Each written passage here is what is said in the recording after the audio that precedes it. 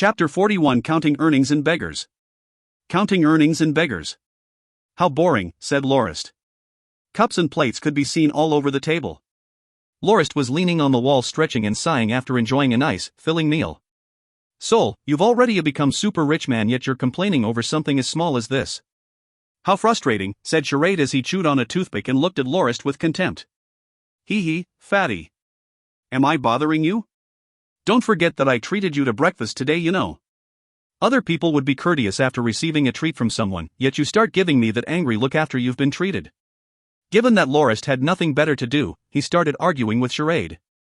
I'm not angry at you. I'm just despicably envious and jealous. Back then, you would join me to go on missions all over the place for a couple of gold coins.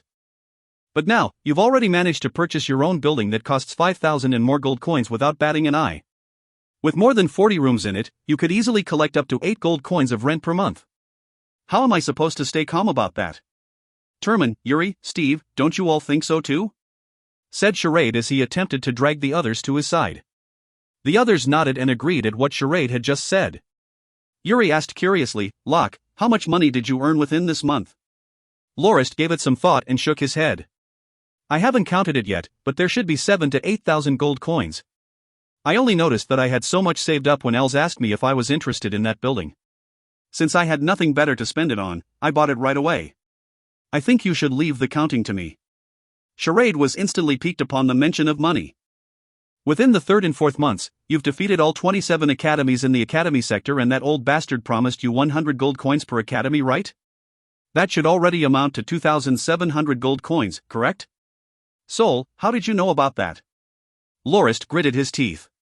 The old bastard was afraid that the reward would cause other people to be green-eyed with jealousy, so that's why he only notified me personally.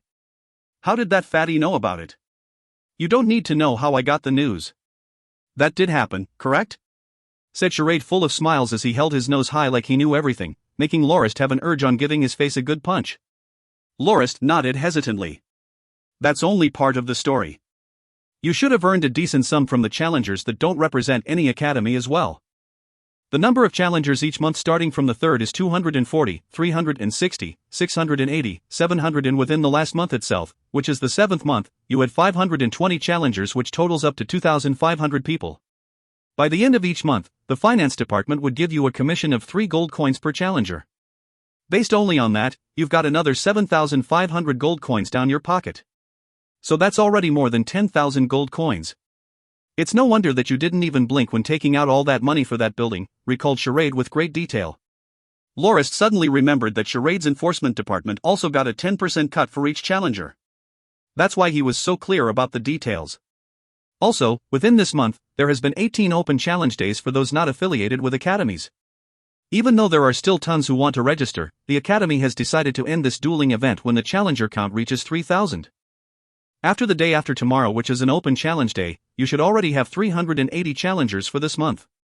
After defeating another 120 of them, you'll hit your 3,000th victory. That's why, you still have another 1,500 gold coins that you haven't claimed from the finance department. Terman seemed to have remembered something as he asked, I heard that if Locke manages to get a 3,000 win streak, the academy would spend another 1,000 plus gold coins to craft a life-sized bronze statue of him in the academy to commemorate that. I wonder if it's true. So what if it is? It's not like the 1,000 gold coins will go into Locke's pocket, so it's pointless. If it were me, I'd give him the 1,000 gold coins and have him stand there all day in place of a statue. Charade absolutely couldn't bear the fact that the reward wouldn't increase the money that they would get.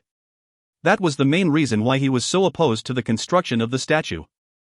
Buzz off, I don't have the time to stand around the academy pretending to be a statue. I'm not Els, you know, barked Lorist. Upon hearing that, everyone recalled the incident when Els impersonated a plaster statue in the female bathhouse and broke into laughter. Charade continued to count Lorist's haul. Locke's largest earnings come from the betting pool Els set up. Though, he hasn't got it yet, and lesser people are betting on Lorist's loss. He can only collect the earnings by the time the dueling event ends. However, last time when I checked with Els, Locke has a share of an estimated 20,000 gold coins at least. Good soul. I really can't stand the thought of Lorist swimming in a sea of gold coins. I'll never make that much no matter how hard I work in my life. Charade really felt that he was slowly going nuts. Hey, don't say that like you deserve it. I am the one doing all the work up there on the dueling platform, you know. Don't forget that you've got quite a sum yourself without doing much to begin with, at least 10,000 gold coins. Now that you mention it, each of you here already have made at least a few thousand gold coins yourselves. Even if you can't purchase a building, surely you can afford a nice mansion, right? Fatty, if you want to swim in a sea of gold coins, why don't you take my place on the dueling platform? Soul, if I had the ability to do so I wouldn't have let you take the spot in the first place, said Charade bitterly. Then you better keep your mouth shut. Rather than grumbling about how much Locke is earning, you should be training your battle force and try to break through into the gold rank. Brother Locke relied on his own skills to earn that money. You don't know how much risk he has had to take by dueling all those people within the recent months. Do you not think that any of you can last even one day up there? The people of Moranti City don't call him Iron Locke the Silver Undefeated for nothing, you know, a voice interjected and heavily rebuked Charade. Soul, Els. Since when has it been your job to nag at me? Said Charade as he jumped in anger. The one who just arrived was Els. He stared at Charade with an annoyed expression and said, What? You're not content? Why don't we go out and settle it with our fists? Good soul, said Charade as he lifted his cup of ale and drank a few gulps in anger. Your brother here is a civilized person and wouldn't take what a ruffian like you say seriously. 2 months prior, Elsa's Dark Attribute battle force had finally reached the 3-star silver rank, which prompted him to go seek out Lorist for a duel, only to end up losing flat on the ground as usual. Given that Charade was talking down on him during his duel with Els, he got challenged by him right after that. Having reached that rank a year before Els and seeing Lorist defeat him without breaking a sweat, Charade believed that he wouldn't have much trouble defeating a newbie like him. Nobody would have expected Elsa's Dark Attribute battle force to be far superior to normal ones. Coupled with the various rogue skills Els claimed to train in, Charade was totally creamed 3 out of 3 times. Not satisfied with his loss, Charade challenged Els for 7 more times privately within the coming month. Even though Charade wanted Els to keep the results of the duels a secret, Els didn't bother either. Here, it's settled, said Els as he handed Lorist a leather pouch. It contained a deed for the building along with a receipt for the management fees as well as taxes with a few gold coins and some gold coin notes left over. Picking up a bottle of blackcurrant ale and removing its cork, Els drank directly from the bottle before saying, The building is already registered under your name. The management fee is 0.5% of the price while the tax is about 10%. There will no longer be any other fees in the future and the change is all in the pouch. Give it a count to make sure it's correct. Lorist picked up his wine cup and said, Thanks, Els. It's no big deal, brother. This was the first piece of property that Lorist had purchased in Moranti City and it was located at Rose Street, which is near the business sector. It was a building with Gothic-like architecture that had 4 floors with 12 rooms on each floor. Originally, it belonged to a count from the Mobia Duchy who decided to sell it in a rush due to some personal circumstances. When Els heard about that news, he recalled that Lorist had once mentioned that he wanted to buy some property in the city and invited him to go check that building out. Satisfied with the building, he had Els help him out with the purchase.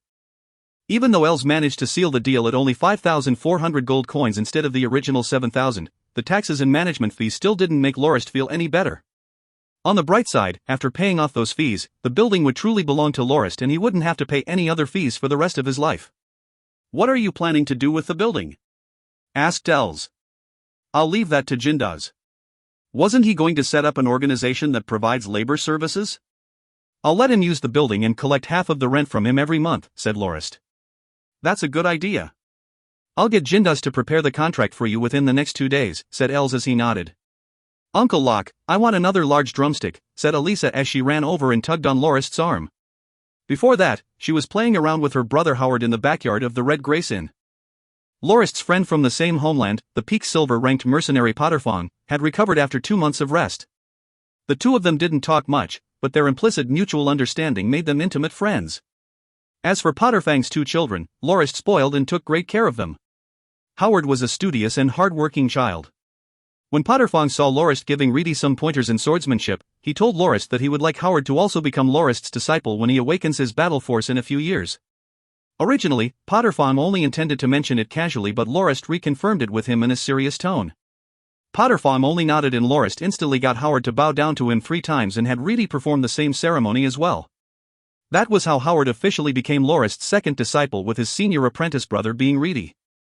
As for Potterfang's daughter, Elisa, Lorist cared for her very much and was often reminded of his own daughter back in his past life. That resulted in him granting every request of hers to the point where he had a craftsman hired to renovate the attic into a proper bedroom for the siblings, much to their excitement and joy. Potterfong was even a little jealous that his children were closer to their beloved Uncle Locke than him. When Potterfong fully recovered and was about to leave with his children, he was stopped by Lorist with tons of excuses. Some of the main ones were the fact that the children absolutely loved it here and the city would be a better environment for the children to grow up as opposed to having them wander around with Potterfong. And, given that Howard is already Lorist's disciple, there was no way that he would leave before he was taught anything right? The other reason was that since Potterfong didn't really have a set destination to go to, he shouldn't let his children suffer along the journey with him. The final reason was the most convincing, that is, Potterfong would be allowed to leave whenever he manages to defeat Lorist.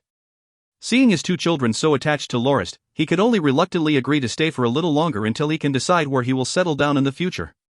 Lorist offered to recommend Potterfong as a silver-ranked instructor for the Dawn Academy, but that proposition was rejected by him as he did not intend to permanently settle down in Moranti City. Lorist knew that there wasn't a point in forcing it, so he brought him to the Red Grace Inn and introduced him to Charlando so that he may accept private requests there in the future. It was already the 8th month of the year and most of the courses in the academy had halted for the semester break, except for the Battle Force Awakening course that Lorist was in charge of.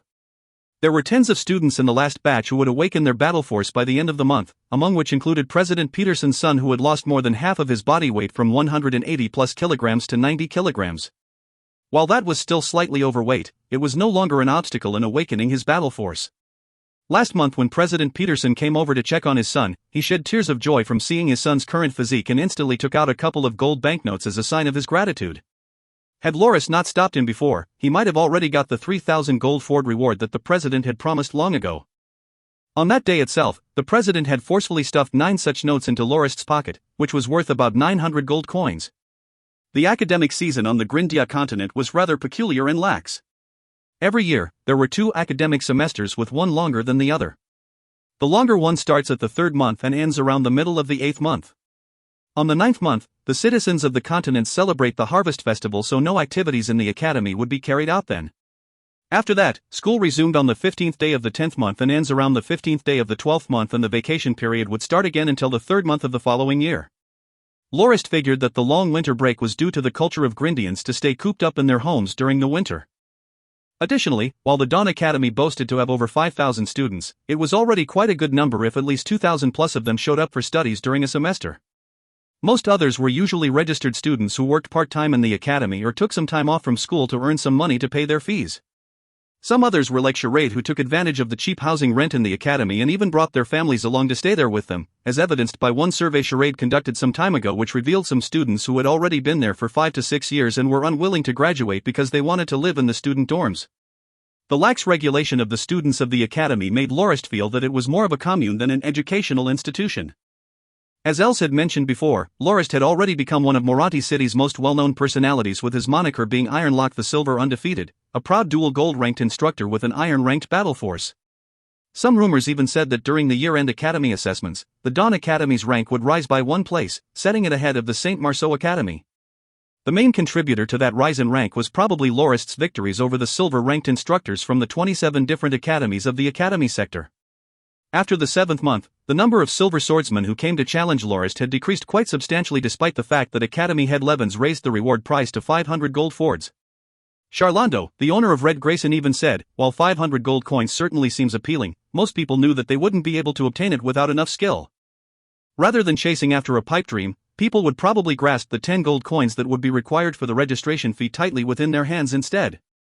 That caused Lorist to feel rather bored, as he had already been accustomed to dueling people for the past few months. Now that the number of opponents had suddenly lessened, he felt like he had nothing else to do. Even though he wanted to go adventuring with his other mercenary buddies, he was unable to do so as he still had things to settle within the academy. That was why he brought the 2 kids and Reedy and invited his other friends from the academy to the Red Grayson for a feast once again. Intimately scrubbing the nose of the little girl who was tugging at his arm, Lorist said, all right. I'll get my little princess her favorite chicken drumstick." Looking towards the counter, Lorist shouted, "Louise, ask McDuffin to make me another plate of fried chicken drumsticks."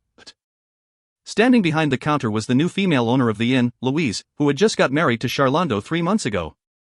After purchasing another elixir from the Mishla shrine to recover her fertility, she got pregnant pretty quickly despite not having been married for long.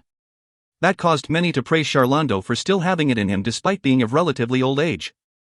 Though, Els privately told Lorist that the old man ordered quite a few jars of Terence donkey whip from him. If that didn't help him recover his sexual ability, then he would only have himself to blame, said Els at that time. The golden brown chicken drumstick was quickly served on the table and Elisa took 2 of them and said that she would give her brother one and ran off. However, a little bit later, Elisa came back and took 2 more. Ha! Elisa, why are you eating that fast? I've only managed to get 2 bites out of my own during this short time. Could your mouth actually be bigger than mine? Said Els as he teased that cute girl. It isn't. Elisa's mouth is small unlike yours. Just now, I gave the chicken to a beggar who looked really pitiful, said the little girl, dissatisfied at having been said to have a big mouth. Lorist gave the girl another 2 drumsticks and said, "Now, don't go giving these to the beggar again, okay? If he really needs it, you can ask your brother to give him 2 copper coins." The girl took the chicken and replied innocently, "But my brother has already given him his money. He said that he was from the Northlands who had come to Moranti City to look for someone called Norton Lorite whom he referred to as his young master." Big Sis Louise said that she hasn't heard that name before and gave him a bowl of porridge. Elisa only gave him her chicken because he didn't have anything else to go with the porridge. If you find any errors, ads pop-up, ads redirect, broken links, non-standard content, etc., please let us know. Report chapter so we can fix it as soon as possible. Chapter 42 Arrival of the People from the Family. Arrival of the People from the Family. Lorist was totally stunned. What did Elisa just say? That beggar said he was searching for a person called Norton Lorite? It should be Norton Lorist, right? That's the name of the original owner of this body. Given that everyone calls me by my nickname Locke, it wouldn't be weird if they didn't remember that my original name, Norton Lorist, and that I am the second young master of the Norton family of the Northlands. What's going on? I think I heard Elisa mention your name just now, said Els. Els was aware of Lorist's full name as he had helped him handle the ownership documents when the building was purchased. Lorist regained his composure and saw that Elisa had already hopped back to the backyard cheerfully. He stood up and said, "I think the beggar Elisa mentioned just now is looking for me. I'll go take a look, they might actually be from my family." "Oh?" said Els curiously. He bit into the drumstick in his hand as he said, "I'll go with you." The 2 of them reached the backyard and saw the beggar that Elisa had mentioned. Dressed in rags, he sat on a bluestone pavement at the backyard and was consuming a bowl of oat porridge. The chicken drumsticks Elisa had given him were wrapped in a piece of gray cloth. It seemed that he planned to take the chicken away with him. Elisa chewed on the chicken in her hands as she asked, "Why aren't you eating the chicken? Isn't it a little bland to have the porridge without it? Chicken drumsticks are delicious, you know." The beggar nodded towards Elisa and smiled. "Pretty little princess, thank you for giving me these delicious chicken drumsticks. However, I have another person accompanying me, so I intend to share it with him later." After that, the beggar looked towards Lorist and froze up entirely. He put the bowl in his hand down and rubbed his eyes before inspecting clearly once again, as if he couldn't believe that the one standing in front of him was indeed Lorist. "Second young master. Sniff. I finally found you. You erg." That beggar desperately crawled towards Lorist and even ignored the bowl of porridge that he had knocked over and hugged Lorist's leg tightly as he cried nonstop. Ugh, Lorist wanted to pull his leg back, but the beggar had a rather firm grip on it. Please get up first." "You are. Young master, don't you recognize me? I'm Shadekampf," exclaimed the beggar with a face full of snot and tears. "Shadekampf?" Lorist mulled deeply in a scene of a young, honest young servant who shouted as he ran towards him. "Young master. Wait for me." At that time, the young Lorist was rather haughty and bossed around that young servant quite a lot. No wonder he recognized me almost instantly. Shadekampf was actually Lorist's personal attendant from a long time ago. "Shadekampf. It's been too long. Has it been 10 years already?" "First things first, stop crying and stand up properly," said Lorist as he smiled. However, Shadekampf ended up crying even harder. "Young master. You must return to the Northlands quickly. The old master is gone, the first young master is dead, and the third young master as well. The Norton family only has you now. Everyone's waiting for you. For you to go succeed the position as the Lord of the Dominion." "What a erg." Lorist's body suddenly shivered. Even though his consciousness was not of this world, he was unable to ignore the blood of the Nortons that flowed in his current body, and the throbbing emotion from the depths of his being shook even the core of his soul. Els walked forward and held Lorist up and said to Shadekampf, "Stop crying and say things clearly. What is going on?" Last year, the old master led a group of people to fight against the barbarian pillagers but got ambushed and was badly injured. Ever since then, he was bedridden and finally passed away at the start of this year after instructing us to come here to look for the second young master to inherit the dominion. We know that the second young master had went to Morani City for his education, but we were unaware of which academy he was studying at. And, given that 10 years had already passed, we weren't sure if the second young master would still be here and could only try our luck. After we finally arrived at Morani City, we went to every academy to ask about the young master, but nobody bothered to entertain us because we were from the Northlands. Pat mentioned that the heroes of legend usually gathered information in taverns, so we did just that. And finally, here at the Red Grace Inn, we finally found you, young master, explained Shadecamp. The conclusion of his arduous journey that he had with Pat had caused him to shed tears uncontrollably. Lorist managed to stand up properly again and said, Shadecamp, why did you say that my father and 2 brothers are dead? And, who's Pat? He sounds rather familiar. Also, doesn't my third uncle know where I study at? What happened to him? The first young master had died from battle 3 years ago after he was drafted into the army of Duke Loggins, who was serving under the second prince of the former empire. When that news reached the old master, he fell sick and became bedridden. The matters of the Dominion were handed to the third young master after that. But 3 years ago, when the third young master was on patrol, his mount got startled by a magical beast and he fell from horseback and incurred serious injuries and passed away despite 3 days of emergency treatment. The old master's sickness got a turn for the worse, but he recovered a bit during spring last year. Even so, he had to go to the battlefield once again as the barbarian pillagers started causing trouble again. In the end, sigh. Second young master, don't you remember Pat? He is the eldest grandson of the old butler Glaze who had played with you quite often when you were small. He's quite an impressive youth and is already an iron swordsman. The old butler sent us to come look for you because we were the only ones who knew how you looked like. Having said that, Shadecamp started to hesitate. Second young master, your third uncle Lodzieg died 7 years ago after the family's merchant convoy was attacked by bandits. There were no survivors. The news stunned the whole of the Northlands at that time, and there were even rumors that the soldiers of the first prince were masquerading as bandits to gather military funds and resources. That's why the first young master pledged his allegiance to the second prince rather than the first prince, but the bad news that came one after another caused Lorist to be unable to think clearly. The fact that the once proud and strong Norton family that was entitled by the Christian royal family themselves was actually embroiled in so much conflict and misfortune to the point where they had to summon the second young master that had been exiled from his homeland for more than 10 years was rather depressing. After calming down, Lorist asked, then, where's Pat? Isn't he with you? Shadecamp said in an embarrassed tone, Pat. He's working as a baggage carrier at the pier. Baggage carrier? Yes. Given that we had spent all our own money during the journey, Pat went to the pier and started working as a baggage carrier to earn enough for our living costs here, said Shadecamp stammeringly. Lorist called out in the direction of the inn. Reedy. Reedy quickly appeared before him. Go ready the carriage and fetch Shadecamp to the pier to seek out his friend and bring them to the public bath. Let them wash up and give them some clean clothes before bringing them back to me, instructed Lorist as he put 2 gold coins in the hands of Reedy. That won't do, young master. We have our own money, we can't use yours, said Shadecamp quickly as he took out a black, dirty pouch. Young master, I still have 20 imperial gold coins here. Oh? Didn't you say you ran out of money just now? Asked Lorist curiously. Young master, these are the funds for your return trip to the north. Now that we've found you, we don't have to worry about using it anymore, said Shadecamp as he entrusted the bag of coins to Lorist. Lorist was somewhat touched at how they wouldn't spend the 20 imperial gold coins they had and would rather have one work as a laborer and the other in charge of begging for food. Were they just stubborn or really that loyal to the family? Lorist then handed 2 gold fords to Reedy and said, have them change into clean clothing. Reedy then brought Shadecamp along and went to seek out Pat. Lorist returned to his table in the inn with a distraught mood and opened the black money pouch and emptied its contents on the table.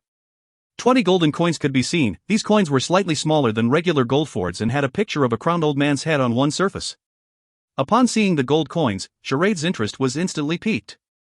He took one up and inspected it before saying, an old head of the former Christian Empire. It's no longer worth much. 1 gold ford can be exchanged for 3 of these. Currently, the 3 kingdoms and 7 duchies in the northern part of the continent have started to use the currency of the Ford Trade Union and started recalling these imperial currency to be exchanged for trade union currency instead. Where did you get these, Locke? Some people from Locke's family came here and summoned him to return to his homeland to inherit the Dominion. These old heads are the money they prepared for Locke to use to travel back to his homeland, explained Els. What? Locke, you're going back to become a lord? Suddenly, every one of Lorist's acquaintances gathered around the table. What are you guys so surprised about? I haven't decided if I would go back yet, said Lorist as he furrowed his brow in frustration. Right now, he had already made quite a name for himself in Moranti City and already considers himself a Moranite after 10 years of living there. The sudden summons from his family was far too shocking for him.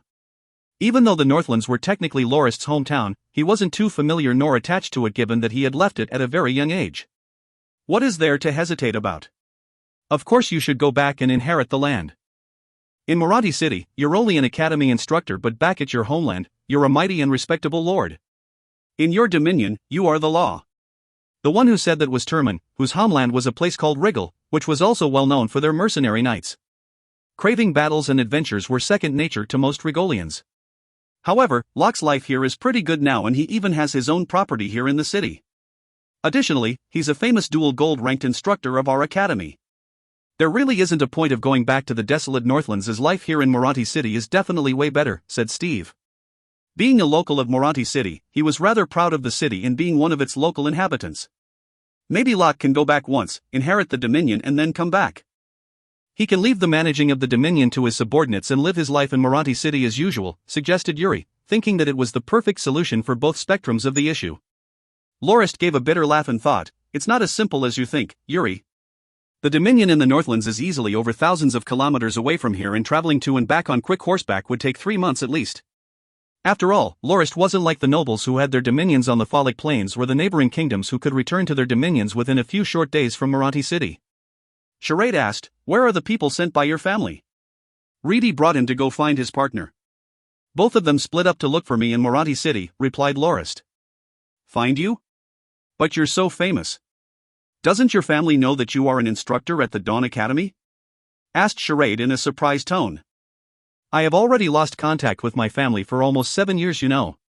The people who do know about me studying at Moranti City had already perished from bandit attacks, including my third uncle, who was the one who sent me here in the first place. The rest of my family members know that I'm studying in Moranti City, but not which academy I've enrolled in. After that, the 6-year war made it even harder for us to communicate.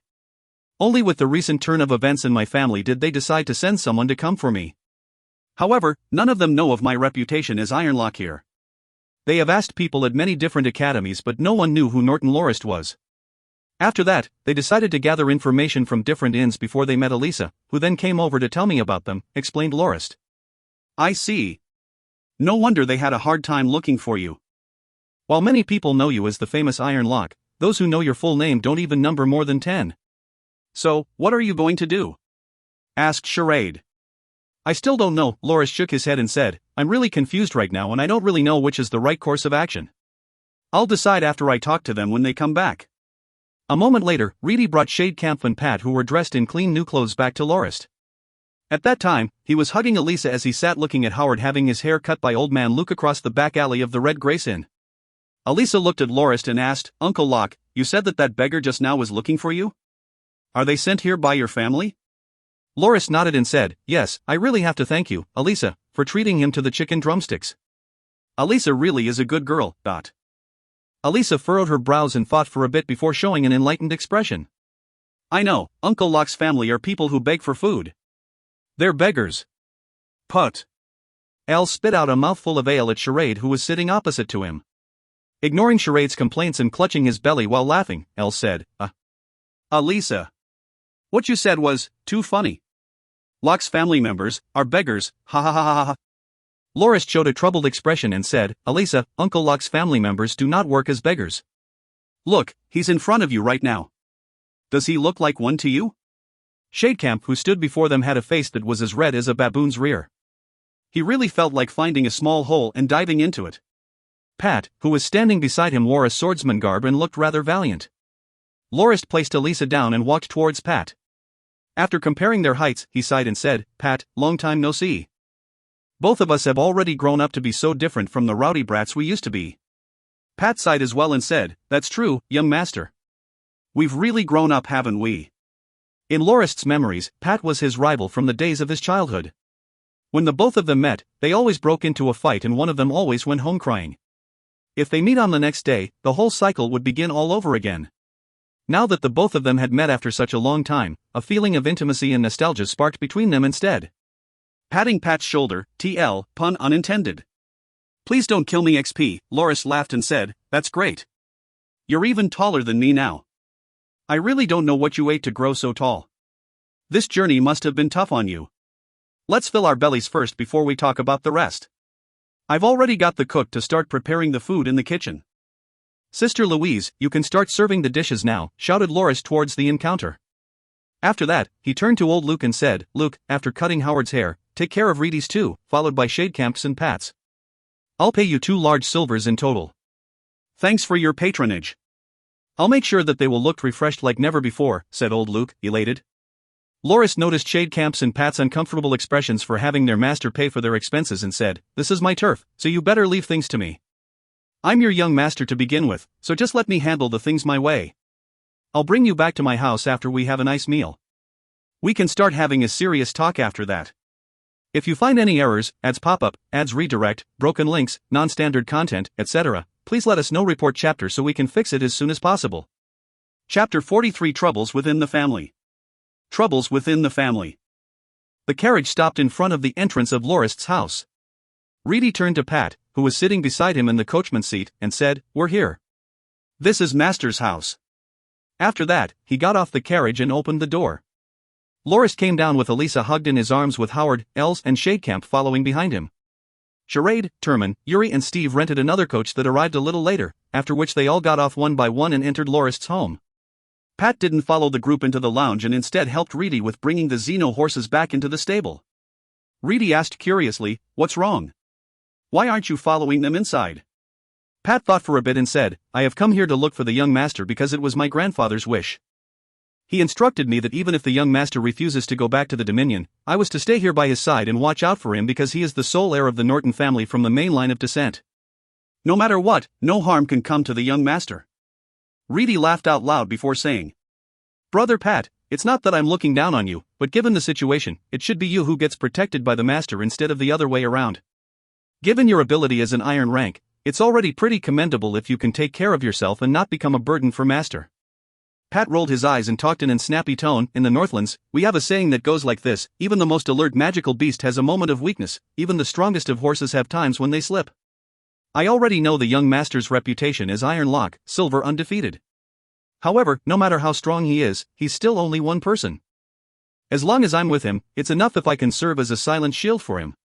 Even if I'm only an iron rank now, I believe that I'll be able to help the young master out much more when I reach the silver rank.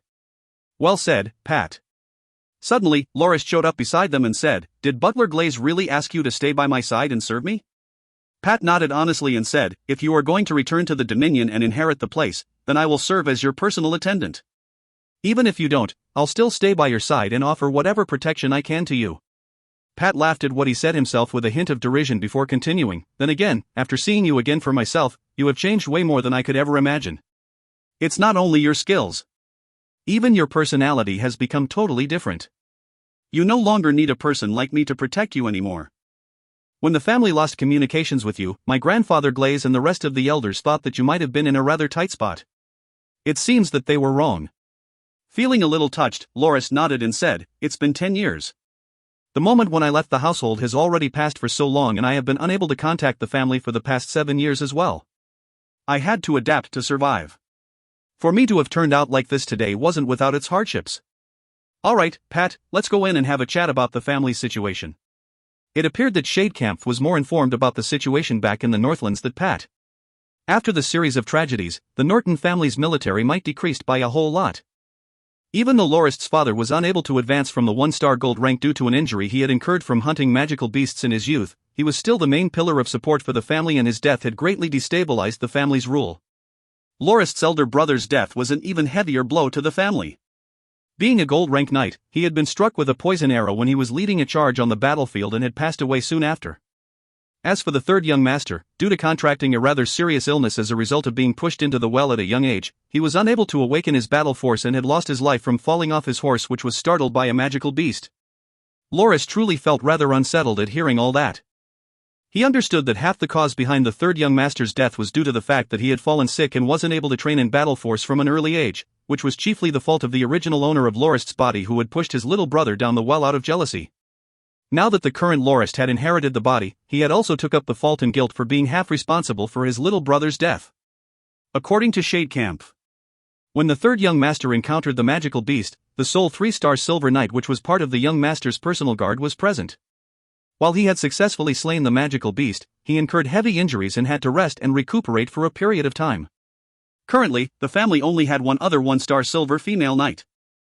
Her name is Andrea Pescia and she is the daughter of Knight Andrea, who had served the family before his death, and was also the childhood friend of the first young master. While she was engaged to the first young master due to the decision of the old master, she was never formally married to him as the first young master had perished in battle before that could happen. Shadecamp asked Lorist if he still remembered the face of that red-haired girl who always followed behind the first young master. Lorist nodded. Within the memories he had inherited, there was indeed a red-haired girl who was as rowdy as most boys of her age. Lorist remembered the painful episode of her heavily pummeling him because he pulled on her ponytail once out of mischief. Shadecamp continued and said that aside from Pescia, the rest of the main force of the family were a few iron swordsmen in the garrison squad as well as several other iron-ranked old men who lived in the castle. Currently, Pescia was in charge of managing the affairs in the Dominion as Butler Glaze had stepped out of the limelight due to his age. That's why the family desired Lorist to return to succeed the position of the Dominion Lord as soon as possible. Pat, who had been part of the personal guard of the late Baron Norton, described the events that led to Lorist's father's death. According to him, when the Lord Baron had heard about the attack from the barbarians, he quickly summoned the armored cavalry that was stationed within the castle which numbered only 18 people. This was all that remained of the main force of the family's military. Including the Lord Baron and Pat, they were a force of 20 mounted soldiers. As the barbarian pillagers had come with a force of about 50 people, the Lord Baron requested help from the garrison and was prepared to take out the invading barbarians. As Pat and the Lord Baron had arrived at the enemy's base early, they discovered that the barbarians were not yet prepared for battle. As the agreed time for the joint attack with the garrison was nearing, the Lord Baron decided to launch the assault first and believed that the garrison would later arrive from the other side of the battlefield and join them in launching a pincer attack to wipe out the invading barbarians.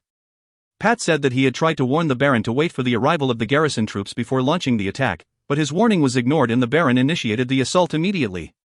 At first, the surprise attack seemed to work and the barbarians weren't able to react in time. However, as they noticed the troops of the Baron were far fewer than their own, their morale rose and they gathered for a counterattack. Had the garrison troops arrived at that moment, the barbarians would be completely defeated without a doubt. But no matter how long they waited, not a single garrison soldier could be seen on the battlefield. Seeing his troops starting to falter, the Lord Baron himself joined the fray even though he still hasn't completely recovered from his sickness.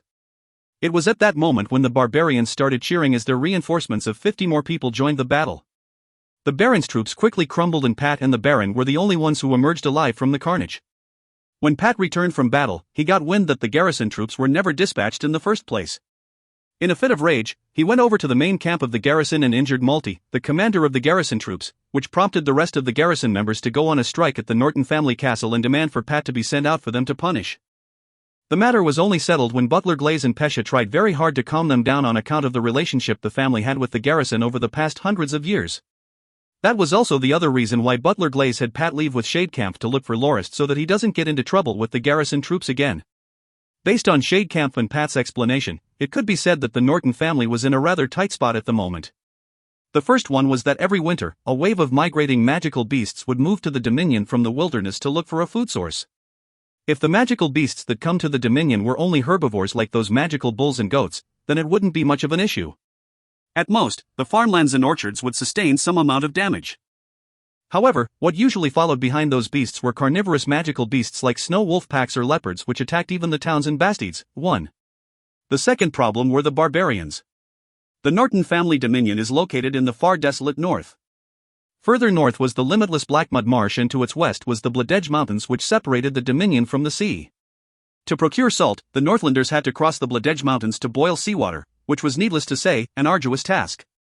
That was also why the price of salt in the Northlands have always been relatively high. To the south of the Dominion was the Black Forests and the desolate hills, where the sole passageway out of the Northlands from the Dominion was located. To the east was the magical Dragon Mountains which was nothing but dense, primal forests and tall domineering peaks where the barbarians mainly resided. It was said that the barbarians were the descendants of humans who had went into the mountains to lay in hiding for survival after the fall of the magical civilization during the Dark Ages.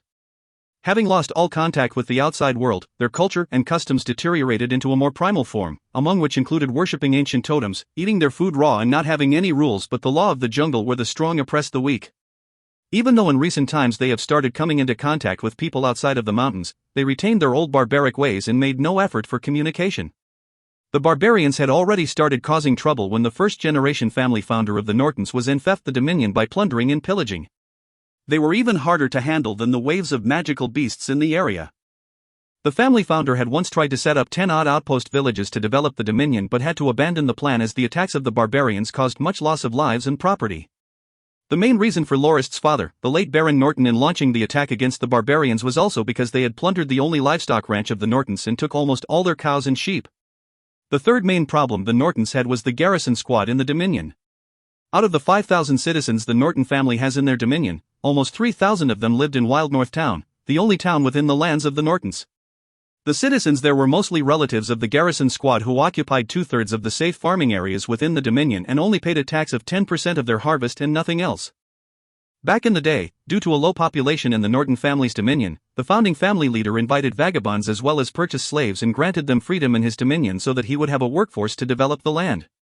Those who joined the Dominion garrison were also granted preferential treatment and privileges despite their meager salary, such as an exemption from all other taxes apart from 10% of the harvest they get and unconditional ownership over their farmland.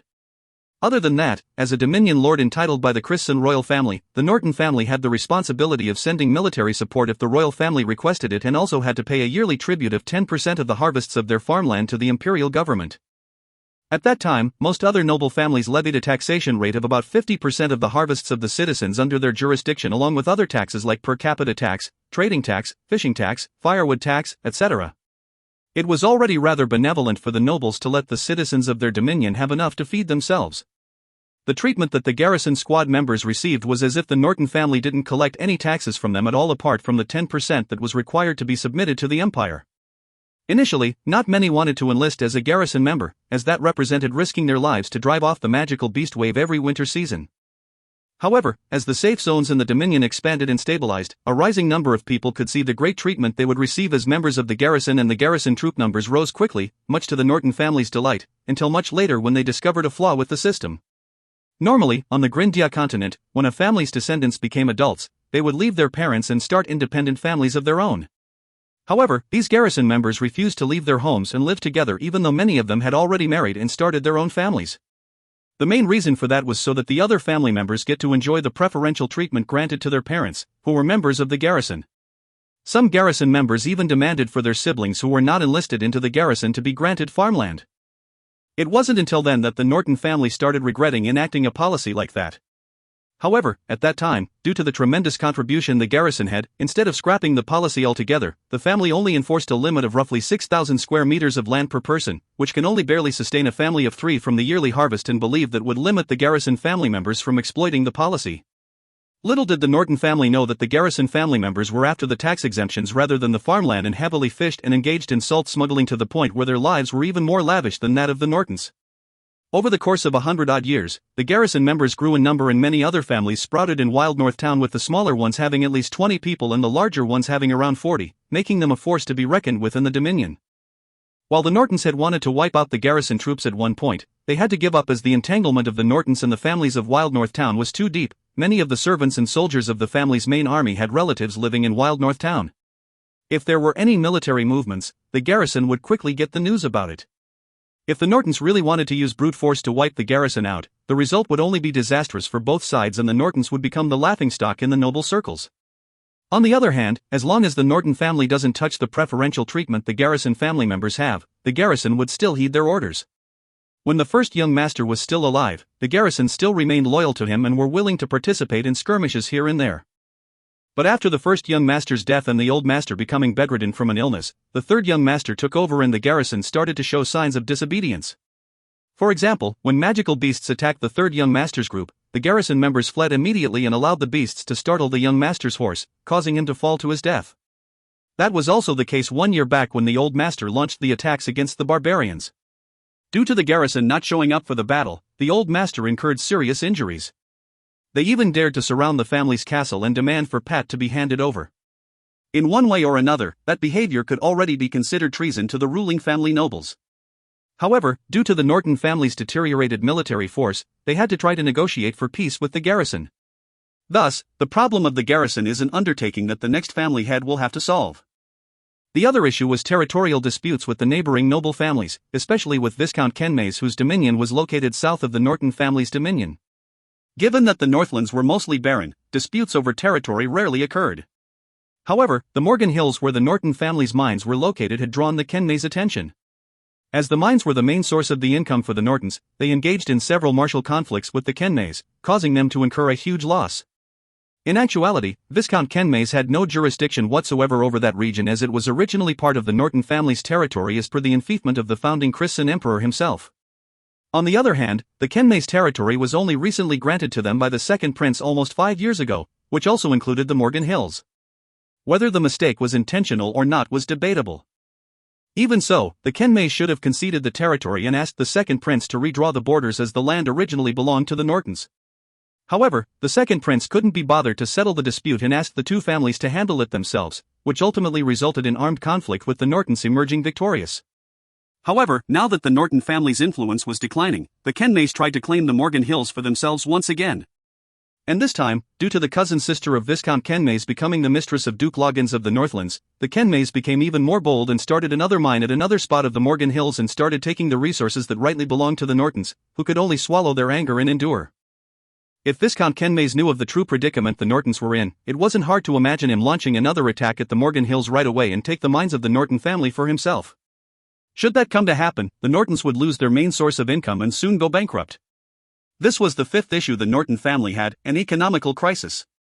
Just 10 years prior, while the Norton family didn't levy heavy taxes on their dominion folk unlike most other nobles of the time, they relied on their own armed forces to hunt magical beasts for their furs, traded them along with some other local products of the Northlands at Morani City through the family's own merchant convoy. Back then, the yearly income was rather great and the family had easily over 200 fully mounted and equipped soldiers in their famous armored cavalry. But the good times came to an end when the whole merchant convoy led by Lorist's third uncle fell under the attacks of bandits, causing the family to lose its main source of income. After the first young master led the armored cavalry to war under the second prince's banner, as well as the battle which the old master had fought with his barbarians, only tens of the original 200 soldiers of the cavalry remained, with almost half of them crippled. The pension the family had to pay to the relatives of the dead soldiers cost the family another great fortune. The second prince's order for the Norton family to become the subordinate of Duke Loggins instead of the Christian royal family further exacerbated the situation. Had the first young master been alive, he would have definitely refused to accept the order, even if that meant making an enemy of all the other nobles in the Northlands, as the Norton family had pledged their allegiance to the Christian royal family and not some random prince. The second prince was still rather courteous when the first young master was still alive. However, shortly after his death, the second prince quickly tossed the Nortons to the Duke and didn't reimburse the Nortons for their losses when they fought for him. Not only was this a huge blow to the Norton family, it could also be considered a huge breach of etiquette and insult against them. But most of the nobles in the Northlands served the second prince at that time, so the Nortons had no choice but to accept the situation. Even though Duke Loggins wasn't of the Christian royal family, the ridiculous taxes he levied on the lands under his rule easily rivaled half of the revenue of a noble family's dominion. While the other noble families could still somehow cope with it, the Nortons didn't collect as much taxes from the family members of the garrison troops and had to pay it from their own pockets. Had it not been for the mines, the family's accounts would have been in the red long ago. Even though the wars in the empire had ended, the Duke made no attempt to lower the taxes and instead introduced yet another country rebuilding tax, with bringing back the glory of the Christian Empire being the main excuse. However, no one knew how long the collection of that tax would go on for. Given that the main transportation route for the Nortons were in the Duke's territory, they could do naught but endure yet again. When Shadecamp finally finished describing the whole situation of the Norton family's dominion, everyone fell silent. Even Turman, who suggested that Lorist go back to inherit the dominion, was totally speechless. It was practically a pit of fire. Nobody would willingly jump into one and try to put the fire out. Charade asked Pat and Shadecamp, did the family specify a deadline for Locke to return to the dominion? Pat replied, the old master had passed away around the 3rd month of this year, and we took about 3 months to come all the way here from the Northlands because we were caught up with bandits, slave traders, and conflicts within noble dominions along the way. After arriving here, we took another month before finally finding the young master. My grandfather said that if the young master intends to inherit the position of the lord, he has to arrive at the Northlands before the 3rd month of next year, or another successor will be picked from the illegitimate children of the old master. Charade nodded and said, that's great. At least there's still time to decide. For the two of you, you should stay by Locke's side and decide for yourselves which option will be better for him, and give him some time to think about it as well. Let's leave it at this for today. 1. Fortified medieval towns. See Wikipedia. If you find any errors, ads pop-up, ads redirect, broken links, non-standard content, etc., please let us know. Report chapter so we can fix it as soon as possible. Chapter 40 for the fanatical female students. The fanatical female students. Lorist was starting to feel that his villa might not be as big as he had once thought, as the attic was already remodeled into the 2 children's bedroom and the guest room on the 2nd floor was by Potterfawn, with only 1 guest room left vacant. The 2 servants' quarters were occupied, used by Kelly and Reedy as well. It seemed that Shadecamp and Pat have no other choice but to stay in the guest room. He then decided to go to the storeroom on the 1st floor to move the things within out so that Pat and Shadecamp could each have 1 room. When Lorist told those 2 his intentions, they looked at him with a weird gaze and strongly objected to the idea. Shadecamp said that he was only Lorist's servant and not his guest, so he only needs to sleep on something during the night and didn't need a room of his own since he was going to be following Lorist around all day. With his position and status, if Lorist were to let him stay in the guest room, it would become a huge joke among the nobles if word got out, as there has been no precedent where a noble would let a servant stay in a room on the same floor with the master. He suggested to have a simple mattress or even a rug be placed on the empty space beneath the stairs for him to lie on during the night. Pat also rejected the offer to stay in the vacant guest room for same reason Shadecamp mentioned. Being the young master's personal bodyguard, he could only stand guard outside the master's room but couldn't stay on the same floor as the master. Having come from a world where people treated each other as equals, Lorist almost forgot that he is currently living in Grindia, where nobles lorded over the common folk. The mercantile atmosphere in Moranti City has also made Lorist forget his status as a person of noble descent, leading him to treat Pat and Shadecamp as guests, only to have his offer rejected and be reminded of the difference in status between them. Lorist was at a little loss when Reedy gave him a satisfying suggestion. "Master, why don't you remove the flower parterre in the yard and set up 2 wooden huts there?" "That's a brilliant idea, Reedy. We'll do just that. Go to Supervisor Scaly and have her send someone to come work on it as soon as possible. When the construction is completed, pick one of the huts for yourself and let Pat have the other one. Shadecamp will then move into your servant room." "Okay," said Reedy as he dashed out of the villa and went looking for Scaly. "Master, you don't have to spend any money on us. As long as we have a place to sleep, we'll be fine," said Shadecamp. "Hee," laughed Lorist. "I have earned quite a bit lately, you know. Since the both of you have decided to follow me around, then let me handle this my way. Your treatment will also affect the image of the Norton family. I will treat you the same as how I treat Reedy for now. Every month, you will each receive 2 gold fords. And Pat, I will have someone provide you with the appropriate equipment so you don't have to worry about it." "Thank you, young master," said Pat candidly. "Master, aren't you paying us a little too much?" Shadecamp was a little startled, as 2 gold fords was equal to 6 imperial gold coins, or 60 imperial silver coins. When he was working at the Northlands, his salary was only 5 imperial silvers a month. It had instantly risen by a huge amount. Lorist merely waved his hand and left no room for negotiation. "That's what you deserve. But make no mistake, your tasks in the coming days will not be easy. Pat, I see that you're already a 3-star iron rank and can break through to the silver rank within 2 to 3 months.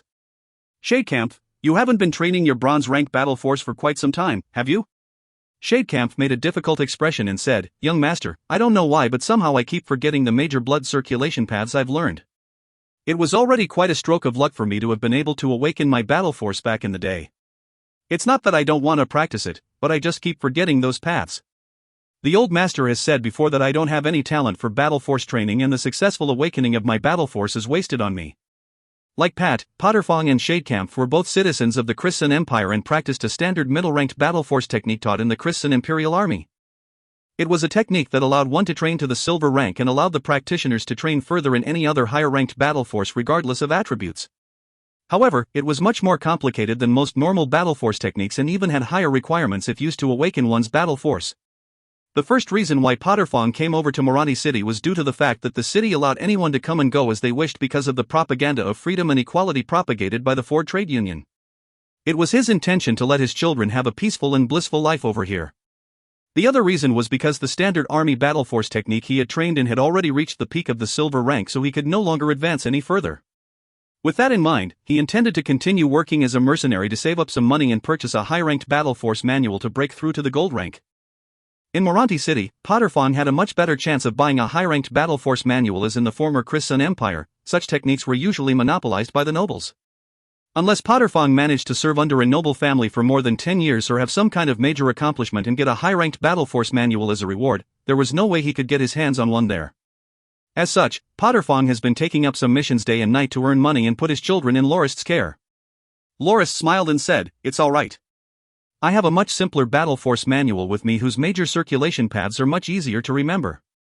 As long as you train hard for 2 to 3 years, it shouldn't be a problem for you to reach the iron rank." Lorist was referring to the basic battle force technique used by the students of his Battle Force Awakening course. It was indeed a rather simple technique that was ideal for beginners who had just managed to awaken their battle force. Shadecamp could only agree hesitantly to continue his training. Lorist looked at him and said in a serious tone, "Shadecamp, as your young master, I won't tolerate incompetent subordinates.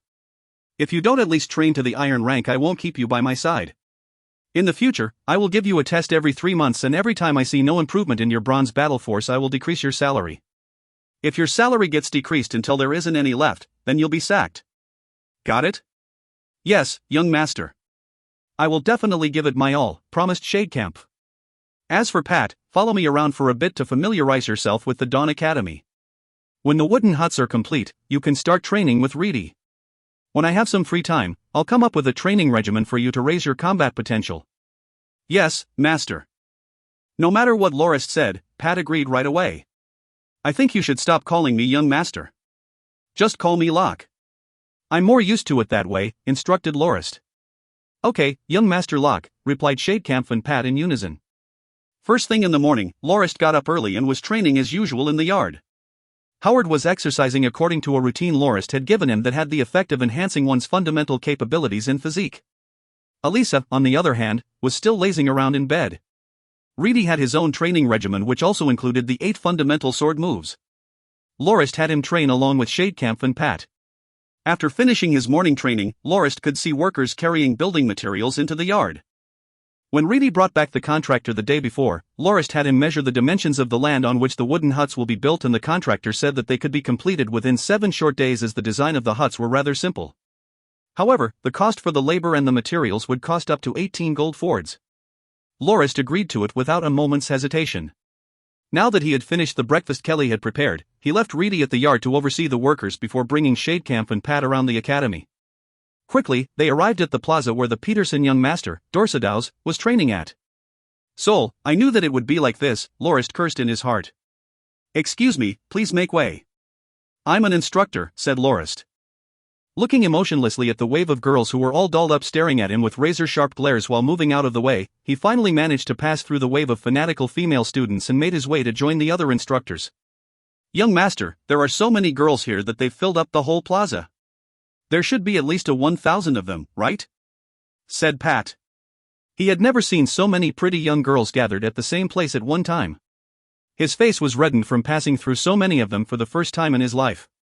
Lorist said in an annoyed tone, "All the girls in the academy who think they look somewhat decent are gathered here. Even if they aren't 1,000 people, there should be 800 at the very least." Yuri then came over.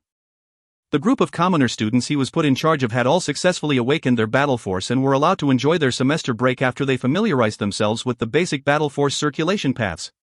When they return during the start of the semester, they will be taught the fundamentals of training and applying their battle force, which wasn't a huge problem and normal instructors could be put in charge of it. However, Dorsedaus's training was far more important as it involved the bonus payment all the instructors were going to get. The 3,000 gold ford bonus promised by President Peterson was far too alluring. Apart from some instructors who were still monitoring students whose battle force have not yet been awakened, the other instructors who should have already been allowed to take their vacation came over to work overtime of their own accord. There were 30-odd instructors and assistant instructors surrounding Peterson Dorsedaus, essentially creating a record-high instructor-to-student ratio that was unprecedented. Then again, there was no other way around that, as the instructors had to prevent the fanatical fangirls from interrupting the young master's training. That's right. The female students that were gathered all over the small plaza were there for the heir of the Peterson family. And each and every one of them had the same daydream, that was to get to know the young master better and form a relationship with him, to marry into riches and live the rest of their lives in bliss and enjoy the delicacies, jewelries, dresses as well as inexpendable wealth that came with it. Most of the girls who held that pipe dream were of commoner families.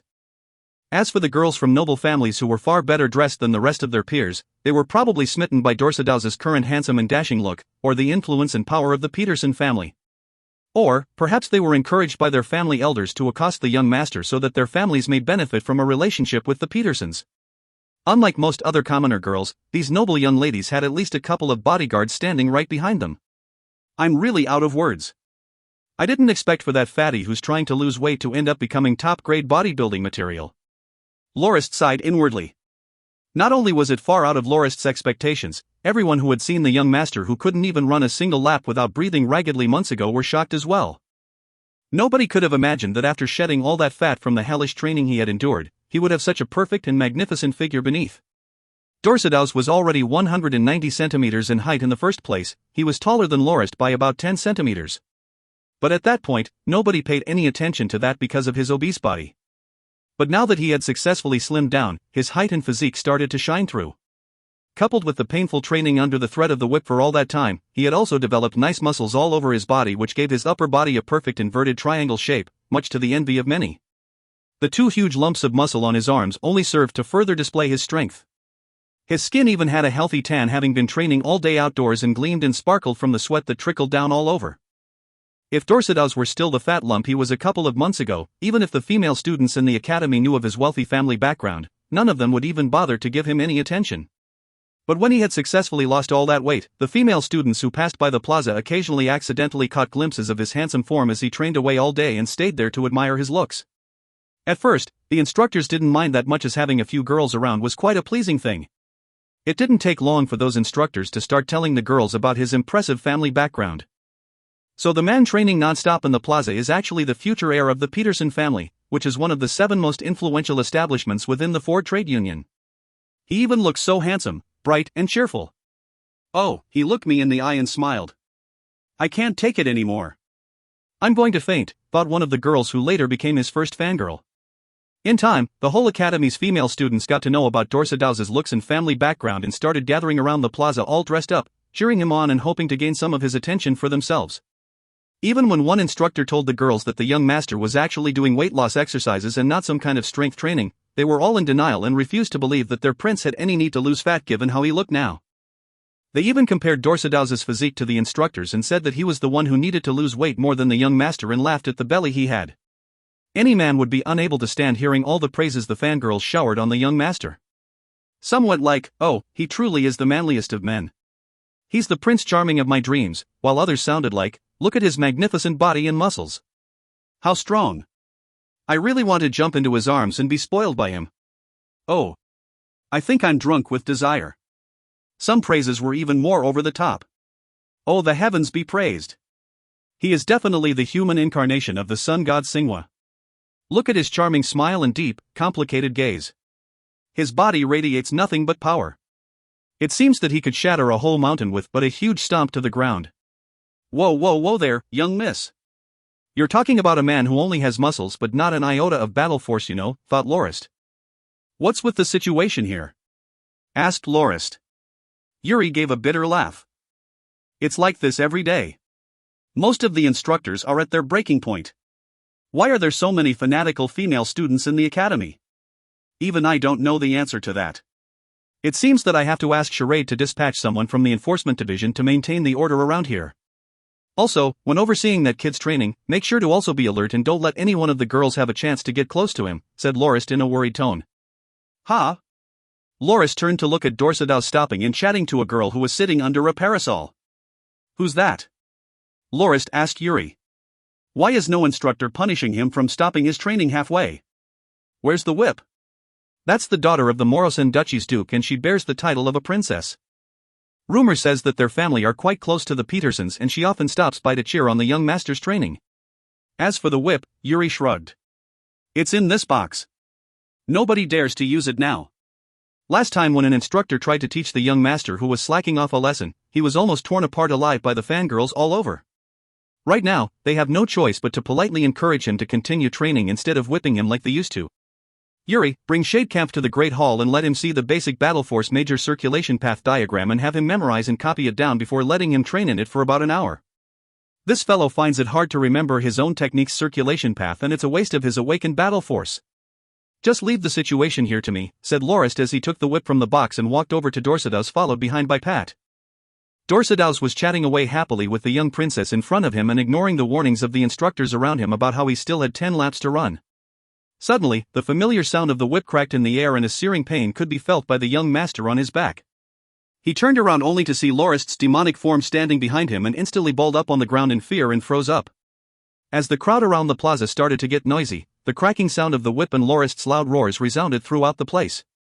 How dare you slack off and ignore the instructors? Your training in the afternoon will be doubled and you'll get only half the serving of your lunch for today. If you dare to do this again, I'll make sure to starve you for 3 whole days. Understood? Now get up and start running. After whipping the young master for 10 more times, Lorist couldn't help but hear curses sounding from the crowd of fangirls. He turned and looked at their bloodlust-filled gazes as they seemed to want to rush over and tear Lorist into a billion pieces. Whap! Whap! Woo! Crisp sounds of the whip cracking once again reverberated in the air. Subsequently, Lorist's deep and clear voice reached the ears of everyone present at the plaza. If you crazy fangirls dare to interrupt the instructors from conducting the training, then don't blame me for being merciless. I will ensure that the lash from this whip on your faces will remain forever and ruin your looks. Don't forget that the Peterson family will also make sure your families pay the price for interrupting the young master's training. Who wants to give it a try? Cracks from the ground near Lorist that was caused by his heavy whipping could be seen clearly. The crazed fangirls were finally stunned awake from their trance and looked at those cracks in fear before finally retreating backwards. If the whip only broke the bones of their hands and legs, they would still be willing to try to enter the sights of the prince of their dreams. However, when Lorist threatened to whip their faces, they started to rethink their actions. After all, there wasn't a point in showing up in front of the prince with a ruined face. How dare you treat my brother house like that? This time, the beautiful princess finally snapped out of the shock and started reprimanding Lorist before telling the bodyguards behind her, "Catch him and make sure you give him a good whipping." The 4 silver-ranked bodyguards instantly leaped over. Within but a single moment, 2 of them fell face first towards the ground. The one who was injured lighter was half kneeling and vomiting with a pained expression on his face, while the more heavily injured one was twitching uncontrollably on the ground unconscious. The other 2 bodyguards were stun frozen and their eyes finally widened as they recognized who Lorist was. Your Highness, that's Iron Lock. It's precisely because he's an iron rank that I asked you to take care of him. Surely 4 silver ranks can handle a measly iron rank without a problem, right? Ha! What happened to the other 2? Said the princess as she noticed the 2 guards lying on the ground. Your Highness, that's Iron Lock the Silver Undefeated. The likes of us are from being able to take him on, replied the bodyguard bitterly. It was evident that the princess only paid attention to the latest fashion trends and gossip going around the noble parties and didn't pay attention to anything else, including the news about Iron Lock's triumph. The bodyguards decided that it was better to not mess with Lorist at all and try to persuade the princess. Since the silver-ranked bodyguards have already admitted that they weren't a match for Lorist, the princess had no choice but to give up the notion and turned haughtily with a humph after giving Lorist a deathly stare and left. The other 2 bodyguards hurriedly nodded in apology to Lorist before taking their fallen comrades away without delay. Lorist returned to the instructor group and appeared to be in deep thought as he looked at the young master training hard while ignoring the subtle curses directed at himself from the fangirls at the plaza. What are you thinking about? Asked Instructor Marlin as he came over. Look at all those fangirls gathered here to see the young master train. If we move the training venue to an indoor training hall and set up a ticket booth, don't you think we'll make tons of money? Mused Lorist. All the instructors who heard that collapsed on the ground immediately. If you find any errors, ads pop up, ads redirect, broken links, non-standard content, etc., please let us know. Report chapter so we can fix it as soon as possible. Chapter 45 The Decision. The Decision. On the 3rd day Pat joined Reedy in his morning training session. He asked him, "Reedy, what's that weird metal wheel with a chair strapped on it in the corner of the yard for? Is it a toy for Elisa and Howard?" Reedy shook his head and said, "That's not a toy. It's something I used before for my training. It's not like we don't let the kids play with it though. They simply just don't want to." A training equipment? I don't seem to understand how it works, said Pat as he gave it another look and tried to imagine how it could be used for training. I used to play around in the mountains and forests a lot when I was small. And there was this one time when I accidentally knocked on a bee's nest and naturally, they started swarming around me. I was so scared and started swinging a branch around and managed to kill quite a few of them, but I got stung by many more and had sores all over my body and only managed to recover after a month. Because of that incident, I've developed a phobia of sorts. Don't laugh, that's what Master told me, said Reedy, dissatisfied at Pat's laughter. Alright, sorry. My bad. Please continue your story, apologized Pat. Before, I used to learn swordsmanship from my father. When I came over to Marathi City, I also got some lessons from Uncle Charlando, who's the owner of the Red Grace Inn. Don't be fooled by that limp he has, he's actually a gold swordsman. When I'm only practicing normal sword moves, I would perform without a problem. However, when I start sparring with someone, the moment I see the flash of a sword, I will unconsciously be reminded of the shiny tails of the bees that have given me so much grief and uncontrollably close my eyes and swing my sword around randomly. At that point, I've already forgotten all the techniques I know. My father and uncle both came to the conclusion that I wasn't swordsman material. But you seem to have pretty good skills now, don't you? I didn't see any of that behavior when I sparred with you yesterday. Pat couldn't imagine how the current Reedy still had any of those bad habits that he had just mentioned. During the sparring match yesterday, he was surprised and quite dissatisfied with the fact that a 3-star iron rank like him was evenly matched with Reedy, who was at the 3-star bronze rank. And during the duel, it could be seen that instead of closing his eyes, Reedy had both of them wide open and seemed like he was paying attention to every single move Pat was making. That made Pat doubt the story Reedy had just told him. Of course, it's no longer an issue for me. I've been treated by Master using that training machine. The big metal wheel is called a hollow rotor, while that metal chair is called a spinning chair, explained Reedy. Hollow rotor? Spinning chair? These two things managed to treat that bad habit of yours? Tell me how it managed to do that, asked Pat curiously. All right. When I first started to train with Master, he discovered that bad habit of mine and asked me patiently about the reason that made me develop that habit. I told him about the incident with the bees, and he said that it has caused a phobia to develop within my psyche, which causes me to unconsciously close my eyes every time I felt like I was in danger.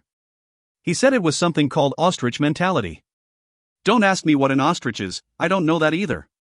According to Master, it's a kind of bird that lives in desert that hides its head into the sand every time it detects a predator and believes that as long as it can't see the enemy, it would be safe. Do you think there's actually a stupid bird like that? Then what happened after that? Asked Pat impatiently. Master said that it would take quite some time to treat the phobia through some kind of psychological treatment to slowly change that mentality of mine. But he also said that there was a quicker method that made one feel extremely horrible but could allow one to gain a unique visual ability that lets one see fast-moving objects at a much slower rate. As long as I can see things moving slowly, I wouldn't feel that I was in danger and the instinct to close my eyes wouldn't kick in, explained Reedy. So you chose the quicker way? Of course. I decided to do that right away. After that, Master had someone make the hollow rotor and the spinning chair. All my life I've never experienced something that dreadful. It took me almost 2 whole months to be able to get used to the sensation. After that, Master said I was successfully treated and put some honey all over my body before releasing a couple of bees for me to strike down with my sword. At first, I was horrified at the notion.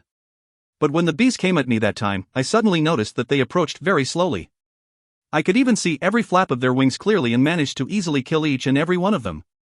Initially, Reedy showed a pained expression when he talked about the treatment process, but he started to sound more eager when he reached the part where he fought against the bees once more. Master said that the ability I developed was called dynamic vision, which allowed me to perceive fast-moving objects at a slowed rate when I focus. When I sparred against you yesterday, I could see each and every one of your sword strikes clearly and could parry every single one of them without breaking much of a sweat, thus allowing a bronze rank like me to match up to a 3-star iron rank like you. That's why our sparring match ended up in a draw, said Reedy with a satisfied expression. Pat looked at the hollow rotor and spinning chair and was instantly moved. Then Reedy, if I use that chair to train like you did, will I develop that dynamic vision ability as well? Reedy was surprised before he said, you should be able to. Master said that this equipment was built precisely for normal people to develop dynamic vision. If you want to try it out, I'll go ask Master for permission. However, let me warn you that when you first start, you'll feel so horrible that you might even want to die. Are you sure that you don't want to reconsider? Pat shook his head and said, I've made up my mind. As long as I can have the same ability as you do, I'm sure that my skills will definitely rise and I will be able to better protect Master. I think I'll go ask him myself. No, there's no need. I'll ask for you, said Reedy excitedly as he turned and ran towards the house entrance. Pat touched the equipment and thought, these two things look so simple. I wonder if it's really as horrible as Reedy had described. He couldn't just be trying to dissuade me from using it, could he? Without delay, Reedy came back and said happily, Brother Pat, Master has already agreed to let you use it. But he said that you have to endure it no matter how terrible you feel and must absolutely not give up in the middle. Pat said, then I promise that I'll never give up. No, I'll even swear. Alright, then would you like to start now? Master has said that as long as you train the way I did, you'll definitely be able to develop dynamic vision, said Reedy, who looked like he was about to enjoy a good show. Maybe it's just my imagination, thought Pat. At that time, the sound of a horse galloping could be heard approaching the yard.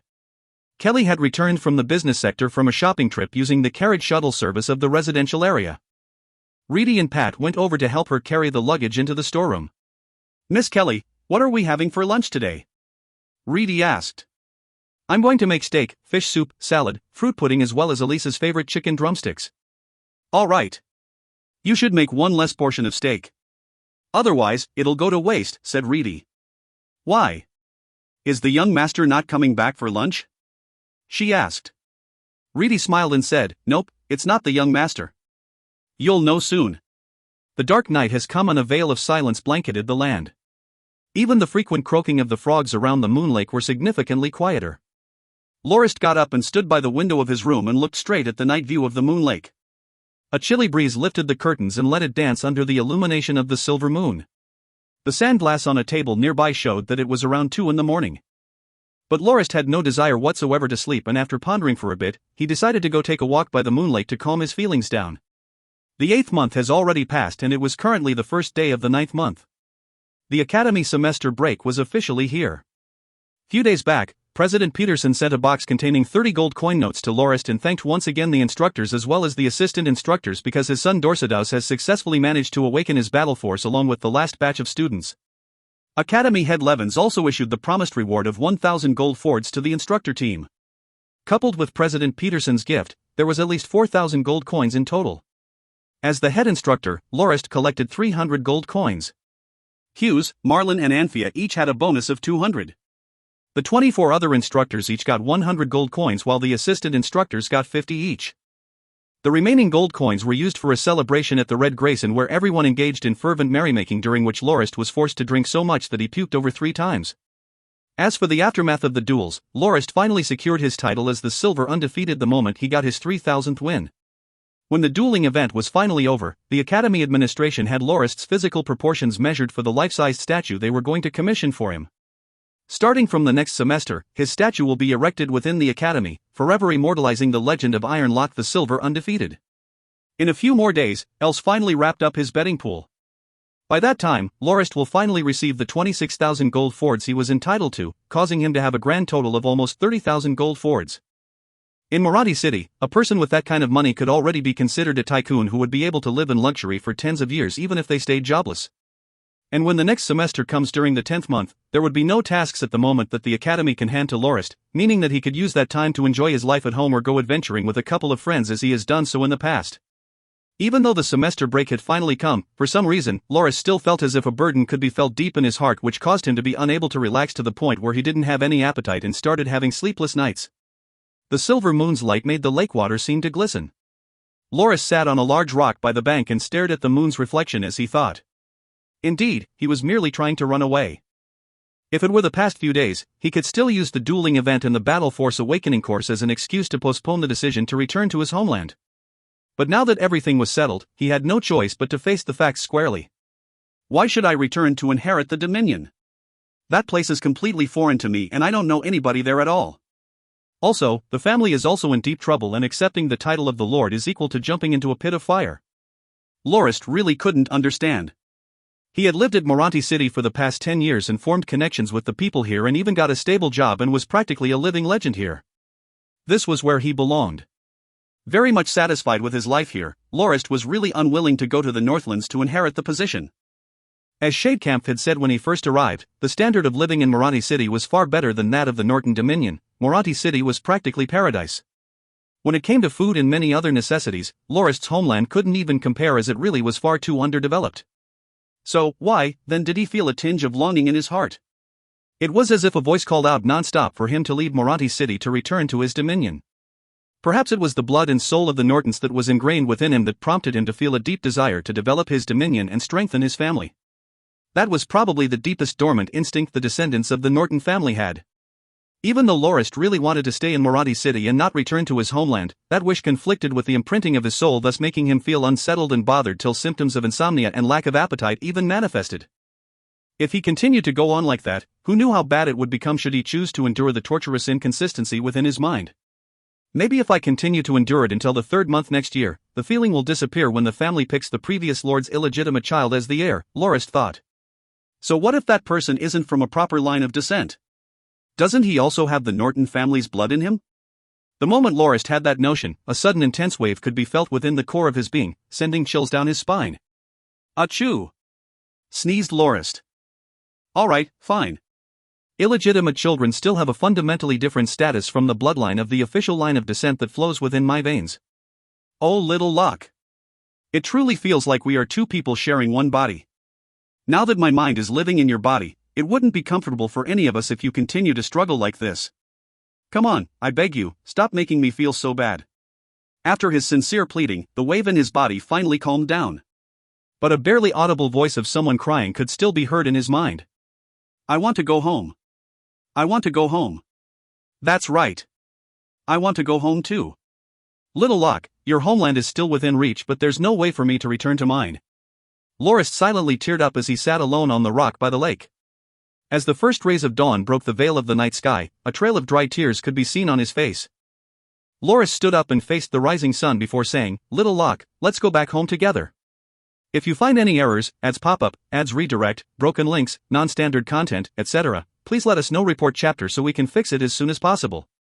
Chapter 46: Convoy Plans and the Oath of Allegiance. Convoy Plans and the Oath of Allegiance. That's right, why don't I just head back? I can treat this trip back to the Northlands as an adventure and also resolve the inner conflict I have with the desperate desire to return home this body has. Whether I will inherit the position of the Lord is a whole other matter altogether. If things are really that bad there, it'll never be too late for me to return to Moranti City and live my life out in luxury. I wonder why I have been losing sleep over something as small as this. Lorist's mood instantly turned for the better, as if a huge burden had been lifted off his shoulders.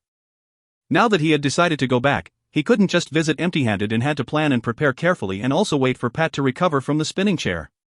On that day, Lorist stood by the window of his study seeing Reedy drag Pat across the yard like a dead dog and strapping him onto the spinning chair before pulling the rope and spinning it faster and faster. Pat, who had been tortured quite horribly for the past few days, didn't have the ability to resist at all and didn't even have enough energy to scream for help. He only made a grunt or two from time to time in protest. He's reaping what he sowed. Did he think that dynamic vision is this easily acquired? Back in his previous life, when Lorist was still serving in the military, his comrades who could endure unspeakable hardships without batting an eye and were even able to joke around as they used their knives to dig out bullets from their body, couldn't withstand more than 2 days on the spinning chair. The moment they tried it, they were scared shitless and didn't dare to get on the chair ever again. The unpleasant feeling after getting on the spinning chair came from the intense vertigo that could turn a 7-foot burly man into a limp noodle within minutes. When Lorist used Reedy as his guinea pig 4 months back, it took him 2 whole months for him to be able to get used to the sensation. He also had Potterfawn try it out once after he had just recovered, but that was also the last time Potterfawn used the chair. It seemed that unless one was forced to keep going on to the spinning chair, one would instantly lose the determination to continue using it. Reedy was doing that exact thing to Pat just as Lorist had once did to him. It was no wonder he was so elated when Pat showed some interest in the training method. For some reason, it was in a human's nature to wish for someone else to experience what one had suffered from before. When one fell into a pit, one would also hope that someone else would suffer the same fate as well. It had been 7 days since Pat started training with the chair. It seemed that he would take at least 2 months to recover, just like Reedy. Lorist decided that he wasn't going to return to his homeland with Shadecamp and Pat empty-handed. He recalled that the merchant group led by his uncle was at least worth 1,000 gold fords or more. Even though the scale of their operations were quite small when compared to the other merchant guilds in Moranti City, they were able to earn about 300 gold coins of profit each expedition. That was more than 1,000 imperial old head gold coins. Even though Lorist's annual income was close to that amount of money would easily boost the family's financial and military strength by a lot. Now that Lorist did not lack any money, he decided to bring out a few thousand gold coins to form a merchant group or a supply convoy to alleviate the family's grim situation. Even though he still wasn't set on inheriting the position of the Dominion Lord, the least he could do was to contribute some resources to make up for the fact that he was currently occupying the original owner's body. However, the process of actually forming a merchant group wasn't simple. The scale of the group and the goods to be delivered had to be carefully considered. Otherwise, if the family a certain type of supplies he brought, the whole trip would end up a waste of time. He was thankful for the presence of Shadecamp for that. While he wasn't the most talented person when it came to battle force training, Shadecamp was quite well informed of the status of the Dominion and understood what type of resources would be most beneficial to the family given his prowess in management taught to him by Butler Glaze. Every night, Lorist had Shadecamp go to his study to tell him more about the Dominion to make a list of the things that the family is really in need of. Now that the question of the resources was settled, what about the manpower required to run the merchant group? Currently, apart from Lorist, Shadecamp and Pat, it was still uncertain whether Reedy would want to follow him back. After the new year, he would only just turn 17 and the highest he can reach while training within these few months was the 1-star Iron rank.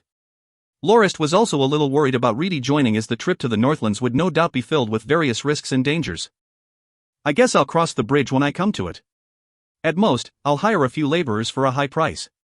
Lorist was quite confident that he would be able to accomplish that with the amount of gold fords he had. The next problem was the route they would take. According to the map, there were 3 paths that lead to the Christian Empire's capital from Meranti City and there was only one route from the capital that lead to the Northlands. Lorist recalled that the journey when he traveled to Meranti City with his third uncle's merchant convoy took about 57 days. The merchant convoy mostly had 4-wheeled carriages and could travel about 50 kilometers per day. That meant that the distance of the Northlands from Meranti City was about 3,000 kilometers. Before the fall of the Christian Empire, it was much easier to travel to and fro. Now that the former empire's territory had been split up between 3 kingdoms and 7 duchies, various complications would arise when they crossed borders and customs. Given that I'm a noble who's on the way back to inherit my position and my convoy isn't planning to conduct any business, I shouldn't have to pay a lot for the toll costs, right? I better make sure of that before I start the trip. Maybe I should try contacting President Peterson, thought Lorist, as the Peterson Group also had business connections with certain companies in the former empire's capital. If Lorist were to join them on the way to the capital, it would save him lots of trouble. The last concern Lorist had was the issue of defense and security. Given the volatile state of the former empire's territory, it was not uncommon for convoys to be attacked and pillaged by bandits along the way. After deciding that he would hire a group of mercenaries for a high price to protect his convoy, Lorist went to the mercenary guild to get an idea of the fees required, only to return later on that day with a grim expression. Nobody would have expected that a team of 45 mercenaries would cost 1,000 gold fords to hire. There was even a restriction that the convoy couldn't be too large. The gold-ranked mercenary band leader was very clear that the price was the best they could offer. If there were to be more than 12 carriages or if the convoy transported weapons and equipment, the price would have to rise even more as it couldn't be helped. After 6 years of constant conflict, the territories that once belonged to the Christian Empire lacked resources so much to the point where certain nobles even impersonated bandits to pillage unknowing merchant groups. If the bandits were to get their eyes on the weapons or equipment, the convoy would instantly become a lucrative target and cause the mercenary protectors to inevitably incur losses and casualties. Coincidentally, Lorist intended to transport some weapons and armory. Shadecamp had listed that as a resource that the family was in dire need of. The 2,000 gold fords required to hire a mercenary group was far more than the price he used to procure the resources. Instead of hiring mercenaries, Lorist figured that it would be better for him to form a group of 100-odd armed force to protect the convoy and believed that many silver-ranked mercenaries would be willing to tag along for the trip to the Northlands for a couple of gold fords. Let's settle the issue of security when the time comes. That was how busy Lorist had been in the recent times, going around the city's business sector frequently to check on the prices of the resources he intended to transport to his homeland. At any rate, Lorist didn't plan to stay at the Northlands for long. He could be said to have fulfilled the least of his responsibilities to the family by sending them resources to make his contribution. He would later return to Meranti City again to enjoy the rest of his life. What Lorist didn't expect was the suggestions from a few people to him when he was busy with the preparations. The first one to approach Lorist was Reedy. "Master, are you planning to return to the Dominion?" Lorist nodded and said that he was indeed going back for a while, but he wasn't sure if he would inherit the position yet. Now that Reedy was here, he was about to tell him that he had planned for Reedy to stay at the city. "Reedy, I think you should remain at Meranti City. The journey to the Northlands will no doubt be a long and arduous one, not to mention the risks involved." "No, Master. I'm definitely following you along," Reedy replied resolutely, cutting off the rest of what Lorist had to say. "I'm your personal attendant. How can I ever leave your side? I will not let you leave me behind." Lorist felt rather surprised and said, "What if old Char and Els object to it? It's going to be a rather dangerous trip, you know, . The main reason I came to Meranti City was to join a mercenary group. But for some reason, it had morphed into a syndicate instead and I have no intention of hanging with the likes of them. I already have no other relatives so I am free to go wherever I want, including following Master along, so other people's objections don't matter," exclaimed Reedy with a resolute face. It seemed that he had already set his mind to it. "All right, then you can come along," agreed Lorist. He didn't want Reedy to feel that he had been left behind. Since this attendant of his was stubborn and loved challenges, Lorist thought that it wouldn't be too bad for him to experience an adventure like this and thus allowed him to follow along. The moment Shadecamp left the study, he bumped into Potterfawn outside and hurriedly apologized to him. He has always been quite curious about the mercenary who his master had cared so much about. When Potterfong came back and finished his mercenary mission, he even called for Shadecamp to talk about the situation of the Norton family. It was then when Shadecamp got to know that Potterfong was also a Northlander who even used to be a military commander in one of the former Christian Empire's most prestigious armies. "Is Locke in the study?" asked Potterfong. "Yes, he is," he replied. "Thanks." Lorist was currently looking over the list of items and resources that he intended to bring back to his homeland, which he had gone over once with Shadecamp just moments ago. It could be seen from the list that the homeland was really bereft of even the most basic resources, to the point that it was questionable how the family could survive till now. The amount of resources required posed quite a problem to Lorist, as it required over 100 horse carriages to transport, which was something he couldn't afford to do at the moment. "It seems that I have to cut down on some of them and only bring the essentials. It'll be much easier to take care of the convoy with only 20 to 30 carriages." "When are you leaving?" Potterfong asked Lorist. "Ah, Pog, you're here," Lorist greeted as he stood up and stretched for a bit. "Well, the soonest I can leave is when Pat fully recovers, which is in another 2 months or more. I hope that I'll be able to depart around the 20th day of the 11th month." "Oh," Potterfong merely nodded. "2 days ago, I asked Shadecamp about the situation of your family, and it does sound pretty dire. I was under the impression that you wouldn't go back there." "I don't have a choice, my family needs me now. As a descendant of the Norton family, I have the obligation to go back and share the burden with them," said Lorist as he smiled and shook his head in futility, feeling that he sounded a little too pessimistic when he said that, as if he was going to give up on everything here in Marathi City and actually go back to help his family out for real. "Oh, Pog, you're just in time. I have something to give you," said Lorist as he changed the subject. He reached into his drawer and took out a high-ranked battle force manual with 5 other gold coin notes and placed them on the table. "Pog, your battle force is of the metal attribute, right? Here is a battle force manual that I've prepared for you that'll enable you to train all the way up to the gold rank." It even contains some insight from the original owner of the manual, who had managed to break through to the rank of the Blade Master. "This was given to me by my ex-girlfriend as a memorial gift before breaking up with me, but I have totally no use for it. I'm giving this to you in hopes that you will be able to break through into the gold rank. As for whether you can become a Blade Master, it'll have to depend on your ability and effort. Don't even bother rejecting this gift. Count it as a parting gift from me." Potterfong looked downwards to the manual and his whole body was shivering uncontrollably. However, Lorist didn't take note of any of that. He continued to tell Potterfong his plans. "As for these 500 gold coins, it's not for you. It's my gift as a teacher to my precious disciple, Howard, and my cute Elisa for you to hold on to. While Howard's physical qualities are rather good, don't neglect his nutrition as well as his physical training, and teach him some of the basics of battle force when he finally awakens his own. If his battle force attribute is different from yours, then I will find a way to help him acquire a high-ranked battle force manual. Also, I believe that you won't be willing to continue staying here after I leave, no matter what I say. I've already had Els purchase a house near the Red Grace Inn for your family to move in the future. This way, Charlando, the owner of the inn, can help you take care of Howard and Elisa when you're out on mercenary missions and private requests. Actually, Pog, I hope you can reconsider letting me get you a place as an instructor at the academy so that you will be able to continue living here when you become a gold swordsman. It'll be better for the kids too." Before Lorist finished, Potterfong suddenly stood up and left the room without saying anything. Lorist was stunned. "What's the meaning of this?"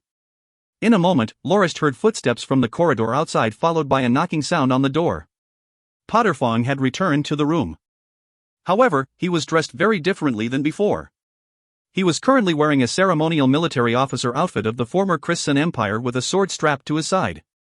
Potterfong moved forward solemnly and knelt before Lorist on one knee before raising his sword over his head and announcing, "I, Grey Potterfong, captain of the 9th Brigade of the 3rd Heavy Armored Corps, am willing to take Norton Lorist as my lord and liege and pledge my allegiance to the Norton family.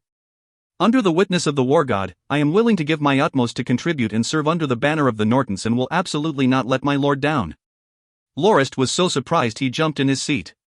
This was the oath of allegiance, which was commonly initiated to represent the pledging of one's service to an emperor, a king, or a grand duke of a duchy. If this ceremony was carried out to nobles not of that rank, it signified that the initiator of the ceremony was willing to share the fate of whom he was pledging his allegiance to, regardless of good or bad times, and be loyal for the rest of one's life, and even be willing to follow one's lord into rebellion if necessary. This relationship was even closer than that of a lord and the knights of the family. Pog. This is, Lorist was totally without a clue on how to respond. Potterfong remained kneeling with his head lowered without a single movement.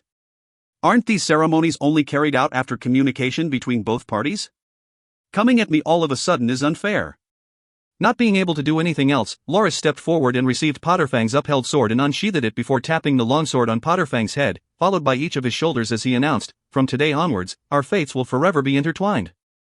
You shall see me as your liege and serve as my arms and feet. Let the war god be the witness of this oath, and may time engrave this relationship in the prestigious future that is to come." Lorist had no choice but to respond as such. If he had hesitated for a little too long, the person who initiated the ceremony would feel that he was ignored, and this was a grave insult to the initiator.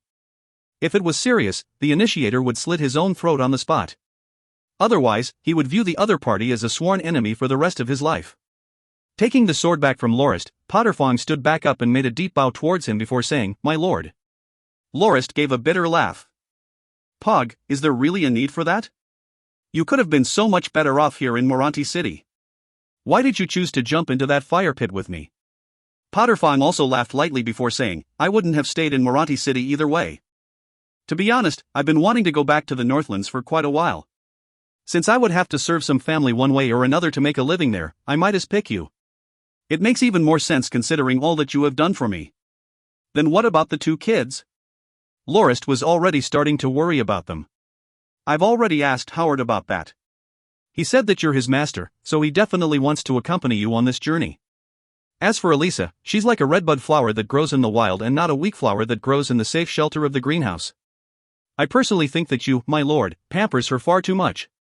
As a daughter of the Northlands, she'll definitely need to go back and experience the polishing of the harsh wind and snow there," replied Potterfang. Sigh, "All right. I guess Potterfang's family is coming along to the Northlands as well." Potterfang then took the high-ranked battle force manual and said, "Great, I can finally accept this proudly with my head held high. I hope that I will be able to break into the gold rank within 2 months so that I will able to better serve you." He then turned and left the room. "Pog, please don't call me Lord and use my name like you always do," said Lorist. "All right, Lord Locke. If you find any errors, ads pop up, ads redirect, broken links, non-standard content, etc., please let us know. Report chapter so we can fix it as soon as possible." Chapter 47: Knights and Gifts. Knights and Gifts. Ever since Potterfang referred to Lorist as Lord in public, Lorist suddenly felt a trend brewing in the academy. He didn't know if it was Kelly spreading rumors around, but the workers at the gold-ranked instructor residences started greeting him rather cheerfully. Sometimes, when they saw him walking by, they would step aside and bow when he passes by and bow deeply as they say, "Good day, Lord," which Lorist was horribly not used to. Then came Terman. It was already getting rather late that night when Shadecamp reported that Terman had come to visit. Lorist felt that it was rather weird as Terman usually wouldn't visit alone without anybody else, especially that late in the night. Maybe something's wrong? Or perhaps it's something about the Swordsmanship Society? Then again, there shouldn't be any activity since it's the semester break. Lorist then went downstairs to receive Terman at the lounge. He asked Terman to have a seat only to be ignored. Instead, Terman stood in front of Lorist rather respectfully and said something that startled him badly. "I've resigned." "Huh?" Lorist was totally stunned. "He's just joking, right? Terman's the vice captain of the Enforcement Academy and is also the vice chairman of the Swordsmanship Society. Why didn't I get notified about his resignation even though I'm the Swordsmanship Society's chairman? Who permitted it? I've thought about it for the past few days and finally made my decision this afternoon. Charade doesn't know about it yet. I went to talk to the academy head about it and he has agreed to my resignation," said Terman solemnly. "What made you want to do that?" Lorist got more confused the more he thought about it. Terman's position at the academy earned him roughly 9 gold fords every month. That was a salary that many would be envious of. Why did he suddenly resign? Terman lowered his head and said, "I'm starting to feel that my days in the academy are far too uneventful and boring. I'm starting to crave some real battles. My father told me that as a knight, the greatest shame he had was that he didn't perish on the battlefield but to an illness instead. Being a knight myself, I don't intend to succumb to the same fate as my father's. I believe I should go all over the place to seek conquest in battle." "What? What kind of reason is that? Are you still the cool, collected, and reliable Terman that everyone loves and trusts? Don't tell me someone got transmigrated over here and took over your body?" As Terman's good friend, Lorist felt that he had the responsibility to at least try to stop him from making such a rash decision before everything can no longer be taken back. Before he could think of something to convince Terman to reconsider his decision, Lorist saw Terman kneeling in front of him on one knee. Locke, this is the last time I will refer to you as such. Would you be so kind to take in a friend who has nowhere else to go with you on the journey north?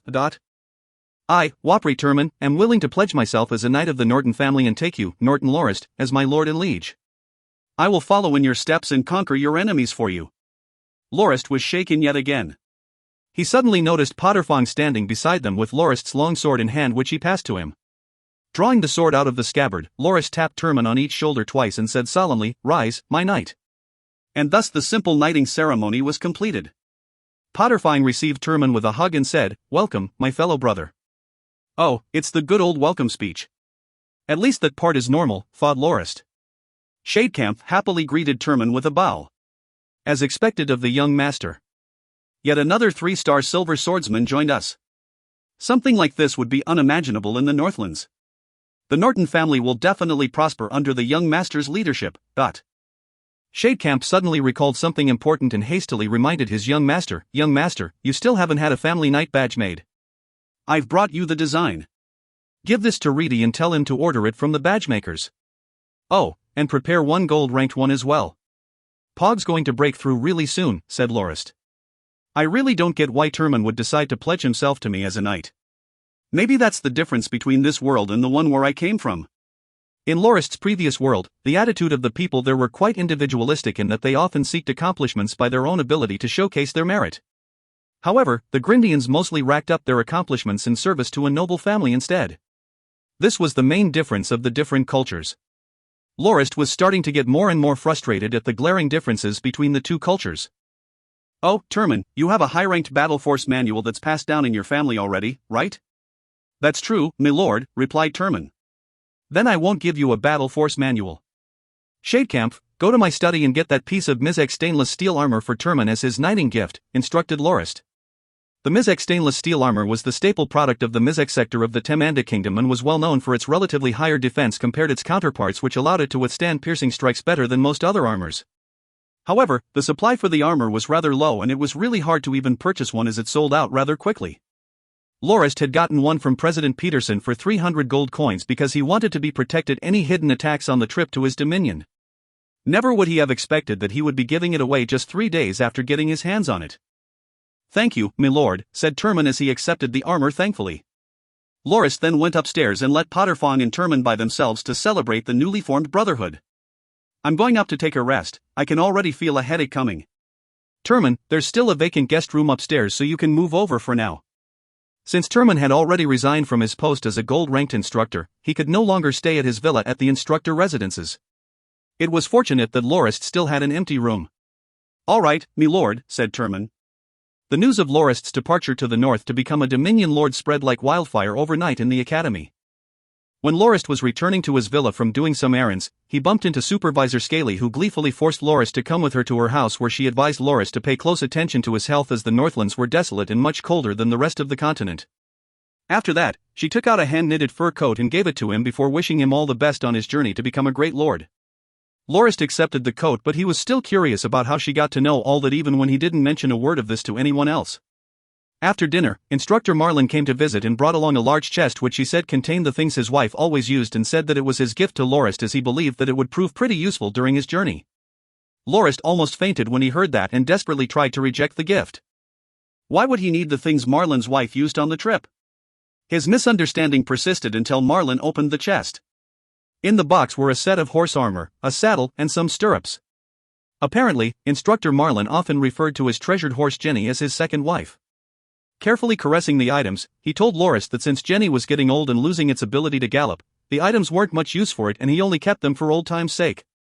Now that Lorist would no doubt be riding on a horse or two on the journey north, these items would prove quite useful, especially the armor, which would give a horse a decent boost in defense. Thanking Instructor Marlin, Lorist opened a couple of bottles of wine and drank together with him. Instructor Marlin chatted with him quite cheerfully as he bragged about the heroic antics in the days when he served in the city garrison. In the end, he was sent back home totally wasted. During the afternoon of the next day, it was Instructor Anthea's turn to come pay a visit. She brought with her yet another large chest. First and foremost, she told Lorist about her husband, Instructor Claude's successful breakthrough to the Blademaster level after gaining some insights following more than half a year of training. This was an event that would forever change the Dawn Academy's status, position, and their reputation. Lorist hurriedly congratulated her. Instructor Anthea then told him that within the chest were 7 good quality swords which were part of Instructor Claude's collection. He had heard that Lorist was about to leave for the Northlands to inherit his position as the Lord and believed that these swords would come in useful. While he was confident in Lorist's swordsmanship, he was concerned that Lorist's longsword wouldn't be able to handle the constant battles that he would no doubt experience in the future. That's why he decided to present these swords to him to aid in his journey. Lorist thanked her again and started to think about what to gift to Instructor Claude to congratulate him for his recent success. Already seeing through Lorist's intentions, Anthea politely declined the kind sentiment. She mentioned that the main factor for her husband's breakthrough was the duel he had with Lorist 1 year back, which gave him many insights to ponder over.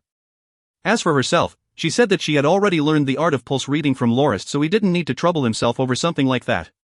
Hearing Instructor Anthea put it like that, Lorist laughed out loud. While he couldn't think of anything to give to Instructor Claude, he had the perfect gift for her wife. Asking for her to wait downstairs, Lorist went up to his study and came back down with an intricate box in hand and gave it to her. Instructor Anthea opened the box and was incredibly delighted. Just as she was about to take it out to closer inspect the gift, Lorist told her to take her time at home and also reminded her to not tell anybody else that she got it from him to save himself some trouble. Instructor Anthea nodded and carefully made her way back with the box safe in her embrace.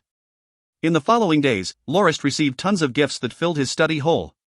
Almost every one of his acquaintances came over to give him a parting gift that ranged from weapons, gloves, shoes, cloaks as well as cold-resistant clothing. Instructor Hughes gifted him a good set of leather armor, while Welder, the night training instructor, gave him a pair of golden horse spurs. Instructor Wenson from the horse riding course gifted Lorist a fine Illinois house horse. The breed of the horse was the favorite of heavy armored knights as it was large in stature and was able to withstand a relatively heavier load, as well as being quite intelligent and had one of the fastest acceleration times. The only drawback was that it wasn't suited to long-distance gallops and was rather picky with its food. Laboff from the herbalism faculty gave Lorist a set of test tubes and lab apparatus commonly used in the concoction of herbal medicines. The chest that contained the tools was even cushioned properly so that the things within wouldn't easily break. Lorist really didn't know what to say. It's not like I'm going back to be a herbalist, am I? What would I be able to use it for? Next came Charade and Yuri. Lorist felt relieved when he saw that the both of them came empty-handed and seemed that they were not here to send him off with gifts. He invited them to the lounge and Lorist was shocked the moment he heard what Yuri had said. Locke, I have come here today with Brother Charade to join you on your journey. We have both resigned and are ready to become your knights. Charade merely stood there pouting without saying a word. Yuri stared at Lorist go into the washroom and come out with a mirror-like silver plate in his hand. After looking into his reflection for a few moments, he finally let out a long sigh. Locke, what are you up to? Asked Yuri, weirded out by Lorist's erratic actions. Lorist replied, I was checking if something had suddenly grown on my face and gave me a domineering air that caused the two of you to join my cause. Good thing there wasn't anything weird, 'cause you guys are just messing with me, right? Yuri laughed out and said, Locke, we're serious about this. Lorist didn't want to believe it. It's alright, stop kidding around. I still have lots of things I need to work on and I'm already exhausted. To joke around with me at a time like that is really not what friends do, you know? Yuri's face turned solemn as he said, Locke, I've really resigned from the academy. You know that I'm from the plains of the Khawistan Khanates, right? Had it not been for the fact that my parents saved a count's life before, I wouldn't be studying at Moranti City now. Just a while back, that count came back to me and asked whether I would like to become a knight under his family. I've turned him down as my father had perished under his service. While I'm the horsemanship instructor at the Dawn Academy, the students of my course don't respect me as I'm originally from the grassy plains. You should know this as well. Had it not been for you and our friends, I would have left this place long ago. Now that Turman has chosen to follow you, I would like to as well. I believe that he made the right choice to become your knight. This way, we can all be together even after you leave for the north. Alright, your reasoning has left me fully convinced. I welcome your participation, Yuri. But what about the fatty? Since when was he the kind of person who would be willing to serve under another? Asked Lorist as he looked at the pouting Charade. Yuri laughed before saying, it's like this. He received quite a bit of shock during this afternoon. Shock? What kind of master was able to pull that off? I should really pay that person a visit to learn that from him, said Lorist curiously. It was Turman, Yuri replied. There's no way. How did Turman even do that? Lorist was intrigued. Turman has always been a straightforward fellow who had always been messed around by the fatty instead of the other way round. Didn't Charade's father come over a couple of days ago? Yup, I know about that. I even paid him a visit, nodded Lorist. Charade was also not a local of Moranti City. His family came from the Taribo Kingdom, which was famous for its green and oil glass products. His father was a merchant who had property in both Moranti City and the capital of the Taribo Kingdom. Other than that, he was also the cousin brother of Academy head Levens and also contributed quite a lot financially to the Academy. This was also why Charade was able to act so unrestrainedly, as nobody dared to find any trouble with what he did. During the 2 days Charade's father came to visit, he treated Academy head Levens to a meal. After the meal, they decided to wander around in the Academy, only to bump into Turman and Yuri. At that time, Yuri was conflicted as to whether he should resign just like Turman. When he left his quarters, he saw Charade's father and Academy head Levens and went forward to greet them. Just as he was about to wave hello, Turman approached while wearing the Norton family's night badge with Charade following him. As Charade was laughing at Turman's newly obtained badge, Charade's father quickly pulled him away and gave a deep bow to Turman and asked extremely politely, "Good day, my lord. Is there anything I can help you with?" Turman, Charade, Yuri and Levens were all stunned speechless. Suddenly, the atmosphere turned weird in an instant. Charade's father then asked carefully, "My lord, you?" Turman instantly ran away. After snapping out of his trance, Charade shouted at his father. "Dad, that's my friend. Why did you do that? That's super embarrassing." Gah! However, Charade's father knocked his head harshly and said, "That guy is a noble. Did you not see that badge on his chest? What a domineering raging bear." The sides of the badge also have a laurel design, which means that the family has at least 200 years of history. Even if he is your friend, you still have to act respectfully. There is nothing embarrassing about that, got it? In this world, there are 2 things that is worth one's respect. The first is a noble title and the other is knowledge. For example, your Uncle Levens here is respected for his extensive knowledge and the status of an academy head. However, knowledge can only awe a person for so long before it ceases to be inspiring once a certain amount of time passes. However, noble titles that can be passed down through generations can even raise the status of the whole family. Don't think that just because I'm wealthy, I don't have to abide by these customs. Even the richest man would need to show utmost respect when seeing a noble from a rural area, because they have the right and power to kill any commoner that dares to disrespect them, and that includes you as well. Don't even bother getting pissed off now. Are you thinking that you got away with getting on the bad side of some nobles before? Those people are different from landed nobles. They are mere honorary nobles whose titles are empty and hollow as they don't have a proper dominion, just like Uncle Levens. His title is only honorary and it can't be passed down to his descendants. You can easily tell the difference from the badges they wear. Why is your uncle not wearing his noble badge, you may ask? That's because he feels that it's embarrassing, as he doesn't have a dominion nor does he have subordinates of his own. Without those, what kind of influence would one have anyway? Academy head Levens was still speechless. It's my fault for not being able to procure a noble title for you to inherit. The titles you can purchase with money are merely honorary titles which don't really mean much. If you can manage to get a hereditary noble title for family, then I would die without any regrets. Your status in the academy doesn't count for crap in the real world. In the end, you're only a tool for your uncle's use to settle his problems. Think about it, aren't you just like the bodyguards of the high-ranked officials of the trade union? Even though they seem high and mighty and earn lots of money, they are but useless tools that can only follow orders. Academy head Levens started freezing all over again. Charade's father sighed once again before continuing, "Back then I placed my hopes on you to help the family gain a noble title. But looking at you now, I only hope you can live out the rest of your life peacefully. Let's hope that your sons and grandchildren will try harder to achieve the dream for our family." After saying that, Charade's father turned and walked away alone, leaving Academy head Levens, Charade and Yuri standing amidst the leaves that were blown up by the twirling gust. The 3 of them were completely silent. At that moment, Yuri used the opportunity to tell the academy head about his resignation, to which he agreed immediately. Seeing the fatty who was standing there flabbergasted, Yuri added, "Charade here is also going to resign." Academy head Levens merely turned to his back and started to leave. But he still said one thing, "Go. All of you, leave as you please. I hope that your ambitions will be achieved and wish you a safe journey." And that was what happened earlier. "Locke, if you don't accept us as your family knights, then we'll have no choice but wander around as lordless knights," said Yuri. "If you find any errors, ads pop up, ads redirect, broken links, non-standard content, etc., please let us know. Report chapter so we can fix it as soon as possible." Chapter 48 Northbound Journey Strategy. Northbound Journey Strategy. Ever since Charade and Yuri became Norton family knights, Lorist suddenly realized that the current situation was more and more out of hand. When Lorist brought up the resources that he would transport back to the homeland during the meeting with the other knights, Charade started to laugh out loud at the plan. Even though he was Lorist's knight, he didn't even bother to give Lorist any face. He grabbed the map of the Northlands from Lorist and said that his focus should be on cleaning up the mess the Norton family was currently in and give them a chance to start afresh instead of sending them resources to merely help them survive. According to Charade, a prosperous family with huge potential for development should have the ability to change and reform to adapt to whatever situation they may be in instead of holding on to old detrimental traditions and customs. The sad part of Lorist's current plan was that it focused only on sending resources back just to make do for the moment instead of considering how to develop the family further in the long run. Lorist was a little embarrassed and even felt a little guilty as Charade had nailed his original intention, that was to return to Morani City after delivering the resources and live out the rest of his life without worries. However, given the situation now, there was no way he would dare to say something like that, otherwise Charade would instantly leap over and kill him for that. Imagine what the reaction of his friends who were willing to cast away their comfortable lives in Morani City to jump into the pit of fire that was the Norton family's dominion when they hear that Lorist was planning to return to Morani City from the beginning. Charade continued giving his opinion. He believed that the main reason that the Norton family had fallen to such a predicament was the severe lack of manpower. As long as that problem was addressed, the Nortons would no doubt be able to rise again.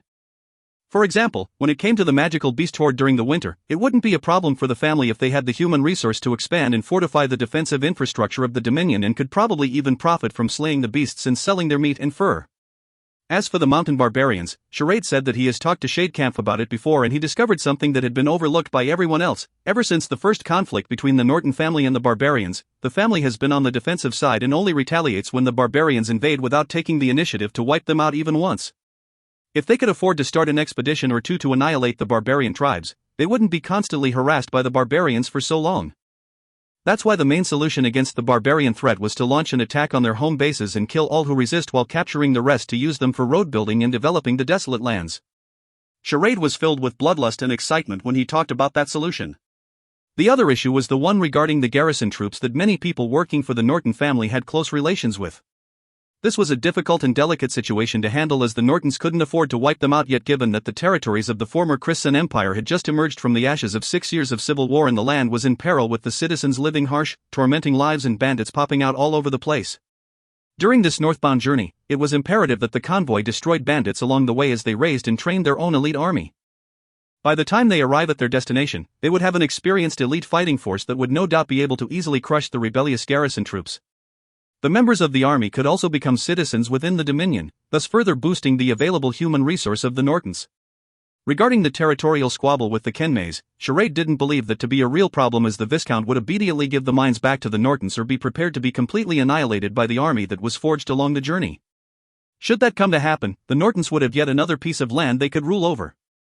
The real distressing problem was the presence of Duke Loggins, who was notorious for his avaricious nature that was obvious from his frequent schemes to swallow up the riches of the noble families under his rule. That person was like a blood-sucking leech to the Norton family who could do nothing but endure as they had no ability to resist him at present. Charade said that it was up to Lorist how he wanted to handle this matter. He recommended that if their forces were strong enough by then, they should just crush the Lord Duke in one fell swoop. However, if they don't yet have the ability, staying low and waiting for an opportunity to strike was the wiser move. Taking a map of the territory of the former Christian Empire, Charade pointed to it and said, "Everyone, look. The former Christian Empire is currently divided into 3 kingdoms and 7 duchies, among which, the Lormo Duchy neighboring the Folic Plains has already sided with the Ford Trade Union. The next one is the Redleys Kingdom, ruled by the first prince of the former Christian Empire, that occupies 7 of the 29 provinces that used to belong to the empire, making it the power with the most territory and might in the area. Next, we have the Farkle Duchy, Foreign Duchy, Handra Duchy and the Shavage Duchy that occupy the center and most prosperous area of the territory that used to belong to the empire. These 4 duchies even formed a military alliance and they are currently entangled in incessant conflict with the Redils Kingdom. The kingdom of the third prince of the former Christian Empire, the Andanak Kingdom, only has power over 3 provinces. However, the capital of the former empire is under his control and he is the officially sanctioned heir to the empire named by the former emperor himself, and his status is much higher than the other nobles because of that. Had it not been for the Ford Trade Union inciting the first and second prince to rebel, the third prince would have ascended to the imperial throne. Due to the constant pressuring of the trade union, the Andanak Kingdom's power is currently the weakest among the rest and can't even compare to some of the other duchies. The third prince should be the ones the Norton family should have good relations with, or even pay allegiance to, as he is the true heir to the Christian royal family. Lastly, let's pay attention to the second prince's Iblia kingdom, which is situated near the territory of the Nortons. The second prince has always had a rather bad reputation among the nobles of the empire, and he is often regarded as a cold, selfish, lustful, opportunistic schemer who doesn't have any outstanding achievements, whether it be in governance or the military. In actuality, the nobles in service of the second prince are a divisive mess. They only pledge their allegiance to him in name and frequently fight among each other and even ignore his orders outright. If the second prince did not have the backing of his father-in-law, Duke Faisablin, who rules over the northeastern grassy plains, there is no way the second prince would be able to found his own kingdom. Occupying the northeastern area of the former Christian Empire, the Iblia kingdom rules over 5 provinces including the Northern Highlands, as well as the Madras Duchy, which is subordinate to the kingdom in name only. The current power the Iblia kingdom is fighting against is the Melian Duchy, which is the loyal supporter of the third prince's Andanak kingdom and serves to defend the former royal capital from the second prince's forces.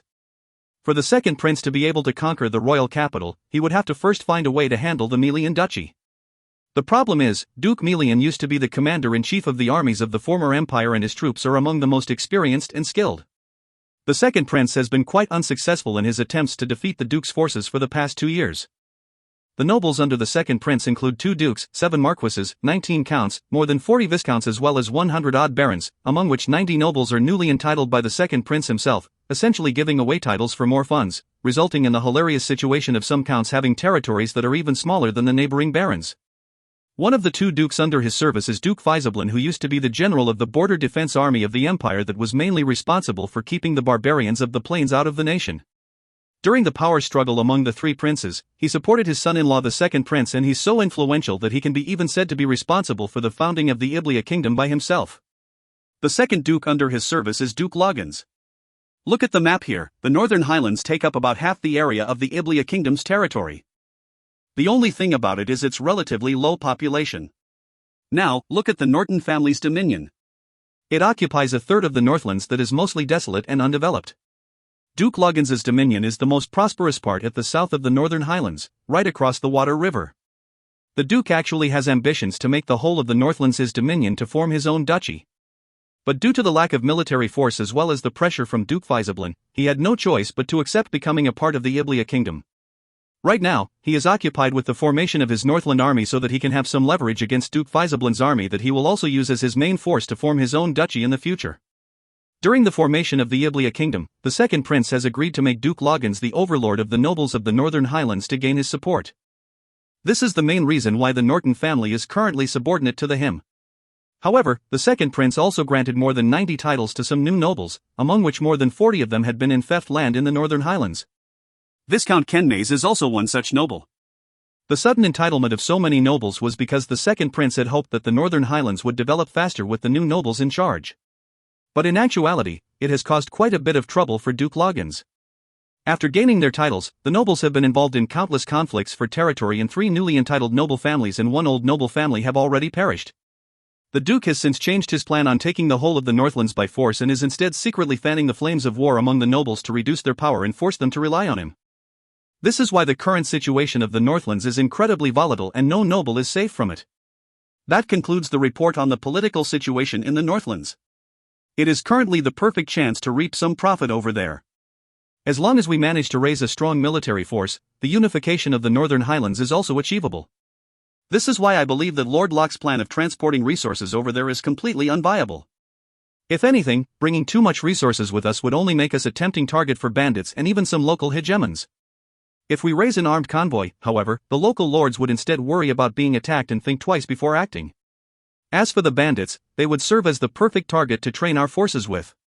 In fact, we should minimize their deaths and make the strong and able ones members of a suicide camp that we will later use when we lay siege. For those unfit for battle, we can even use them as a labor force to develop the Northlands with. A loud applause erupted from the audience, and Lorist was no exception. Charade has always been a person who looked at the bigger picture. Lorist already noticed that back in the day when they took up mercenary missions together, Charade would never accept missions that was beyond their party's capability, and his record of not having a single member in the group die on his watch was testament to his abilities. Too bad Charade didn't know about Lorist's original intention to bail after transporting the resources to the Northlands. He must have been quite shocked by his father's lecture and is probably trying his best to secure a noble title in the Northlands. Lorist raised a small objection and said that while Charade's strategy was praiseworthy, the cost of bringing refugees into the Northlands was too large, as they would cause quite a bit of issues there, mainly because of the lack of farmland in the Dominion as well as the lack of food to sustain the refugees' livelihoods. Charade merely snorted at that notion and said that it didn't make any sense, because Lorist's original plan involved transporting enough resources to last the people in the family for up to 5 years. Did he plan to have his family members stay in the comfort of their castle and never venture out? It would be much better to use the food they were transporting to tempt the refugees into joining and procure more food and provisions on the way. He believed that they would have enough food for up to 2 years by the time they reached the Northlands, and they could use that time frame to develop the land. Yuri asked, "What if the locals don't intend to sell us any food? How would we sustain the refugees then?" Charade replied, "Do you think we carry swords and spears for nothing? If they don't want to sell it willingly, we'll force them to. After all, we're just a group of traveling refugees and are not there to occupy their dominions. The nobles wouldn't bother to gather their armies to deal with us because even if they do, their own forces will be severely depleted and that would leave them vulnerable to the neighboring dominion lords. That's why the best thing they can do is to appease us and pray that we leave their dominions for the Northlands as soon as possible." What if there isn't enough farmland when we reach the Northlands, some of you might say? That is a non-issue, as we can have these refugees do other tasks like mining, building roads, constructing castles as well as hunt magical beasts. Given the size of the Norton family dominion, are you worried that we'll run out of land to develop? Charade also mentioned that there was a lot that could be removed from the list of items they would transport. For example, the 10 carriages worth of iron ingots can be left out as they are heavy and difficult to transport. Instead of purchasing iron ingots, it would be better for them to recruit people who know how to scour the land for ore veins as well as metallurgists. Charade believed that the vast lands of the Norton Dominion would definitely have resources waiting to be found. He also asked Lorist how much money he intended to use to purchase the goods in his initial plan, to which he replied 10,000 gold fords. "What would you do with the remaining 20,000? Leave them to rust? All of us here are prepared to go through thick and thin with you without a thought of coming back. We can't afford to skimp on the preparation. Hand me all your money and I'll use them to purchase the things we actually need. Sol, this fatty knows my wallet like the back of his hand. His share of the profit that Els just sent him 2 days ago as well as the rest of his savings all went to Charade's hands just like that." Lorist accepted his current predicament and sighed. "How would I be able to come back to Moranti City and live out the rest of my life in leisure now that it's come to this?" Having gained the authority to manage the funds, Charade started discussing with the rest of the group about the resources they would need. Mainly, they required weapons and equipment, food and clothing as well as enough carriages to transport all that. However, that was secondary to building a formidable armed force they could rely on to escort their convoy. Charade thought that it wouldn't be good to rely fully on mercenaries as he understood their nature well. When the fight was to their advantage, they would give it their all, but when things start turning unfavorable, they were the first ones to flee. "Here," said Potterfong as he pointed on a black spot on the map. He was pointing at Port Newpite. Potterfong said, "The Hanayabarta kingdom rules over this archipelago and the slave trade is not forbidden by their government. Port Newpite is the largest slave trading harbor on the Grindia continent. We can go there to purchase some slaves to form an armed force with." Charade replied, "Oh, I know of that place. But I've never went there myself so I do not know the finer details about the situation there. Though, I've heard that that place is extremely chaotic and lawless. One of the mercenary missions I have done involved escorting a group of slaves at the port. It is indeed rather chaotic, but I've also met several close acquaintances whom I got to know back in the days I served in the army. Currently, they are working as guards for the port and I think I can get them to give us more information about the place. It would be best if we could wait a few days before doing so as I'm just about to break through to the gold rank." Breaking through battle force ranks wasn't inherently difficult. As long as Potterfong familiarized himself with the battle force circulation diagram and was able to circulate his battle force according to that route flawlessly, he would naturally be able to break through to the gold rank. Charade nodded and said, "All right, then I'll be coming along with you by then. As for the things over here, I'll leave it for our lord to handle." Potterfong suddenly had a question to ask. "Knight Charade, I know for a fact that you've never been to the Northlands before. How, then, are you so well informed about the situation over there?" "It's simple," Charade replied. "The ambassadors sent by the Ford Trade Union to mediate the conflict between the Third Prince and the other powers have just returned. I managed to get a hold of one of them through my contacts and used a high price to purchase a journal of what he had seen and experienced over there." Potterfong lowered his head as a sign of respect. "Knight Charade, you truly have contributed a whole lot." Charade returned the nod. "Don't be so polite. It's only natural to do that for the sake of the family." At that moment, Yuri made a suggestion. Hey, since the academy has quite a number of old students, especially the ones in the Swordsmanship Society, shouldn't we go ask some of them if they want to join us on the journey? This way, it'll be much easier for us to form the armed force with their help. Great idea. Turman, you help Yuri out with that matter. The only requirement is for them to have good attitudes and be at the silver rank. Do tell them that this expedition will be dangerous and risky and that anyone who wishes to return after they reach the Northlands will also be given 20 gold fords. If there are any who are willing to join the Norton family, tell them that Lord Locke will knight them when we finally reach our destination, said Charade. He also asked Turman and Yuri to try to seek out any professionals who wish to join the journey and help develop the Northlands. Anyone with some sort of skill or trade like herbalists and smiths were welcome. He mentioned that the development of the Dominion cannot lack people with skills like those. Potterfong nodded in agreement to that idea. The knights then gave Lorist a salute before leaving after the meeting concluded. Potterfong quickly went back to continue his training while Turman and Yuri started to handle the task Charade had given them. As for the fatty himself, he was quite busy haggling around with various merchants to get a good deal for the resources they would require for the northbound journey. Sitting alone in his study, Lorist sat at his desk thinking before he finally realized something. It's over. Now I really have no choice but to go back and inherit the position of the Dominion Lord. If you find any errors, ads pop up, ads redirect, broken links, non-standard content, etc., please let us know. Report chapter so we can fix it as soon as possible. Chapter 49 The Academy Armory. The Academy Armory. Raising his head to look at the greenish-gray tower, only to see Academy head Levin standing at the balcony, Lorist put his hand to his chest, gave a deep bow to him before turning and leaving. The day before, Lorist received the Academy head's letter that asked him to go to the Academy head's office. When Lorist entered the room, Academy head Levins behaved politely and courteously towards him. Known that Lorist was about to return to his homeland to inherit the Dominion, the Academy head wished him good fortune and expressed his hopes that Lorist would one day become a great leader. After that, he told Lorist that the Academy had a bunch of old equipment that were gathering dust which he could buy should he need them for the journey. Thanking the Academy head, Lorist removed the dual gold-ranked instructor badge and placed it on the table. Given that he didn't know how long it would take for him to return to Mirani City once again, Lorist said that he would forever remember the 10 years worth of good times he spent at the Dawn Academy. Holding the badge in his hand for quite a while, the Academy head gave it back to Lorist and said, "Keep it as a memento. And don't even get started about your resignation. You are our Academy's pride and legend. At the very least, you can be the honorary instructor of our Academy. The Dawn Academy welcomes your return whenever. After saying his farewells to Academy head Levins, Lorist went to the armory where the training equipment for the knight and swordsmanship courses were kept.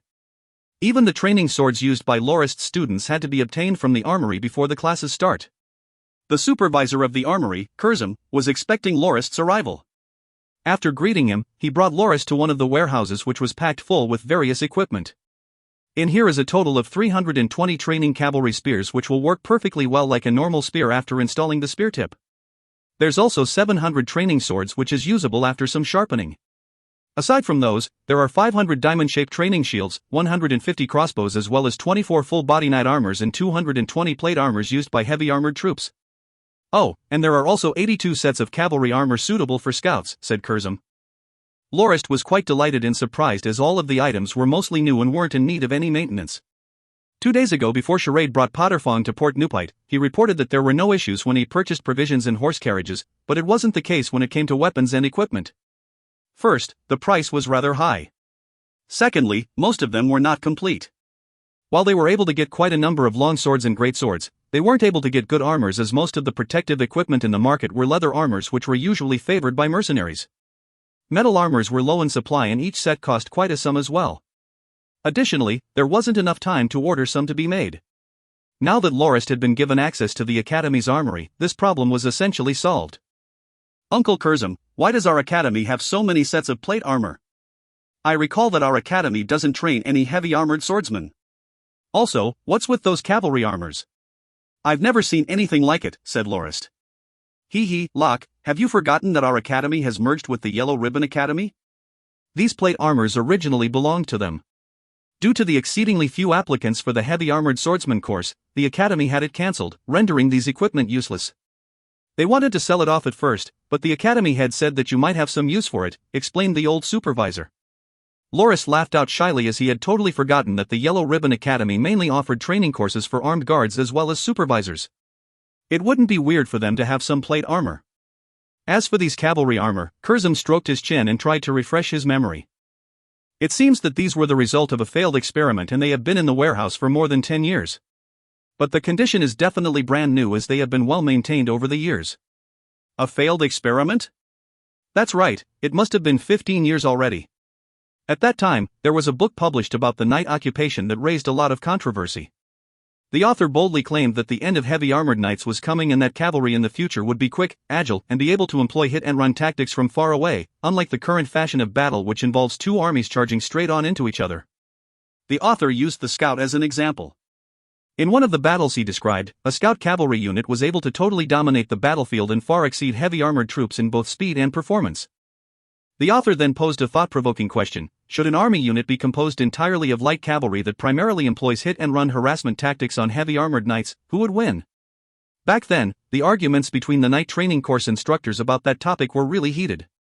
The academy administration also got interested in the theory and believed that if they could realize the concepts described by that book, the whole occupation of the knight would change forever, and thus grabbed the opportunity to begin research into lightweight cavalry troops. A research budget was then allocated to a professor that specialized in protective equipment to come out with a new type of armor suitable for lightweight cavalry. The original plan was to have 150 sets manufactured for a cavalry company to be formed to carry out the first test drill. However, the Battle of Mount Blanco happened and the 30,000 mighty lightweight cavalry troops of the Coistin Khanate were totally decimated by the Lormo Duchy's heavy armored knights, with only less than 4,000 of them surviving.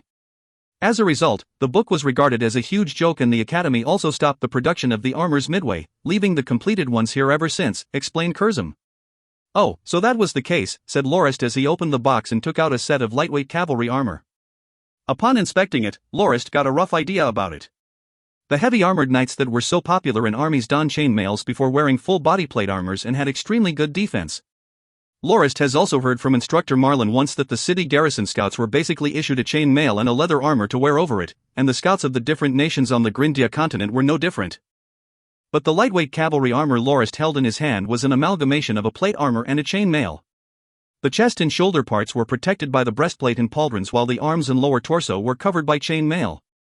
One advantage of this combination was that its defense was superior to the common armors worn by scouts and lighter than the full body armors knights usually wore.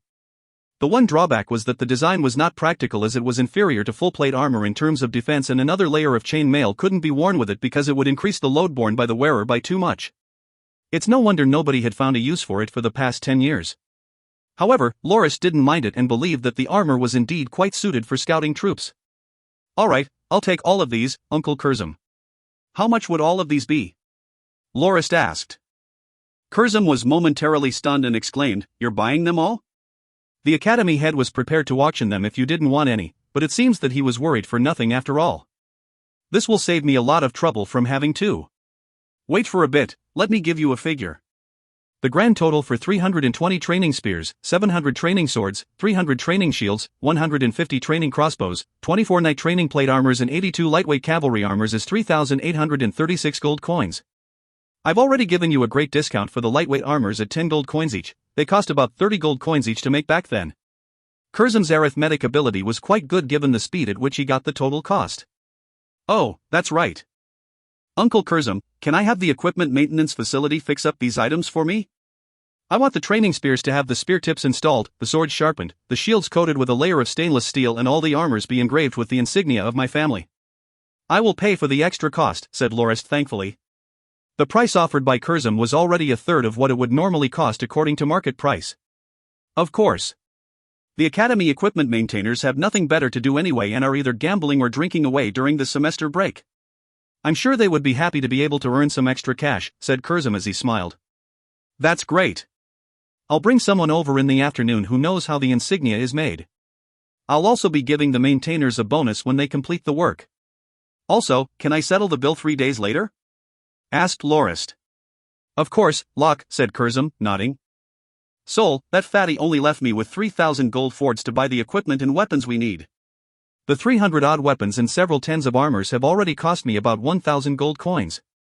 I guess I have no choice but to sell of that building. I just got to be able to afford the costs," thought Lorist as he grit his teeth at the thought of having been forced by the fatty to have no choice but to inherit the position of the Dominion Lord.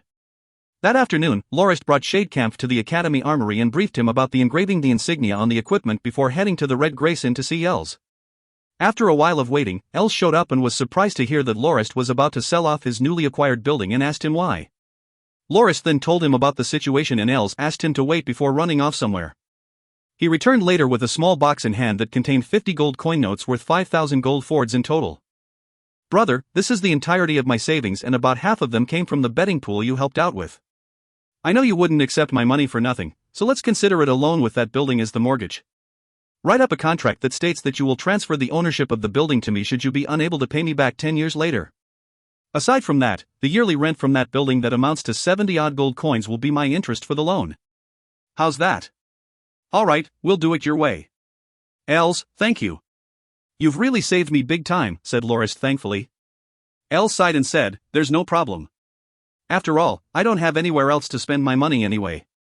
If I did not have so many attachments over here, I would have loved to follow you to the Northlands, especially after seeing that damned fatty show off in front of me. He was referring to Charade, who came over to the inn 2 days ago with Potterfong and 10 other senior students of the academy who were willing to join the expedition to throw a welcoming party. When Els arrived, Charade told him this, from today onward, you shall refer to me as Honorable Knight because I'm now a noble and you're just a commoner. You shall show me respect, which, needless to say, enraged Els to the max. After bidding Els goodbye, Lorist rushed back to the Dawn Academy and settled the bill with Supervisor Curzum as he was afraid that the maintenance of the equipment would somehow be flawed if he really paid them 3 days later. Curzum laughed and said, and there I thought that you didn't have enough money on hand. It seems that you really need these equipment quite urgently. Lorist gave a bitter laugh and said, Uncle Curzum, you should know that the trip to the north won't be a peaceful one. Charade intends to form an army to escort the convoy back to the Northlands. It is a huge help for the academy to be able to sell me these equipment. Curzum gave it some thought before saying, then, come with me. There are still 2 storehouses that I think you should see.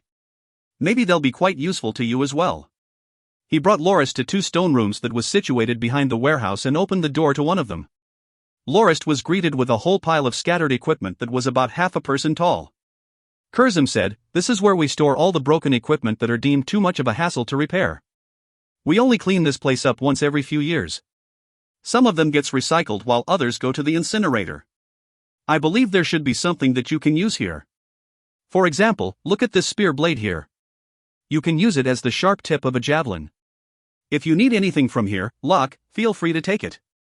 It's all free. Just tip the maintainers a bit and they'll be happy to fix them up for you.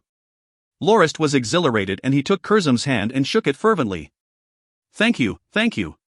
Uncle Curzum, you have truly helped me out immensely. Curzum laughed loudly and said, don't shake so hard. This set of old bones won't be able to handle the stress. Here, this is the key for the room so that you can have somebody come sort it out later. After having dinner, Lorist asked Turman and Yuri to go into his study and told them about the storehouses in the armory. Turman was excited to hear that. So far, there were 38 senior students of the academy who were willing to join the expedition to the Northlands, and Charade and Potterfong brought 20 of them to Port Newpite some days back. He suggested that Yuri, who was planning to bring a few others to the Kwistin Plains to purchase some war horses, to leave a few people behind to go sort out the usable items in the storehouses. Charade had also given Yuri 3,000 gold fords before he left to buy 200 war horses. But the price of one horse in Moranti City was at least 30 gold coins. That was why Yuri planned to go back to his homeland with a few others to purchase the horses from the breeders directly instead of letting the darned horse merchants profit. Lorist was against Yuri bringing lesser people as he would be gone for at least a month. It was safer to go in a larger group just in case something were to happen. He said that he can just hire 10 students from the academy part-time to clean up the storehouses and mentioned that he would go monitor them personally from time to time since he wasn't going to leave the academy anytime soon. After sorting out the items in the storehouse for 3 days, Turman sent someone to ask Lorist to come over. Lorist could see that the pile was cleaned up halfway and expected that the sorting process could be completed within 3 more days. The equipment that Turman deemed still usable piled up rather high. Seeing Lorist inspect the items, Turman said a little reservedly, "Milord, this pile contains the things that seems usable after the first sorting. I think that after going through it again, only about a third of this will actually be useful. The reason I asked Milord to come over today was because we discovered a few ballistas within the pile that's still in perfect condition. I really don't know why it had been put in here. I wonder if we can take this along with us, as it will no doubt be incredibly useful during the journey." It was only after being told that Lorist noticed the 12 ballistas arranged neatly in a row at a corner. Other than lacking a bowstring, the rest of the parts were in good condition, especially the bowstave, which was made of some unknown type of wood coated with a glossy shine. This type of weapon was usually installed on war chariots for ranged support. It was weird how they were left in the storehouse for broken equipment. Lorist asked for Supervisor Curzon, and after looking at the ballistas for a few moments, he flipped the beastskin book in his hand and said, "Ah, it's here." According to him, these 12 ballistas were designed and constructed by a crafting professor and his students for the use of the city garrison. However, even though they were of good quality, they required too many people to operate. Each one needed one man for aiming and firing, one for driving the chariot and another to load the ballista. That was why they were left in the storehouse with the other retired equipment. Curzon said, "You can take them if you want. There's even a label on the ballistas that says defunct.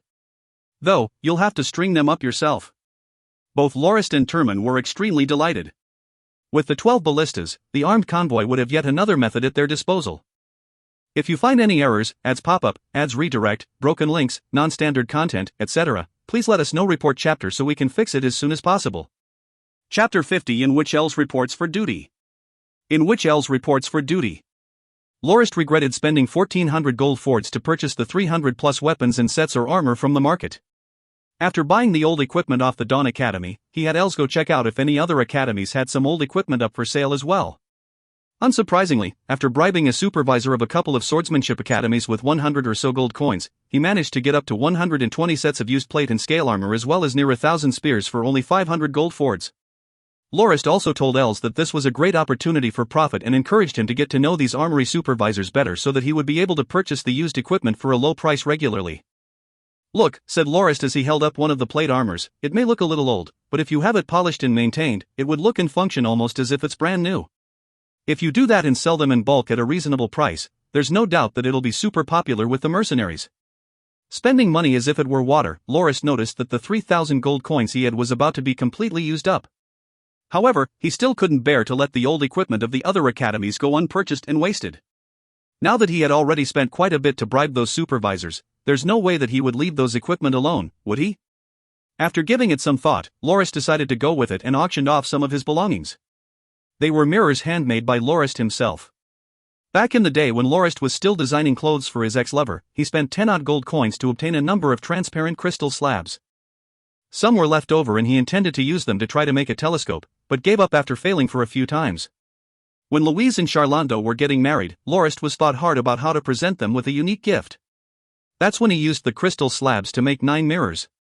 Having been the head of a craftsman factory in his previous life, it wasn't hard for him to make those mirrors. He gave one of them to Louise and another to Anthea just a few days before and was left with 7 of them. The process of making the mirrors were not hard and the materials were easy to obtain as well. Worried that the mirrors would cause quite a stir on the market and garner unwanted attention for him, he didn't let anyone know that he made them. Now that he lacked the funds, he decided to sell a couple of them and asked Reedy to call Els over. Lorist decided to offer 4 of them up for sale. When Els saw the mirrors on the table, he let out a surprised gasp. "Oh, so that mirror Louise had was your present." "How did you know about her mirror?" asked Lorist. "Oh, that Louise treasures the mirror so much that she wouldn't let anyone see it. But I, the stealthy Els, have been playing around with it for quite a while. Just 2 days ago, I used it to shave my face. It's definitely much better than looking into my reflection on a silver plate. Of course, I placed it back in place so well that Louise wouldn't suspect a thing," boasted Els shamelessly. Lorist told him that he hoped that he could arrange for someone to have the mirrors auctioned and instructed Els to say that the mirrors were found within some ruins and that they might have been magical mirrors that have lost their powers and have been in the collection of a rich family until they decided to sell them off recently to bring the family back from its dire financial state. The mirrors Lorist made all had their own unique characteristics. The first one was circular with a diameter of about 15 centimeters with an intricate silver frame around it. Lorist spared quite a bit of effort and carved quite a number of English alphabets on the mirror to give it a simplistic, yet enigmatic feel. The second one was a rectangular mirror with dimensions close to that of a book. Wrapping a random book with golden foil, he emptied the middle of the book and placed the mirror within. He even used gold to engrave the Chinese poem Quiet Night Thought onto the page before the mirror, believing that there would be someone who would end up spending their whole lives researching the eccentric and foreign Chinese characters. The third mirror was oval-shaped and Lorist fashioned a handle for it so that it could be used as a hand mirror. It was made of a special black-colored wood only found in Grindia, which he obtained from dismantling a chest that was said to have been passed down through thousands of years. Lorist only spent a few gold coins to buy the chest from the market and used its wood to make the base and handle of the mirror. On the back and handle of the mirror, Lorist carved an intricate pattern of the 5 blessings found in traditional Chinese art. 1. The fourth mirror was the one Lorist spent most time on. He used bronze to replicate a mirror used by the ancient Chinese and set a transparent crystal onto the reflective surface. He even tried to make it look old and slightly rusted to give it an air of ancient mystery. Beneath the mirror were the words bright moon-looking glass engraved in common Grindian script. After agreeing to Lorist's request, Els kept the mirrors for himself and admired them for about half a day before he was willing to put them to auction. 10 days later, all 4 of them had been sold without any incident and generated a revenue of 13,000 gold fords. After deducting the auctioneer fee, Lorist was left with more than 10,000 gold fords. When Els delivered the money to Lorist, he told him that the 4 mirrors had caused quite an uproar in Moranti City, especially with regards to the weird engravings found on them. Some experts truly believe that they used to be magical mirrors that have lost their powers, and the words found on them could very well be what the magicians used to activate their mystical powers. When the auction for each of them started, the price increased exponentially. Els even said that he made quite a number of bids intentionally to raise the price. Lorist was extremely happy with the outcome of the auction. However, that ploy would only work once, and he rejected Els's proposition to make a few more. With the money in hand, Lorist purchased almost all of the used equipment from the other academies. By the time Yuri returned with 353 war horses, they had enough weapons and equipment for a whole army. There was an estimated number of 50,000 spears, 2,000 sharpened training swords, as well as a little less than 1,000 two-handed greatswords and short swords. As for the shields used for training, there were roughly 600, while there were 800 other shields of various designs. Additionally, they had 700 crossbows, 2,000 plus cavalry lances, 1,500 javelins, 71 sets of full-body knight armor, 583 sets of plate armor used by heavy swordsmen, near 1,000 sets of chain mail and scale armor, 2,000 and more sets of leather armor, as well as 12 ballistas mounted on chariots. All these equipment have already been maintained and fitted for battle, the process of which consumed materials up to 2,000 gold fords worth. The shields and armors also have the Norton family's insignia engraved upon them. Lorist paid the 4 academy equipment maintainers 10 gold fords each and the other students from the academy 5 gold fords each. They were eternally grateful for getting so much from only working for a month. At times, Lorist would daydream about the 10,000 more gold coins of profit he would get by selling the refurbished equipment off, but he dismissed that notion almost instantly. Charade's letter had returned, and it stated that he and Potterfong had successfully acquired 700 strong, young slaves and 2,800 others who were their family members and were currently on the way to the Lormo Duchy's Armatrin harbor and is awaiting Lorist and the rest's arrival. The only weird part of the message was that Charade asked Lorist to not forget to bring the spinning chair and the hollow rotor along. What is Charade thinking about? Lorist was completely clueless about it, as when Charade had tried out the spinning chair for the first time, he started crying for his parents non-stop after getting off it. No matter how Lorist tried to convince him that training with the spinning chair would help him develop dynamic vision and give his swordsmanship a huge boost, Charade said that he refused to do that even one more time, even if doing so would give him the ability to fly.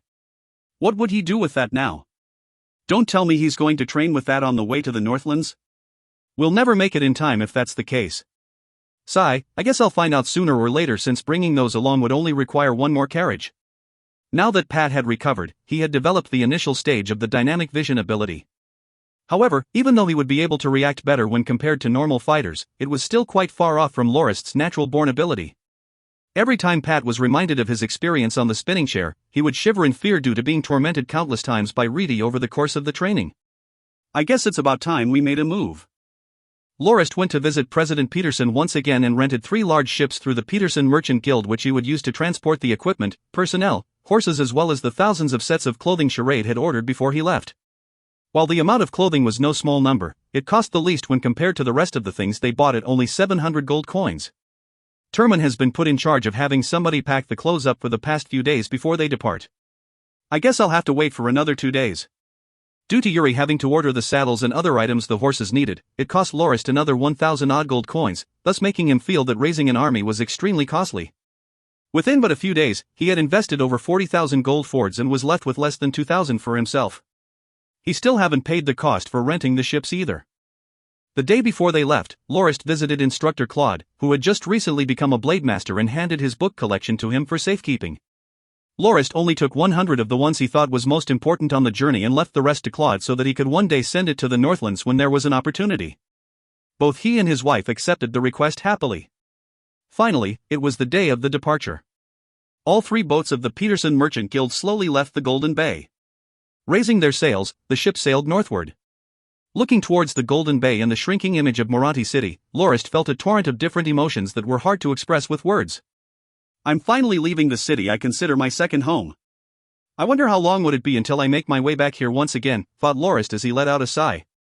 Given the uncertain nature of his future, he was worried about whether he would do well with his companions when they arrive at the Northlands. At this moment, Elisa's clear laughter could be heard nearby. That girl thought that the journey was all fun and games and jumped around on the deck playfully, anticipating reuniting with her father after days of not seeing him. Seeing Lorist a little downcast, Howard asked, "Teacher, what's going on? You don't seem too happy." Lorist smiled and replied, "It's not that. I just feel a little sad because your Uncle Els didn't come send us off today." After he said that, Lorist heard a familiar voice ring out by his ear. "Milord, your knight, Brennan Evanport is here reporting for duty." A silhouette suddenly jumped down from the ship's mast and landed on one knee, kneeling in front of Lorist. "I, Brennan Evanport, am willing to take Norton Lorist as my lord and liege and become a knight of the Norton family. I shall struggle and fight to my very last breath under the banner of the Raging Bear." Lorist was surprised and delighted. "Els, why have you come?" Not saying anything, Els merely pointed towards his shoulders, indicating for Lorist to complete the knighting ceremony. Lorist took out his sword and tapped on each shoulder twice and tossed the sword aside before lifting Els up and giving him a big hug. "I welcome your participation, my knight and brother." After that, Els started feeling Lorist up and said, "Badge. Where's my knight badge?" Lorist pushed Els away and said, "Soul, why would I have a badge on me? Don't touch me all over like that. Don't tell me you swing that way? You're the one that swings that way. I was only trying to see if you have the badge on your person." "Stop ruining my reputation," said Els exasperatedly. All right. Shadecamp, go get a knight badge and give it to Knight Els," instructed Lorist. "So, tell me why you're here. Was old Charlando willing to let you come?" asked Lorist. "He doesn't know, I snuck out secretly. I've left him a letter though and have made arrangements for Jindas to take over as the syndicate boss in my absence. The old man won't have time to bother with me anyway as he'll be busy staying home taking care of his newborn children soon enough. And Jindas is quite a capable guy. I believe the syndicate will prosper even further under his management. I personally feel that coming to the Northlands with you to venture around is the best choice for a person like me," said Els as he looked towards the cabin, secretly complaining about how long Shadecamp was taking. After a few moments, Shadecamp came back and presented the badge to Els. As he was putting it on, he asked Lorist, "Why didn't I see Terman and Yuri around here?" Lorist pointed towards the other two boats and said, "They're on each of the boats respectively and are tasked with transporting the equipment and horses. You'll be able to see them when we reach Armatrin Harbor. I'm sure they'll be damn shocked to see you here." Having put his badge on, Els looked down at his chest with much satisfaction. "I don't really care about their reactions. What I'm interested in is the look on Charade's face. Let's see who's the honorable knight now." 1. 5 Blessings Wikipedia link. Here's an image. If you find any errors, ads pop-up, ads redirect, broken links, non-standard content, etc., please let us know. Report chapter so we can fix it as soon as possible. Chapter 51 The Sloth Slavers. The Sloth Slavers. After 4 days of travel on sea, the Armatrin harbor was within sights. "Man, this place looks rather small." The size of the harbor itself is at least 10 times smaller than that of the Golden Bays. Lorist laughed and said, "How can you compare a place like this to Moranti City?" Originally, this place started off as a group of fishing villages. Had it not been for formation of the Lormo Duchy, nobody would even bother to come here after 6 years of war. Rumor says that the smuggling operations run by the Ford Trade Union in the Empire were mostly carried out here. For it to be developed into a small town right after the war is already a rather amazing feat. I bet that in a few years it would evolve into a rather populous port city. No matter how populous it becomes, it has nothing to do with us anyways. "Milord, you said that the fatty is waiting for us there?" asked Els. "He told me in the letter that he would set up camp outside of town. We'll get to know more when we ask around after we get off on the port," replied Lorist with uncertainty. While the harbor was already within viewing distance by noon, they only managed to dock their ships around 3 in the afternoon due to the curvy waterways, which made it hard for anyone to reach the harbor safely without getting stranded on shallow sea if they didn't have a guide. Lorist, Els, Elisa, Howard, Reedy and Pat all got off the boat and noticed that nobody was at the harbor to receive them and felt that something was off. "That's weird. Charade said that he would send someone over to the harbor in the letter, but why haven't I seen a single one of our people?" Els nodded towards Lorist without saying a thing and headed towards a tavern nearby with a sign that depicted a beer cup and a fish to gather some information. Lorist waited for a while and the tax collector got off the boat with Shadecamp following behind. Lorist waved towards him and the tax collector came over respectfully. "Milord, how may I help you?" I believe that around 3,000 people got off at this harbor around 10 days ago. Do you know where they have set up camp? Asked Lorist as he stuffed a gold Ford into the officer's pocket. The officer's face instantly gleamed as he said, "Of course I do. They're within a small pine forest to the south of the town. They must be your subordinates, right? The raging bear symbol on their flags is identical to yours." Lorist nodded at that statement. The officer continued, "Me lord, I'm afraid that your people have run into some trouble. The place where they set up camp is near the Sloth Slavers' camp. I heard that some sort of conflict had sparked between the two parties and your people have been stranded within the vicinity of their camp for 4 days now." "Oh? And who is this sloth fellow?" asked Lorist. The tax collector started hesitating. Lorist tossed him another gold coin and his expression changed. In a low voice, he said, "Me lord, Sloth is a famous leader of a mercenary group. He is really formidable and he is closely affiliated to the people at Port Newpite. If it's possible, I advise you to send someone to visit him with a gift and apologize for your subordinates' actions to settle the issue."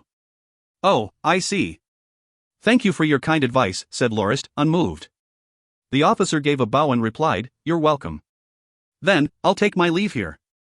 Everyone, get back onto the boats." "Reedy, ask Turman and Yuri to come over," instructed Lorist. Els quickly got back to the boat and told everyone the news he had obtained from the people at the tavern. According to him, the mercenary group leader called Sloth was in actuality the head of a slave trading syndicate and is currently the local hegemon whose power and influence rivals even that of the local lords. The lord had no choice but to come to a concession with Sloth that states that as long as his slaver group doesn't impede the businesses in the area so that he can collect taxes from the business owners, he would leave the group alone. El said that Charade had arrived 11 days ago at the harbor and had set up camp within the pine forest south to the town, which was within vicinity of the syndicate's own camp. For some reason, they have attracted the slavers' attention and battles broke out between them. Having not enough weapons and armor for his forces, Charade could only quickly have someone cut down several trees to block up the entrance of their camp. It also seemed that several people have already been captured with a few more dead. Sloth's syndicate also had a formidable fighting force at their disposal, including 3 gold ranks, more than 40 silver ranks as well as at least 200 iron and bronze ranks. It was no wonder that the Dominion Lord didn't dare to find trouble with them. There were even rumors that a brother of Sloth was a blade master, however he rarely spent his time with them. Everyone was sullen at hearing the news. None of them would have expected to run into an obstacle that early in the journey. "Pat, Reedy and Shadecamp, you guys stay on the boat and take care of Howard and Elisa. Yuri, make sure you have at least 12 other guards with you and protect our goods. Even though the boats fly the flag of the Peterson Merchant Guild and not many people would dare to get on their bad side, we must prepare for the worst. Set up the caraballistas and make sure they are well shielded. If anyone attacks, kill them." Currently, Lorist was filled with an air of bloodlust. "As for the rest of you, suit up in your armors. Turman, prepare 5 carriages and load a large amount of crossbow bolts onto it and follow me to the camp. We'll kill anyone that dares bar our way." There were 38 senior students from the academy that were willing to accompany Lorist on this journey, among which 12 departed early with Charade, another 12 stayed behind with Yuri and 5 of the 14 left wore full body armors like Turman. Another 7 of them and Els were equipped with the light cavalry armor purchased from the Dawn Academy, each armed with a crossbow and 5 javelins. Lorist picked a scale armor that only protected his upper torso and tried moving around in it. Satisfied that it wasn't impeding his movement and agility, Lorist got on his horse with 12 javelins within the quiver hanging from side of the saddle. Renting 5 transport carriages from the port at a high price of 1 large silver each, Turman had the coachman follow them to Charade's camp and promised that they wouldn't be held responsible if they lose the cargo should an attack break out.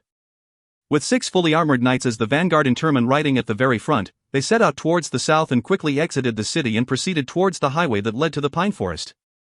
After traveling for a while, they could see a simple roadblock up ahead which was formed by a few trees stacked up together. A few other people could be seen standing around the area and one of them signaled for Lorist's group to stop. Without a single word, Turman lowered his lance and pointed it towards the front. The other knights behind him soon followed suit with exception of the one in the middle holding the battle standard of the Nortons up high in the air. All 5 lances of the knights emitted a blade of light as they charged forward. Gah! They're all silver-ranked knights. The roadblockers didn't dare to stand in front of them and hastily moved to the side and started running to their grazing mounts as they cursed out loudly. The first one to crash against the trees blocking the way was Turman. Bang! A loud sound erupted when the trunk was smashed into smithereens, clearing up the path ahead. All 5 of the carriages and the rest of the group rushed forward without delay. Pointing at the carriages while swearing in loud voices, some of the enemy got on their mounts and gave pursuit while the others fired at Lorist's group with their bows in a fit of rage. In the midst of all that chaos, a sudden cold, crisp voice could be heard. "Men, ready your javelins! Kill them all!" Screams of agony rang out all over the place. Elsa's group dashed around the battlefield and the ones closer to the enemy fired their crossbows with some further away launching javelins in the enemy's direction, killing 10 or so overwhelmed fighters in but an instant. The few archers of the enemy were the first ones to fall, followed by 2 mounted fighters with their horses nailed to the ground from the javelins aimed at them. The shrieks of the fallen horses were extremely unpleasant to hear. Holding his horse by the reins, Lorist picked up a javelin with his left hand, focused on his target and let the javelin fly. In a few moments, 12 of the roadblockers died beneath the lightning bolt like javelins. Upon seeing Lorist run out of javelins, one silver swordsman who was playing dead rushed towards him with a loud cry and jumped high up in the air with both his hands raised as he prepared to unleash a downward slash, aiming to strike Lorist off his mount and escape with it himself.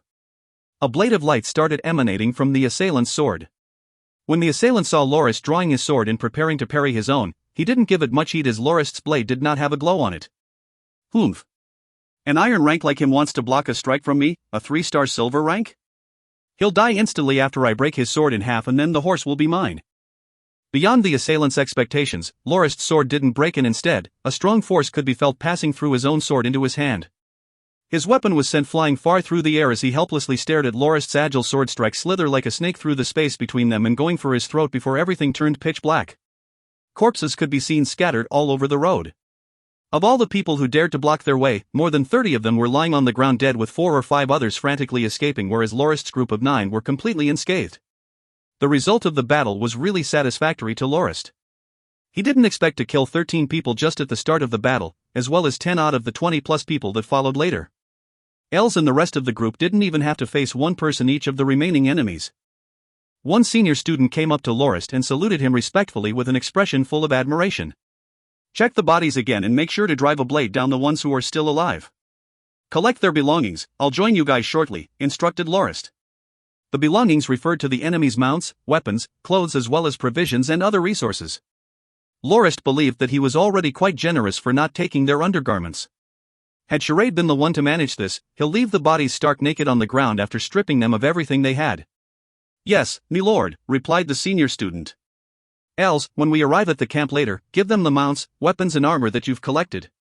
As for the money, you guys can divide it among yourselves. Don't forget to leave some for Turman," Lorist told Els. "Me lord, the way loot is divided is already set by Charade. You can't just decide by yourself to change the regulations like that," reminded Els. "Oh, apologies. I've forgotten. Then let's divide it according to the regulations," said Lorist. After taking a turn at the road, the flag of the Raging Bear could be seen within the camp. There was another encampment 200+ meters away from the aforementioned one, fortified by a rampart made of mud and stone, making it look far more secure and tidier than Charade's camp that was constructed with simple wooden trunks. That must be the slavers' camp. When the main gate of the camp was finally open, a cheer erupted when the ones inside saw Lorist. The slavers in the other camp gathered to see what was going on, with some of them riding to where they set up their roadblock, obviously curious at how a small convoy of 5 carriages managed to make their way to the pine forest. Getting off his horse, Lorist told Turman, "Secure the area and distribute the spears and the crossbows." A senior student from the academy with a bandage on his head hurriedly came over to salute them. Lorist recognized this fellow. He was one of the 12 academy students that set off with Charade's group. "Ah, you must be Dulles. How did you get injured? Is it serious?" asked Lorist worriedly. Dulles replied gratefully, "It's just some bruises, nothing big. Lord Locke, you're finally here. Charade is within that tent over there and he has been injured while Knight Potterfying is resting up because he was on patrol last night. I've already sent someone to notify him." "All right. Bring me to see Knight Charade," said Lorist. Pushing open the tent entrance, Lorist saw Charade sitting down all wrapped up like a dumpling. "Hey, fatty. Somehow, you don't look as fat when you're all wrapped up," joked Els. Staring at Els, Charade pouted before saying, "I knew that you would come along. It's a shame I didn't make a bet with somebody, otherwise I would have won myself quite a bit of money." Sol, Els was completely speechless. "How are your injuries? Are they grave?" asked Lorist. "It's fine, I only got slashed a few times and lost some amount of blood. Lunmord told me that I'll fully recover within 20 days. "Lord, I really didn't expect for us to falter right at the start of our journey," said Charade. Lunmord was one of the 12 senior students of the academy that went to Part2 with Charade, and he was a beginner-rank herbalist. Els sat down by Charade's side and patted on his thigh, as that was the only part that wasn't wrapped up in bandages. Els said, "Fatty, who did this to you? Your brother will definitely make him pay." "The likes of you? Drop that notion. That fellow's a gold swordsman. I already got 7 wounds from fighting against him for only a while." "If you were there, you would have been stained red with your own blood in no time," Charade replied. "Sol, don't forget that I'm stronger than you." "I'll show you how I take care of that guy," said Els, dissatisfied at being looked down upon. "All right, cut that. Charade, tell us more about the situation," said Lorist. Basically, after Charade and Potterfong arrived at Part2, the latter got in touch with several of his old comrades. One of them was working as a bodyguard for a slave trader, and Potterfong managed to easily purchase over 700 young and fit slaves from him without a hitch. It was worth mentioning that all of them had awakened their battle force, and most of them were of the iron rank, with the rest being bronze ranks. Many of them used to be troops of the former Christian Empire or garrison troops from different cities who had been taken captive during the conflict and sold to slave traders. They were mainly held back from escaping due to their captured family members. Charade said that he managed to get the slaves for a total cost of 16,000 gold coins, and also spent quite a bit on clothing and food. However, after paying the down payment for the food he ordered, he noticed that he was only left with around 4,000 gold coins, and he still needed to pay around 3,000 gold coins to settle the whole bill as well as transport the food. That's why he was hesitant to purchase weapons and armor to equip the slaves he had just obtained, since he expected Lorist to bring those over when the time came to meet. It ended up with the sloth slavers setting their praying eyes on them due to the slaves not being armed. The slavers had been paying attention to Charade's group for 2 whole days after they set up camp, and believed that they were another rival slave trading group due to the slaves they bought. That being said, Slotha's group weren't going to let them off that easily and sent someone to notify Charade of their conditions. First, they were to pay 5,000 gold coins of toll. Second, they must leave at least half of the slaves they had behind. Naturally, Charade refused those conditions and explained that they weren't slavers but rather the army of the Norton family. However, the other party was completely ignorant of the existence of the Nortons, and even said that even if the Nortons were nobles, they must also heed their demands. Originally, Charade would still try to negotiate peacefully with them if that was an option. However, the moment the Norton family was humiliated like that, Charade instantly killed one of them and beat up the rest before chasing them away. It was after that when Charade noticed that something was wrong, as the folks of the town viewed them in hostile light and refused to sell them any weapons, even down to the smallest kitchen knives. Unable to do anything about the fact, Charade quickly went back to the camp and tasked the soldiers to fortify it with an ad hoc wall made from tree trunks. With less than 100 sets of equipment and more than 3,000 people, they almost crumbled under the forces of the slavers. It was fortunate that Potterfong and his 2 ex-colleagues managed to hold back the enemy's gold-rank fighter. Coupled with the 12 academy students' rampage, they managed to cause the slaving group roughly 30 casualties and forced their forces to retreat. For the past 3 days, 17 slaves have already died, with 50 more injured and 40 others captured. 7 of the 12 academy students were also wounded from the battle and were currently recuperating from their injuries. The slavers have also changed their tactic and started to besiege Charade's camp and waited for them to run out of food and other resources before finishing them off. Thankfully, Lorist's group arrived just as the provisions were about to run out. At that point, the tent's flaps were pushed open and Potterfong came in with 2 other men. Upon seeing Lorist, Potterfong said, "Me lord, you're finally here." After that, he introduced the 2 men beside him to Lorist. "Me lord, these 2 are my former comrades in the army. This one here is Lodwales, and he's a 2-star gold swordsman, and this is Mons Malek, and he's at the peak of the 3-star silver rank. Both of them would like to follow us to the Northlands to check that place out." What Potterfong meant was simple: these 2 wanted to find a family to serve, but they didn't understand Lorist's demeanor well enough.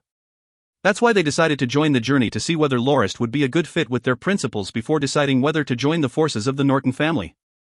Potterfong hoped that Lorist would allow them to tag along. Standing up and saluting the 2, Lorist said, "I thank you 2 for helping us out. Had it not been for you guys, the camp might have been breached long ago. The Norton family will definitely not forget this favor. If there's anything the Norton family can help the 2 of you with, we will try our best." The shorter guy, Lodwales, smiled and said frankly, "You're far too polite. It goes without question that we would help our comrade Pog here out when he's in trouble. There's no need to go out of your way to thank us." Mons Malek wore a serious expression without saying anything and merely nodded. Just as Lorist was about to continue speaking, Dulles rushed into the tent from the outside with a nervous look on his face. "Lord Locke, the enemy is preparing to attack us again. If you find any errors, ads pop-up, ads redirect, broken links, non-standard content, etc., please let us know. Report chapter so we can fix it as soon as possible. Chapter 52 Slaughter. Slaughter. Oh, the slavers are here already? Well, I guess it's a given since we destroyed their roadblock and killed 30 plus of their people. I'll go check it out, said Lorist as he turned towards the tent exit. Oh? Milord, you managed to kill so many of them? Asked Charade. Potterfong and the other two were stunned. That's right. What other fate would they have for daring to obstruct our passage? Milord ordered us to obliterate the roadblock right away, answered Els proudly as he followed behind Lorist. But milord, you've just arrived.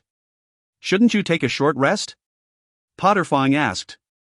Lorist understood the hidden meaning in Potterfang's words. Potterfong was suggesting that he not act rashly and analyze the situation at hand first. He didn't know that Lorist already had a clear grasp of it from asking around at the port and already made a decision. That's not needed. It wouldn't be too late for me to rest up after wiping them out, Lorist answered. He then instructed, Dulles, go to the carriage and get me a few quivers worth of javelins. Remember to stick close to me later. It was much more efficient to eliminate the enemy by throwing javelins infused with internal energy. Even a fully prepared silver swordsman couldn't take it head-on, not to say much of one who was unwary of the threat the javelins posed.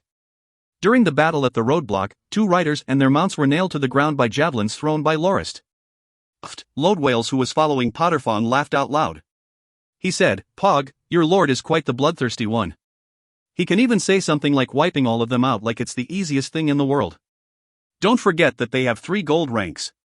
If Lord Locke says so, he'll be able to accomplish it, said Potterfong without turning back as he headed towards the camp's main entrance. Arriving at the entrance, Lorist told Turman, organize these fellows and get those who are armed and equipped to follow me. Also, prepare the knights for a charge. Els, bring a few mounted soldiers with you and carry more javelins. We'll definitely kill the rowdy bunch of slavers who dared to mess with the Norton family. Upon hearing what Lorist had said, the whole group of people around him started cheering out loud while waving their weapons in the air. Kill them all. The entrance of the camp was opened and Lorist rushed out as the vanguard towards the attacking slavers. The 2 camps were only 200 meters apart, and at that moment, the group of slavers numbered around 240 people. They had just crossed the middle of the battlefield and were shouting something along the lines of avenging their fallen comrades. Seeing the camp's door open and Lorist rushing out, they stopped in their tracks. There was only a distance of tens of meters between the attackers and the camp now. Seeing the horde of slaves holding spears and crossbows, the attackers' expressions changed. Damn! We really shouldn't have stopped attacking a few days before. Now that they are armed, they'll be far more troublesome to dispose of and cause us even more casualties, said a yellow-faced man who was wearing a 1-star gold battle force badge. There's no point mulling about it now. It's all the fault of the useless ones we sent to block the road. If they were half as competent, they wouldn't have let them transport the weapons back to their camp. Oh well, I'm sure they'll rush back into the safety of their camp once we kill a number of them, said another bulky middle-aged man beside. On his chest was a 2-star gold battle force badge. It's not just that. Only 5 of them managed to come back with the rest all dead. The main reason for that was I didn't expect the enemy to have any reinforcements and only intended to stop them from going to the town to purchase food and other provisions. I thought that we could crush them after they run out of resources. What I'm more worried about now is whether we have actually mistaken the forces of the Norton family for another slaver group. If that's the case, then the aftermath definitely isn't something to look forward to, said yet another old man who wore a 3-star gold battle force badge in a worrying tone. Stop worrying about it, old chum. Didn't the ones who returned tell us that they only had 5 silver-ranked knights and 10 other silver swordsmen? They said that the main reason they lost was because they were caught off guard. It's still not too late to hold them off right now. Also, when Master Pike and Boss come back in 10 days, the enemy will no doubt be crushed. Even if we don't manage to break into their camp, at least we can still hold them here, said the middle-aged man confidently. Currently, Lorist by himself was already within 20 meters of his enemies. The first thing he said instantly enraged the attacking slavers. So, trash like you dare to obstruct the Norton family's way? Do you have a death wish?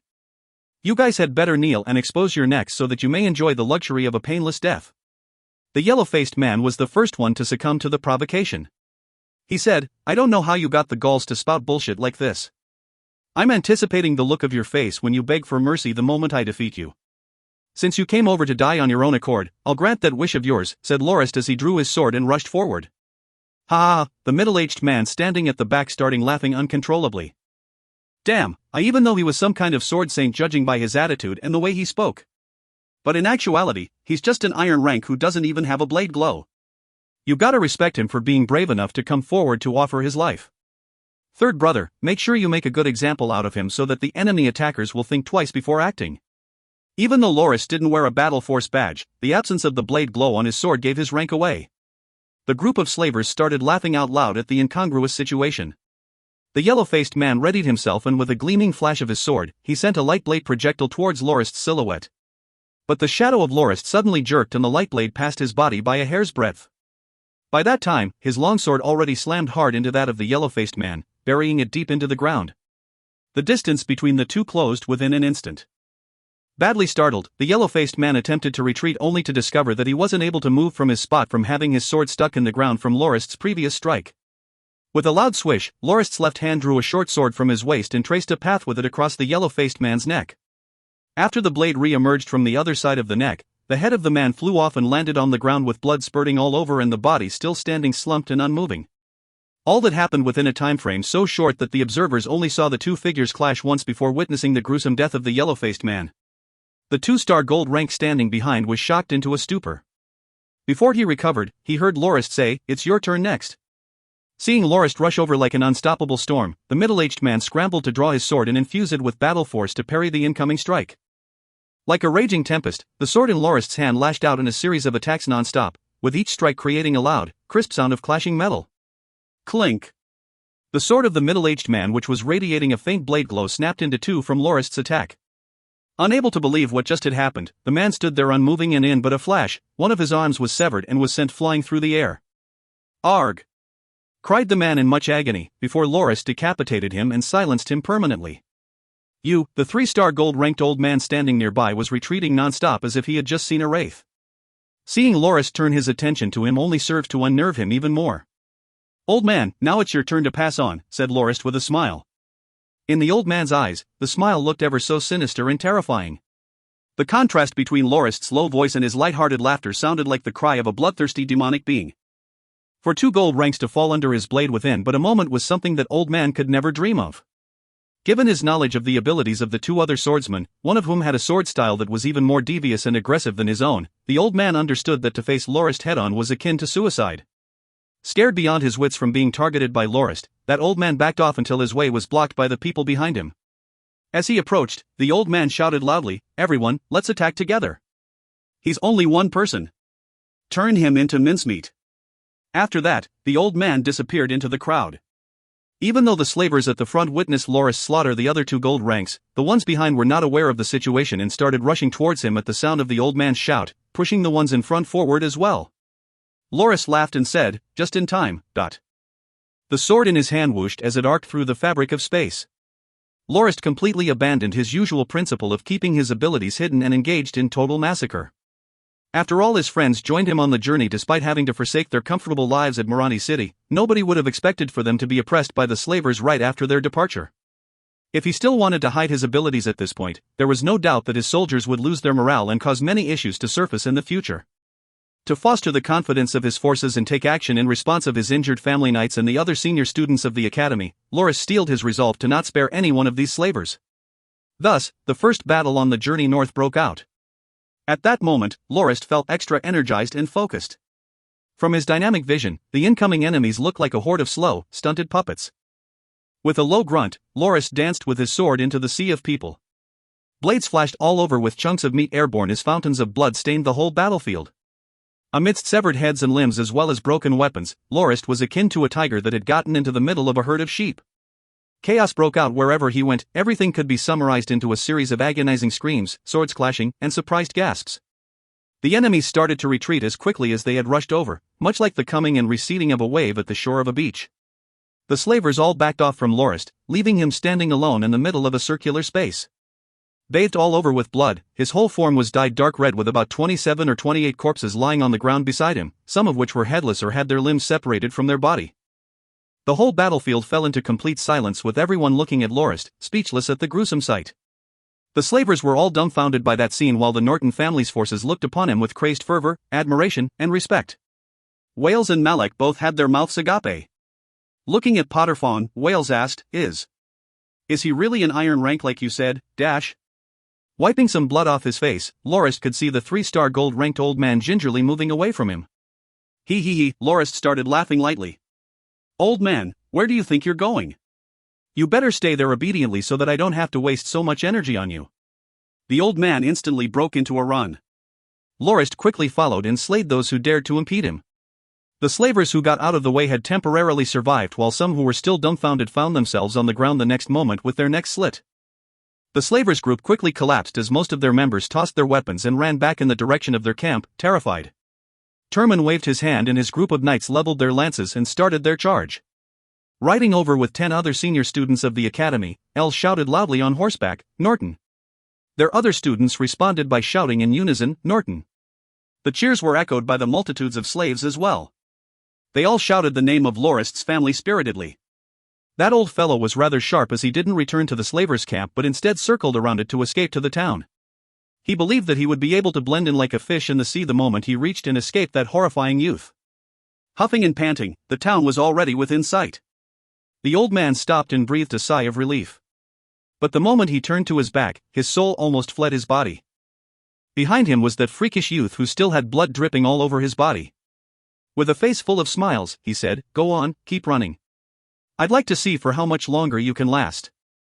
That old man felt both his legs give out at that moment and he couldn't do anything about it. He even felt the irresistible urge to relax his bladder and let out the contents within. Kneeling in front of Lorist, the old man said, I surrender. Hey, old man, you think that we're playing pretend war like little kids? Do you think I will spare you just because you said you'll surrender? It doesn't work that way, you know. Lorist felt that the old man's action was pretty laughable. I'm already pretty old and I've been thinking of quitting for some time now. I only stayed with them because I had no other choice. Also, I didn't even kill one of your men and only managed to wound that fat one lightly in the first battle, which isn't anything he shouldn't be able to recover from. The old man kept kneeling as he tried to find excuses for himself. Oh, so Charade was hurt by this old guy. Then you're implying that I should be thankful to you for that and let you go? Laughed Lorist. I wouldn't dare, replied the old man while he shook his head. Sounds of horses galloping could be heard. It was Dulles who came over with 2 horses and some other javelins. "Milord, sorry I'm late," he apologized. It's no big deal. These slavers turned out to be quite a piece of cake. They're all bark but no bite, replied Lorist. He looked over to that old man and said, Oldie, no matter the circumstance, you're still a 3-star gold rank, you know. Shouldn't you at least draw your sword and die from a glorious death, Adut? The old man shook his head fervently and he said, That's merely suicide, I don't want to do that at all. I only ask for you to spare my worthless life. Alright, this old fellow seems like a pretty laid-back fellow. Taking out a javelin from his quiver, Lorist hurled it towards that old man and it landed only inches beside him. The old man's body twitched as he wet his own pants on the spot. Soul, Oldie. You actually got so scared you wet yourself. You truly bring shame to gold swordsmen, cursed Lorist. I've always been the cowardly sort. I couldn't hold it in after seeing Milord's mighty form, stammered the old man with a face reddened from embarrassment. Well, I wouldn't mind sparing you, but what's in it for me? Asked Lorist. I'll give half of my savings to you, milord. There should be at least 1,000 gold fords, said the old man after considering it for quite a while. Lorist shook his head and said, It's not enough. You're a gold swordsman, and it's not like I lack any money either. I'd rather cut your head off and show it off to the others than take your measly amount of money. I'll even give you my high-ranked battle force manual, added the old man. It's already a given that I'll get it after I kill you, said Lorist as he readied another javelin. It is not with me right now, said that old man stubbornly. Relax, I'm sure there's someone who would recognize you. I'll just have them lead me to your home and take that whole place apart if I have to, consoled Lorist. The old man despaired and he finally said after hesitating, I have a granddaughter and she's really beautiful. She's only 18 and is still a virgin. I'll let you have her, milord. Soul, old man. You're too shameless, you know.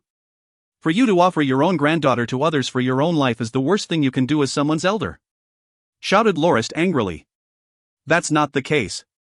My granddaughter can only survive if I am alive. The only reason she's not being oppressed is because people take into account that I am her grandfather. If I die, she'll be helpless on her own and might even suffer a fate worse than death. That's why at the very least I have to survive to ensure her safety and well-being, declared the old man forthrightly. Oh, you do have a good point. However, that still doesn't cut it. I can easily get your daughter the same way I get your other belongings after I kill you, said Lorist. Milord, I beg you. What can I do to make you spare me? The old man couldn't help but break into tears. Dulles, what do you say? Asked Lorist as he made a hand sign to him. Dulles got the message and started playing along. Milord, that old man is so pitiful, and it's not like he actively acted against us and killed any of our comrades. Why don't you let him live? That won't do. Those who dare go against the Norton family must be punished without exception, said Lorist as his killing intent filled the surroundings. Then, how about this? Milord, why don't you take him in as a slave? Let him serve you for 10 years and if he does well, he'll be able to regain his freedom by then, suggested Dulles. But do you think he'll be willing? Lorist pretended to be interested and shook his head. I think killing him will be easier though, otherwise I'll be worried that he'll act against me one day. At that moment, the old man started kowtowing and said, Of course I'm willing. I'll definitely serve Milord to the best of my ability and be loyal at all times. Alright, then I'll you live. Dulles, tie him up and make him sign a slave contract once we get back to the camp. After that, take his gold coins, battle force manual as well as all his family members along. Don't forget that pretty granddaughter of his, said Lorist. Yes, milord. If you find any errors, ads pop up, ads redirect, broken links, non-standard content, etc., please let us know. Report chapter so we can fix it as soon as possible. Chapter 53 Occupying the Bastide. Occupying the Bastide. Seeing Lorist and the other two return to the battlefield, Els rode over to greet his lord. Milord, the battle was a huge success. We even managed to conquer their main camp, said Els excitedly with a face reddened with excitement as he shouted towards Lorist's group of 3. Lorist asked, What are you doing? Walking the horses? Nope, Knight Potterfong had me scour the area for any slavers that might have escaped, Els answered. Did you just say that we conquered their camp? That's right. Locke, when you unleashed the beast within and started slaughtering non-stop among their ranks, the slavers' forces broke formation and rushed back towards their main camp. We have successfully taken advantage of that and occupied their base in one fell swoop.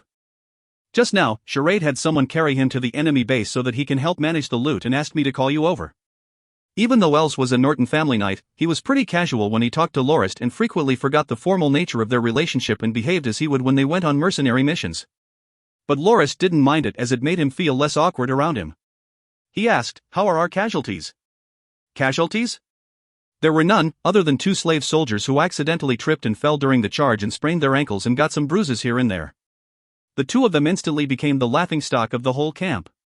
As for the slavers, at least half of them perished and the rest were all apprehended by our forces. Oh, and you better head there quick. There are still another 2,000 plus captured slaves waiting to be handled based on your decision, Els said. There's no rush, said Lorist. He turned to the old man behind him and asked, Hey, old man, where did you guys get the slaves in your camp from? The old man looked rather pathetic as he was tied up all over with a long rope with its end held in Dulles's hand. A quiver with 5 javelins was also hung on his back because Lorist was worried that the horse would tire out quickly from the load. Lorist said that even though the captured fighter looked aged, he was nevertheless a 3-star gold rank and had incredible physical endurance. Otherwise, he wouldn't be able to run all the way to the town in one breath. Having just escaped the fate of certain death, the old man could only accept his treatment without a single complaint. The old man replied, Master, these slaves had all been purchased or captured from the Redleys Kingdom during the past half year. I heard that some of my colleagues had razed several villages and killed all the elderly while enslaving the young and able. Life in troubled times truly is akin to that of a dog's. As a common peasant, not only did they have to labor tirelessly to pay the unreasonable taxes levied by their lords, they also had to survive invasions from enemies, especially slave traders. The common folk could be carrying out their daily routine like any other day only to end up as slaves with their family members killed overnight from slaver attacks. Lorist said disdainfully, Old man, as a 3-star gold swordsman, why are you hanging around these scum that are no better than foul beasts? The old man said, Master, I did not have a choice in that matter. 6 years ago when I was on the way to Morani City with my granddaughter, she fell ill when we were resting at Armatrin Harbor and I didn't have enough money to give her the appropriate treatment. She only managed to survive because I relied on the slaver group. During these 6 years, I have never harmed a single slave and even helped quite a number of people, but... The old man was originally a garrison captain of a small city back in the days of the Christian Empire and lived quite a decent life. However, when the three princes started the struggle for power, the first wave of battles engulfed his hometown. With his son and daughter-in-law both dead, his own wife soon passed away from extreme depression. Worried about his daughter's livelihood, the old man deserted the army and brought his 12-year-old grandchild to Marathi city, only to be forced to stop at Armatran harbor due to severe seasickness. When he found that he had no way to overcome that hurdle, he met the leader of the slaver group, Slav, and joined their group to ensure her daughter's health and safety and has remained within it ever since. The old man said that the leader of the group knew that he didn't like to do dirty work, so he was tasked to stand guard and protect their army camp instead. He explained that he managed to stop some others from needlessly hurting the slaves during his years of service there. But in the end they were still sold off, right? Said Els in a dissatisfied tone. Old man, since you are of the opinion that slavery is an unethical business, why didn't you leave right after your granddaughter recovered? For you to have stayed there for 6 whole years. They say birds of the same feather flock together. Since you stuck with them for so long, don't pretend to be a good person. Do you think they'll let me leave just because I want to? Said the old man bitterly. When my granddaughter recovered, they moved us to the Slav Bastide right away and we have stayed there ever since. That is Slava's main base of operations and the security there is nothing to laugh at. It would still be fine for me to escape alone, but there was no way I would be able to pull that off with my granddaughter. Aside from that, Slav himself is also a gold-ranked fighter with his cousin brother Pike being a blade master. At that time, I could only accept my fate. Lorist's expression was a little heavy as he said, Old man, tell me about Slav and his Bastide as well as that blade master cousin of his. I'll need as many details as I can get. Having spent 6 years with the slavers, the old man was quite informed about their situation. He said that in the early days, Slav used to be a mercenary who somehow got to know a slave merchant at Part2 and started catching slaves for him. The internal conflict within the empire was a golden opportunity that he exploited, and over the years, his band of slavers had expanded quite a lot with over 300 men in present day. Even the local lord couldn't do anything about Slav. When Slav started profiting quite a bit from the slave trade, he commissioned for a bastide to be constructed over a large plot of land and made it his home base. Within it lived the family members of the slavers as well as 800 other slaves who worked at the vineyard within the bastide. The wine produced by Slav had started gaining quite a reputation in recent years. There were 2 main factors that contributed to the bastide's strong defense: terrain and manpower. However, just last month, Slav intended to get a noble title and establish himself as a landed noble and brought a couple of people to the capital for that purpose before proceeding to Part2 to handle some other business dealings and would only return after around 10 days. Now that most of the slavers were at the camp in the pine forest, the bastide's defense was currently at its weakest with only 10-odd silver swordsmen and 50-odd iron-ranked constables who were put in charge of patrolling the town and keeping the slaves in check. Even though Slav was a 2-star gold swordsman, his recent successes had caused him to gain quite a bit of weight and his combat ability to even deteriorate. Right now, his main backing was that Blademaster cousin of his. Have you sparred against Blademaster Pike before? Asked Lorist. Nodding his head, the old man answered, Yes, I have. It was almost half a year ago during a banquet held in celebration of the Harvest Festival. I was picked to be his sparring partner and fought for about 10 bouts and dropped my sword and surrendered when I saw his displeased expression. I estimate that I can continue on for 100 more moves and might even stand a chance to win. Nodding, Lorist already had an idea about the Blademaster's skills. Oh, that's right. I forgot to ask for your name, said Lorist. Milord, I am called Angelic, replied the old man. After arriving at the main camp, Lorist saw that the main entrance was open. As he was about to bring his horse to the stable, he saw Charade sitting on a cushion in the middle of the camp plaza, enraged. It turned out that Charade was angry because the scribe he tasked to write down the things he said because his hand was injured had terrible handwriting and kept getting the words wrong. The senior student who was helping him out also had a rather bad temper. After being scolded, he threw the pen and beastskin down and said that his hand was meant to wield a sword, not to write, and that Charade should be grateful that he bothered to help out in the first place. After that man left and Charade started blowing up again. Trying hard to suppress his laughter, Lorist picked up the stuff on the ground and handed it to Dulles. Dulles, go to the slave camp and pick a few of them who can write well and let them serve Charade. Els, bring Knight Potterfang and Knight Turman over, I have something to discuss, but... Without delay, Turman, Potterfang and his 2 comrades came over hastily. After briefing the knights on the situation of Slav, Lorist suggested that they attack the bastide right now as it is at its most unguarded state and handle Slav and his cousin Blademaster Pike when they return 10 days later. Lorist planned to have Angelic, who had just surrendered to him, trick the guards of the bastide to open the gates before having Turman bring his troops to quickly wipe out any resistance that sparks. Finally, he would have Dulles lead the slave soldiers to clear out the bastide while Els would lead another group of slave soldiers who could ride to seal off the entire bastide to avoid letting anyone from within to escape. When the trouble settles, the group would then abandon the camp in the pine forest and move over to the Bastide entirely. And while they attacked the Bastide, Potterfong was to stand guard at the camp and make sure nothing out of the ordinary happens. Everyone agreed to Lorist's plans except for Potterfong, who was worried Lorist would run into trouble by bringing the 3-star gold-ranked old man alone with him to trick the enemy to open their gates. However, Wales said, "Why don't I accompany Mr. Norton here on that trip? I've been feeling quite bored and don't have anything better to do anyway." Potterfong was extremely pleased that Lode Wales had offered himself to help and thanked him while patting his shoulder. Lorist politely saluted him and expressed his gratitude as well. "Mr. Lode, I shall be troubling you to help me out. I'm really grateful for your assistance." Wales quickly returned the greeting. "Mr. Norton, you're being too polite.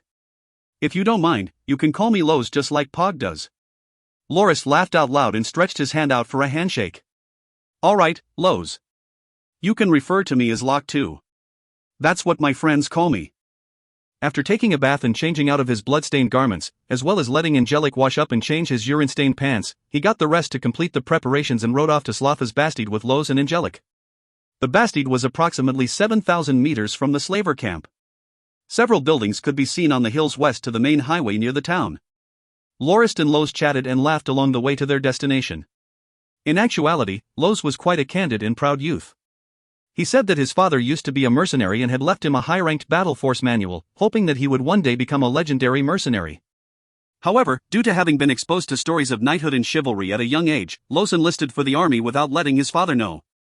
His dream was to become a knight instead of a mercenary, and that enraged his father to the point where he almost got a stroke. In the White Lion Legion, Lowe's was known as a fearless and unparalleled general. However, the Legion was disbanded after the Civil War tore the Empire apart. Lowe's returned home only to find his family and friends all gone. Suddenly losing everything he cared about, he no longer had any attachments and formed a group with a few other of his comrades to go venture the world. On one fateful trip, he rescued a slave trader from a bandit attack and got hired as a bodyguard and followed him all the way to Port Newpite. It was then when he bumped into Potterfong, who was there to purchase some slaves to form the main force of the Norton family on the journey to the Northlands. Intrigued by the prospect of adventure, Lowe's brought another friend who was unwilling to continue working as a bodyguard for a slaver, Mons Malek, along to see Potterfong. The conquest of the Bastide went without a hitch, with Lowe's not even having to fight himself. Any sign of resistance was settled swiftly by Lorist using his javelins. Upon reaching the gates, the guards who were on duty dropped their guard entirely after seeing Angelic and lowered the drawbridge for them to enter. After Lorist slit the guards with his sword, the other silver-ranked guards all rushed over to swarm Lorist's group, thinking that they had an edge because of the disparity in numbers. At that moment, Lorist took a javelin out of his quiver and with lightning speed, flung it out one after another, unleashing a rain of javelins onto the enemy forces. Of the 10 silver ranks that rushed over, easily half of them fell from the first volley, with the rest preparing to cut down the javelins with their swords, only to be met with following waves of incessant javelin fire and ultimately experiencing gruesome deaths from being pierced straight through. After Lorist expended 3 quivers worth of javelins, not one enemy remained standing.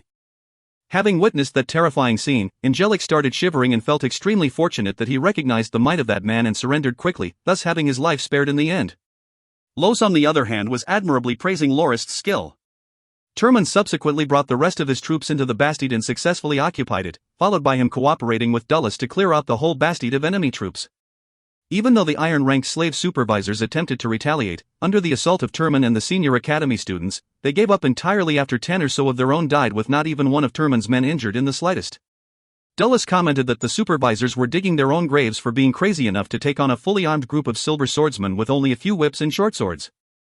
Lorist then instructed Turman to bring a group of people to go back to the camp and inform Charade and Potterfong to move over to the Bastide and have some carriages go to the port to transport their other resources and equipment. After that, he told Dulles to gather the slaves in the Bastide together before detaining the other family members of the slavers and kill anyone who dares to resist. He also instructed Els to increase the level of security at the Bastide. The tasks he had to do just kept piling up.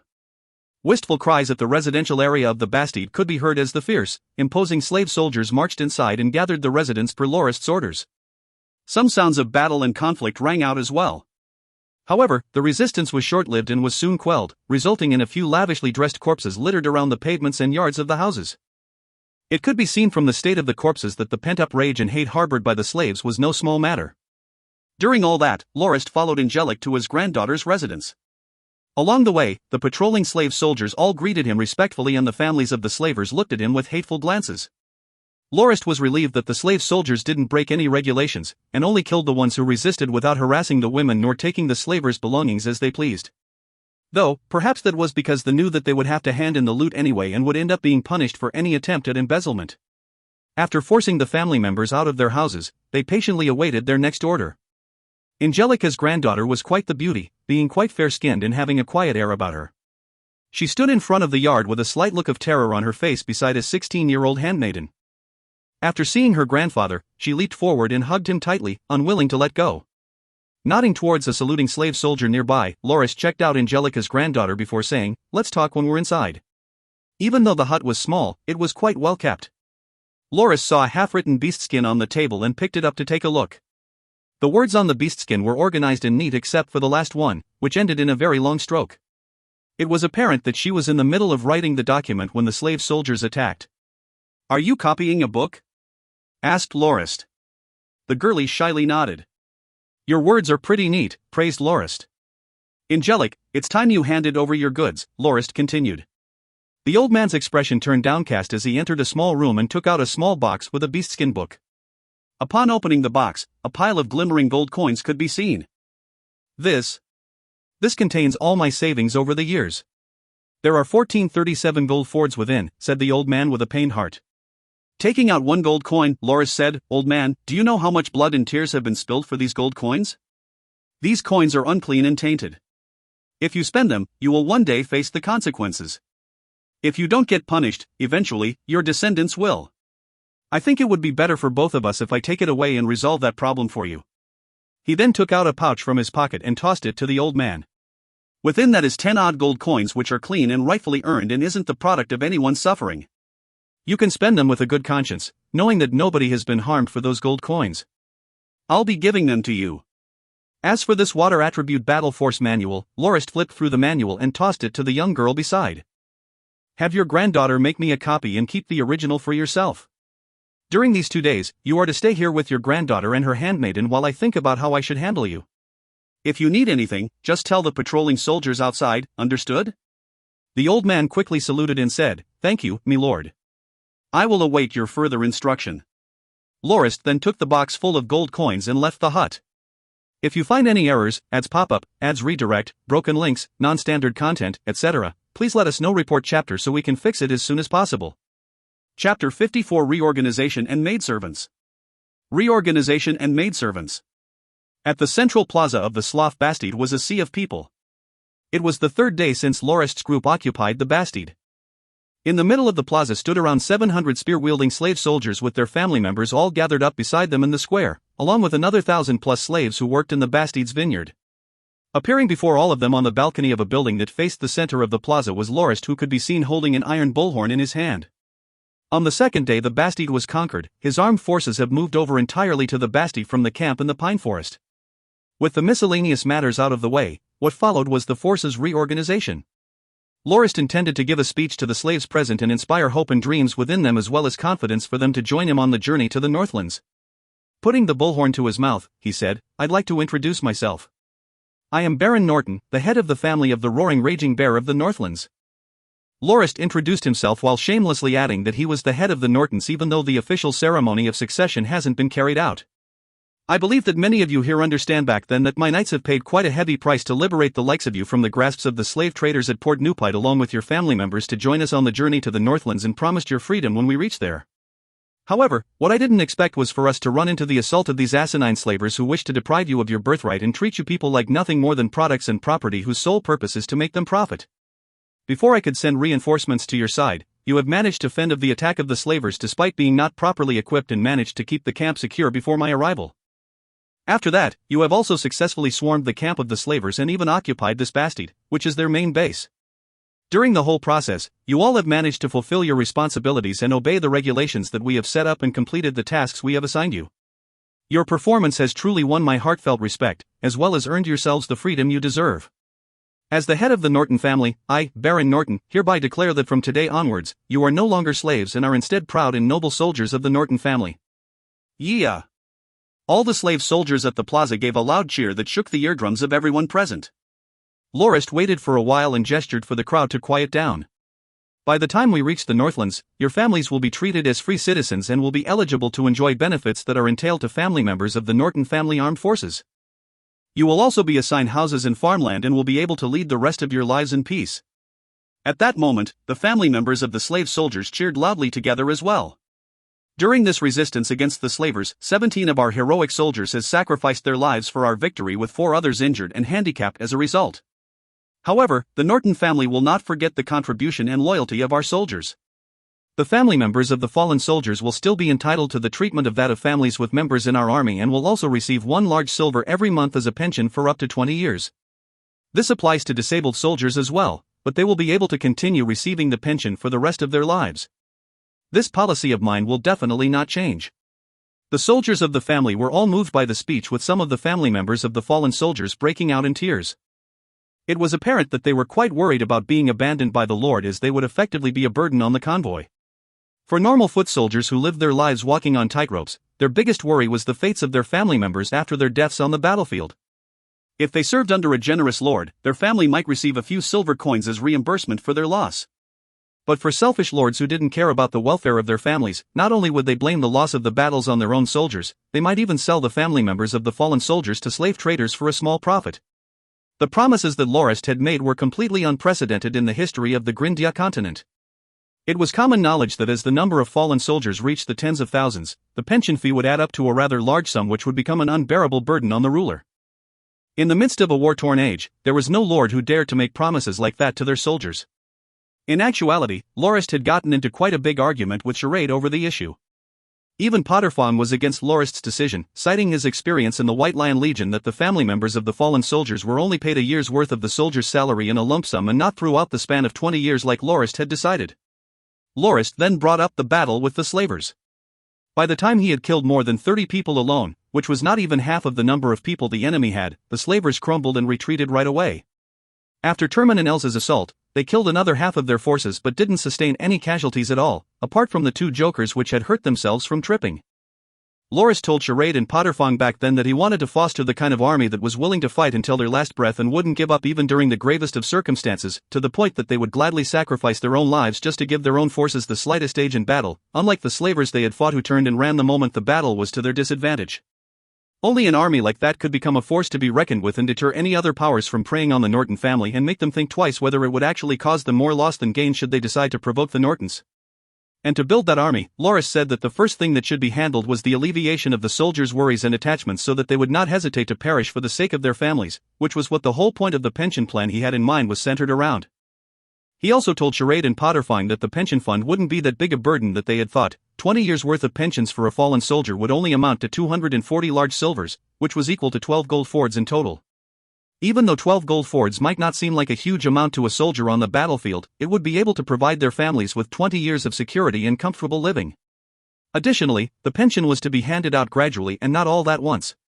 It was akin to the Norton family borrowing 12 gold fords and paying an interest of only 1 large silver a month, and the money could be used to develop many things in the Dominion. A large silver of interest per fallen soldier was actually a relatively small amount. It was at that moment when Charade and Potterfong realized the real benefits of the plan and felt that they didn't think as far as Lorist had. Lorist also mentioned that this was only the first step, and that there were still many things to be managed within the family's armed forces, such as educating the soldiers to obey orders and regulations, as well as developing their sense of pride in belonging to the armed forces of the Norton family. However, that wasn't something that could be done in a short amount of time and had to be gradually nurtured and polished from long periods of training and participation in battles. As the cheers from the people at the plaza started to quiet down, Lorist once again raised his bullhorn and said, "Soldiers of the family, the Northlands are still far away and the journey will no doubt be arduous. Before we resume our march, you will have to undergo reorganization and further training.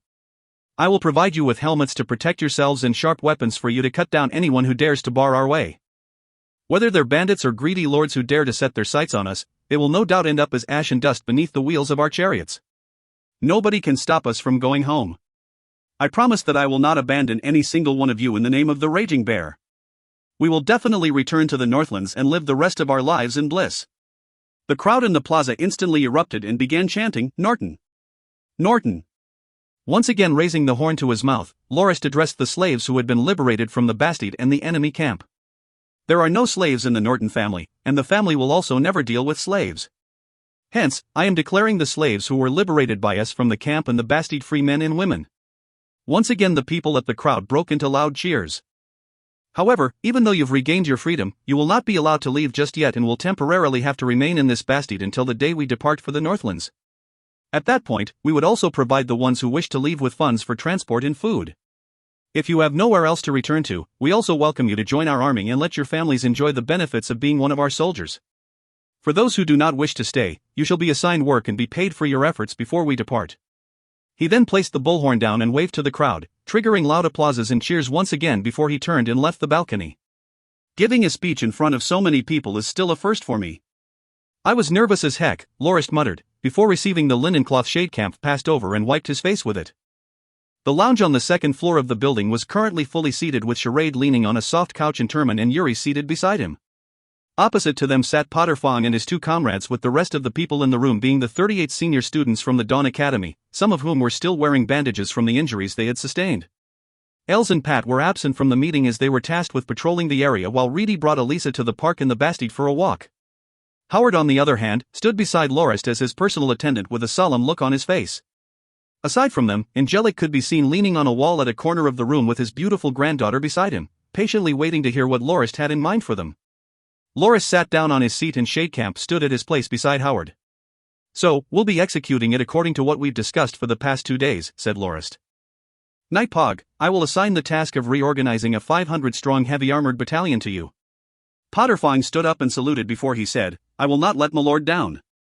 Yuri, the reorganization of the 60-men light cavalry must be hastened and not taken lightly, as that unit will serve as the eyes and ears for our army."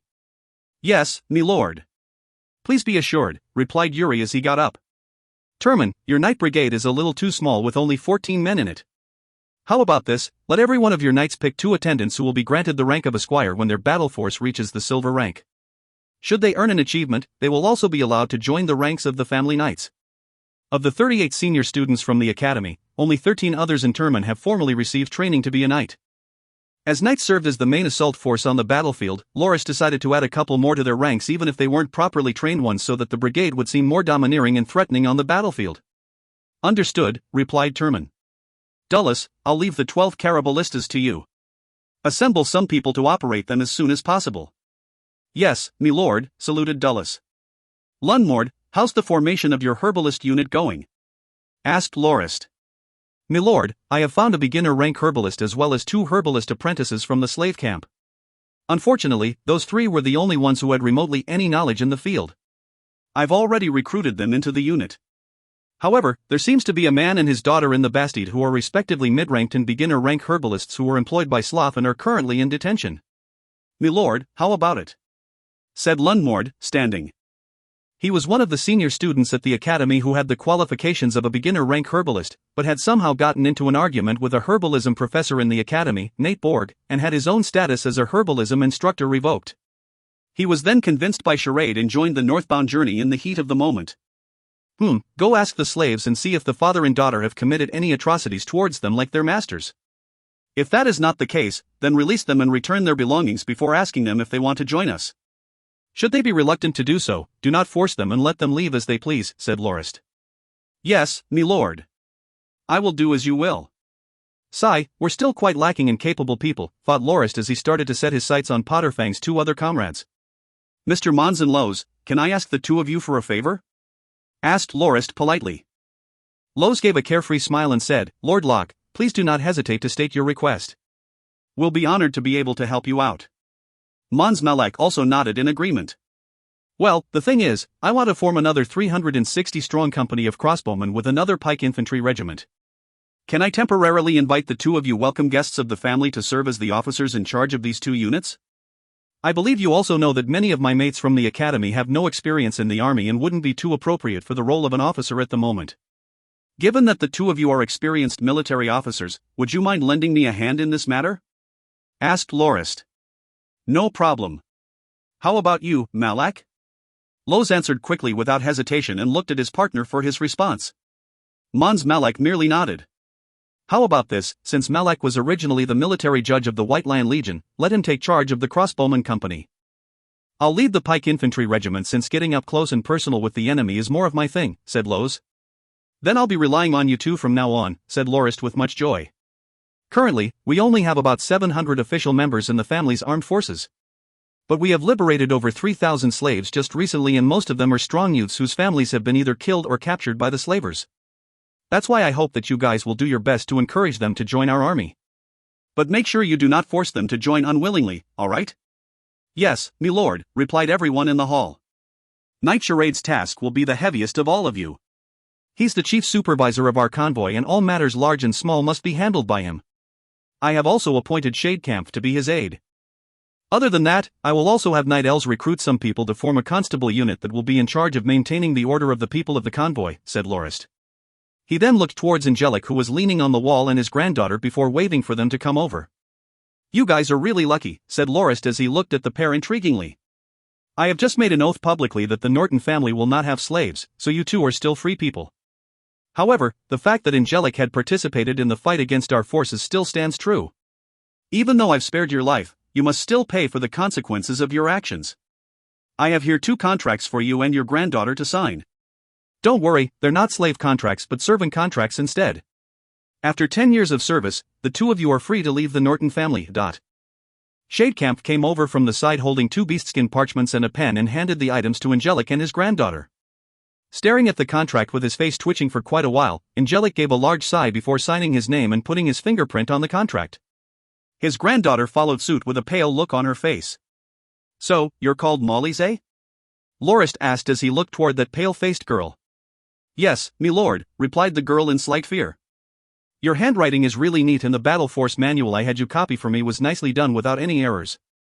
Don't worry, I won't be letting you do menial chores like serving drinks and the such. Do you see that fatty over there?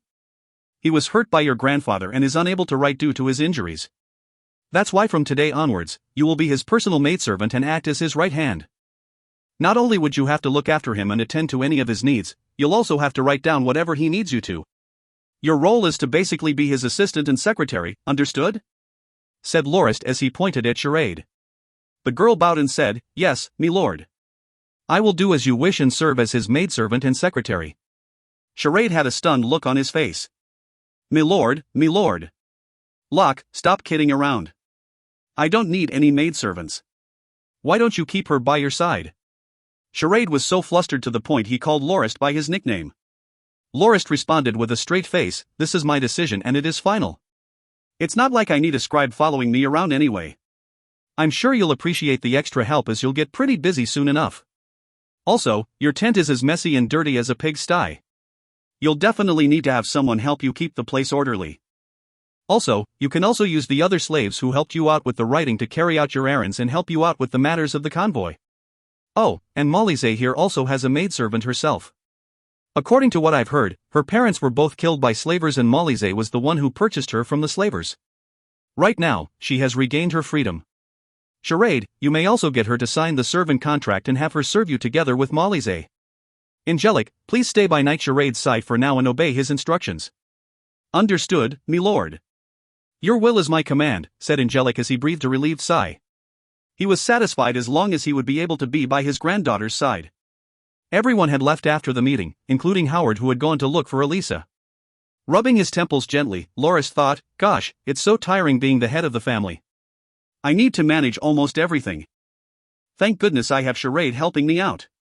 Otherwise, I'll definitely go crazy from doing every little thing by myself. Hey, Locke, I heard that you gave a beautiful young lass to that fatty. The only one who dared to speak like that to Lorist was no other than Els. Ah, you've come, said Lorist as he raised his head to see Els rapidly approaching. Just now, I heard Yuri and the gang talk about how jealous they were of Charade when I passed by. Surely they can search for their own maidservant, right? I heard from Shadecamp that we have liberated more than 10 beautiful virgin girls from the slaver camp who were originally going to be sold for high prices at Port Newpite. Shadecamp even tried to get a few of them to be my personal maidservants, but I've rejected that offer. Later, you can tell Yuri and the others that they are allowed to let any of the girls sign a servant contract, but only if they do so willingly, said Lorist. Ha? Something's not right. Locke, are you not feeling well or something? Asked Els curiously. What about me? Lorist was also confused as to why Els asked something like that. Let's see, there was that one time you did it with Louise on your birthday, and then there were 5 times with Nina over the years, 4 times with Sala, 3 or 4 times with Jamal, and finally, we have the new girl Molly, whom you did it with the most, somewhere around 7 times. You've basically bedded almost every girl in the inn. It's not like you're impotent or against having intercourse with women. But this time, not only did you give such a great beauty to charade, you also refused to take in the pretty, young girls as your servants. Is something wrong, your junk? Said Els as he looked at his hands and recounted the times Lorist engaged in coitus. Good soul, Lorist really didn't know what to say and freaked out by grabbing hold of Els and gave him a good pummeling. I'm a man who has needs too, you know. At that time, I'd just broken up with my girlfriend, so where else do you think I could have gone for some intimacy? The brothel you've opened? Who asked you to peep, huh? Who gave you the permission? Needless to say, the fact that Els was so informed about the matter was because he was observing every one of Lorist's encounters in secret. Even Lorist himself wasn't that clear about the number of times he had intercourse with a woman. Lorist felt much better after giving Els a good beating. Sitting back on his chair, he said, "Sigh, Els, you should understand best. We haven't even started heading north, but we've already run into our first obstacle. Who knows how much tougher it will be on us during the rest of the journey? What do you think others will think of me if I lust after women at this point in time? Wouldn't they be disappointed and leave me in disgust? You've also been the leader of a syndicate yourself. Surely you understand how the people who follow you think. If I'm really that desperate for women, I wouldn't be leading this convoy in the first place." Els stood up again and nodded. "You do have a point. But still, a girl that pretty is really a shame to not have by your side." Even though he pummeled Els in the face, Lorist didn't use too much force and Els got up looking fine without showing any sign of pain nor injury. Then again, it wasn't the first time Lorist hit him like this. That's hardly anything to feel unfortunate about. Beauties are all over the place. During this journey north, I must also make sure the senior students that followed me get some benefits as well. It is my hope that they find their soulmate during the journey so that they may settle down in the Dominion when we finally arrive there. Also, Els. You've reminded me of something. Didn't we also detain the concubines of Sloth and Blademaster Pike? You should go get Lowe's and Mons Malek and let them pick one girl each to be their maidservant. Let the rest of the senior students choose from the remaining ones after that. Actually, you can pick one yourself too, said Lorist. Understood, me lord, Els answered as he bowed and saluted.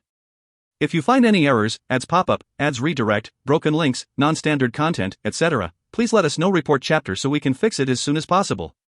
Chapter 55 Ambush and the Yields. Ambush and the Yields. My lord, I really don't have the guts for this. The moment I stand in front of you, I lose all my will and energy to swing my sword. I don't usually feel this frightened even when facing a blade master like Pike. However, the moment I see you, I have the urge of dropping my sword and surrendering right away. I really don't know why I feel like this as well. Stammered Angelic. Soul, this old man has had his balls burst from fighting against me that one time and wouldn't spar with me at all. Lorist lazily waved his hand and said, "Fine, you can leave." The old man felt like he had been spared a death sentence and left hurriedly after saluting Lorist. Currently, the most important thing on the list was handling Sloth and Blademaster Pike when they returned 10 days later. Lorist was confident that he would be able to take care of gold-ranked combatants, but he's never fought against a Blademaster before, so he still wasn't sure if he would be able to tough this hurdle through. He recalled that time when we went to visit Instructor Claude back when he just broke through to the level of a Blademaster. Back then, Instructor Claude felt the increase in his abilities and confidently stated that should he fight against Lorist in a duel, it wouldn't end up like the last time on the island when Lorist managed to last more than 200 moves. Even though Instructor Claude considered Lorist at the iron rank of power, he was unaware of Lorist's cultivation at the peak of the bright stage when they were on the islands, not to mention that Lorist had already broken through into the dark stage by the time he made his visit, which would make it even harder for Instructor Claude to completely dominate him in battle. During the visit, Lorist asked Instructor Claude about the differences between a 3-star gold swordsman and a Blademaster. Scratching his head in thought, Instructor Claude then took out a few cups and made a simple demonstration for Lorist. He first placed the smallest cup on the table and said that upon the awakening of battle force, it was as if the body had a vessel that was like that cup which could store and release battle force. He then took out a larger cup and said that if the smaller cup was the bronze rank, then the larger one would be the iron rank. Lorist nodded to signal his understanding. Claude then placed 2 bowls, one large and the other small, on the table. He pointed at the smaller one and said that it represented the silver rank while the larger represented the gold rank. He then proceeded to explain that the difference between the various battle force ranks, bronze, iron, silver and gold, was a quantitative one rather than a qualitative one. For example, there wasn't a difference between the size of the blade glows at the gold and silver rank, but rather the amount of time the blade glows could be generated. An iron rank could circulate their battle force for tens of minutes, while a gold rank would be able to easily reach 1 hour of battle force utilization. That's why it wasn't too surprising for an iron rank to defeat a gold rank if the difference in swordsmanship of the iron rank makes up for the relatively lesser amount of time the battle force could be used. Claude then took out a large plate and said that it represented a blade master. According to him, gold swordsmen and blade masters didn't differ much in terms of battle force capacity. For example, both the bowl and plate could contain the same amount of water as each other. The main difference was that the area of coverage of the plate was far larger than that of the bowl. When one fights against a gold swordsman, as long as one stayed outside of the bowl, one wouldn't be affected much. However, during combat with a blade master, one would inevitably be within the range of the plate, and each and every action would no doubt be restricted within that area of influence. Instructor Claude took the bowl that represented a gold swordsman, placed it on top of the plate and spun it around. The bowl moved around within the plate, but not once did it move outside the range of the plate onto the table. It was then when Lorist felt enlightened and fully comprehended what Instructor Claude was trying to express. The qualitative change that came from breaking through to the blade master level from the gold rank was akin to having a three-dimensional solid spreading its volume flat over a larger surface area. While the actual surface area of the object didn't change, the range of influence definitely increased. Then, how about sword saints? Lorist asked. I believe they will be like the table on which the bowls and plates are placed. This table is like a sword saint's domain, and we are like the tables and plates on the table. No matter how we move around the table, we will still not be able to escape the influence of the domain, said Instructor Claude resignedly. According to Instructor Claude's explanation, Lorist came to the conclusion that the difference between a gold rank and a blade master was the field of influence they had. Instructor Claude added that when he sparred with his wife, Instructor Anthea, right after he broke through, no matter which direction or method she swung her sword, he seemed to have a precognitive instinct that allowed him to predict his wife's every move, even when she attempted to change her fighting approach entirely. To Lorist, it sounded this ability of blade masters was on the same level as his dynamic vision. However, that ability was not as specific as his own in that it only gave one a general feeling instead of true visual feedback that his dynamic vision provided him. That was to say, a blade master would be able to predict the direction a strike was coming from and react to it, but Lorist could even perceive the velocity and force of any incoming object. Angelic also said that he was confident in being able to withstand up to 100 strikes when confronting Blade Master Pike. That's why Lorist wasn't that worried about being defeated by him and felt that they would arrive at a draw at most. Even so, that didn't mean that Lorist didn't intend to exploit the fact that he knew about a blade master's range of control that was far superior to that of a gold rank. With a plan in mind, he decided to see whether his range of influence was far superior to that of the blade master. Lorist stood at a balcony which was the highest one in the entire bastide that allowed one to oversee each and every corner of the place with absolute clarity. Rumor also said that this was Slotha's favorite hangout. Perhaps it was because it offered him a sense of control and domination over the whole area. At the plaza opposite the main building, Dulles could be seen directing the 12 caraballistas around. Even though each only required 3 men to operate, Dulles had up to 5 people on one and cited that the larger chariots allowed for more people to be on board and the extra 2 could help with shielding the rest from enemy fire or stabbing enemies with halberds, thus effectively increasing the defensive and close combat capabilities of each unit. The extra people also allowed for the injured to switch out with someone else to retain the core functionality of the caraballistas, ensuring that their assault wouldn't be stopped halfway just because 1 or 2 men got injured from enemy resistance. On a small hill not far from there was Turman and 13 other knights who were coaching their 28 iron-ranked attendants to remain within formation when they charged toward their enemies. 40-plus horses could be seen racing around the small hill, causing a cloud of dust to cover the whole area. On the far end was an even larger vineyard plot which Potterfong had repurposed into a training field. The sight of 600 men who were equipped with black helmets, black plate armor as well as black shields standing within formation seemed like a large black beast from afar and gave others a feeling of danger and distress. Satisfied with the results of the training, Lorist felt that Potterfong was indeed perfect for the job given his military background. Within but a few days, he had managed to train the 600 men which constituted the heavy armored battalion into tip-top condition. The slaves they had managed to liberate this time from the camp and the bastide numbered around 3,000 and many of them were more than happy to join the armed forces. Other than a few who yearned to return to their homelands, all of the youths and their family members had decided to join the convoy on the journey. The total number of iron ranks including the soldiers they had bought at Port Nupite was around 900 with 400 more being of the bronze rank. That was why Lorist had decided to reorganize the various types of units he had. Firstly, he increased the number of soldiers within the heavy armored battalion from 500 to 600. After that was Dullus's Caraballista unit, which totaled around 65 people, with 60 assigned to the 12 ballistas and the remaining 5 including Dullus acting as messenger troops, which were in charge of relaying orders within the group for them to be able to effectively function as a unit. And then there was Turman's Knight Brigade. While the number of knights didn't actually increase, the 28 attendants they recruited all had 3-star iron-ranked battle force. As for Yuri, he had expanded his light cavalry scouts to 80 people who were each equipped with chain mail and leather armor and were given 2 mounts each. Other provisions included 24 javelins, 1 crossbow with 24 bolts, a scutum shield, 1, and longsword, as well as some makeshift tools such as nets or throwing axes which could be used as weapons according to their preferences. Even Potterfong was envious of the equipment the light cavalry scouts were getting. They were far better equipped than the troops of the White Lion Legion back in the day. Most of the soldiers who joined these army units were of the iron rank, with the remaining 100 or so were recruited by Els into the constable unit he led, along with 7 other silver swordsmen who were forced into slavery from being threatened with their family members' lives. The rest of the bronze ranks formed the basis of Mons Malek's 420-men strong crossbowman company, with only a few iron ranks and bronze ranks joining Loz's pike infantry regiment. Loz complained that even though the unit he led was the largest, their actual combat potential was the weakest of them all. They were only equipped with pikes and leather armor, and most garrison troops in other dominions were far better equipped than they were. Lorist apologized for that and said that the main function of the pike infantry regiment was to maintain the order of the convoy during the journey, and that the main force on the battlefield would be the heavy armored battalion, the Caraballista unit, the Knight Brigade, and the light cavalry instead of them.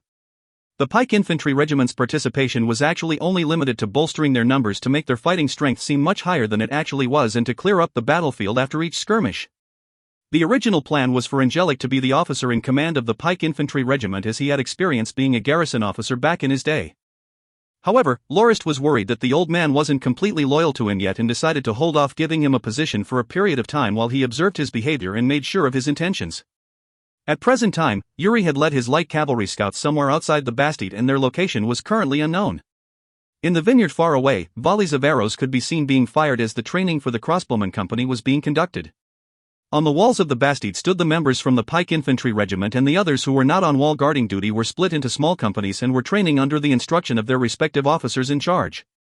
Lorist's armed forces now numbered 2,300 people, with 3,000 others being the family members of the soldiers. If the near 6,000 people convoy were to depart for the north without any training or regulation, chaos and confusion would no doubt ensue. That was the main factor behind Lorist's decision to continue his stay at the Slough Bastide for a couple more days before restarting the journey. That night, the injured Charade brought his maidservant Molise over to report the gains they had acquired during the recent days. Ever since occupying the Slough Bastide, the main supervisor of the place was most reluctant to give out the location of the hidden treasuries. As a result, he was put onto the spinning chair before being spun around on the hollow rotor. After that, the old supervisor confessed the location of Slough's 2 secret treasuries after he emptied the meals he had that day from his mouth, bladder, and intestines uncontrollably. The 2 treasuries increased their total assets by a staggering amount. The larger one was for the use of the Bastide administration, and it was filled with various coins from different currencies which amounted to around 50,000 gold fords in value. The smaller one belonged to Slough personally, and the gold coins and gold ford notes within totaled up to 70,000 gold fords. The armor and equipment stored within the treasury was also distributed by Lorist to his knights, whereas the other expensive items like rare paintings or treasures were kept just in case he would need them as a gift to improve his relationship with some other party in the future. To sum it up, the convoy gained an extra 100,000 plus gold fords, thus solving their financial bind at the moment. The other resources within the armories, taverns and food warehouses further replenished their resources. Els even personally suggested to Lorist that they resort to raiding Bastide should they run low on resources in the future. However, that was not all. When Lorist brought Angelica's box of gold coins to Charade, he realized a huge fact that he had neglected the whole time. Charade quickly got all the family members of the slavers and put them through the same process they did to the old supervisor of the Bastide, and had them confess the locations where they hid their gold and other valuables. "Milord, after 3 days of searching and questioning, we have gathered around 30 to 40,000 gold fords worth of assets from the 300 plus households in the residential area, as well as 7 high-ranked battle force manuals and some other treasures, which I have already handed to Shadecamp for safekeeping and sorting. The only remaining issue now concerns the treatment of the slavers' family members," reported Charade. There wasn't a simple solution for that, as they wouldn't be allowed to join the journey north, nor could they be released scotch-free. There wasn't a doubt that they harbored seething hatred for Lorist's group for ruining their livelihoods. However, Lorist wasn't willing to kill them off, as the ones who did wrong were their family members who joined the slavers rather than them.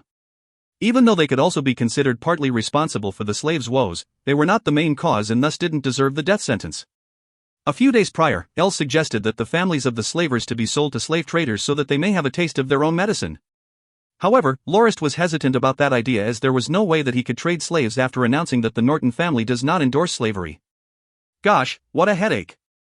I guess I'll figure something out later since there would be some time left before we leave, thought Lorist as he irresponsibly postponed the issue for another time and decided to temporarily detain the families of the slavers for the moment. A three-masted bark, too, flying the flag of the Sloth slavers could be seen approaching Armatran harbor. This was Slotha's personal ship that he used for his excursions. As the crew of the ship were the locals of Armatran harbor, there wasn't a need for them to use a guide to navigate shallow waters. The harbor is much deserted than usual. There's not even a shadow in sight, Sloth said to Blademaster Pike who was standing beside him. Slotha's figure had bloated up like a barrel after 2 years of nothing but indulgence. Well, you should be aware that the people of the town use your name to scare their children into obedience or face the consequences of being caught and sold by you. It isn't weird for there to be nobody at the harbor if you consider that fact. Blademaster Pike was an aged man of tall build who usually wore an expression of pride and arrogance. Hee, I guess that's true. Then again, I suppose it's a good thing to be feared. If I show a little bit of kindness, that might come of as a sign of weakness in these lowly folks' eyes and they'll start to think of ways to weasel more benefits from me. It's better to have them fear and revere me and not cause me any trouble, said Sloth, snickering as he shared his experience in dealing with people with his cousin. As the bark docked at the harbor, the sailors on the ship jumped off and tied several ropes around the stakes at the harbor before placing a walking board as a makeshift bridge. Sloth and the Blademaster got off the ship with 20 other sailors who hauled large chests following behind them. Sloth looked around the harbor and started cursing vilely. Did I leave for too long this time around? Those bastards at the Bastide should be coming here to receive me by now.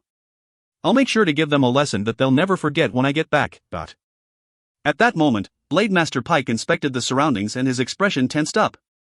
Be careful, something doesn't feel right. The sound of a pair of hands clapping could be heard as Lorist approached the harbor followed by Reedy and Pat who were each carrying 3 quivers of javelins in their hands. Who are you? Asked Blademaster Pike as he narrowed his eyes to stare at Lorist with the sharp gaze of a hawk. Ignoring him, Lorist continued to clap and 600 heavy armored soldiers who carried black diamond-shaped shields in their hands showed up behind him and surrounded the harbor. After that, 400-odd other crossbowmen appeared behind the ranks of the shield-wielding soldiers. If the heavy armored battalion had not shaken the Blademaster, the crossbowmen definitely did. The 400 crossbow-wielding soldiers would without question be a serious threat to even a Blademaster like Pike. Who are you and what are you up to? Shouted the Blademaster. The fat slob who stood beside him had a pale look on his face. Sloth retreated behind 2 of his chainmail-wearing men and revealed a fierce expression. My identity is of no importance. What you need to know instead is that I intend to take your lives, answered Lorist calmly with a tone full of confidence. If you want my life, you'll need to be capable enough to take it, said Blademaster Pike as he drew his sword from his scabbard. Lorist waved his hand and the twangs of hundreds of bowstrings could be heard. Within but an instant, more than 400 arrows were airborne and headed towards Slotha's group. The sword in the Blademaster's hand danced frantically, shattering many of the arrows that came its way. The rain of arrows stopped and Blademaster Pike looked extremely haggard. However, not one injury could be seen on his body and it was apparent that he had managed to deflect all of the arrows that threatened to harm him. Taking advantage of the crossbowmen who were reloading, Blademaster Pike let out a loud grunt and dashed towards Lorist with near lightning speed. As the two were only 20 meters apart, Lorist smiled coldly and took out a javelin from the quiver. The sharp sound of the javelin being shot out at breakneck velocity reverberated throughout the area. The javelin's velocity caused the Blademaster to be unable to avoid it and be forced to deflect it head-on. Bam! The javelin was shattered into smithereens with the Blademaster staggering a few steps back from the force of the impact. His expression instantly changed as he had never felt a javelin thrown with that much energy. However, before he managed to complete that thought, Lorist sent a fusillade of javelins in his direction. Bam! Bam! Bam! Series of sounds of javelins being smashed apart could be heard as the Blademaster was forced to retreat from the successive impacts of the javelin. Ag! Cried the Blademaster in agony. Ugh! Grunted the Blademaster with much suffering. After all 6 quivers of javelins was expended, Lorist exhaled loudly with his face flush red and his hands and legs relaxing from having used all that energy. He had launched 72 javelins packed with his internal energy in quick succession and that has sapped up most of his energy reserves and left him in a difficult position. He made a mental note to not perform this kind of feat ever again so that he would have enough stamina for emergency situations. While Blademaster Pike was still alive, a large javelin had found its way through his thigh and another could be seen infused within his right shoulder. The most serious injury came from the javelin that hit his torso and went straight through his body and re-emerged from his back. For him to be able to block off the 69 other javelins was already testament to his abilities as a blade master. It was too bad that he wasn't able to do the same to the remaining 3. You didn't give me a chance to utilize my skills," grumbled the blade master as blood flowed out of his mouth. "I'm not stupid enough to fight you head-on. That's far too risky and dangerous." Even though the blade master's voice was exceedingly soft, Lorist heard it clearly and waved once more to signal the crossbowman to fire. The blade master ended up looking like a huge porcupine by the time the arrows stopped flying. As for Sloth and his other followers, they had long perished from the first volley of arrows and died miserable deaths. "Clear up the battlefield and occupy the ship. Also, cut off Sloth and Blade Master Pike's heads and bring them with us," instructed Lorist. 1. A long rectangular shield usually wore on an arm. See Wikipedia. 2. A classification of boats. See Wikipedia. If you find any errors, ads pop up, ads redirect, broken links, non-standard content, etc., please let us know. Report chapter so we can fix it as soon as possible. Chapter 56 Baron Miranda. Baron Miranda. At the harbor, the family's soldiers detained all the sailors who manned Sloth's ships and brought the captain and the 3 vice-captains back to the Bastide for vetting.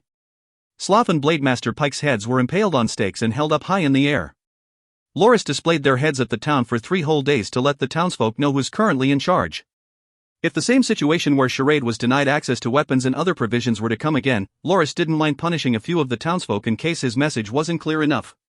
Sloth's henchmen had carried down 3 large chests and 1 small one from the ship before they died. The first large chest stored various goods such as tea leaves and max.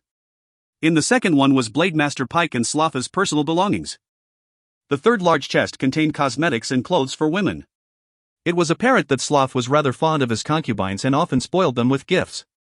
Too bad he wasn't alive to see that the women had already been distributed among the senior students of the academy back at the Bastide. Lorist opened the small chest and found around 10,000 gold fords within and thought, Charade would definitely be delighted to see this. After that, Potterfong and Lowe's got off the ship and said to Lorist, "My lord, the rest of the stuff on the ship is mostly food, mainly rye flour and bran, that is probably meant for the slaves. There are also a few piles of rough linen and a couple of spears and armor. Alright, transport all these stuff to the Bastide. Lowe's, have a pike infantry company stationed here to watch these ships," said Lorist. "Yes, me lord." Potterfong and Lowe's saluted and left. Dulles rode over on a horse and dismounted. He appeared quite downcast as his Caraballista unit didn't get to show off their might. Lorist had originally planned for them to fire at the Blade Master along with the crossbowman company if his javelins weren't having any effect on him. It was a shame that the Blade Master couldn't last until that moment. "Come on, don't look so down. Get these chests onto your Caraballistas.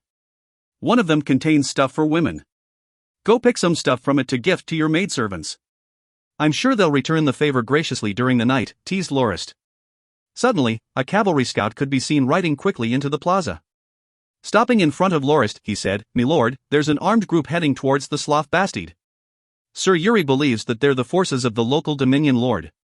They number around 1,500 to 2,000 people, with most being civilian farmers and a few knights. Sir Yuri asks if he should attack them. Currently, the light cavalry scout unit is only observing from afar. Tell Knight Yuri not to be reckless and send someone over to communicate with them. If the other party is hostile, use hit-and-run tactics and try to keep the casualties low. If they're not here for a fight, tell their commander that I'll meet up with him and explain the situation right away," said Lorist to the scout. "Yes, me lord." The scout quickly left the way it came. Scratching his chin, Lorist was thinking that the Dominion Lord's reaction to the situation was a little too slow. He had already wiped out the slavers and occupied the Bastide for 8 whole days. And during the last 2 days, he had also enforced a curfew on the citizens at the town to make sure that no word of his ambush spreads out. In normal circumstances, the Dominion Lord should be aware of a situation right away. However, not one of their scouts could be seen during the past few days at the Bastide until after he sealed up Armatron Harbor. The Lord probably assembled an army to come inspect the situation as the harbor was probably pivotal to the Dominion's economy. "Pat, put those 2 heads into boxes and pack them up nicely. We're going to give the local lord a gift," instructed Lorist. Lorist quickly arrived at a small hill, guided by Yuri and his scouts, who then got into formation and lined up neatly. "Me lord, look. If we charge over from here, I'm sure those people would definitely turn into shambles right away. They're just farmers, not true soldiers," said Yuri, full of confidence in his own unit. At a hill in the distance, groups of farmers with pitchforks and woodcutting axes as weapons loitered around in a disorderly manner. Yuri must have already sent someone to inform them that they were not the forces of the slave traders but rather the personal armed forces of another baron. That was why they looked so relaxed and didn't bother to get into formation. Some even sat down to rest and chat with the others around them. On the top of the hill were a group of armored knights who looked straight in Lorist's direction. Behind them was a flag that depicted a small white flower. Lorist didn't recognize the family from the insignia, however. So, tell me. What comes after you beat them into shambles? You want to cause trouble with the rest of the nobles around here and prompt them to form an alliance against us? Here in foreign lands, we have no one else to rely on. From an ethical and legal standpoint, we are in the wrong as this is not our home dominion, said Lorist. Ugh, Yuri stopped talking right away. He merely felt the unbearable urge to attack the disorganized farmers without thinking too much about the implications. Pat, bring the family flag with us. Reedy, carry the boxes with you. We're going over there for a bit, said Lorist as he got on his horse and wanted to leave right away. Yuri pulled on the reins of Lorist's horse and said, "Milord, wouldn't it be dangerous for you to go personally with so few people?" I'm fine. We will appear more sincere and less hostile with lesser people. And don't forget to look to your back. Potterfang's heavy armored battalion is almost here and Turman's Knight Brigade is already stationed there. The Crossbowman Company as well as Dullus's Carabalista unit is also on the way. Trust me, they wouldn't dare try to mess with the likes of us, said Lorist as he pointed to the back. Yuri turned his head to look and saw Turman's knights arriving at the foot of the hill. Then, may your departure be swift and safe, said Yuri as he let the reins go. Lorist then led Pat and Reedy to the opposite hill in the distance. When they reached the foot of the hill, Lorist dismounted and handed the reins of his horse to Reedy and paced towards the group of people clad in extravagant-looking armor quickly. Pat followed behind on his horse while carrying the battle standard of the Nortons with Reedy at the back with Lorist's horse. May I know which one of you is the Dominion Lord? Said Lorist to the group of armored men. I am Baron Miranda, Lord of Armatrin Harbor. May I know who you are? Said a fully armored man at the front of the others as he removed his helmet to reveal his exhausted-looking, middle-aged face. I am here to pay my due respect, Lord Baron. I am Norton Lorist of the Northlands, said Lorist as he bowed and saluted the Baron. Norton? I think I've heard that name somewhere before, said the Baron as he stared hard at the battle standard with the symbol of a raging bear that Pat was carrying. Oh, I remember now. The roaring raging bear of the Northlands. The Nortons are nobles who have been entitled by the Emperor because of military merit. I'm curious as to why someone from so far in the north would be here in my dominion and even seal off my harbor? Asked Baron Miranda as he stared hard at Lorist. Lorist shrugged and said, Lord Baron, my army is just here to escort me back to my homeland to inherit the position of the family head. I myself didn't expect that they would get attacked by hostile forces within your dominion who intended to capture them and sell them off as slaves. Baron Miranda's expression darkened as he cursed, that damn slaver group. However, they didn't know that we were actually an army and we wiped them out entirely after our reinforcements arrived and occupied their main camp. I think it was called, Sloth Bastard or something. As for sealing off the harbor, Lord Baron, I deeply apologize for that as we had no choice and had to ensure that we remove the enemy entirely. Reedy, bring me the box. Lorist opened the box and showed the two heads to the Baron. Lord Baron, these are the heads of the leaders of the enemy who dared to provoke us, Sloth and Blademaster Pike. We neutralized them at the harbor just 1 hour ago. What? You managed to kill Sloth and Blademaster Pike? Said Baron Miranda, shocked. He then revealed an ecstatic expression and asked, is that for real? The Baron's men also started chattering out loud and gathered to look at the heads within the box. The heads are right here. You're free to check them as you please, Lord Baron, but... Baron Miranda personally dismounted and took the box from Reedy without even bothering to ask his subordinates to do it. Ah, it really is Pike and Sloth. These damned bastards, I didn't expect that they would ever end up like this. Baron Miranda was so elated that he started laughing out loud and lost all composure. It seemed that the rumors and reports that he received about the death of Sloth was true after all. At that moment, the Baron's men started a commotion again, as on the opposite hill, rows and rows of heavy armored soldiers, crossbowmen, knights and carabalistas could be seen. The look on Baron Miranda's face instantly changed as he asked, is that your army? That is right, Lord Baron, replied Lorist. Your army looks like it can even rival that of a kingdom. Why would the slavers even dare to attack you in the first place? No sane person would dare to challenge an army such as that and expect to escape unscathed. Baron Miranda suspected that Lorist was merely using the slavers as an excuse to pillage the bastard. Lord Baron, when we first arrived at your dominion, we didn't intend to cause any trouble and wanted to keep a low profile. That is why I ordered my forces to disarm and not bring any of their equipment over. But that made the slavers think that we were another slave trading group and demanded that we give them half of the people we had. We tried to explain who we really were, but they didn't believe it and even sent people to attack us. I had no choice but to give the order to exterminate them. You can go ask the citizens of the town. We were truly unarmed when we first docked at the harbor. After listening to the explanation, Baron Miranda understood that there was no way that Lorist could be lying, as the truth could easily be discerned by asking the townsfolk. It would seem that the slavers truly did look for trouble themselves this time and ended up being completely eradicated. Looking at the heads in the boxes again, Baron Miranda revealed a smile and waved for two of his knights behind him and told them to ransack 7 or 8 different shops that he listed. These shops are all owned by Slafa's relatives. The lot of them completely monopolized the whole market at the harbor to the point that I, the Dominion Lord, couldn't collect even a single copper of tax from the sales they make, causing me to be unable to develop the harbor at all, explained Baron Miranda. Lorist nodded and thought that this Baron did indeed have a knack for business and management. He called Reedy to accompany the 2 knights to the town so that their pike infantry company don't attack them by mistake. You said that you already took over the Slav Bastide? Asked Baron Miranda. Lorist smiled and understood what the Baron was getting at. That's right, Lord Baron. Please rest assured, as I will be staying here for another month at most. As there are many family members of the soldiers in my army, it would take quite a bit of time for us to prepare before we can leave. We should be leaving for the north during the new year and will hand over the management of the Bastide to you. The Baron's face reddened with embarrassment, as according to the traditions and customs of nobles, the Bastide rightfully belonged to Lorist, as he was the one who had occupied it and he had no obligation to return it to the local lord. Normally, if the lord wanted to reclaim the place, he would have to pay a sum of gold in return. However, Lorist was prepared to give it back unconditionally and only asked to be given a month's time. This made Baron Miranda feel a little bad for gaining Lorist's favor without paying any remuneration. How about this? Let me pay for all the resources and expenses you would incur during your stay at the Bastide. I will definitely fulfill my responsibilities as the Armatrin Harbor's lord, said Baron Miranda. Thank you for your consideration, said Lorist gratefully. If you have the time, why don't you come over to visit the Bastide and let me offer you some hospitality while I'm here? He offered. Baron Miranda eyed the rows of soldiers on the opposite side and looked back at his subordinates before nodding and saying, All right, Your Excellency. Let me disband my men before I go to visit you at the Bastide. As Lorist had yet to officially succeed the title and position of the family head, he couldn't be addressed as Lord Baron, so Baron Miranda could only refer to him respectfully as Your Excellency. But it wasn't undeserved given the amount of soldiers Lorist commanded. Lorist saluted respectfully once more and said, Then I will await your arrival at the Bastide.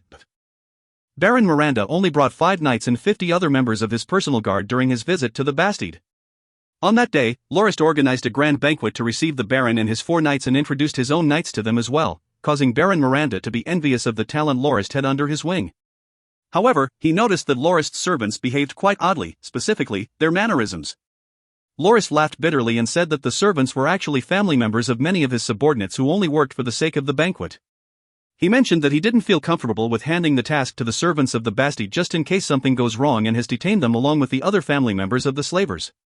He said that he would leave their judgment and treatment to the Baron. Baron Miranda was glad at that proposal and said that he would send some of his own servants over to help out within the Bastide for the time being. Lorist also handed the family members of the slavers to his disposal. Whether he sold them or used them, the Baron would profit either way. When the banquet ended, Baron Miranda asked Lorist a question. Given that only 3 of Lorist's subordinates were gold ranks, how did he manage to take care of Blademaster Pike? He mentioned that if Sloth didn't have the Blademaster backing him up, he would have taken the slavers out long ago, as a lord like him couldn't let some other power call the shots within his own dominion. Lorist thought for a bit before he took a silver cup and placed it into a small basin. If one fights against a Blademaster in close combat, one would be like the cup inside this basin and would find it hard to escape the control of the basin. The method I used to counteract that is much easier, but... He put the basin back on the table and tossed the silver cup towards it. With a clang, the basin shattered into many pieces. It's just that simple, said Lorist. He credited the death of the Blademaster to his crossbowman company. Even if someone is a Blademaster, when faced with a fully equipped and properly trained army, he wouldn't even stand a chance. Baron Miranda nodded incessantly with a look of understanding on his face. If you find any errors, ads pop-up, ads redirect, broken links, non-standard content, etc., please let us know. Report chapter so we can fix it as soon as possible. Chapter 57 Various Preparations for the Journey. Various preparations for the journey. Lorist really required the help of Baron Miranda, as without his permission, no matter how strong his army or how wealthy he was, he wouldn't be able to gain the support he needed from Armatrin Harbor in terms of human and material resources, and that would have a huge effect on restarting the journey north with so many new people in their convoy. Lorist, Charade, and his other knights have carried out various discussions and came to the conclusion that the largest tribulation for the northbound journey was the 1,000 kilometers route they had to take through the Red Lease Kingdom. If Lorist only crossed the kingdom with 10 or so people, that wouldn't pose much of a problem. However, he now had 6,000 plus people in his convoy as well as a huge amount of precious resources. The Red Lease Kingdom was founded by the former first prince of the Christian Empire. During the days when the empire still existed, the first prince had already been known to be a violent, untrustworthy, and avaricious person who has had his right to succeed the imperial throne revoked by the emperor himself and was relegated to the Badalger province, which was very distant from the imperial capital. However, that seemed to work in the first prince's favor, as he quickly managed to gain control of the military forces of the province and plundered the citizens of their wealth and the masses to form his own personal army. Sometimes he even had his soldiers masquerade as bandits to rob traveling merchants, making him the prime suspect for the demise of the Norton family's merchant convoy. When the emperor passed away, the first prince was also the first one to fly the flag of rebellion and effectively plunged the empire into chaos and civil war. Currently, only 1 year and a half after the peace treaty was signed, the first prince started to look for an excuse to start another conflict with the foreign duchy, as that used to be one of the wealthiest provinces during its days under imperial rule. Fortunately, the various powers in the central part of the former empire's territory, the Farkle Duchy, the Handra Duchy, the Foreign Duchy and the Shabbage Duchy, were aware of the first prince's intentions and have since formed a military alliance to resist the Red Lease Kingdom's invasion. Various skirmishes were already going on at the mid-southern area of the border between the four duchies and the Red Lease Kingdom. What Lorist and his knights were worried about was, now that they were at Armatrin Harbor, which was a territory of the Lormo Duchy, they would have to enter the border of the Red Lease Kingdom to be able to reach the Northlands. Given the amount of people and resources the convoy had, there was little doubt that they would become a target for the first prince. Though, the first prince didn't have it easy either, as after he had plundered his own territory clean, bandits groups have mushroomed in response to the hard times the citizens were experiencing. Additionally, with the incessant conflict between the Red Lease Kingdom and the four duchies and the frequent plundering of the duchy's citizens by the first prince's forces, not one of them did not hate the first prince to the bone. That was why, even if the first prince were to retreat back into his own territory, the allied army wouldn't let him off that easily and would fight their way beyond the Red Lease Kingdom's borders. There were even rumors that the first prince was relying on loans to keep his army operational so that the front lines do not crumble. Charade believed that if they were to take the main highway to the north, no matter how strong their army, they would no doubt be targeted by the first prince's forces. Given that the first prince had a grudge against the Nortons, he would probably want to use that opportunity to wipe the northbound convoy out and also take all the resources they had. Potterfong and Charade both suggested that the convoy take a roundabout route to the northwest that was 150 kilometers longer than the main route and pass through various other dominions of other noble families. The reason for that was because they would easily be able to suppress the various smaller nobles and force their way through with military might if necessary. The dominions were also plagued with bandits, and that would serve as decent training for their soldiers as well as earn the favor of the nobles.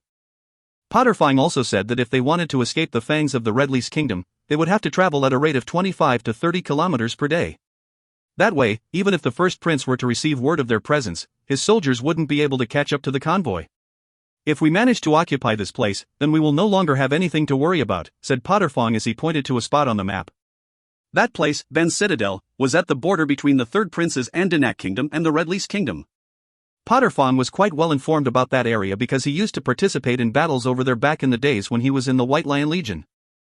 He mentioned that the White Lion Legion had defeated the first prince's army before at that place, but due to the support in the form of resources the prince had from the Ford Trade Union, they managed to siege the place and wait until the White Lion Legion ran out of provisions and had no choice but to retreat, causing the crucial citadel on the border to go to the hands of the first prince. Potterfong said that ever since that event, both nations couldn't afford to keep fighting and were forced to sign a peace treaty. The White Lion Legion was subsequently disbanded. As the first prince wanted to focus his forces on the central area of the former empire's territory, he only left 1,000 or so troops to defend the citadel. Potterfong discovered half a year back when he was passing through the area with his 2 children on the way to Moranti City that the security at there was extremely lax. If they could take advantage of that situation and attack the citadel, they will be able to easily conquer the place without sacrificing too many of their soldiers. Lorist understood Potterfang's intentions. If they managed to conquer the citadel and hand it to the third prince, they would be able to gain his favor and will also be able to avoid pursuit from the first prince's forces and continue their journey to the Northlands without worry. After deciding on which route to take, the next issue was to think about how they would be able to let the convoy travel at least 25 km each day. It seemed that they had no choice but to rely on carriages. Otherwise, the children and the elderly among the family members of the soldiers wouldn't be able to keep up with the speed. According to Charade's plan, they would group 4 to 5 families together and fill up each carriage with around 12 to 13 people each, totaling up to 250 carriages solely for the use of non-combatants. Including the carriages for the main convoy, Charade concluded that they would require at least 600 carriages before they would be able to start the journey. During the course of their stay at the Bastide, Charade utilized the manpower of the non-combatants to the maximum and categorized them according to their various skills to start building their own carriages. However, the most they could build within a month was estimated to be only 200. Including the ones they already had, they would only have 300 by the time they had to leave. The horses required to pull the carriages was also lacking. A 4-wheeled carriage required 2 horses to pull, so 600 of them needed at least 1,200. However, even after taking over the Bastide, Lorist only had around 600 horses. Lorist really didn't have much time to spare. He had to return to the Northlands to inherit the position and the title before the 3rd month of the following year. It was already the 11th month right now and he only had 3 months left to bring the whole convoy across a distance of over 2,500 kilometers to reach the Northlands. Even so, the decision to stay at the Slough Bastide for another month was inevitable as they needed the extra time to prepare the rest of the carriages they needed before the start of the journey. As long as they managed to go through the Redleys' kingdom, the convoy would be able to proceed onward without any worries and Lorist can leave the convoy and bring a few others with him to go back to the Dominion first to make it in time for the succession ceremony. That was why Lorist really needed the aid of Baron Miranda. As long as the Baron agreed to let the citizens within his dominion help out with the construction of the carriages, they would be able to leave on time within a month. Originally, Lorist was still troubled over thinking of a way to convince the Baron to help. What he didn't expect was for Baron Miranda to offer aid of his own accord, much to Lorist's delight. The act of giving up the Bastide for free as well as the families of the slavers to the Baron was probably the main factor for his decision to help out. During Baron Miranda's stay at the Bastide, Lorist announced that he would rename the place into the Miranda Bastide much to the Baron's delight.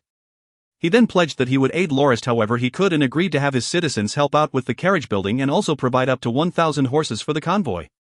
Though, the main motivation behind the Baron's actions might have been because he wanted the convoy to depart as early as possible so that he can truly take over the Bastide. The Baron told Lorist candidly that he intended to make the Miranda Bastide his new home and headquarters of the Dominion as its location was strategic and easy to defend, but incredibly hard for people to siege given the advantageous surrounding terrain as well as the defensive fortifications within. Secondly, he believed that his control over the Armatrin harbor would be strengthened even further and expressed his intention to invest and develop the place further. He said that he could already smell all the coins that would be rolling into his pocket in the near future. Lorist truly admired the Baron's eye for business and thanked him for his kind favor of providing the carriages and horses for free. He presented the 3 ships that belonged to Slough to the Baron as a gift in return, thus fulfilling the Baron's long dream of owning his very own small fleet. In actuality, the price of 300 carriages as well as 1,000 workhorses was about the same price as the bark that Slough came in. But the nobles usually wouldn't engage in trading that straightforwardly like merchants would because it was considered uncouth. That was why the Baron offered what he could for free and Lorist reciprocated by returning the favor. As promised, 3 days after Baron Miranda left, he sent his main supervisor and almost 100 servants to help out at the Miranda Bastide and specifically sent 2 young and beautiful maidens to serve Lorist personally. The supervisor even told him that the girls had already consumed the Michel elixir so he wouldn't have to worry about leaving behind any unintended offspring. Naturally, Lorist quickly had his knights move out from the central building of the Bastide to some of the other vacant houses so that the supervisor could start planning the renovations as that would be Baron Miranda's mansion in the near future. Baron Miranda was quite impressed at Lorist's ability to read between the lines and thought that if Lorist didn't have to go back to his homeland to inherit the title, he would definitely love to have him as his subordinate. Probably due to having gained quite a bit from ransacking the shops of Slough's relatives, the Baron also signed a contract with Charade during his stay. The clauses of the contract were as follows. First, Lorist will have to help Baron Miranda train a 720-man personal guard, a 120-strong heavy-armored soldier unit, 240 crossbowmen as well as 360 pikemen within a month. Second, the personal guard will be assembled within 3 days and stationed at the former slavers' camp south to Armatrin Harbor and the equipment of which shall be provided by Lorist. The fee for the equipment and training of 20,000 gold fords will be paid by Baron Miranda. Third, Lorist will offer the extra weapons the convoy didn't need for sale at 60% of the market price to Baron Miranda. Fourth, the Baron will provide Lorist with 300 cows and 2,000 sheep, the fees of which will be deducted from the sum he had to pay to Lorist. After signing the agreement, the Baron left the Bastide to collect the funds and conscript people into his personal guard. Lorist and Charade called Els and Turman over and told them to head to Morani City right away to purchase all the worn-out equipment from the other academies. Back then, Lorist only bought old equipment from 7 academies, but there were a total of 28 academies within Morani City and there was still much profit to be made. Charade then regretted that he didn't think about this ploy beforehand. If he had started to buy up all the used equipment and refurbish them for sale, he would already earned over 1 million gold coins. The armors that the heavy armored soldiers only cost up to 10 gold coins each to buy and fix up. If he were to sell them at 40 gold coins each to the Baron, he would turn a huge profit and the Baron would still be under the impression that he got a good bargain. Els and Turman then left for Morani City with 50,000 gold fords to purchase not only the used equipment from the academies but also to order the axles needed for the construction of the carriages. Lorist also had them deliver a letter to request President Peterson to help them up with acquiring the axles. Currently, the Miranda Bastide was bustling with activity. Lorist finally understood the true difficulties that came with managing a group of over 6,000 people. In terms of clothing, Charade already had it covered as he had ordered quite a lot back in Morani City as well as confiscated quite an amount from the Bastide's residents. They already had enough for the whole group. As for food, it mainly concerned dry provisions that they could bring along on the journey. The whole group already consumed more than 5,000 kilograms of food every day courtesy of Baron Miranda during their stay, along with quite an amount of treats like fruits, vegetables and meat, causing the supervisor of Baron Miranda to freak out and be forced to import more to curb the shortage. Given that their needs were provided for by the Baron during their stay, the food that they brought over could be saved up for the journey ahead. Charade decided to make black bread with the ingredients they had. Black bread was usually used to feed soldiers and it was different in that it was almost half a meter long and was thicker than Lorist's arm. Upon removing it from the oven, the bread cooled down and hardened quite a bit to a point where Lorist thought that it might even be harder than bricks. Each black bread can last an adult 10 whole days and the way one usually consumed it was different than that of normal bread. Should one attempt to bite it as it is, one's teeth would undoubtedly fall out. There were a few ways one could eat black bread. If there was ample time, it could be roasted over a fire and cut into half for meat to be sandwiched in between. If there wasn't enough time to roast it, the bread could be hammered into powder and cooked with water to make some gruel. It could also be consumed after simply softening it up with water and chewing it slowly before swallowing the clump. It was relatively easy to prepare black bread.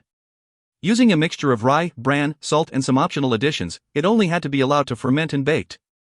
Potterfong said that during one food shortage, the White Lion Legion even mixed sawdust and tree leaves into the mixture. Additionally, the bread wouldn't spoil for at least half a year. Charade planned to have 10,000 long black breads made and have each soldier carry 2 and 1 for each family member. Lorist even joked that if a soldier's weapon were to break during a battle, he could still use the bread as a mace to hammer the enemy to death.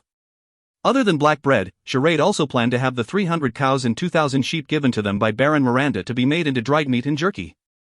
He also ordered a large amount of pickled fruit and vegetables so that the convoy would have some snacks to spice up their meals. When it came to shelter, there was only one solution: tents. There was no way a group of 6,000 people could stay within inns.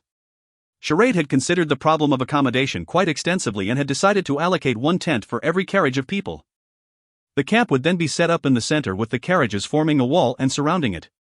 As for transport, they would primarily rely on 4-wheeled carriages. However, the journey to the Northlands was unlike normal trips undertaken by normal convoys. Given the risks and dangers, the army that escorted the convoy would further complicate the process as the transportation of equipment, rations as well as the herbalist unit to go around to provide aid would need to be considered.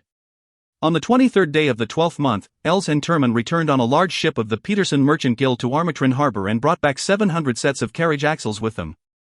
They reported that the President Peterson had his people buy up all the axles for sale in Morani City and even dismantled more than 100 of their own carriages to make up for the demand. Aside from the axles, they also spent nearly 20,000 gold fords and emptied 8 other academies of their used equipment. They didn't approach every academy, however, as they were worried that they wouldn't have enough time and space to ship all those equipment back. Els and Turman said that the amount of equipment was truly too much. When Charade asked the Baron to fulfill his end of the bargain to purchase the equipment, he was instantly flabbergasted as he realized that all his money could only afford a third of the equipment, and that was already discounted at 60% of the market price. He could only use 60,000 gold coins to purchase a quarter of the equipment. However, he still managed to turn a profit in the end by selling them to the neighboring nobles at a higher price. That prompted Charade to realize that the number of carriages needed for the convoy would have to grow again to 800 to accommodate the increased baggage of the equipment. Thus, he decided that he would offer the equipment up for sale to the other nobles on the way to the Northlands and use the profit they would earn for the development of the Dominion in the future. Time passed quickly and it was already the new year. All the preparations for the journey had already been completed and the convoy would depart within another 3 days. To celebrate the coming of the new year, Lorist announced that he would give every soldier 1 gold ford and every one of their family members 1 large silver. He also decided to organize a large festival, causing everyone of the convoy to cheer with excitement. It was already getting late into the night and Lorist found it difficult for him to fall asleep. He took a walk outside the yard and looked towards the stars hanging high up in the heavens, subsequently losing himself in his thoughts. Now that the northbound journey is about to begin, I wonder how I will fare as a lord when I finally return to my homeland. If you find any errors, ads pop up, ads redirect, broken links, non-standard content, etc., please let us know. Report chapter so we can fix it as soon as possible. Chapter 58. The Journey North begins. The journey north begins. On the 3rd day of the 1st month, Lorist bid farewell to Baron Miranda and began his journey. The massive convoy used the main road and traveled up to 60 kilometers within that day. On the 4th day of the 1st month, the convoy traveled another 20 kilometers before noon and left the main road for a forest path detour. Having just crossed a small hill, they arrived at the territory of the nobles of the Redlease Kingdom. On the 3rd day of the journey, just when the convoy was about to start moving again, Yuri sent someone over to report that the local Dominion Lord, a Viscount, has led more than 20 knights to the convoy and said that they would attack the convoy should they not leave 10% of whatever they had as toll. Lorist merely laughed and asked the scout who made the report, "Did Knight Yuri tell the Viscount that this is the army of the Norton family and we're only making our way back to our dominion without doing any business on the way?" The scout replied, "Sir Yuri has already told the Viscount many times, but he refused to listen and stubbornly insisted that we are a smuggling group that is pretending to be a noble family. He even said that if we were going to impersonate nobles, we would be better off if we used a flag from some well-known one and not the flag of the Norton family, a family that he hasn't heard of before at all." Lorist turned to his back and called out, "Turman, go forward to invite that Viscount over. I'll let him know personally what our family is made of." Without delay, Turman came back with the Viscount as his prisoner. Turman said that when he led the Knight Brigade on a charge, the Viscount's men either turned back to escape or got off their horses to surrender, leaving the Viscount himself staring in disbelief as Turman and his knights took all 27 of the Viscount's men prisoner. However, the Viscount still retained the proud, unyielding demeanor that was expected from a noble. Even though he was taken prisoner, he still held his head up high and cursed, "You actually dare to go against me, the family head of the Mestre family? Are you looking to start a war with us?" However, he also said that if Lorist was willing to reimburse him for his loss and apologize, he would be willing to let the convoy off due since he was a benevolent and forgiving person. "You are to offer a huge tribute to me as an apology, Anne." "Oh. This maidservant looks pretty decent." He was referring to Mollyze, who was standing by Charade's side. Lorist gave a bitter laugh and turned to Potterfong and said, "I suspect this guy doesn't have a brain." The stuck-up and arrogant Viscount was instantly strapped onto the hollow rotor on the orders of the enraged Charade. Reedy had him go through more than 10 minutes of the excruciating vertigo-inducing experience, after which the Viscount was let go. He then answered every single question Lorist's group had with tears and snot all over his face. It appeared that Viscount Mestre was in the midst of a war with a neighboring baron. Just yesterday night, the Viscount and his men had intended to raid a small village nearby, but they returned empty-handed. As they were on their way back to the castle, however, they saw the northbound convoy and the Viscount tried to make up for his loss by demanding for a toll fee to be paid. He also mentioned that his castle and the rest of his forces was only 30 kilometers away at a lake nearby. Lorist said happily, "Oh, so the Viscount has come over to invite us to his castle as guests. Turman, bring this Viscount mess thingamajig to his castle and have his men surrender. Otherwise, have him hanged right outside his castle. Also, have Dulles and his Carabalista unit accompany you as well. If they refuse to surrender, besiege the castle right away. We're going to lodge there tonight." Currently, Viscount Mestre felt extremely cold. Having just opened his eyes and still feeling a little woozy, he thought, "That cursed fatty, he actually dared to treat a noble personage such as me in that fashion. When I get back to the castle, I will gather the citizens of my domain and teach them a lesson. Wait, where is this? It seems quite familiar." The Viscount gave his face a pinch and felt much more conscious of his surroundings. He found that he could oddly recognize that place. Finally, he noticed that this was his castle and the room he was in seemed to be his bedroom. But why had his bedroom changed so much? The Viscount propped himself up from the floor and noticed that he was stark naked with not one piece of garment on his body. "What is this?" thought the Viscount as he inspected the piece of cloth that was covering him when he was unconscious. It seemed to be a rough linen bag that was used to store wheat. Ridiculous. What did they do to me? The Viscount cursed and walked quickly towards the empty spot where his bed once was and pulled on the bell rope to summon his maidservant to help him dress up. However, when he pulled on the rope, it merely slipped downward with the other end having fallen on the ground. The rope was disconnected. Pinching his nose at the smell of the linen sack, he brought it up to his waist and used the rope to fasten it and walked towards the exit barefoot. Looking along the walkway, he couldn't see a single soul. The Viscount called out loudly for his servants, but no one answered.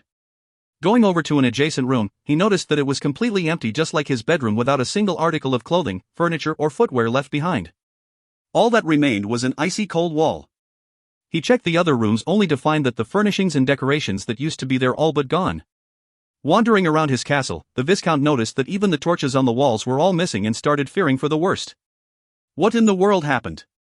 Where is everyone else?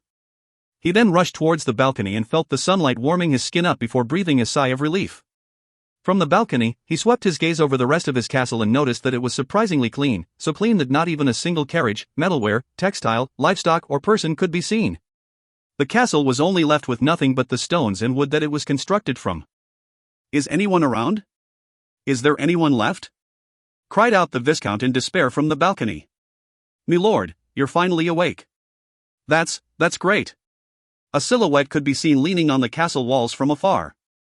The Viscount narrowed his eyes and thought, "Isn't that my loyal butler? Why is he half naked with nothing but a sack covering him like me?" The Viscount quickly made his way to the yard where his butler was at and was met with the butler's emotional ramblings. "Milord, you're finally awake. You have been out cold for 2 days already." The Viscount rested his hand on the butler and asked, "Where is everyone? What happened to my castle? I can't see a single thing anywhere." "Milord, did you forget? 2 days ago, a group of bandits threatened that if we do not surrender and let them in the castle, they would have you hanged. We had no choice but to comply for the sake of your life and surrendered without resistance. The bandits said that they were the army of some Norton family and complained that you have delayed their journey and also caused them to suffer a blow to their morale. They demanded that we pay them back for their losses. But, milord, you understand too that our family doesn't have much gold coins left."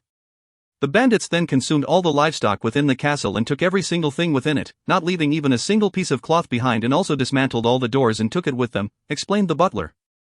The Viscount was already going crazy with rage. "Then, what about the servants? Why don't I see anyone here?" "They have all left with the bandits, milord." Before they left, they gathered everyone in the castle and a fatty asked all of us whether we wanted to leave with their group. "I refused and they instantly stripped me naked and left me here while the others followed them and left long ago," said the butler. "Milord, they only left me 2 sacks after I desperately pleaded. I have only managed to find a porcelain bowl after 2 days of searching and I just used to cook up some oatmeal." "Milord, do you want to have a meal first?" Having heard that there was food, the Viscount suddenly felt the emptiness within his stomach. "All right, get me some then." At that moment, sounds of horses galloping could be heard approaching the main gates of the castle. The old butler's face instantly changed as he said, "Milord, this is bad. The Bocci family's men have come to attack us." "Shut the gates immediately," said the Viscount anxiously. "But, milord, the bandits took away the castle gates as well." "During these past 2 days, I only managed to build a wall of rocks to shut the entrance of the castle," said the old butler. "We're finished," said the Viscount as he knelt down in despair. Charade wasn't concerned in the slightest about their encounter with Viscount Mestre at all. To him, the Viscount was a complete imbecile. He truly wondered how a person like him became a landed noble in the first place.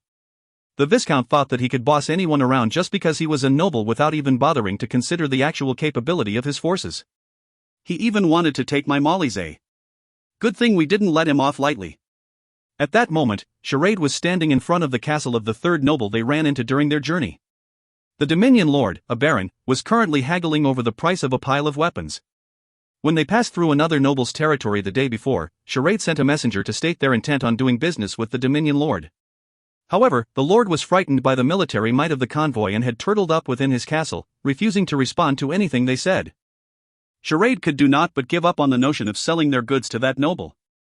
Charade had learned his lesson after that, and when they passed by the current baron's castle, they only bought 3 carriages and offered some of the stuff they took from Viscount Mestre's castle as gifts for him. The reason the things were given away was because it was too much for the convoy to bring along on the journey. Seeing the gifts dangling before his face, the baron appeared on the walls of his castle and asked Charade of his intentions. Charade made a knight salute and stated that he came to represent the Norton family's convoy and asked whether the baron would be able to offer their group with some provisions in exchange for some weapons and equipment. Upon hearing about weapons, the baron quickly got out of his castle to take a look and picked 100 pikes, 20 chain mails, 20 round shields, 20 two-handed greatswords as well as 3 full sets of knight armor.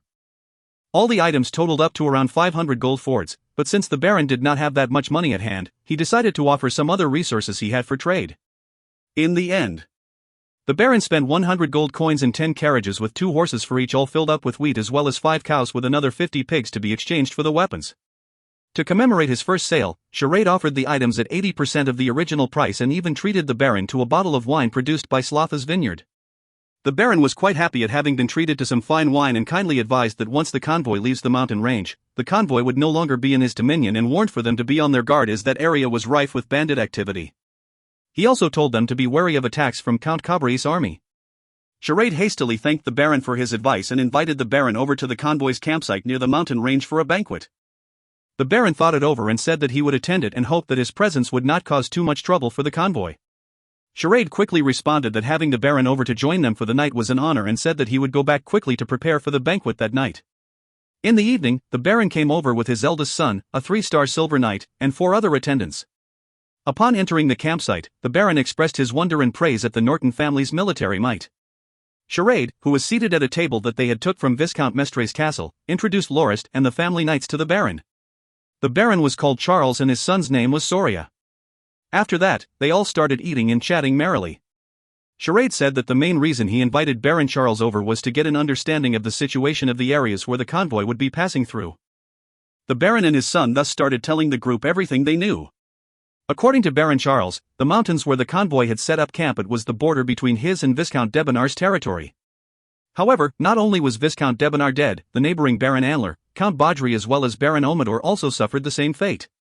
That was to say, Lorist's convoy would be passing through lands that were currently without rulers. He said that there would not be any place where Lorist can resupply, as the cities and villages there had all been raided to ruin. And the cause of it all was Count Cabri's private army. It was said that in his younger days, the Count was a morally bereft knight who was also a serial womanizer whose favorite pastime was to travel around within his dominion to force the women he fancied into bed with him. No matter whether they were in their teens or their late 40s, he didn't let even one of them out of his grasp, thus causing the women in his dominion to stay cooped up within their homes or leave it altogether. Due to his lifestyle, the Count had over 60 illegitimate children. Though, he didn't mind that fact at all and adopted all of them, thus causing the neighboring nobles to give him the moniker, Count Ravenous. On one occasion when Count Cabri went to the imperial capital for some merrymaking, he got to know the first prince and the two of them quickly became close friends. 2 years later, when the first prince was exiled by the former emperor, the Count returned to his dominion and stayed within his bastide to nurture all of his illegitimate sons. After a couple of more years, when the first prince raised the flag of rebellion at Bad Ulger province, the Count responded by bringing his 30 other grown-up illegitimate sons to pledge their allegiance to the first prince. After the civil war, the Count returned with his army and loads of loot and gold back to his dominion, but only 10 of the 30 sons still survived. At present day, even though the Count was already in his 60s, his ambitions still hadn't waned. Soon after his return to the Dominion, he used various excuses to start conflicts with the neighboring nobles and has successfully expanded his territory to twice its former size. The 13 noble families who had resisted him all perished. The men were culled, with the women suffering fates worse than death. They were either abused to their last breath or sold to slave traders when their appraisers were done with them. There was one noble who made complaints about the Count's cruelty to the first prince so that the fallen noble families may be avenged. However, the first prince stated that he was unaware of the full picture and would investigate the matter further before taking any action. But no follow-up was done, even though the noble had waited for more than 3 months. It was after that when he ran into one of the Count's sons who was on the way to the Redlease Kingdom's capital to pay their taxes and tributes. A fight erupted between the two, with it ending with the noble's death at the hands of one of the servants of the illegitimate son. It was described that the servant was angered by the noble who insulted his beloved master to the point where he couldn't contain himself and started lashing out violently. This led to the servant being given the death sentence for killing a noble, with the Count's son remaining unscathed from the whole affair. When word of that matter spread to the territories of the noble families near that of the Count's, a chain reaction occurred. People started to accuse the first prince of favoritism towards the Count. At that moment, one of the aides of Count Cabri revealed a stunning fact. When he was dead drunk at a tavern, before the Count returned to his dominion, the first prince had promised him that he would grant the Count the title of Duke of the Northwest if he was able to make the nearby nobles submit to him, and that the lands of the nobles would become part of his dominion. That was why Count Cabri was so fervent in looking for trouble with the nobles around the area without heeding any of the customs and traditions of nobles when it came to war. He even purged every single one of the opposition, down to every single family member, so that they wouldn't cause any problems to him in the future. The whole of the kingdom's nobles all lost faith in the first prince upon hearing that revelation, and almost 40 of those families banded together to form an alliance to curb the threat of Count Cabri, vowing to support each other should any one of them be troubled by the Count. Even so, given the past grudges some of them had with others, it was not uncommon for some of them to stab another family in the back from time to time. During the past half-year itself, 2 families have already fallen to Count Cabri's clutches. The alliance also suffered quite a number of losses in battles, causing some of the members to leave it and join the Count's side instead. Baron Charles then downed another large glass of wine before he said, now that Count Cabri's army has wiped out the Debonar family, his own would undoubtedly be the next target. Recently, other than expending his efforts on raising an army of his own, he has also sent some of his sons and daughters to Moronti City to some relatives living there to minimize the damage Count Cabri would cause should he succeed in his next conquest. That was also why he purchased so much military equipment from the convoy. The Baron's eldest son, Soria, told Lorist all he knew about the Count's forces. Having gotten quite a great haul from the recent conflicts, the Count brought over 1,000 mercenaries when he returned to his dominion. These men were all mounted and equipped with leather armor and pikes. They called themselves the Spear Cavalry. Adept at chasing down and surrounding their enemies, they were the main force of Count Cabri's army. Other than that, the Count also had a local garrison that numbered around 2,000 people, which was led by a couple of his illegitimate sons who had joined him in his previous expeditions and also helped him manage some of his other territory's security and administration. Whenever the Count defeated an enemy, he would raise the whole territory that belonged to his fallen foe and bring the surviving citizens of the land back to his dominion to serve as slave laborers to build infrastructure for his dominion. Rumor has it that Count Cabri intended to build a city that rivaled that of the kingdom's capital as his main base as the Duke of the Northwest. Soria also said that in the dominions of the noble families who have been eliminated, small resistance groups formed by the locals that numbered from 10 to 100 people were all over the place, and they caused the Count quite a bit of trouble. Due to the lack of resources and provisions, they often acted as bandits from time to time and pillaged not only the Count's dominion but also the territories belonging to the other nobles as well. In an attempt to wipe out the resistance, the Count had sent his forces to the lordless dominions to kill the insurgents as well as capture some strong young men for extra labor. Among the ranks of the insurgents, there was a famous knight called Josk who was a 1-star gold rank that was famed for his superb archery skills. In one of his exploits to avenge his former master's family, he snuck into Count Cabri dominion alone and managed to snipe 2 of the Count's illegitimate sons as well as hurt the shoulder of the Count himself, causing a large bounty to be of 100 gold coins to be placed on him. Currently, Josk leads a force of over a few hundred men and has even threatened some local nobles to provide them with weapons and equipment. Soria expressed his hopes that Lorist's convoy won't run into him as he crossed that area. He advised that Lorist take a detour and not pass through the area that was within the Count's influence. Otherwise, should the Count or the insurgent group set their sights on the convoy, no matter how strong they were, there was no doubt that they would suffer quite a huge loss. Other than that, when Soria and his father were passing through the area, they noticed a huge number of refugees which followed armies around in hopes of being able to get some food. They would also become a potential burden to the convoy. After sending the Baron and his son off, Lorist's expression turned solemn. Should we continue on the original path or go back the way we came? This was indeed a matter that required extensive consideration. If you find any errors, ads pop up, ads redirect, broken links, non-standard content, etc., please let us know. Report chapter so we can fix it as soon as possible. Chapter 59. Kill them all. Kill them all. Lorist decided to let the convoy continue on its original path as he agreed with Charade's rationalization. The convoy was only passing through the area and not intending to fight for the right to rule the place. Besides that, the convoy was being escorted by an elite military force.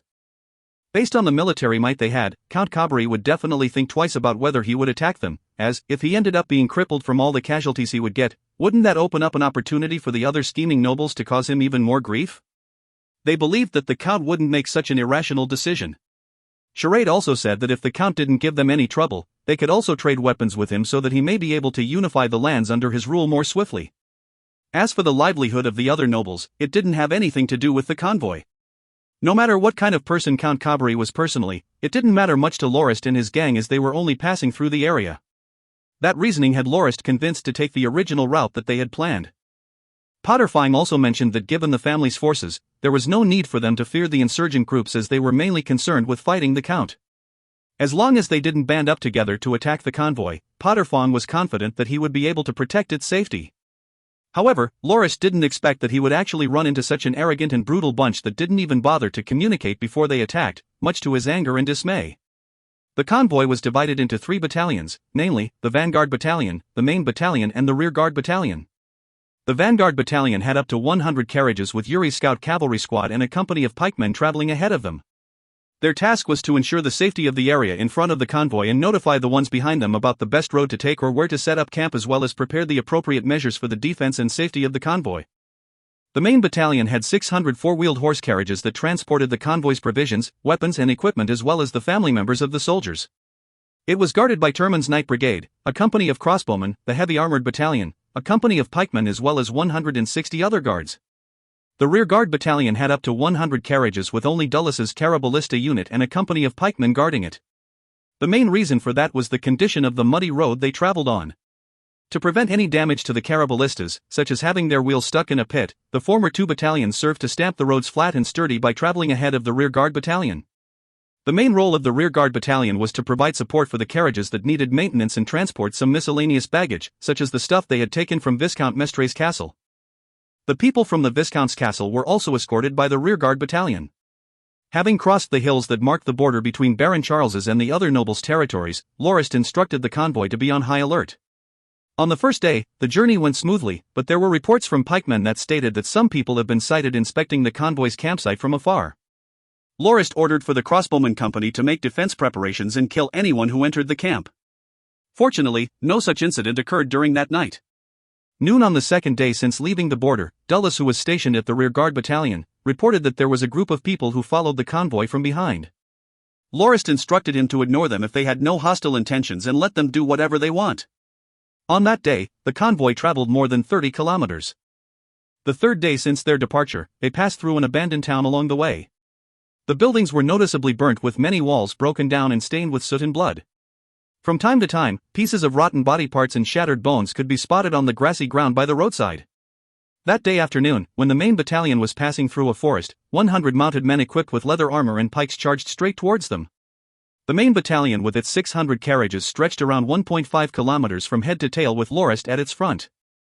Upon hearing about the approaching horsemen, he brought Terman along to the encounter site right away. This happened the moment they were about to travel across a small hill. Given that the main battalion was the middle section of the convoy, its security was managed by one of the senior students of the Dawn Academy. Seeing the 100 men galloping towards them, he brought 3 others on horseback and signaled for them to stop so that they may engage in negotiations. To show his sincerity, he didn't even bring his sword with him and ordered his attendants to not be in defensive formation. Usually, when one was met with such a situation, one would stop and get off one's horse and send a representative, given that the convoy wasn't their enemy and there was no need for them to engage in conflict. The group of horsemen slowed down, much to Lorist's relief. However, when he was about to get off the horse to get closer, something unexpected happened. The horsemen quickly arrived before the senior student and a loud whistle could be heard. 2 large nets were tossed by some of the horsemen and the senior student was trapped and was pulled off his horse. The hundreds of men then continued riding forward, stamping the senior student into meat paste. The 3 attendants of the senior student were also caught off guard and got impaled to their deaths. The horsemen let out a loud cheer and started killing everyone within their sights. As there were only around 10 pikemen who were patrolling that section of the convoy, they were all obliterated within seconds. The whole place was pure chaos, with a few carriages that carried the family members of the soldiers banging into each other. Screams of terror and cries of agony constantly echoed in the air. One of the horsemen grabbed onto the hair of a girl on a carriage and pulled her out savagely, before stripping her naked, pinning her on the ground and taking his pants off. He was actually about to commit such a bestial act in broad daylight. Another horseman grabbed a baby from its mother's embrace, causing the mother to leap forward in a desperate attempt to save her child. The horseman merely laughed and tossed the baby to another one of his mates, who readied the tip of his pike and let the baby land onto it, before letting out a wild, ghastly laughter, obviously elated at his accurate catch. The baby stopped crying right away and the young mother stood there unmoving, as if she couldn't believe what that which had just happened before her eyes. It was not until the horseman who took her baby grabbed her when she snapped out of it and gave his arm a huge bite. Screaming in pain, the horseman lifted his pike and nailed the mother down to the ground with it and trampled all over her body on horseback with his mate. Another white-haired old man could be seen desperately shielding his grandchild from harm. One of the horsemen rode over and used his pike to nail both of them to the ground before brandishing his sword and lopping off the head of the old man. The actions of the 100-odd horsemen had managed to create what many would consider a hell-like scene within minutes. Lorist, who was still on his way from the small hill, was so enraged that he felt like his blood was boiling as he prompted his mount to go faster, leaving Terman and his knights far behind. It was then when the rest of the convoy started to react to the attack, with Potterfong mobilizing his troops and heading to the place where the attack occurred. As he approached, Lorist let fly several javelins, nailing down the two horsemen who were trampling around the body of the young mother and her dead infant. Just as the savage man's member was about to penetrate the young girl's body, a javelin sent him flying for 3 to 4 meters from where he originally was and pinned him securely on the ground. That horseman desperately clutched on the javelin before gurgling out blood non-stop and writhing on the floor in pain. Having only brought a quiver of 12 javelins with him, Lorist managed to kill 12 horsemen before they noticed his arrival and started rushing towards him. Drawing his long sword, his first slash severed the head of the horse as well as the whole upper torso of an incoming horseman. Blood gushed out unceasingly from the neck of the headless horse, with the man who was cut in half still alive and letting out screams of pain while clawing about insanely on the ground. One of the horsemen who followed behind the first one was greatly startled by the sight in front of him. But before he could react, Lorist's longsword swiftly melded through his neck like a knife through butter, sending yet another head flying through the air. The third horseman aimed his pike forward and charged forcefully towards Lorist, who twisted his body on horseback to an inexplicable angle in response.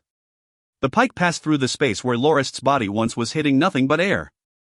A sword flashed as the two horses dashed past each other and the third horseman fell off his mount with a huge opening in his chest. The fourth and fifth horsemen tossed a net towards Lorist. Seeing it land on him, the two laughed gleefully. However, as they were about to pull it in, they only heard a low grunt before feeling an irresistible force pulling them forward instead, sending them flying towards Lorist. He actually managed to use his internal energy to turn the tables and pulled his adversaries towards him. At that moment, the pike that the third horseman had intended to pierce Lorist with was still airborne. Lorist used his right foot to hook it up and held the pike in his hand before using it to make a fine kebab out of the two horsemen who were flying towards him. Within but an instant, 5 people died without being able to put up a decent fight.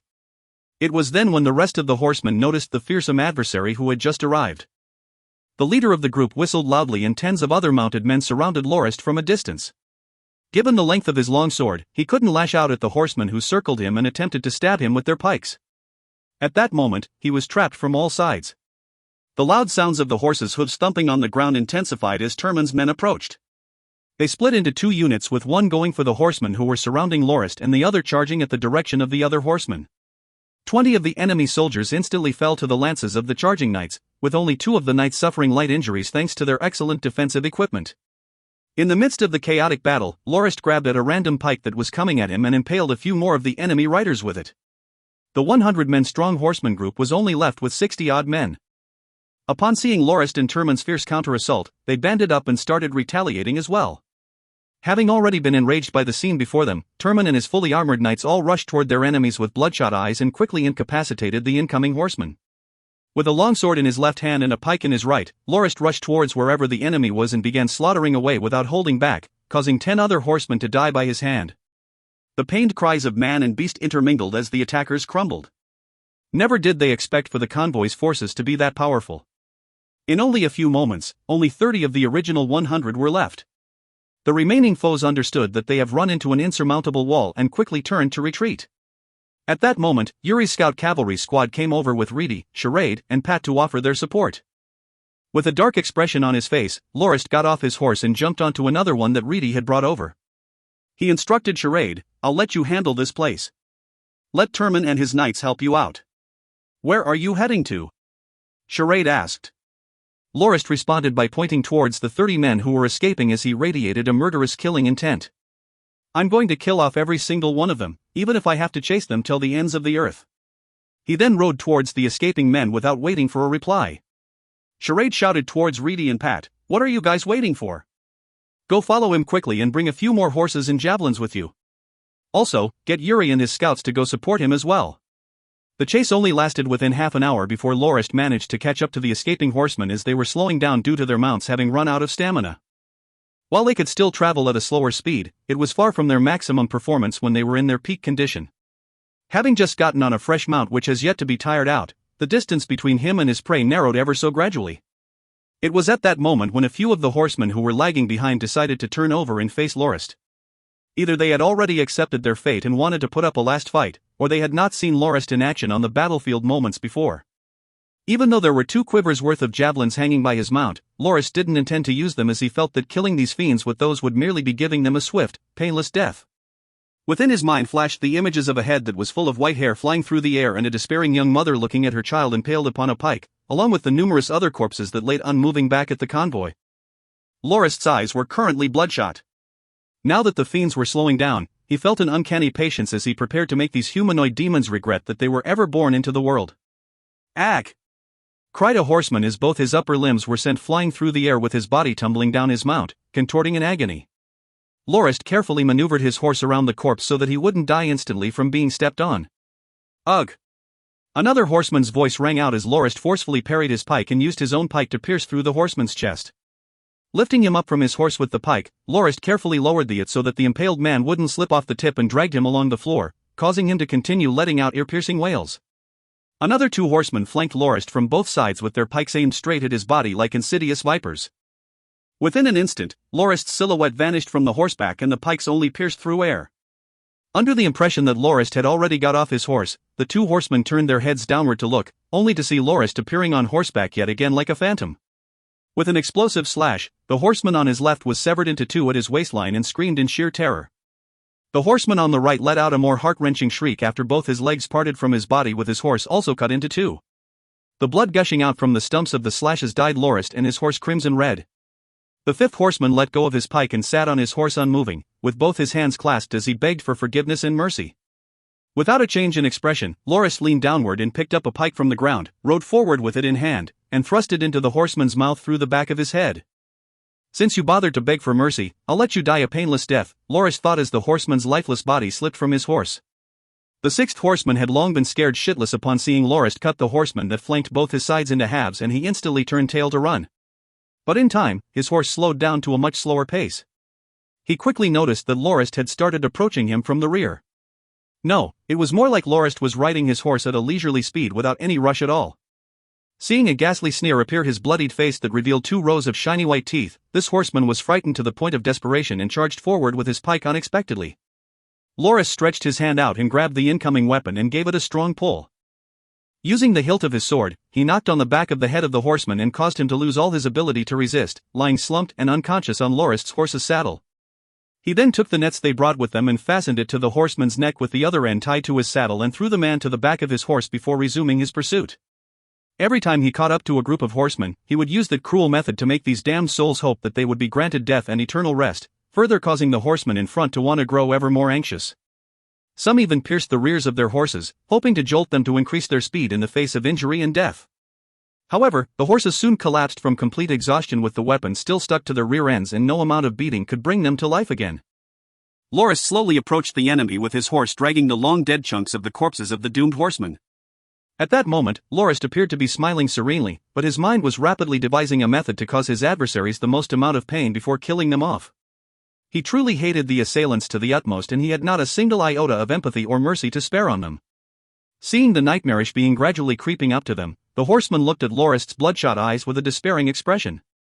Knowing that no salvation would come to them, they all cursed Lorist loudly in unison before gritting their teeth and plunging their pikes into their own chests.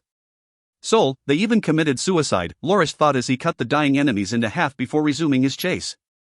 Leaving the small forest, Lorist noticed a military encampment not far away while the remaining 8 horsemen suddenly regained their vigor and started shouting loudly towards the camp as they started stabbing their mounts from time to time with their weapons. "Not a single one of you will be able to escape," Lorist thought, after which he prompted his horse to gallop faster to continue his onslaught. If you find any errors, ads pop-up, ads redirect, broken links, non-standard content, etc., please let us know. Report chapter so we can fix it as soon as possible. Chapter 60 Camp Intrusion and Takeover. Camp Intrusion and Takeover. The horseman who was lagging behind the most turned and thrust his pike wildly towards Lorist. He didn't expect for any of the thrusts to actually connect and only hoped that it would help stave off his punisher for the slightest bit longer so that reinforcements from his camp would arrive and save him in time. Catching the wildly flailing pike with his bare hands, Lorist gave it a firm tug and swung his sword toward the despairing horseman. "Ag!" cried that man loudly as his left leg separated from his body while he fell on the ground headfirst. Lorist caught up to another horseman who had already lost his pike midway during the chase. He could do nothing but stare at Lorist approaching and impaling him straight through the chest. Shaking the body off the pike, Lorist saw that there were still 6 inhumane beasts riding in front of him. The camp not too far away had already noticed the situation and opened the main gates. 10 other similarly equipped horsemen rushed out of the camp. At that moment, one of the remaining escaping horsemen noticed that his mount that was slowing down. Suddenly, it lost its footing and crashed to the ground head first, rolling on the ground due to the inertia. When it came to a stop, it merely twitched a couple of times before it ceased moving entirely. The horseman, however, was pretty quick to respond to that, as he had jumped off his saddle the moment his horse fell, and rolled on the ground to break his fall before recovering and standing up with his pike still held tightly in his arm. Seeing Lorist nearing him on horseback, the horseman made a savage expression, gave a war cry and rushed forward with his pike. His target wasn't Lorist himself, but rather his mount.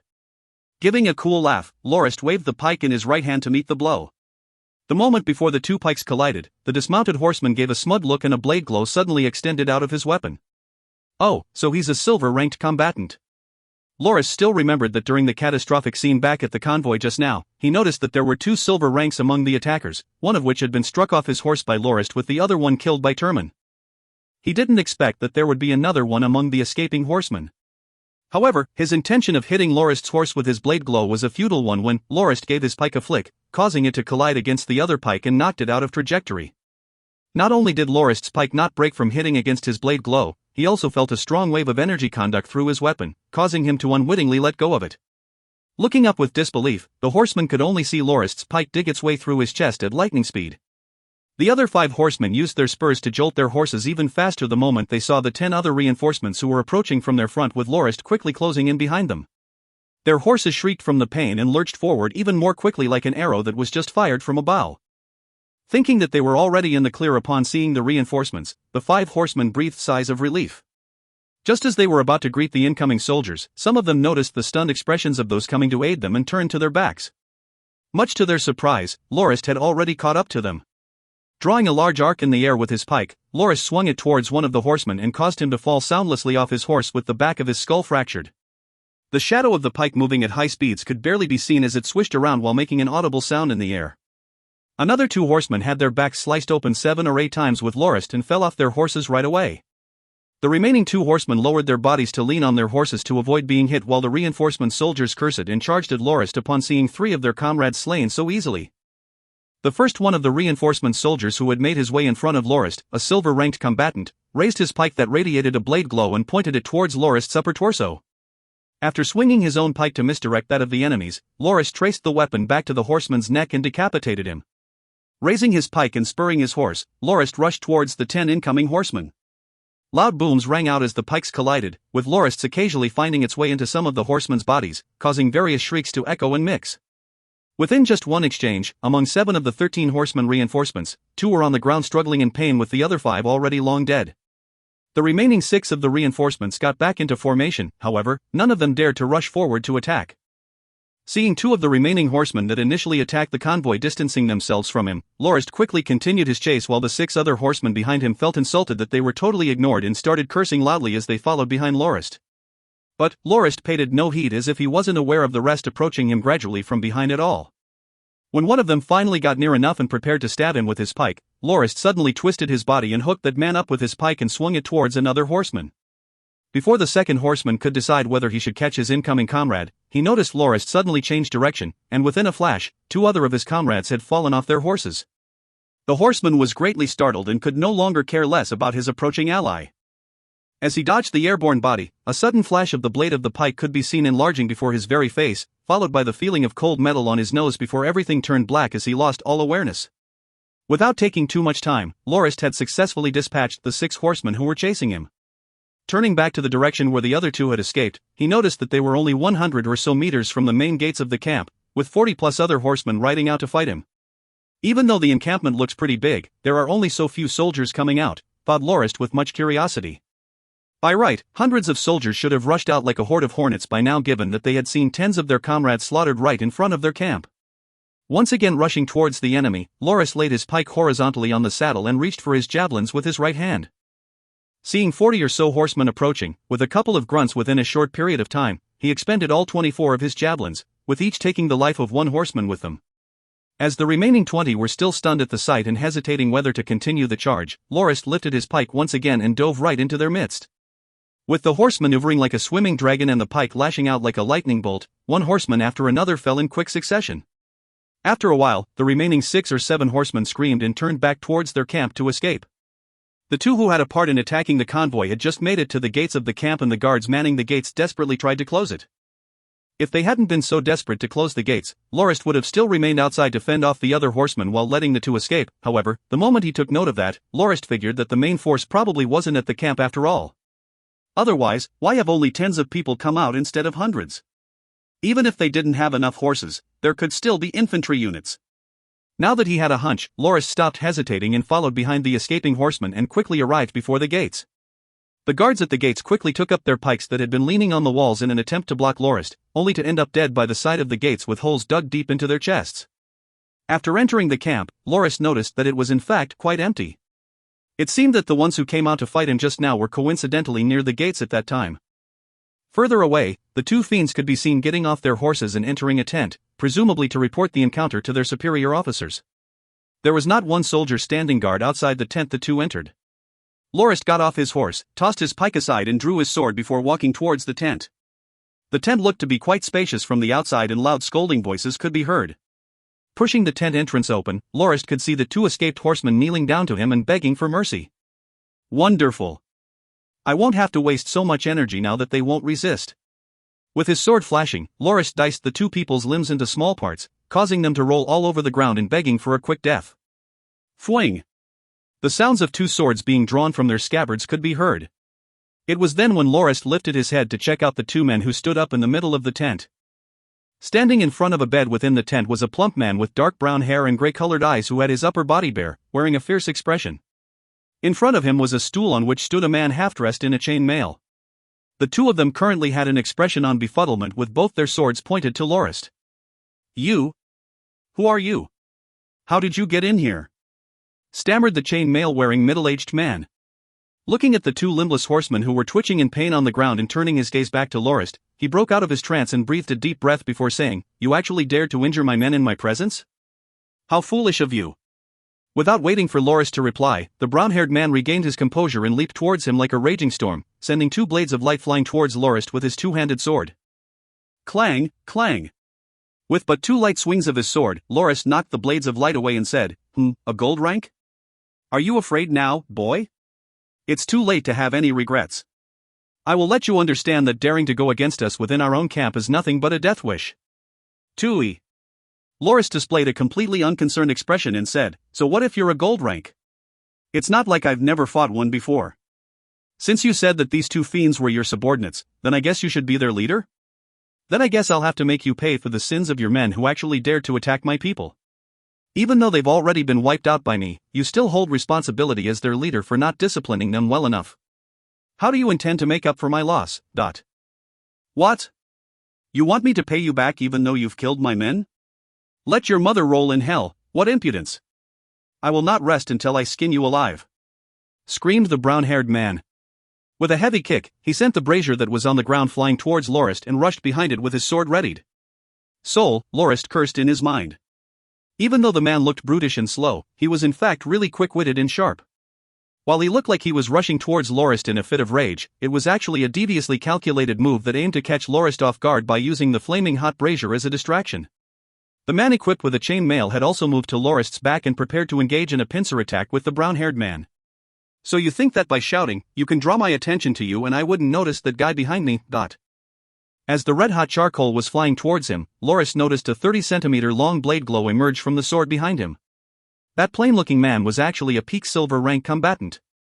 With the burning brazier and charcoal as well as the brown-haired man on one side and the silver-ranked chain mail-wearing man on the other, Lorist seemed like he had his escape route sealed and had no choice but to face the full brunt of the force head-on. Both the assailants revealed a sly smile as they thought that Lorist would definitely lose to them if he dared to take their strikes head-on. After all, they had even successfully killed gold-ranked fighters with their plots and tricks before. However, Lorist slumped downward suddenly and stuck close to the floor as he moved out of the attack range of both the men before standing up again almost 2 meters away. Now that he was no longer between the two of them, their attacks headed towards each other, much to their disbelief. The brown-haired man desperately retracted his arm, but that had disrupted his circulating battle force and the backlash caused him to breathe heavily as a result. On the other hand, the man with the chain mail managed to cut the brazier apart, but he wasn't able to deflect each and every one of the charcoal pieces, some of which landed on his face and hissing sounds could be heard accompanied by a smell of burnt flesh drifting in the air. Having been scalded right in the face, the man tossed his sword away and clawed at the spots where the charcoal had landed while letting out a ghastly shriek. Flashes of the light reflecting off the blade could be seen within the tent as Lorist suddenly creeped up to the gold-ranked fighter and stood straight up.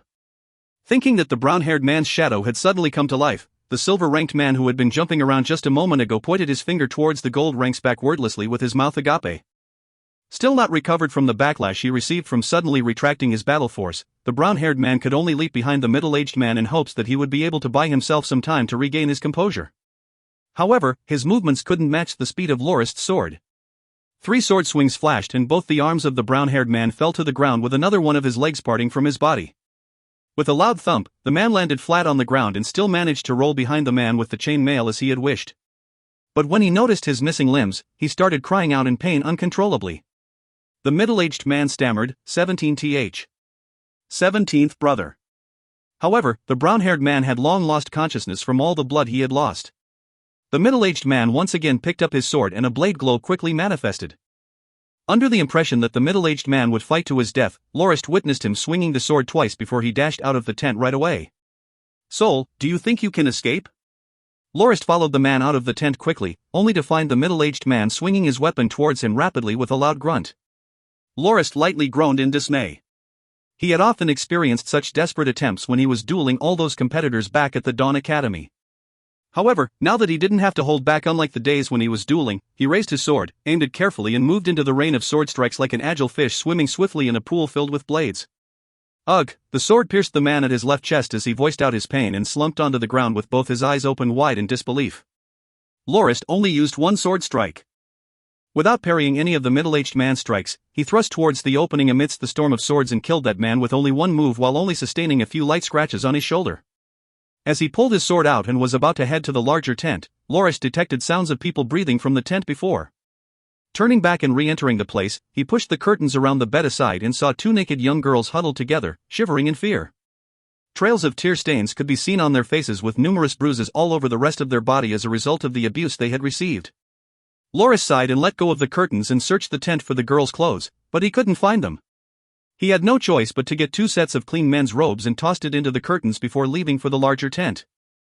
Upon exiting, he saw that a battle was going on. It appeared that Yuri, Reedy, and Pat had led the scout cavalry to the camp after seeing Lorist rush in recklessly without regard for his own safety. However, they were only met with up to 70 soldiers who weren't even properly dressed in their armors, with some of them even coming out half-nude or barefoot. Faced with that comical sight, Yuri and gang started slaughtering away in delight. The scout cavalry was just like Lorist in that they used their javelins to take down nearby enemies while opting for the crossbow to shoot ones that were further away. Before Lorist left that tent, they had already managed to gain control of the whole camp. Seeing Lorist emerge from the tent, Yuri quickly rode over. Getting off his horse, he said, "It seems like the main force of this camp has left only a few of them to guard the place." Lorist said, "Ask your men to leave some alive so that we can question them later, but..." Yuri relayed that order to a scout near him and that scout nodded before heading off again. At that moment, Reedy and Pat could be seen approaching. "Master, 400 people are being held prisoner at the middle section of the camp. Also, we've discovered a large amount of food and other provisions at the back as well." "Oh," mumbled Lorist as he looked towards Yuri. "It seems that the camp is not an ad hoc one, but rather a long-term outpost. Yuri, send some men to follow Pat to go back and inform Charade to bring the convoy here. We'll be staying here tonight. Pat, make sure you stay safe." "All right," Pat said as he left the camp with 3 other light cavalry troops. "Reedy, release the prisoners and have them stay together at that area. Make them some food as well. We'll handle the other stuff once Charade gets here. Yuri, have the light cavalry sweep the camp once more just in case there are any soldiers who have managed to escape our grasp. Make sure you secure the food as well just in case anyone intends to burn it." "Yes," said Reedy and Yuri. Walking to and fro around the large tent, Lorist waited patiently for the rest of the convoy to arrive. Several light cavalry troops could be seen searching the tents one by one. Just as Lorist was planning to ask someone to clear out the corpses in the large tent, he saw a blade glow flash from within a tent in the distance, followed by 2 light cavalry soldiers flying out of the tent with blood coming out of their noses and another one falling on the ground outside the tent with his head severed. A tear opened up at one part of the tent as a silhouette emerged and got on a horse of the cavalry troops and escaped from the gates of the camp. So there was still one silver rank hiding there, Lorist thought, before he got on a horse nearby and started his chase. If you find any errors, ads pop up, ads redirect, broken links, non-standard content, etc., please let us know. Report chapter so we can fix it as soon as possible. Chapter 61 Arrival of the Convoy. Arrival of the Convoy. 2 light cavalry soldiers were guarding the main gates of the camp. From afar, they could see a rider approaching quickly. Curious about what orders that rider might have received, one of the guards got closer to check it out. However, upon closer inspection, he noticed that the rider wasn't one of his comrades and quickly raised his pike to intercept him, only to have it broken by the silver-ranked rider's blade glow. Had it not been for the fact that the enemy was in a rush to escape, the 2 light cavalry guards might have been killed already. The rider on the stolen mount whooshed past the 2 light cavalry soldiers who had been dismounted and successfully went out of the camp. Cursing as they tried to prop themselves up from the ground, the 2 soldiers then got back on their horses, with one readying his crossbow and the other taking out his javelin, but they could do not but watch as the enemy galloped out of their firing range. Lorist quickly arrived and took the javelin in the soldier's hand before continuing on the chase. At that moment, he was about 40 meters apart from that silver-ranked rider, and he wasn't confident that he would be able to hit his mark from that distance. Seeing the distance between him and the enemy increase gradually, he decided to try his luck by throwing the javelin. Suddenly, his horse staggered and started wobbling unstably as if it were about to crash. Greatly startled, Lorist quickly got both his feet out of the stirrups, jumped and somersaulted in the air before landing and rolling on the ground, escaping the fate of tumbling to his death with his mount. Seeing his horse on the ground, Lorist threw his javelin down angrily. "Soul, why is my luck so bad?" The horse he had taken at a whim in fact belonged to one of the 2 soldiers he was chasing to the camp before. It's no wonder the horse slowed down right after exiting the camp early on, having been exhausted beyond its limits. Seeing the silver-ranked soldier escape from his grasps, Lorist started fuming with rage. The silhouette of the man seemed like a dot hundreds of meters away. Sounds of horses galloping could be heard from behind. They were the light cavalry troops who had reacted to the sudden deaths of 2 of their comrades. However, they were far too late. At that moment, Lorist heard the twang of a released bowstring and saw a green stream of light traveling out from the wilderness about 100 meters away from the camp. As if he was struck by lightning, the escaping silver rank got knocked off horseback and landed heavily onto the ground. His horse continued running for a while before stopping and turning back towards the camp. Lorist stopped the few scouts who had just arrived from entering the forest to search for the source of the arrow and pointed towards the place where the silver-ranked soldier fell. "Go inspect that area and bring him back over here. Be careful, that soul-damned bastard may be playing dead for all we know. I've already had one of my men die at his hand." Once again looking towards the spot in the forest from which the green ray of light originated, Lorist saw a man holding a large green bough with some leaves and twigs covering him to serve as camouflage and felt that the man was paying attention to his every move. Waving towards the direction of that man, Lorist made a gesture of invitation. However, that man made no response and slowly retreated into the trees, eventually disappearing completely from sight. Letting out a breath of relief, Lorist thought, what an impressive archer.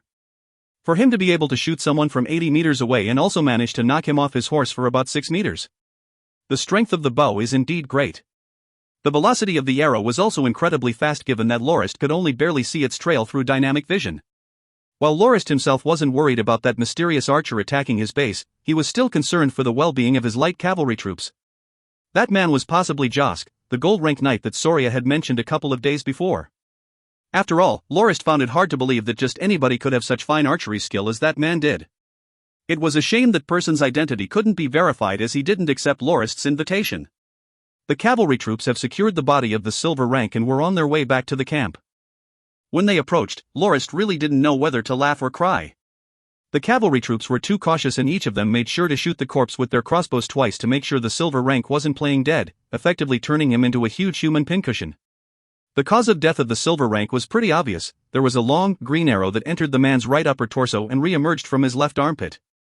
Pulling the arrow out and ripping a piece of the corpse's clothing off, Lorist wiped the blood off the arrow and noticed a small, unclear inscription that read Joe.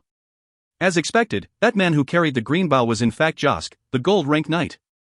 Once again looking at the arrows embedded in the corpse, Lorist sighed and said, "Gosh, don't you guys have eyes? He's already long dead, yet you wasted so many crossbow bolts on him and even ruined his armor.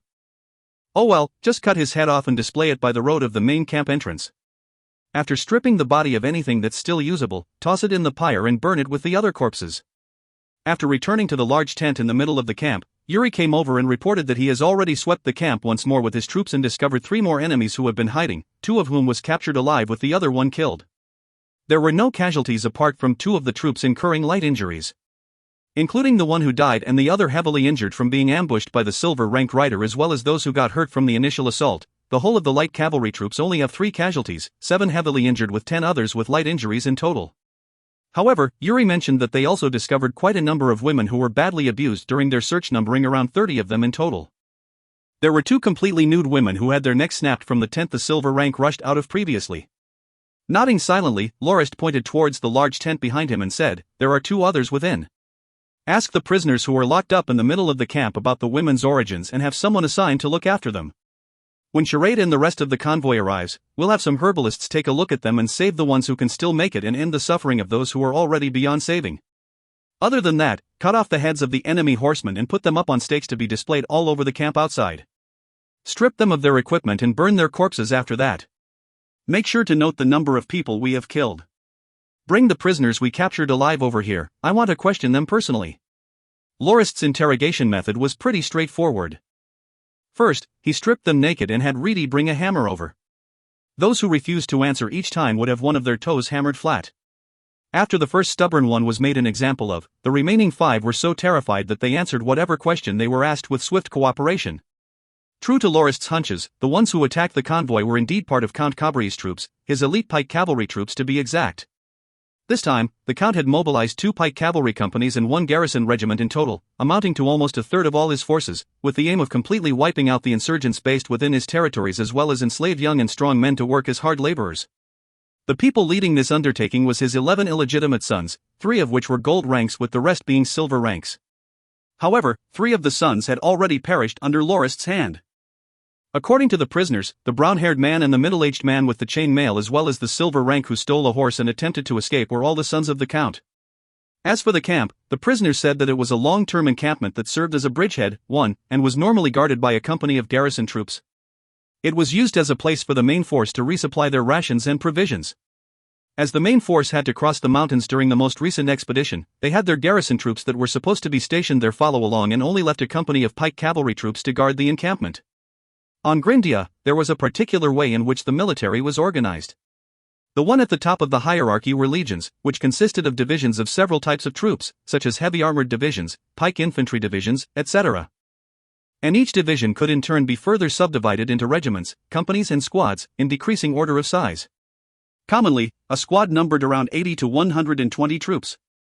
4 to 5 squads formed a company, and 4 to 5 companies constituted a regiment, with a division containing at least 4 to 5 regiments in total. For example, in the White Lion Legion, one of the 3 main armies of the former empire which Potterfawn used to serve in, the total amount of soldiers numbered up to 80,000. The forces of Count Cabri were mainly bolstered by the pike cavalry troops, which have received quite a generous amount of support and funding. In total, there were 5 companies of pike cavalry troops, each consisting of 4 squads of 120 soldiers each. For 2 of the companies to be sent out for the expedition was already quite a large force. The prisoners also mentioned that the main force that had went to wipe out the insurgents would return in a day or 2 because they only brought 15 days' worth of supplies with them and it was already the 13th day. The brown-haired commander even sent 1 squad of pike cavalry to receive them when they return with the 2 other squads that having left to hunt due to having nothing better to do. The hunt that the prisoner referred to was the patrolling of the surrounding area to capture refugees to force them into labor. The 400-odd people who were kept locked up in the middle of the camp was the result of such hunts. However, never would the pike cavalry have expected that Lorist's convoy's military might far outrank their own, leading to their total demise as well as the ones who stayed guard at the camp, resulting in the camp being captured by the convoy. Lorist questioned them very detailedly and asked a final question, that was, why did the hunting squad not check their targets properly before deciding to attack it? Only then did the prisoners understand the reason that prompted Lorist to come slaughtering his way in with the rest of his troops and started cursing their dead comrades unceasingly. However, one of the prisoners who looked in his 30s stayed quiet and looked at the Norton family's flag with a meaningful gaze.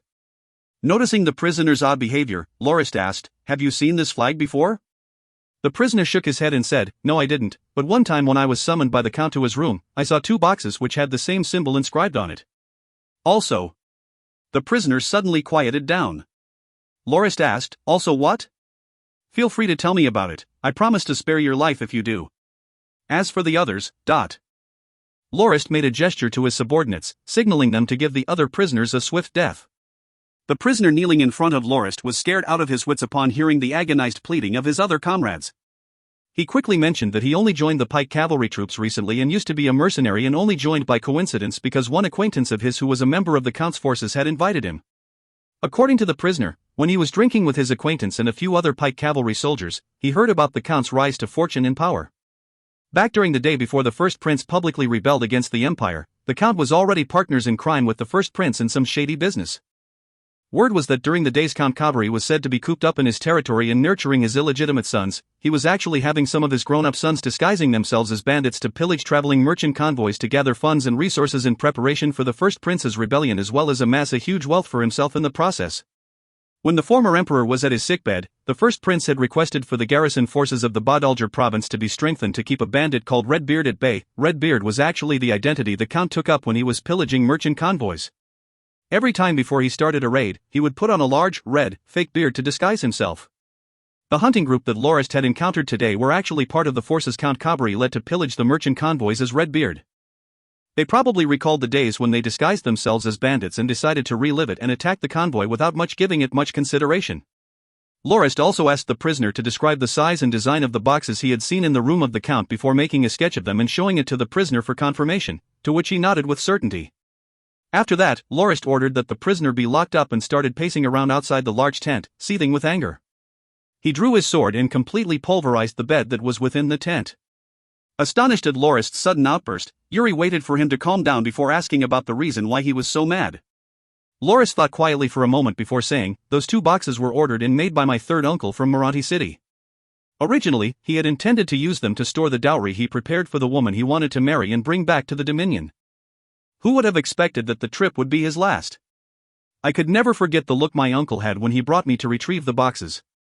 I could tell that he truly loved that woman from the look he had on his face when he looked at them. That's why I'm so familiar with the design of the boxes. Count Cabri, you truly have did it this time. Just you wait."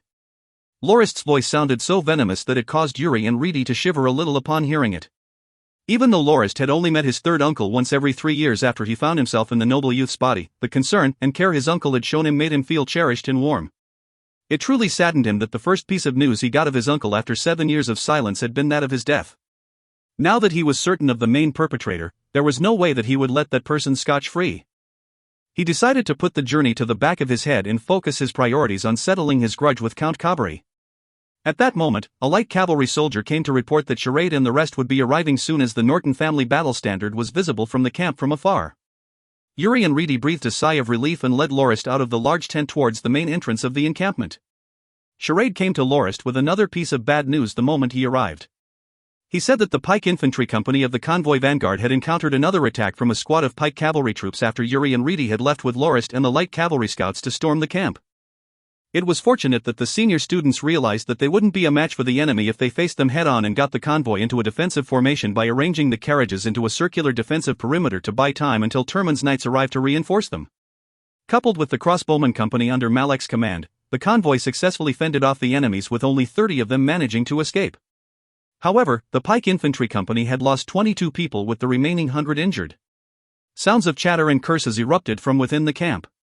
Lorist handed the other matters for Charade to handle and instructed Reedy and Pat to boil him some water so that he may take a bath and wash off the coagulated blood on his body that was causing him much itch and discomfort. After dinner, the large main tent was brightly illuminated with the whole main cast of the convoy present within. 47 of the soldiers' family members died with another 130 of them injured. All 21 of the pikemen who were in charge of the security of that part of the convoy perished as well in Chivos. Charade's voice turned deep at the mention of that name. Chivos was one of the senior students of the academy that had been sent to communicate with the enemy's pike cavalry squad but only ended up trampled to death after the ambush. Including the second assault we suffered, a total of 43 infantry pikemen died with 58 others sustaining heavy injuries, 7 of which ended up handicapped and will be unable to recover fully with the remaining 86 sustaining light injuries. Yuri reported that the light cavalry troops suffered 3 casualties, with 7 heavily injured and another 13 lightly injured with none of them crippled. Turman's knights on the other hand only had 6 people who got light injuries with no casualties in their unit. That concludes the report on the damages and losses of the troops. Lorist followed up with introducing the rest at the meeting about the situation of the prisoners as well as the possibility that Count Corby was possibly the one who had caused the demise of Lorist's third uncle and the rest of the Norton family's merchant convoy. I believe that you guys are well aware that the original plan of crossing this area without getting into huge conflicts will no longer be possible. Based on the modus operandi of the Count and his troops, it can be seen that they are nothing but inhumane fiends who cannot be reasoned with and have nothing but thoughts of slaughter in their heads, as can be seen from the death of our beloved comrade, Chivos. For his sake, and those of the innocent family members and the brave soldiers of the family who perished, I have decided to avenge them. We will not rest until we stomp the Cabri family flag under our feet," said Lorist resolutely. The whole tent was silent after Lorist stopped talking, but quiet chatters and murmurs gradually built up. Some of them approved of Lorist's decision while others were still a little hesitant. According to the testimony of the prisoners, Count Cabri's forces could possibly far exceed that of the convoys. Was this truly a battle the convoy could afford to fight in? Just as the group of people within the tent were discussing the matter, a light cavalry soldier rushed in from outside and reported to Lorist that a knight called Josk wanted to meet him and said that he came at the invitation of the new master of the encampment. Lorist slapped on his thighs and said, "Quick, invite him in." "No, let me go out to receive him. If you find any errors, ads pop up, ads redirect, broken links, non-standard content, etc., please let us know. Report chapter so we can fix it as soon as possible." Chapter 62 Offense and Defense. Offense and Defense. Marksman Josk looked to be in his 30s. With his head of blonde hair and well-defined physique, he looked exceedingly handsome and wore a resolute expression on his face. However, Lorist could detect a faint hint of grief between his eyebrows. After receiving him from the entrance and introducing him to the rest of the family knights, Lorist gave a brief summary of the convoy's situation and told Josk about how he captured the camp out of retaliation from the attack earlier that day. He also asked Josk the main reason he decided to visit them. Knight Josk also spoke rather frankly and said that he had come to check whether the military might of the convoy could withstand the attack from the Count's regiment of garrison troops as well as another company of pike cavalry. His original intention of lurking around the area in the afternoon was to sabotage and burn the Count's supplies as the security was more lax than usual and force the Count's army to retreat to their main base to resupply and give the insurgents of the Western Mountains some time to rest and recuperate. Now that Lorist had conquered the camp, he had unintentionally helped the insurgents out. Josk confessed that when he saw Lorist bringing less than 100 soldiers to attack the camp, he thought that Lorist's forces wasn't really trying to conquer it given the disparity of his forces and that of the camp. He also said that he was anticipating the arrival of the other company of pike cavalry to come back to defend that place before he met Charade and the rest of the convoy when he was leaving the forest and understood that the pike cavalry unit had probably clashed with the convoy already. Worried that Lorist wouldn't be able to handle the full brunt of the Count's forces and incur a huge loss, Josk felt that he should warn them just in case. According to him, Count Cabri had a total of 5 companies of garrison troops with each having a bowman squad, an infantry squad as well as 2 pike infantry squads with each squad having 120 people each. All the soldiers in the garrison troops numbered around 2,400 people. Including the company of pike infantry that was patrolling the outer areas of the mountains, the Count's rebel sweeping troops had up to 2,900 people. Charade interjected and mentioned that according to Soria, they only had 1,000 pike infantry and 2,000 garrison troops and wondered how the Count had managed to expand his forces that quickly. "Who's Soria?" Josk asked. Charade proceeded to tell the knight about their encounter with Baron Charles and his son. Curling his lips, Josk said, "I know Baron Charles and I've even met him a couple of times." Knight Soria's information isn't totally wrong, but the information only describes the Count's forces a year ago. At that time, the Count had only returned to his dominion for a short while. Given that he has been fighting battles here and there and wiping out several landed nobles, he definitely would have expanded his forces by now. Other than the troops that were dispatched to wipe out the insurgents in the Western Mountains, Count Cabri still has around 3 companies of pike infantry back at his dominion as well as a regiment of garrison troops and 2 other newly formed companies of garrison troops. In the recent times, the troops of the Count have successfully wiped out a few insurgent strongholds in the mountains and obtained a substantial amount of food and other supplies. During the past 2 days, they had turned their attention to the largest insurgent group in the area who were based at Hidden Bull Stronghold. While the insurgents at the stronghold have managed to resist due to the advantage of terrain, they were at their breaking point due to the sheer number of casualties they had sustained. That was why Josk intended to burn the supplies of the camp to ensure that the assault will stop temporarily. However, now that Lorist had occupied the encampment, the Count's forces will definitely return to recapture the place when they get wind of it. Josk suggested to Lorist that if their forces would not be enough to defeat that of the Count's, they should quickly leave the area and burn the whole camp down to force the Count's forces back to the Dominion. Given that the Western Mountains was only 1 day of travel away from the camp, they would definitely get news about the conquered camp and return by the evening of the next day. If the convoy doesn't hurry up, they wouldn't be able to escape in time. Shaking his head, Lorist said, "No, the convoy cannot leave. They'll definitely catch up to us if we try because the convoy travels so much slower than a single military unit. As long as the pike cavalry manages to stall the convoy, their regiment of infantry garrison troops will definitely catch up eventually. Instead of giving the enemy the advantage of attacking us head-on in an open field battle, it would be wiser to secure the camp and use the terrain to our advantage to minimize our losses." Filled with killing intent, Lorist said, "If we're going to fight, let's give it our all. I want to use this camp to wipe out all the 3,000 men of their rebel sweeping army and teach the damned Count a lesson." He also elaborated that even though the Count's forces outnumbered them 3 to 1, their actual battle prowess was far inferior to that of the convoy's forces. According to the testimonies of the prisoners, the only unit of the count that posed a threat to the convoy was the pike cavalry unit, which were constituted mainly of soldiers who have had their battle force awakened. However, if their cavalry lost the advantage of charging and had to engage in close combat with the convoy's heavy armored soldiers, they would definitely be wiped out without question. As for the remaining 2,000 garrison troops who can't utilize battle force, wouldn't they just be like a herd of sheep thrown into the midst of a wolf pack that was Turman's battle force trained night brigade? As for Yuri and his squad of light cavalry scouts, they will ensure that not one of the Count's soldiers managed to escape. Lorist also mentioned that they also had crossbowmen, pike infantry as well as a carabalista unit, and he couldn't imagine how in the world the convoy would lose to the Count's forces. As for how we would bait the enemy into our trap, that's easy. Knight Josk has mentioned that even though the sweeping troops have breached a few mountain strongholds and have gotten a hold of a batch of supplies, it would only last them for up to 6 days at most. After receiving news of their camp being conquered by us, they will only be left with 2 choices. Either they return to the Count's dominion or come here to try to recapture the camp. I'm sure they will choose the latter, because if they choose to return to the Count's dominion, they would definitely be severely punished by the Count for the deaths of 3 of his illegitimate sons. The officer in charge will have no choice but to try to recapture this place to make up for the losses he has incurred.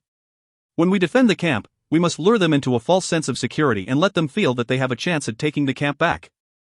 After 2 days of stalling, we'll open the gates and let all of their forces in and use various obstacles to limit their efficiency and deploy the heavy armored soldiers to give them a fatal blow and wipe them out entirely. Everyone in the tent looked as if they had been struck by enlightenment. All of them knew that there was no way to avoid this conflict and agreed with Lorist that they would fare better by defending the camp rather than being pursued on an open field. To Lorist's credit, he also came out with a rather viable plan that could potentially cause the enemy a loss of 3,000 men. Bringing the map of the area surrounding the camp over, Charade started to discuss with the rest about how they would set up their traps and contraptions to shave down the enemy's forces. Josk seemed like he was a little envious of Lorist and his knight's solidarity. Seeing the group talking about how to set up the defensive fortifications, he turned to Lorist and offered to lend a hand in the upcoming battle. Lorist naturally agreed to that proposition and told Josk that the Norton family's convoy will definitely be sparing no resource in the battle to come, and that if Josk was able to gather some people to ambush the enemy's rear guard, he would definitely be a huge help to the convoy. Upon hearing the suggestion, Knight Josk agreed to it excitedly and said that he would head back to rally up the insurgents and trail the Count's rebel sweeping forces from behind their backs and launch their ambush when the forces are being lured into the camp. He then left the camp hurriedly. Evening on the day after, Count Cabri's forces appeared nearby the camp as expected, with the Pike Cavalry Company leading the charge. When they arrived at the camp entrance, the soldiers witnessed the display of severed heads that were impaled on stakes, with the head of the brown-haired man placed at the foremost front. The Pike Cavalry all started freaking out and cursed loudly towards the encampment. Some of them even tried to rush to the entrance directly, only to be shot down by the crossbowmen stationed at the walls, causing 10 casualties to their side in the opening volley. When the garrison infantry arrived, they sent out 4 squads that were fully armed with shields to protect them from the crossbow bolts while they retrieved the heads before setting up their camp in the distance. Standing on the walls and nodding, Lorist commented, "The officer in command seems pretty level-headed and his troops are pretty disciplined. Fatty, let's go. Else, there won't be any more attacks tonight. The real show starts tomorrow." Charade said in a worried tone, "What if they don't use the main entrance and start attacking from the other parts of the walls of the camp? For the record, we have most of our forces stationed here at the entrance." "They won't," said Lorist as he pointed towards the walls. "Look, Count Cabri didn't choose this place to build an outpost arbitrarily. First, the terrain around here is flat without any elevated lands around the area apart from a slight 2-meter-high slope outside the camp that makes it easier for cavalry to gain momentum and charge downwards, as well as make it hard for the enemy to observe the situation within the camp. Second, other than the 3-meter-long road leading to the main entrance, there is no other way to enter the camp, as it is surrounded by a 2-meter-wide moat that has a depth of around 2 meters. Even if they manage to cross the moat, they will be met with a barricade that is 2 meters tall with a 1.5-meter-tall fence right up on the main walls. When defending the surrounding areas, one can hide behind those fences for extra protection. So, if they want to attack from the other sides, they will have to first fill up the moat before they remove the barricades to make some space for ladders, which in turn have to be at least 5 meters tall to overcome the fence. I'm sure they understand that attacking from the main entrance of the encampment is the optimal way, as if they were originally stationed here anyway. And given the amount of time their supplies would last them, I doubt that they'll resort to such time-consuming methods by circumventing the main entrance. To be honest, the fortifications of this camp may actually be stronger and better than that of some other castles that I've seen. I bet the Count didn't expect that his forces would have to siege the encampment that he had built to protect his forces from insurgent assaults. It's like they're digging their own graves by attacking this place." Apart from the main entrance, there is also a smaller one at the rear of the camp, but to get there, the drawbridge would have to be lowered so that soldiers would be able to cross the moat. I believe the most they would do would be to send a pike cavalry squad to secure the drawbridge from the other side so that we won't be able to escape. As for the main force, they would fare much better by attacking directly from the main entrance. I'm sure that they are under the impression that victory would be theirs the moment they breach the camp. Have some old men and children wear armor and patrol the walls tomorrow to make them think that we're short on personnel and lower their guard. Els asked, then, what if they send a gold rank expert to sneak into the camp at night? Lorist laughed and said, Els, do you think everyone is a nightcrawler like you? The prisoners said that there were 11 illegitimate sons leading the sweeping operation and only 3 of them are gold ranks with the others being silver ranks. I've already killed 1 gold rank and 2 other of the silver ranks, so I bet that they definitely wouldn't dare to sneak inside again. Know that one-on-one fights and all-out battles are different. On the battlefield, you can swarm the enemy with your subordinates if you aren't able to take out your opponent. But if anyone dares to sneak in like you mentioned, that person would not be able to bring many people with him or he will risk being discovered by us. Being all alone, the odds of the person returning alive are slim, so they definitely wouldn't bother doing that. Additionally, we have Potter Fong and Los on night duty today, so what is there to fear? The whole night passed without incident. Given that the Count's forces have spent a full day rushing back to the camp, it wasn't weird for them to rest and recover their energy for the night. And Lorist's side didn't send anyone out to harass them either. Coupled with sightings of old men and children wearing armor on the walls, the enemy also came to the conclusion that Lorist's forces were severely undermanned to the point where they were even forced to conscript the children and elderly. During noon, the Count's forces sent several loudmouthed garrison troops over and they started shouting for Lorist's group to surrender the camp or face certain death. Annoyed at their loud ramblings, Lorist ordered the crossbowmen to turn them into human porcupines and quickly ordered for the old men and children to leave the walls as the battle was about to start. As expected, the deaths of the soldiers who had come to demand the occupants' surrender had greatly angered the rebel sweeping troops, causing hordes of men to emerge from their camp with the swordsmen in front and the bowmen following closely behind. The crossbowmen in Lorist's camp reacted by open firing right away. Given the advantage of being able to take cover behind the fence and the stronger firing power of the crossbow, the efficacy of Lorist's crossbowmen far exceeded that of the enemy's bowmen who had to fire the arrows in a parabolic trajectory to be able to even shoot remotely close to the crossbowmen on the walls. The bowmen were currently in a very awkward position. They would suffer huge casualties from the crossbowmen if they approached too closely, but if they didn't, they wouldn't be able to cause the enemy any harm. After shooting a few volleys of arrows, aside from planting a couple of arrows onto the wooden fences, they didn't manage to kill even one crossbowman. They were subsequently ordered to retreat and the enemy tried to employ a different tactic. They sent their shield and sword infantry troops forward to attract fire from the crossbowmen in an attempt to cause them to waste their crossbow bolts. At that moment, Lorist ordered the crossbowmen to stop firing and let the enemy's infantry arrive at the main gates before he ordered for it to be opened. Turman's night brigade that had been standing by beyond the gates instantly charged towards the enemy's infantry troops like a tiger pouncing towards its prey. Chaos ensued and blood was spilled with only 50 of the 200-odd infantry soldiers managing to return to their camp alive. The pike cavalry units of the enemy had wanted to intercept Turman's knights, but they were fended off by the constant firing of the crossbowmen. By the time the Count's forces mobilized their bowmen in response, Turman's night brigade had already returned to the camp. That exchange alone caused the rebel sweeping troops a loss of over 150 infantrymen, whereas Turman and his knights weren't injured in the slightest. Even though the enemy had incurred quite a loss, their commander believed that it wasn't for naught. According to the reports of the pike cavalry soldiers who had attacked the convoy while it was on its way to the camp, the convoy's forces was estimated to have around 100 crossbowmen who were currently guarding the camp from the walls, the 40-odd knights who had rushed out just now and only a few hundred other infantry pikemen. Seeing the old men and children on the walls of the camp earlier that day, the commander's belief that the convoy had lost quite an amount of soldiers when they fought against the forces that were stationed at the camp was reaffirmed once again. In the afternoon, the enemy stopped their attacks and only sent some pike cavalry soldiers to spy on the convoy's movement from afar. The rest of the infantry soldiers were sent to fell some trees in the forest and move the logs back to the camp. Lorist could see the soldiers working together to make large wooden shields and battering rams out of the wood they have obtained. It seems that the main attack will be launched tomorrow. Are the fuel jars ready? Asked Lorist to Charade, who was standing beside him. Yeah, we have 55 of them in total. I wonder if they're enough, said Charade in a worried tone. That's more than enough. Tomorrow, we'll burn down their siege engines and initiate our counterattack, said Lorist as he laughed. Just as Lorist was about to wipe his body of his sweat after completing his training routine in the morning of the next day, Charade ran over and said that the enemy has started their assault. Sol, it's still so early. The sun's not even out yet. Lorist looked towards the sky and discovered that the weather was rather dark and cloudy. It seemed that there may be snowfall coming either in the afternoon or the evening. It was currently the first month, so a number of heavy snowfalls was to be expected. The rebel sweeping troops might have picked up on the change in weather as well and decided to launch their attack earlier. Looking at Charade, Lorist said, "Go check on the family members of the soldiers and make sure they have enough to wear to accommodate for the changing weather. I don't want any of them falling sick due to the cold and cause us any trouble. I'll handle the matters concerning the battle, so don't worry about it." Standing on the walls, Lorist could see the enemy soldiers lining up side by side behind rows of wooden raft-like shields and marching forward step by step. Behind the rows of shielding were 3 simple battering rams that were pushed by tens of other soldiers. The whole group traveled along the road rather slowly. Lorist, standing beside Potterfong, who had been on night guard duty during the night, laughed out loud.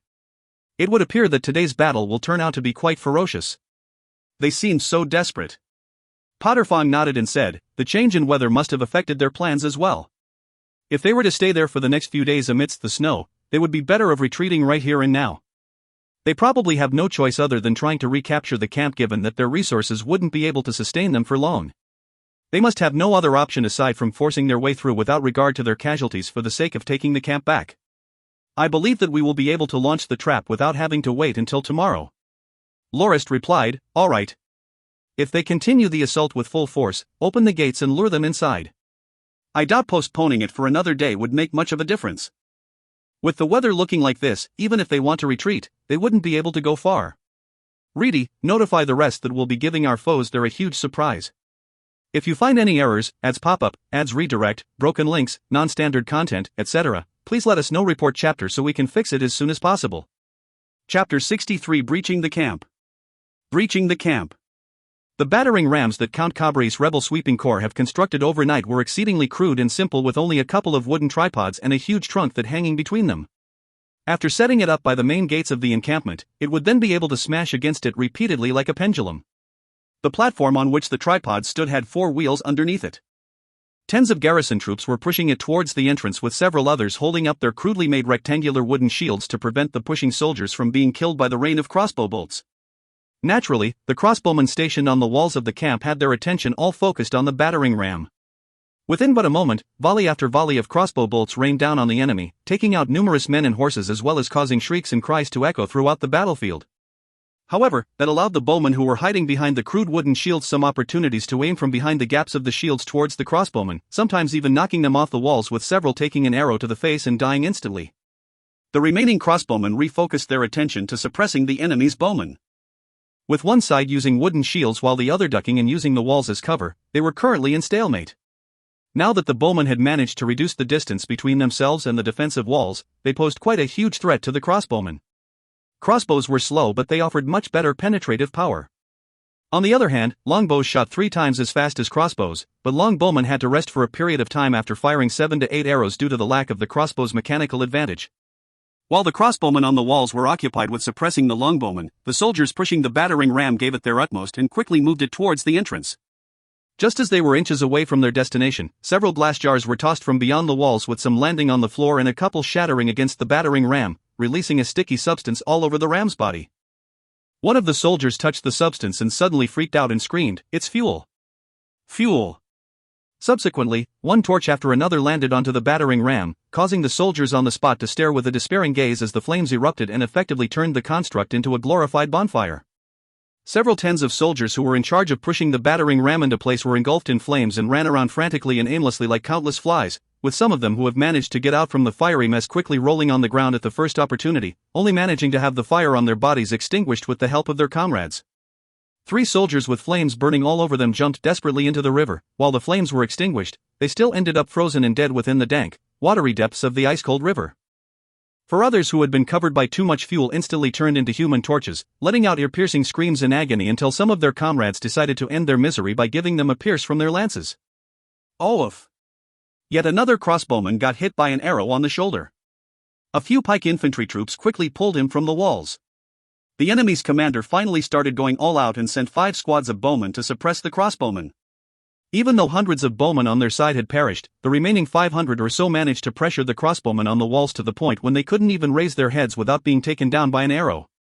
Lorist noticed that only 70 of the 100-odd crossbowmen were still alive and still being pressured by the suppression fire of the enemy bowmen. For every crossbow bolt they managed to unleash, 5 to 6 more arrows came in response. After considering his options, Lorist had Reedy bring him a large shield and intended to attract the attention of the bowman to give his crossbowman a chance to retaliate. Taking in a deep breath, Lorist suddenly exited his cover.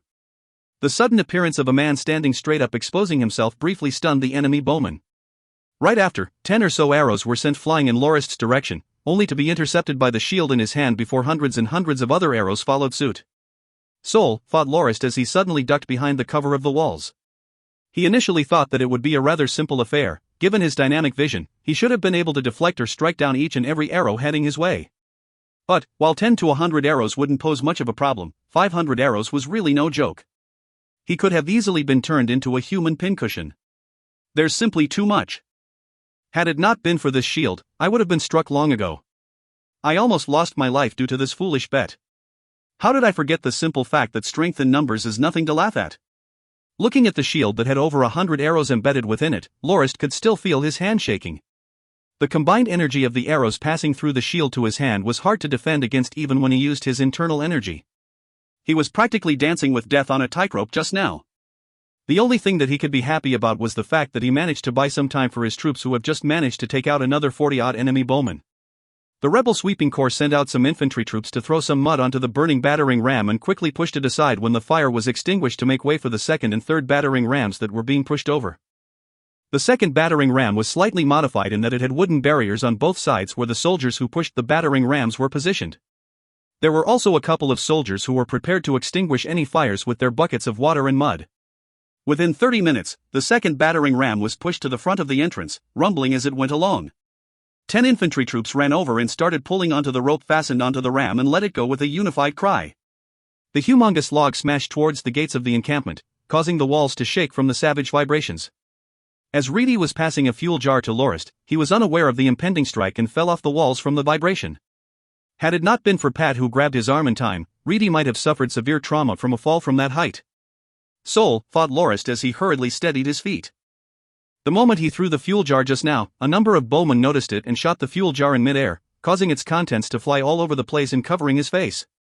Not having expected that to happen, Lorist could only stand there stunned and wasn't able to react in time to the incoming fuel.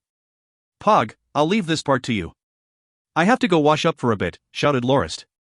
Currently, it was of utmost importance that he remove the fuel from his face and body, otherwise he might just end up as a human candlestick.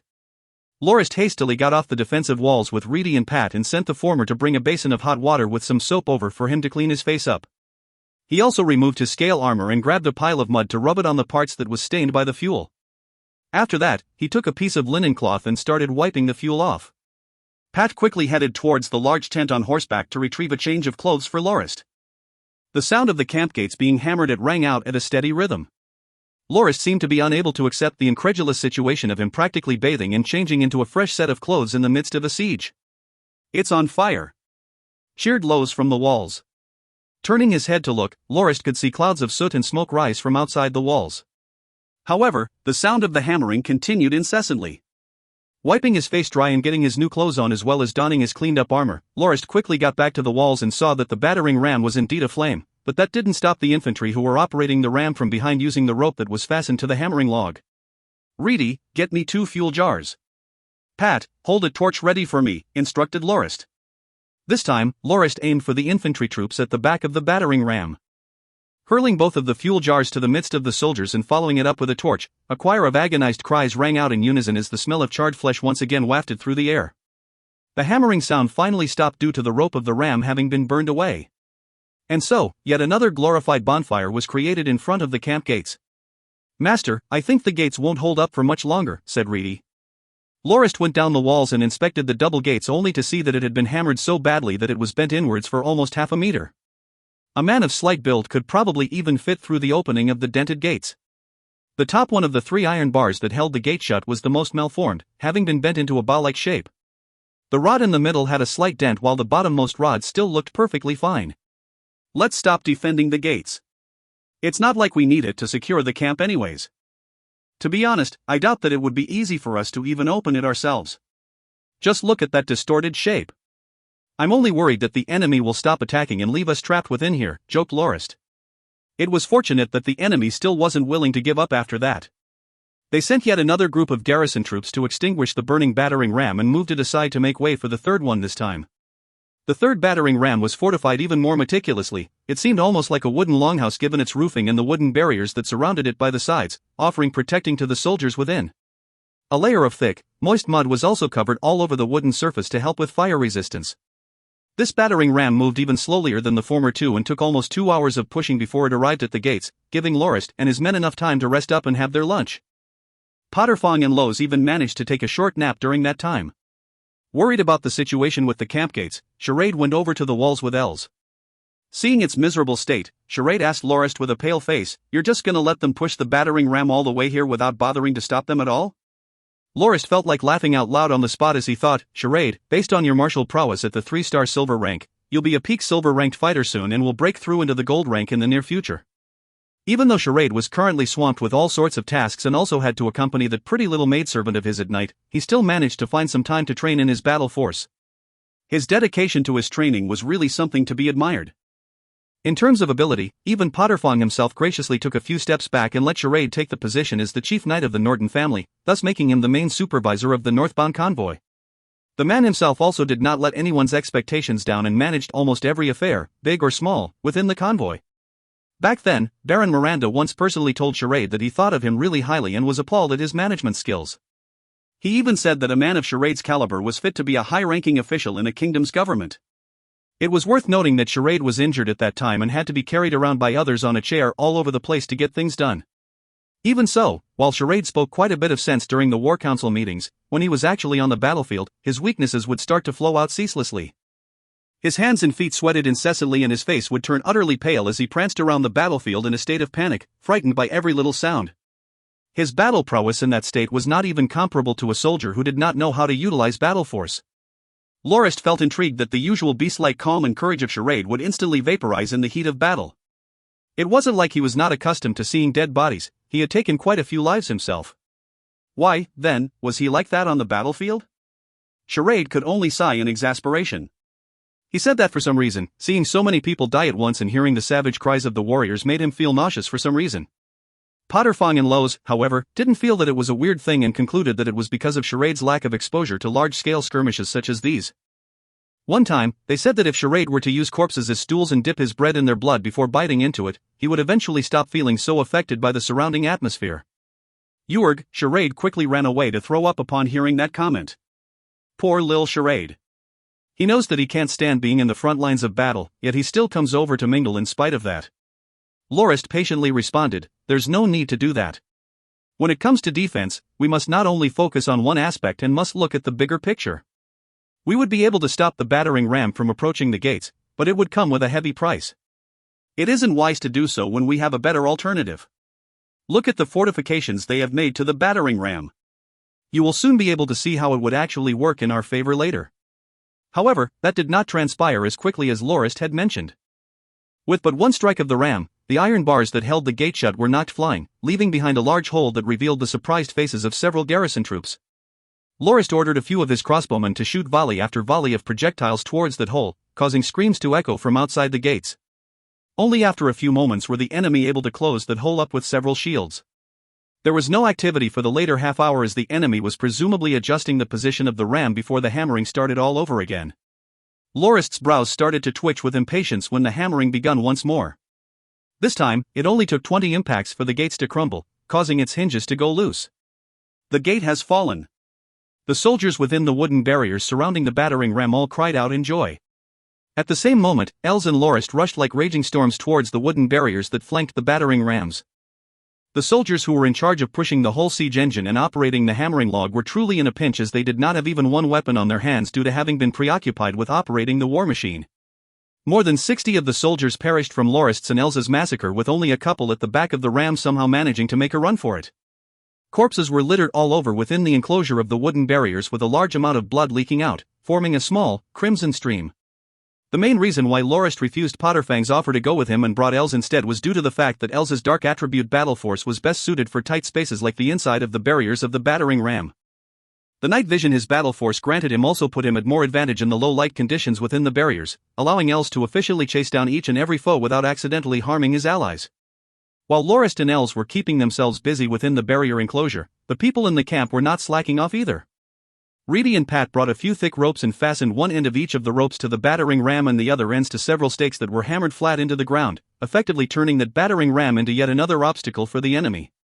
Upon seeing that, Charade finally understood what Lorist had meant previously. The enemy commander was instantly enraged at seeing that happen.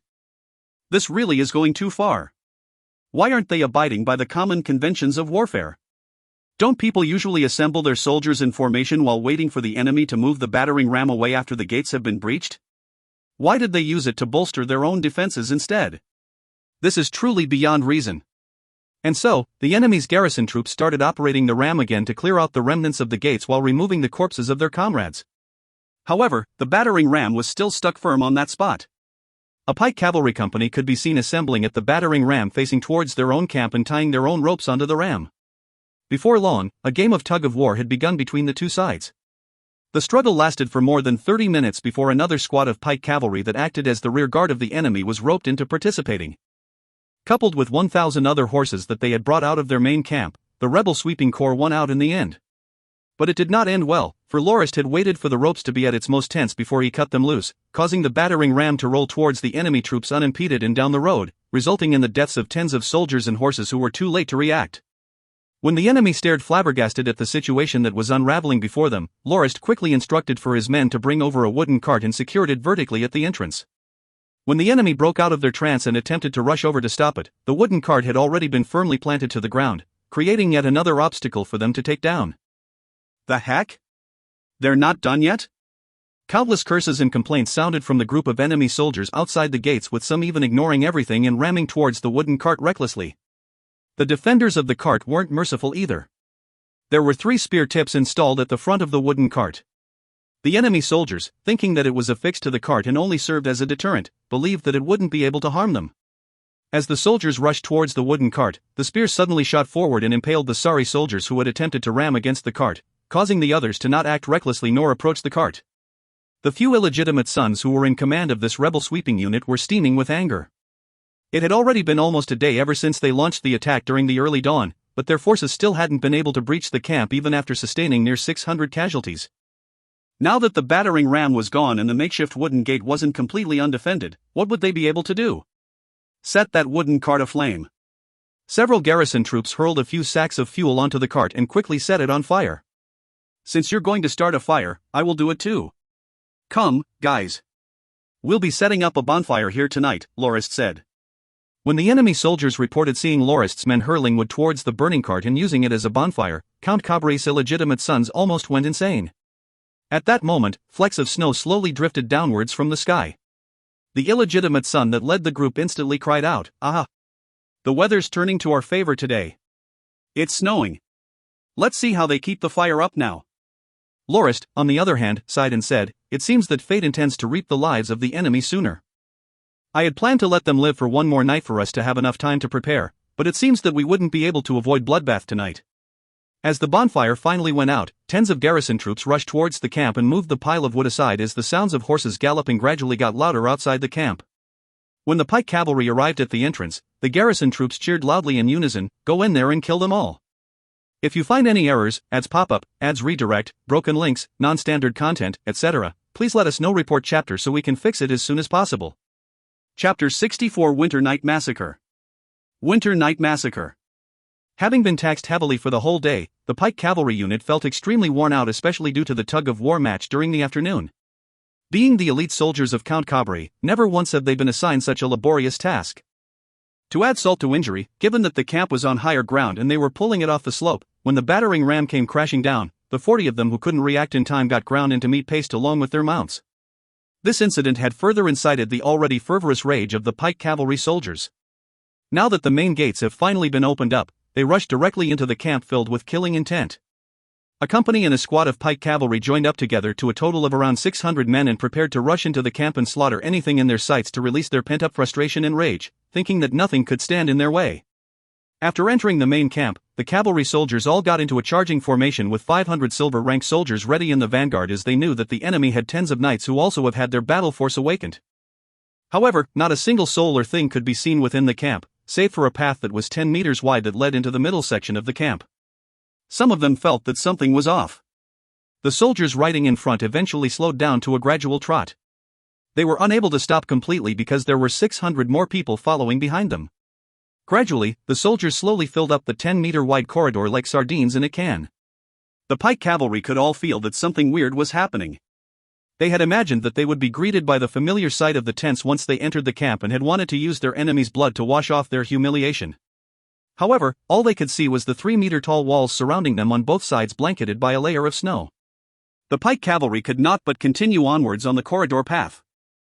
The skies started to darken once again as the snow gradually fell, blurring the vision of the pike cavalry quite significantly. "Check these walls out and tell me what they are," someone instructed. 2 soldiers nearby poked their pikes toward the walls and said, "These are wooden walls, sir." "Weird, they couldn't have possibly gotten so much wood from within the camp," said one troubled soldier. "Continue onwards. I refuse to believe they have enough materials to build such a long corridor." Not even one of the soldiers could have imagined that the walls were actually carriages placed on both sides with their bottoms facing each other horizontally to form a corridor-like structure, an idea though of by charade.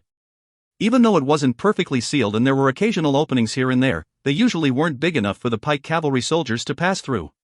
Some of the soldiers attempted to topple the walls, but their efforts ended up in futility. Even though the walls would budge a little after being pushed, the sides of the carriages that served as a stand on the ground gave them even more stability when compared to normal wooden divider boards because of the larger base area. As the soldiers at the front approached the end of the corridor, they could see a wooden platform in the area in front of them. Suddenly, countless torches lit up at the same moment, illuminating the whole area within. Upon seeing the spectacle in front of them, the soldiers at the front instantly turned pale. Finally, someone started shouting out loud. It's a trap! Quick! Retreat!" On top of the wooden platform was a group of black-armored soldiers in a square formation equipped with jet-black shields and lances. It was common knowledge that cavalry troops wouldn't stand against heavy-armored troops such as those when they lost the advantage of charging. However, that was not the main threat the pike cavalry faced.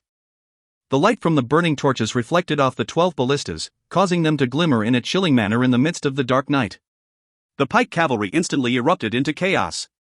Some wanted to go back the way they came only to find that it had been blocked off by their own comrades, who were unaware of the situation at the front.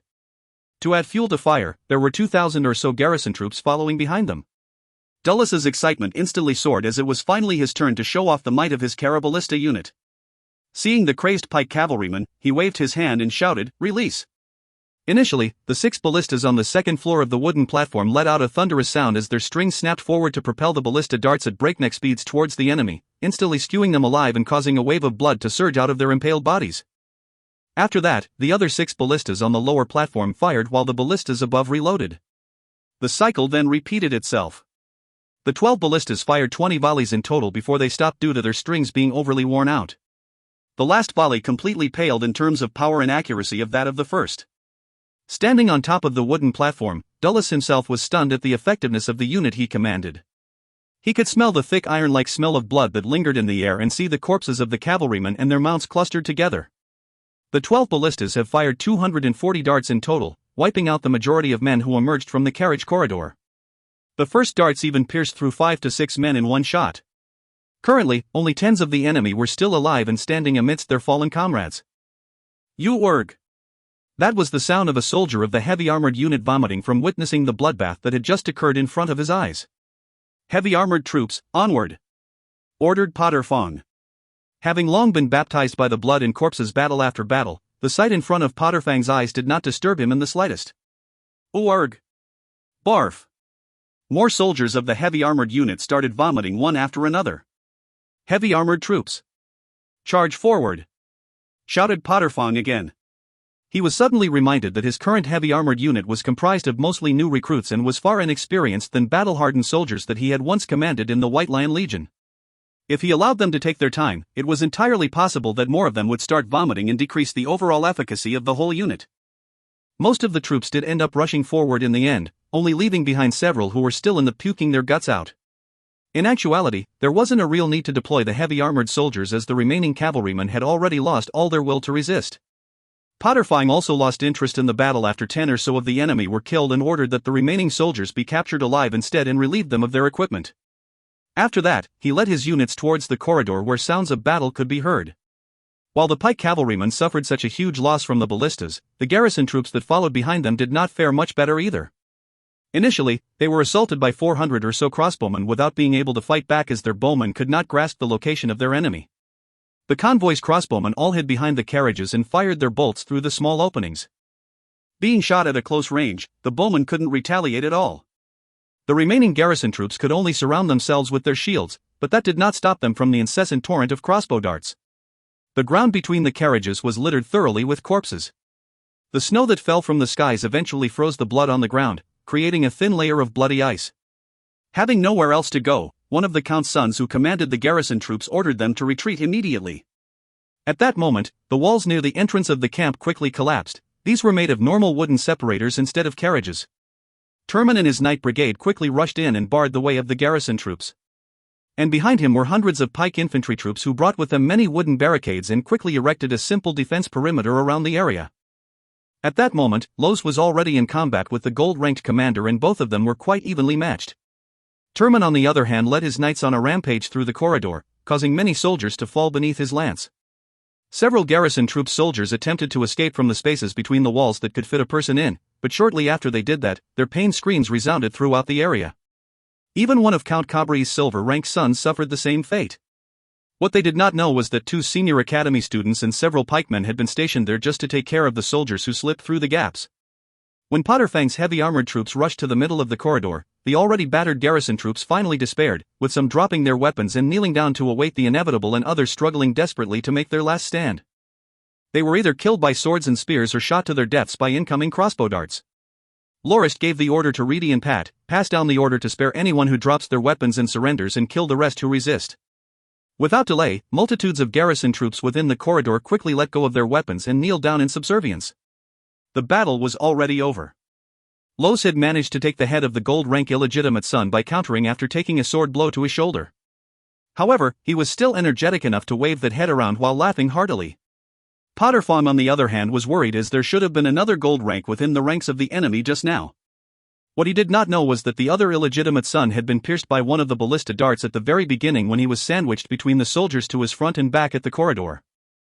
At that moment, smoke could be seen rising from outside the walls of the camp, signifying the rebel sweeping corps' camp being set on fire from the assault launched by Yuri's light cavalry troops. Not long after, Yuri sent a messenger back to report that the enemy camp had already been taken over and also mentioned their discovery of over 2,000 prisoners who lacked food and other basic necessities. He was currently awaiting Lorist's order on how to deal with them. How did the 2,000 prisoners come about? After questioning a few of the surrendered garrison troops, Lorist came to know that the prisoners had been captured by the rebel sweeping corps after they had taken down a mountain fort that belonged to the rebels to be used as slave laborers. What should I do with them? Thought Lorist as he shook his head with a bitter laugh. I guess I can only bring them here for now since they wouldn't be able to survive given the night there without resources. They might just freeze or starve tomorrow in the snow if I leave them be. Send Reedy and Pat to go look for Charade and inform him about this issue. Let Turman and his knights as well as a company of infantry pikemen escort the people here and don't forget to collect the wooden boards they used as shields on the way. They will make good firewood to warm us up during the night. He also instructed Charade to set up a couple of more tents at the northwestern area of the camp and start a bonfire there so that the 2,000 captive youths would be able to keep themselves warm throughout the night and be provided with some wheat porridge. After that, he also got them some garments to stave off the chilling winter night air. The northwestern area of the camp was originally intended for the 400 captives they liberated within the camp and the people who came over with them from Mestre Castle as well as the vagabonds that had ended up tagging along with the convoy. There would be nowhere more appropriate for the 2,000 captives to be allocated to in the camp other than there. The mutters of the men could be heard as they entered the gates of the camp. However, they eventually quieted down with nobody daring to even take a loud breath as the first thing that had greeted them was the grim sight of the blood-stained roads. Beside the path were multitudes of bodies stacked up together. The enemy soldiers who had already surrendered were currently stripping off any usable equipment from the bodies and stacking them on top of each other after that. The 2,000 young men crossed the crimson-red path without uttering a sound and only managed to regain their vigor after they arrived at the northwestern area of the camp. Lorist was satisfied with the shock the men had been given from seeing the corpses as he was worried that the prisoners would make a ruckus and cause trouble for the convoy. The snowflakes continued to fall gently to the ground, covering it with a snow-white veil of tranquility. Within the camp, bonfires were burning bright all over. Standing in front of the large tent, Lorist looked at the falling snow before exhaling deeply. Now that the Slaughterfest was over, he wondered what other battles the convoy would have to partake in on the way to the Northlands. If you find any errors, ads pop up, ads redirect, broken links, non-standard content, etc., please let us know. Report chapter so we can fix it as soon as possible. Chapter 65 Conclusion and Reorganization. Conclusion and Reorganization. The snow continued to fall. However, it wasn't like the feather-sized flakes like before, but rather tiny flecks of white that gradually painted the ground white. It was as warm as spring within the tent, as a large brazier had been placed in the center of it with a piece of burning charcoal within that let out wave after wave of heat. On the brazier was a large bronze kettle with steam coming out of its spout. Shadecamp lifted the bronze kettle and filled the teacup in front of him and handed it to anyone else who needed it. When the kettle was emptied, it was refilled with water and Max and was placed back on top of the wire gauze on the brazier. In a few moments, the aroma of Max filled up the whole tent once again. Lorist, Charade, Turman, Yuri, Els, Potterfawn, Mons Malik, Lodewales, as well as the 37 senior students of the academy were assembled together within the tent. In a corner also stood Angelic and her granddaughter, Mollyze. They were currently talking about the gains they had obtained following the battle yesterday. In terms of logistics, the gains we have obtained from the battle were outweighed by the cost. Even though we only lost 17 crossbowmen to take out all 3,000 of the enemy troops, not only were our profit quite low, we also inherited a huge burden. We have killed over 1,600 enemy soldiers and captured another 1,200 and also saved more than 2,300 youths in the process. Even though our victory was quite magnificent, we did not gain much food or other supplies from it. Therefore, it would be quite hard for us to provide all these men with the necessary amount of food and clothing to sustain them throughout the winter. I estimate that our resources will last us up to a month at most. Apart from losing 17 crossbowmen yesterday, we also have 48 injured men, 34 of which are crossbowmen as well. Others include 4 from Turman's Night Brigade, 7 from Yuri's Light Cavalry Scouts, as well as 3 from the infantry pikemen. While it is quite fortunate that our casualties were relatively low, it must be noted that the resources we expended during the battle yesterday is nothing to scoff at. For example, of the 20,000 ballista darts we have prepared, we are only left with 8,000 of them, and that includes the ones we managed to salvage from the battlefield after they had been used once. The rest were all damaged beyond repair and must be reforged. Also, Dullus's Caraballista unit also wore out all their ballista strings. While we do have some reserves of that, we still lack ballista darts nevertheless. If we don't procure more of those, I'm afraid the Caraballista unit won't be able to contribute much in future battles. While we didn't get any consumable supplies from this skirmish, we did however obtain more than 3,000 sets of weapons and armor, as well as 2,000 war-trained horses that used to belong to the Count's pike cavalry. It is fortunate that the camp has quite a decent amount of hay. Otherwise, we will have to consider killing off some of the horses. Other than that, we have found almost 10,000 gold fords worth of money, as well as approximately 1,000 pikes, 300 longswords, 600 odd longbows, almost 1,000 arrows, as well as 500 odd bucklers. We also got 132 four-wheeled horse carts, 341 two-wheeled horse carts, as well as 1,252 workhorses to pull those carts with. According to the prisoners, the horse carts had been left over since their latest supply shipment from the Count and hasn't been sent back due to our attack on the camp. Aside from all those, we've also got a number of miscellaneous items. Right now, we're facing 3 main problems.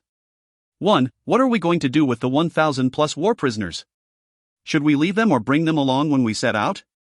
2. At least half of the captives within the camp that we have rescued wants to join our army to take revenge for their family members who have been killed at the hands of the Count's forces. Having wiped out the rebel sweeping corps, we have become their symbol of hope. Should we let them join our forces or not? The third issue is about a man who claims to be the son of a viscount and plans to bring a few hundred men away with him. He has requested that we provide him with some weapons and equipment. Should we adhere to his demands? After Charade finished giving his report, chatters and murmurs reverberated throughout the tent as the people present discussed the issues. When it came to the war prisoners, some were of the opinion of setting them free to avoid having to spend any resources to keep them alive, while others brought up the possibility that they would once again return to the Count and provide him with precious military intelligence.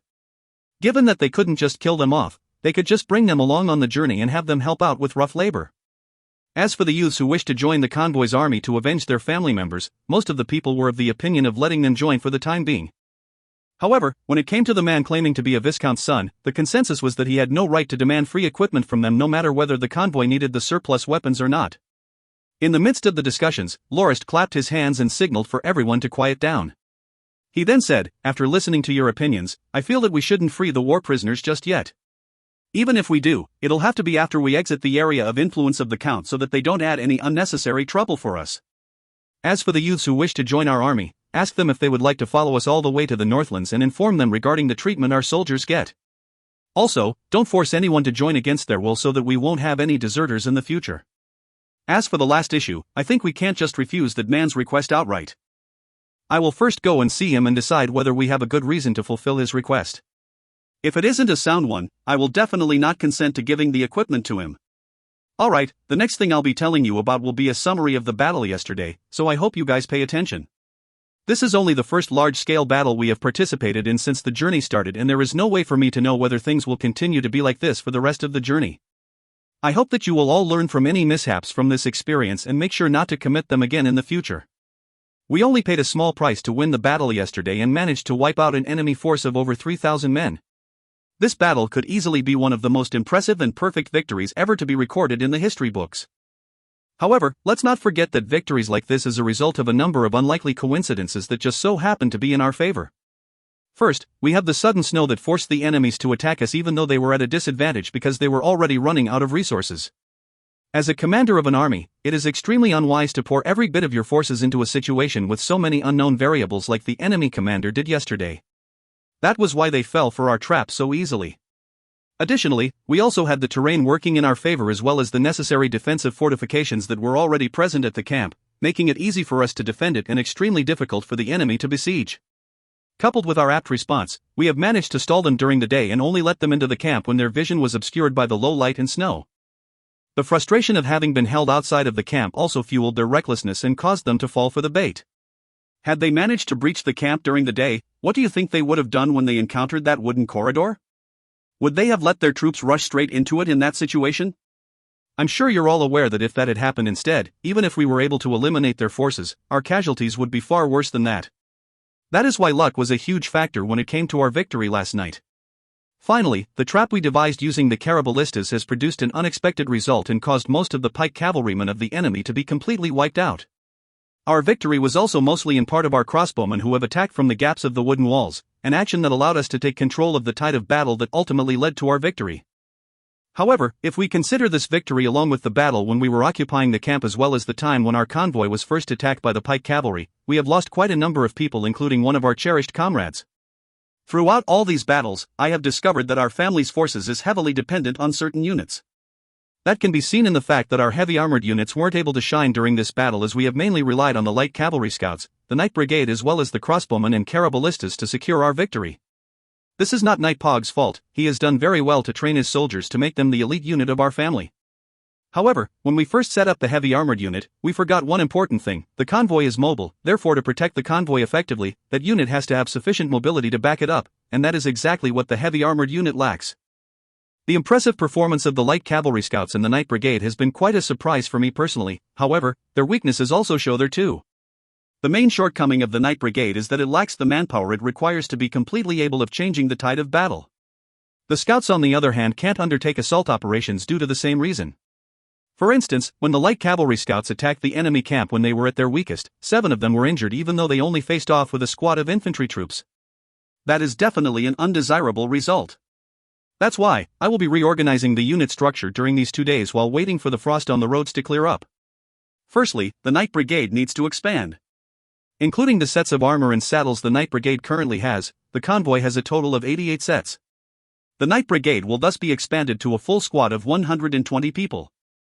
Each knight will be allocated 3 mounts, which include 1 warhorse, 1 travel horse and another spare mount. Every knight will also be assigned a squire who will be picked from the family members of another knight of age 15 to 16 as well as an attendant that will be in charge of managing the horses and armor of the knight. Both of them will also have 1 mount, but they will not be required to go on the battlefield. Knight Turman, I'll leave the reorganization to you. I hope you build a stellar Knight Brigade for the Norton family. Turman quickly stood up and saluted. "Milord, I will definitely not let your expectations down. Other than that, Knight Yuri, your light cavalry scouts will be expanded into a full company comprising 4 squads with 120 people in each one. Each scout will be assigned 2 mounts, a crossbow, javelins, a pike, a longsword, a shield as well as mail and leather armor. There will also be another squad of attendants accompanying the scouts that will be responsible for managing the mounts and equipment. You must give the scouts strict training so that they will not only be able to fight from afar, but in close range as well." "Yes, milord," said Yuri as he stood up and saluted. Lorist glanced towards Potterfong and he nodded slightly in response. Lorist continued, "Next, I will talk about the reorganization of the heavy armored units. The assault from the pike cavalry has given us a huge realization. After discussing with Potterfong and some others, I have decided to change the heavy armored infantry into heavy armored cavalry and intend to have 2 companies set up for the time being. Each company will be made up of 4 squads which will each also have 120 people. Each soldier will have 2 horses and each company will have a squad's worth of attendants. The new heavy cavalry unit will be commanded by Knight Pog and Knight Los, but..." Potterfong and Lodwale stood up and said in unison, "Your will is our command, me lord." Lorist smiled with satisfaction and gestured for them to sit down. After spending some time with the convoy, Los seemed like he was very keen on joining the Norton family, and it is only a matter of time before he joins the ranks of the family knights. Currently, we'll prioritize the soldiers who have already awakened their battle force and the reorganization of the different units. Other than that, we will also set up a constable unit to maintain the order and security within the convoy that will be equipped with armor, axes, and halberds. It is my hope that Knight Mons Malek will accept the position of the leader of the constable unit." Mons Malek stood up and saluted before saying, "My lord, it is my pleasure to be of service to you, but..." Other than that, the main camp's guards will also be expanded into a company, but they will have to be in charge of looking after the war prisoners as well as maintaining the security of the convoy. Els, I'll leave that part to you. Understood, me lord. Lastly, I have decided to fuse the crossbowman unit with the pike infantry regiment. Every company will be made up of 5 squads, namely, 1 swordsman squad, 1 crossbowman squad, 1 longbowman squad and 2 pikemen squads. Every squad will have 120 members. I will leave the command of this reorganized regiment to..." Lorist's gaze fell on Angelic before he continued, "Angelic, it'll be your responsibility." Angelic didn't expect that Lorist would actually nominate him to be the commander of the pike infantry regiment, which has the most amount of people when compared to the other units of the convoy. With his face flushed with surprise, he said, "Me lord? I don't think I can, but..." "Why not?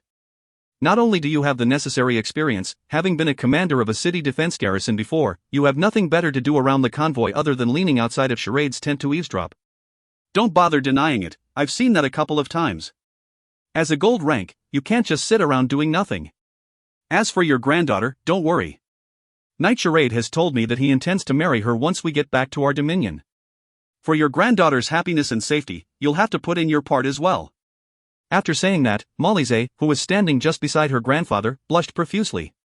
Charade on the other hand walked up to her and pulled her in his embrace, causing the men in the tent to laugh out loud. Some of them teased Angelic while others congratulated Charade for having found his true love. Angelic was embarrassed that his behavior had been exposed by Lorist. He was merely worried that Charade would force himself on his granddaughter. However, now that Molise truly had mutual feelings with Charade, there was nothing he could do to stop them. However, he brightened up when he heard of Charade's intention to marry her and said, "Okay, I will definitely do all I can." Lorist faced the rest of the men in the tent and waved his hand. "All right, meeting adjourned. We're rather pressed for time and we only have 2 days to carry out the reorganization. Make sure to make the best use of your time and cooperate with one another. Pat, ask that guy who claims to be a viscount's son to come over. I'd like to hear what he has to say. If you find any errors, ads pop-up, ads redirect, broken links, non-standard content, etc., please let us know. Report chapter so we can fix it as soon as possible." Chapter 66. Mr. Tim. Mr. Tim. The one who followed Pat into the large tent was a man who looked to be in his 40s that wore a loose-fitting gray cloak that did not quite fit his physique, as well as a set of brown breeches. They were obviously the clothes the convoy provided for the people to withstand the winter cold. Even though this middle-aged man wanted to present himself as a noble, his eyes that looked all over the place unnervingly gave his nervousness away. Lorist had a bad impression of that man on first glance. Even though he seemed rather sharp, he lacked the refined air of a noble and seemed more like a merchant or a butler, as could be inferred from his eyes that kept on moving non-stop as if he was plotting something in his mind. "I, the heir of Viscount Tebri Tim, give you my congratulations on the victory, great sir," said the man as he bowed deeply to Lorist, who still remained seated. Lorist started laughing out loud right away. No descendant of nobles would address oneself as the successor when making an introduction and would only state their family name and their dominion's location. While this might be able to fool the common folk, any noble who had received proper education for etiquette will be able to see through it right away. It seemed that the man's identity was quite questionable. "I am Norton Lorist of the Norton family from the Northlands, and I am the person in charge of this convoy." "May I know who you really are?" Lorist didn't bother to hide his suspicion at all. I really am Viscount Tebri's son. If you don't believe me, you can ask the ones whom you've saved. Many of them know me personally and have grown up with me together. Otherwise, they wouldn't be willing to heed my instructions and want to leave with me at all, said the middle-aged man with a flustered look, as if Lorist had struck his most sensitive part with his question. Is that so? Said Lorist indifferently. The man slumped downwards like a ball that had lost all its air. That is definitely true, sir. I am indeed the eldest son of the Viscount. However, I'm the only one who's still alive that bears his blood, as my family members have all perished. That's why I'm his sole successor. Lorist suddenly came to an understanding. That man was in fact an illegitimate son of the Viscount, whose family had probably been wiped out by Count Caubry just recently. That's why this man dared to call himself the successor of the family head. What kind of post did Viscount Tebry assign you? Asked Lorist. The Lord Viscount had me manage the business of the 3 orchards within his dominion. Due to spending most of my life among the common folk, I haven't had much interaction with people of noble standing, said the man honestly without hiding a single thing. Alright, how about this? Mr. Tim, I'm not the least bit interested in whether you're truly the heir of Viscount Tebry. I heard that you requested us to give you some weapons and equipment for free. Let me ask you this then, why do you think we have the obligation to fulfill that unreasonable request? Lorist said as he stood up and stared at the middle-aged man. Yes, sir. Isn't there an obligation between nobles to help each other? And I also want to equip my men to go up against the Count's forces. From Tim's point of view, Lorist's aggressive speech and gestures pressured him greatly and made him forget all the arguments and excuses he had thought up before. Flustered, he could only resort to that traditional reasoning. Ha, Mr. Tim, first things first, you are not yet a noble. Don't think that just because you're his son and heir that you will automatically become one. You must have the recognition of at least 3 other landed nobles to be able to officially lay claim to the position of the Viscount's heir. Only then can you go to the capital to obtain a birthright certificate from the senior noble that the Tebry family has pledged allegiance to. The aforementioned method is the proper, more traditional route to ensure one's noble status. The other method is to assemble a strong army and force the local lord to cede their title and the right to rule the dominion to you. I believe that second method is what you're trying to achieve. Am I right, Mr. Tim? It could also be possible that Viscount Tebry did not register your name in the family registry as his eldest son. That should cause you quite a lot of trouble if you were to attempt the first method. Then again, Mr. Tim, you should not forget your status as a war prisoner of Count Caubry. And we, the Norton family, has managed to defeat the Count's forces, so we have the rightful claim to the spoils of the battle. In theory, we have all the right to kill you or sell you to a slave trader, unless you are able to pay a suitable ransom for your freedom like other nobles would should they be captured. And when it comes to the obligation between nobles to look out for each other, Mr. Tim, do you really understand what that entails? That clause only applies when the neighboring nobles of a region get attacked by invaders or waves of magical beasts.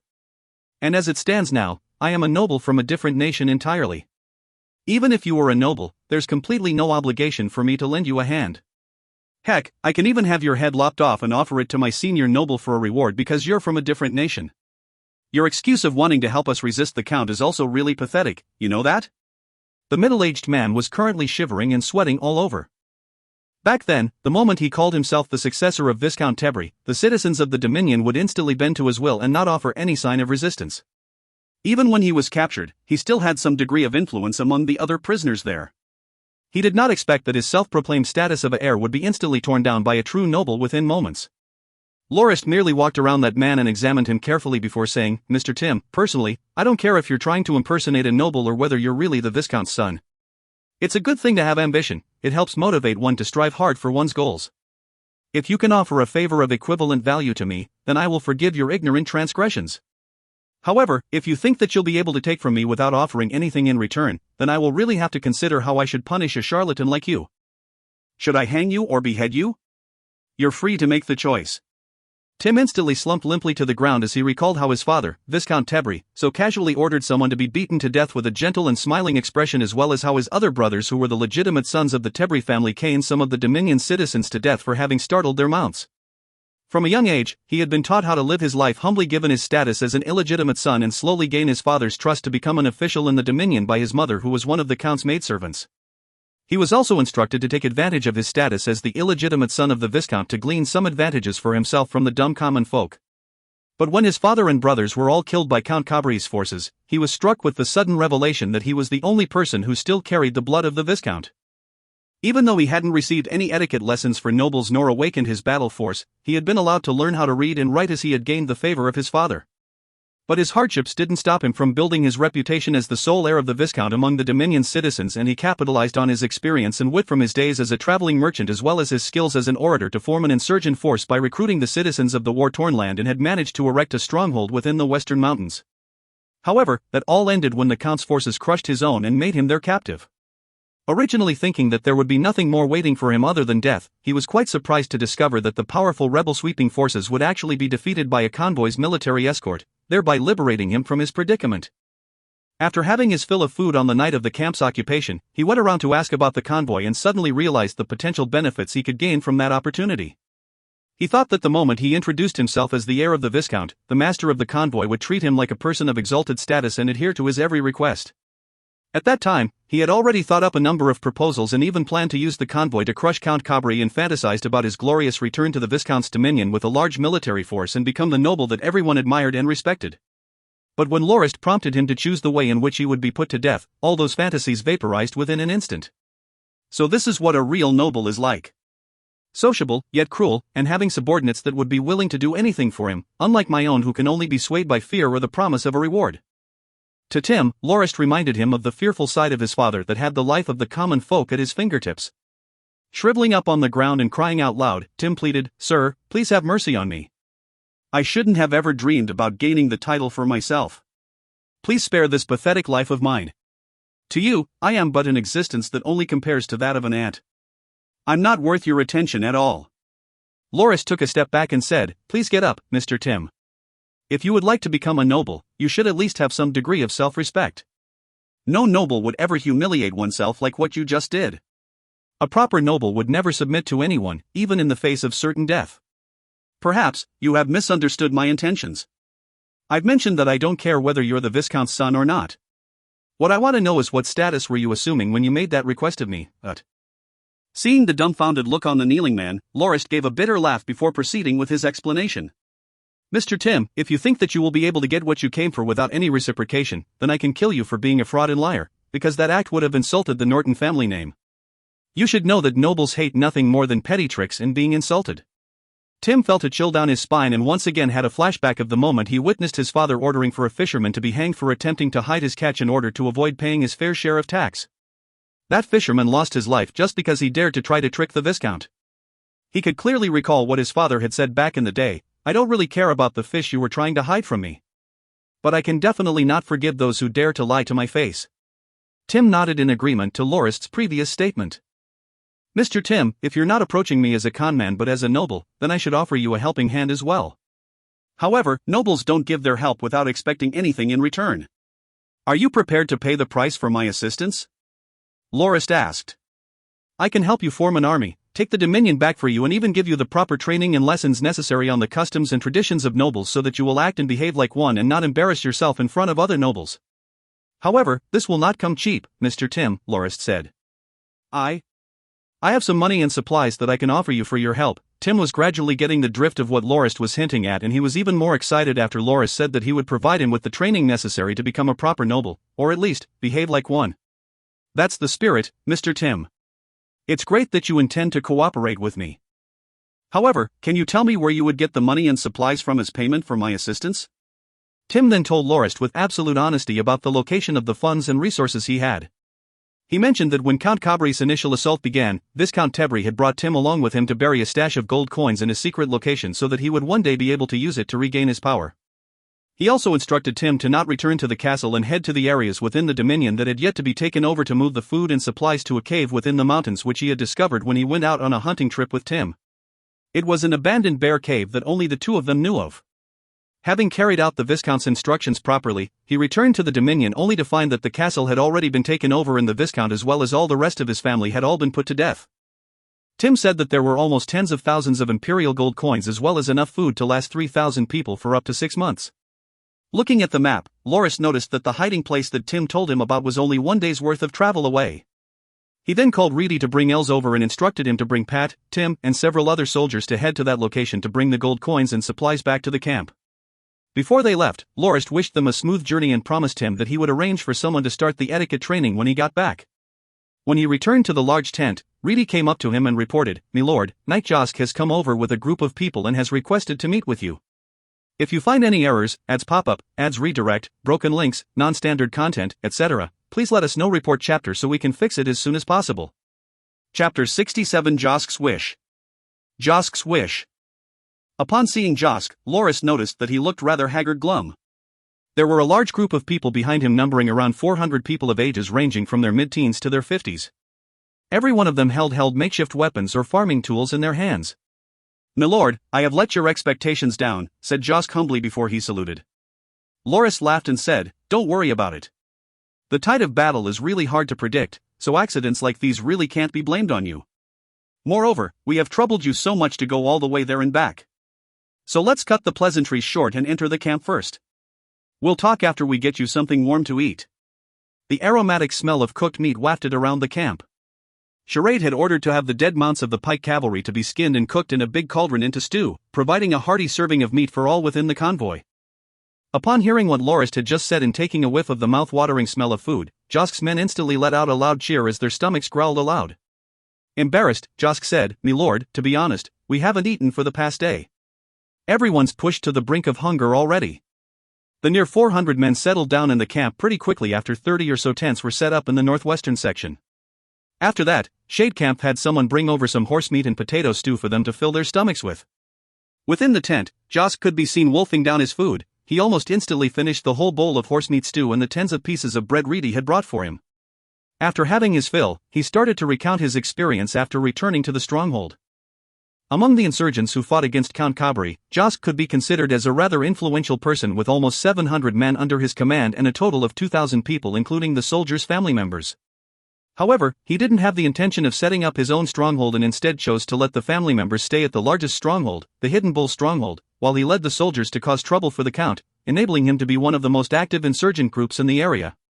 The recent skirmish between the Hidden Bull stronghold and the Count's forces had caused Josk to lose nearly half of his own men and drove him to try to burn the supplies of the Count in an act of desperation, resulting in him getting acquainted with Lorist. When he left the convoy to rally up the other insurgent groups, he had imagined that they would be thrilled to join the war effort. However, when he arrived at the western mountain area, he was only met with rejection and ridicule. To the people living in the mountains, the fact that the Count's rebel sweeping corps had left the mountains was already considered a victory for them. They believed that they should take advantage of the peace that was to come to rest up instead of provoking the rebel sweeping corps, lest they once again fall into their sights. They even suggested to Josk to let the convoy and the Count's forces wipe each other out. Some of them even suspected Josk for entering into a secret agreement with the convoy. Otherwise, why would he bother asking the rest of them to attack the Count's forces? Given that they had struggled so hard just to protect their strongholds from the rebel sweeping corps, to take the initiative to attack them was like knocking an egg against a rock. And some others even hoped that the convoy and the Count's forces would mutually obliterate one another so that they will be able to take advantage of the whole situation. Given that Josk had told them about the size of the convoy, they inferred that it would definitely own a huge amount of resources that would instantly make them filthy rich. Toiling away for 3 whole days at the mountains to try to negotiate with the insurgents, Josk ended up heavily disappointed that nobody bothered to join his cause to aid the convoy in attacking the enemy's main camp. To make matters worse, the leader of the Hidden Bull stronghold invited Josk over and told him that they would no longer be able to sustain the 2,000 family members of the soldiers and Josk's men due to the losses they sustained during the recent skirmish with the Count's forces, and suggested that they either join the stronghold and survive on some meager amount of rations until spring the year after or bring them away from the stronghold to find other means of survival. Josk was angered beyond belief, as that signified that the Hidden Bull stronghold intended to take advantage of Josk to make up for their own losses without even taking into account their contributions in resisting the Count's forces. In fact, the stronghold did not lack any supplies at all, as they had obtained 2/3 of the supplies pillaged from the Count's warehouse that was just recently conquered by Josk's forces. The prideful Josk instantly exposed the lies of the stronghold's leader and left with his men that very night. After that, he brought them to another stronghold within the mountains that had been ravaged by the Count's forces. Josk was starting to feel a headache welling up when he saw the pained and crying old people and children as well as the 100 or so injured men.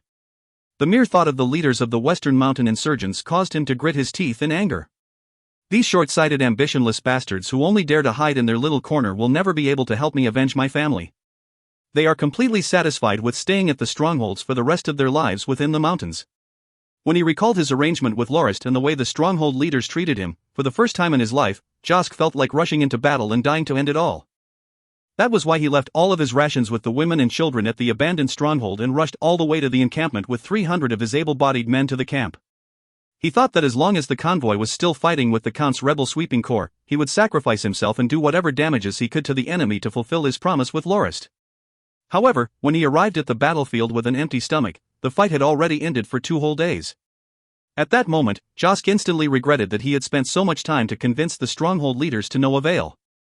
Lorist gave him a brief summary of the battle that had occurred and said that the convoy was only able to obtain victory due to a series of unlikely coincidences. After that, Lorist suggested that Josk move his men and their family members to this camp as the convoy would leaving in the next 2 days, citing the reason that the camp was much easier to defend and incredibly hard to besiege with ample land for farming as well. He said that as long as he occupied the camp, his days in the future would be much easier and he wouldn't have to face the likes of the mountain insurgents ever again. If Josk was willing to do as he suggested, Lorist said that he would have some of his carriages help out with the moving and even leave enough equipment and supplies for them. After considering it deeply, he shook his head and turned down Lorist's goodwill and gave a response that greatly shocked him. "Milord, I would like to join the convoy and follow you up to the north. However, when we arrive at your homeland and dominion, I will come back here after everything is settled down to kill the Count and all his illegitimate sons before returning to serve you completely." Lorist wondered why Josk would end up at that decision as well as his history with the Count. Josk sighed and said, "Milord, I'm truly, very tired. I really gave it a lot of thought on the way here and I realized that I may not be as good a leader as I had hoped. I even ignored the feelings of my own men to go through such lengths to resist the Count due to a personal vendetta. After all this time they took me as their leader, I still can't give them and their families the care they deserve. I only realized all my mistakes when I led these men away from the Hidden Bull stronghold. I really have wronged the warriors who have fallen in battle under my command for not being able to provide their families with a sustainable and peaceful environment to live in. I really can't do it. Milord, I'm really grateful that you were willing to give the camp to us. But I understand that even if we were to stay here for the time being, we wouldn't be able to avoid the inevitable conflict and battles that are to come. That's why I would like to entrust you with my men so that they can have a peaceful life when they reach the Northlands. I believe that you will definitely be able to let them have the comfortable and blissful life that they deserve." After that, he told Lorist about why he hated the Count so much. To Lorist, it all seemed like a children's tale of happiness as well as one of revenge. Josk's father was a gold-ranked knight who had left his newlywed wife around 20 years ago to answer the call to arms of the Empire to resist the invasion of the trade union, only to die on the battlefield and never return. After Josk was given birth to, his mother soon left the world from a sickness that has ailed her since she had gotten wind of her husband's death. Orphaned from young, he had only managed to survive thanks to the goodwill of his neighbors. During one fateful day when he was 12, he managed to save Baron Omidor from a raging wild boar and was brought back to the castle of the thankful Baron. Among the landed nobles in the area, Baron Omidor was considered to be an eccentric person. First, he was extremely devoted and never had any illegitimate children nor affairs with his maidservants and has remained single after his wife passed away and lived with his precious daughter ever since. Additionally, the Baron also had a great relationship with the citizens of his dominion and rarely punished them for no good reason and usually laughed it off when anyone committed a simple mistake. He would even distribute food and clothing to his citizens during festivities, earning him the reputation of the most benevolent noble in the area. After understanding Josk's family history, the Baron decided to adopt him and trained him strictly in hopes that one day he would become a gold-ranked knight like his father. Josk himself also trained zealously and successfully became a 1-star gold knight who was well-versed with the bow and arrow under the Baron's tutelage at the age of 24. During the 14 years Josk lived at the Baron's castle, the Baron's daughter also gradually grew up and the two of them fell in love to nobody's surprise. The Baron was extremely pleased with the relationship and let his daughter get engaged with Josk and said that they would officially become husband and wife when his daughter reached 20 years old. Up to that point, the whole story seemed like it came right out of a children's storybook. However, on the day when Josk was supposed to get married to his lover, the Count sent someone to request the Baron's daughter's hand in marriage for one of his illegitimate sons. During that time, the Baron was incredibly furious and chased the messenger away. Who knew that right after that, Count Cabri and his army invaded the Baron's dominion and surrounded the whole castle and declared war with the Baron using the excuse that the act of chasing away his messenger was a grave insult to his status. The castle that was prepared for a wedding ceremony was naturally not a match for the Count's army and was breached within 2 short hours. Josk, who was defending the castle at the front lines, had ended up severely injured and only managed to survive from having been rescued by his subordinates. On his trip away from the castle, he regained consciousness for a moment and witnessed a scene that he would never forget. The castle that he had lived in for the last 14 years had been set on fire with black fumes rising high up into the sky, with his betrothed plunging to her death from the highest floor of the castle in her snow-white gown. Josk let out an inhuman shriek before falling back into the indifferent embrace of unconsciousness. It took another half a year before he completely recovered from his injuries and infiltrated the Count's mansion in an attempt to kill the Count and his illegitimate son. However, of the 3 arrows he had managed to unleash, 2 of them managed to take the illegitimate son's lives while the third only hit the Count's shoulder. After that incident, he was under constant pursuit of the Count's forces. Due to his seething hatred for the Count, he eventually formed an insurgent group that aspired to cause as much trouble to the Count as possible. In the middle of telling his story, Josk broke down into tears and suddenly knelt in front of Lorist. He said that if Lorist was willing to help him take revenge, he would definitely accept him as his lord and will be willing to serve the Norton family for life. Quickly helping Josk up from the floor, Lorist expressed that he had always admired Josk's skills and said that he would definitely be glad if Josk was willing to serve him. However, he said that he couldn't agree to exterminating the Count lightly as the main objective of the convoy was to head to the Northlands and the whole convoy's well-being will be affected by that decision. However, he assured that the convoy's travel plans was still not set and he would definitely see how he can help out if it was within his abilities, as the Norton family also had a grudge against the Count for killing off their merchant convoy. After that, Josk finally calmed down and was led by Reedy to a nearby tent for some rest. After all, even a gold-ranked knight would be exhausted after traveling such a long distance without food or sleep. Lorist stroked his chin as he drowned himself in his thoughts. He strongly believed that Josk would be a great addition to his forces and would make a stellar subordinate. However, he had to fulfill his wish and exterminate the Count and his family in order for that to happen. I suddenly feel like I'm in an RPG game. The gold-ranked marksman Josk is like a quest reward for exterminating the Count. Alright then, let's think hard about how I can complete this quest, mused Lorist to himself as he sat down on a desk and started analyzing the map of the area. If you find any errors, ads pop-up, ads redirect, broken links, non-standard content, etc., please let us know. Report chapter so we can fix it as soon as possible. Chapter 68 Strategizing. Strategizing. When Charade, Potterfong, Turman, Yuri and Los hurried over, they saw Reedy bringing a few of the surrendered garrison troops out of the tent. Upon entering the large tent, they noticed several maps, large and small, were littered all over the place as well as a table that had half of its surface occupied by beastskin books that were marked with all sorts of symbols by Lorist. "What are you doing?" asked Charade curiously as he approached. After looking at it for some time, he still couldn't understand what Lorist was trying to achieve. On the other hand, Potterfong instantly had a hunch about what was going on. These looked like the distribution of soldiers and supply lines. Upon hearing what Potterfong had said, Charade looked back at the side and got a shocking realization. "Are you planning to take on Count Cabre?" Lorist nodded and took out a small map and circled a part of it. "Look, this is the Count's area of influence." He subsequently drew a single line outside the circle and said, "This is the path that we were going to take and it just so happens to circumvent that area of influence. If we manage to travel up to 35 kilometers a day, it'll take us around 12 to 14 days to leave this area. However, we'll only be passing through the wilderness or the places where the Count's forces have ravaged and that would make it hard for us to resupply and do business. But if we take this route," Lorist drew another line that passed through the circle and continued, "it'll only take us 7 days and it's far more convenient for us to procure resources along the way. However, the precondition of using this route is that we have to first defeat Count Cabre."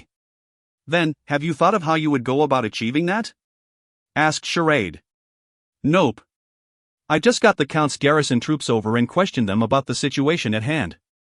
I do have some thoughts about it, but I'm not sure how the Count would respond to our actions, so I'm not too confident if that's the best way," said Lorist as he shook his head.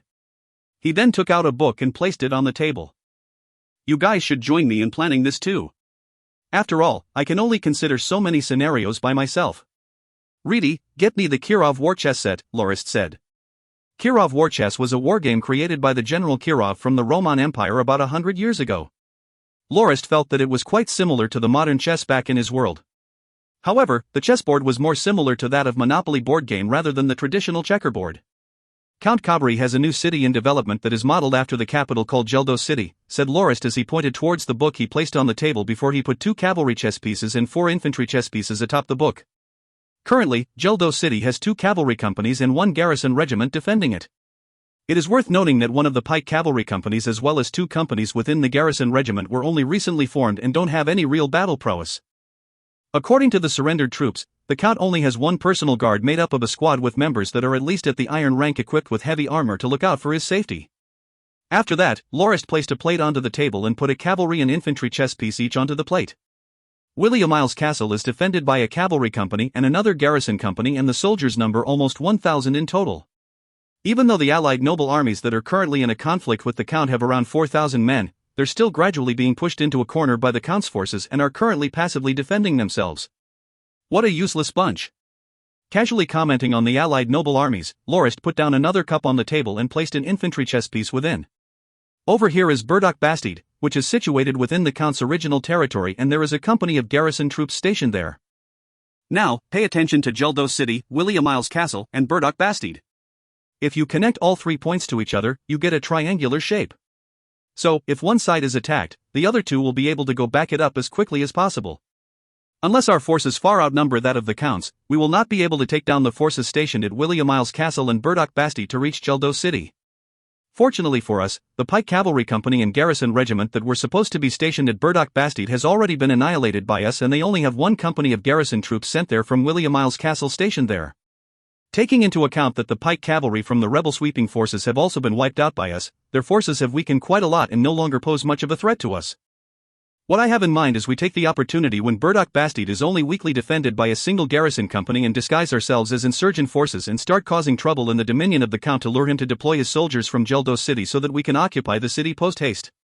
As long as we manage to get Geldo City and Burdock Bastide within our control, the Count's foundation will have crumbled and there will be no way he can rise up to power again. Milord, your plan sounds really viable. Why, then, are you hesitating to do so? Asked Potterfawn. It's mainly because we still don't exactly have enough soldiers to gain a victory without incurring a heavy loss at the same time. If that were the case, not only would we lose the control over the situation, we might also get attacked by others who are preying on the convoy. That is why I'm currently trying to come out with some way to minimize the losses our forces will incur. If only we can somehow get rid of another Pike Cavalry Company, said Lorist with a bitter laugh. But milord, I think that our forces are more than enough to handle the Count's army. Why do you say otherwise? Asked Lowe's curiously. We have to consider the security of the convoy as well and cannot send all our forces without leaving some behind.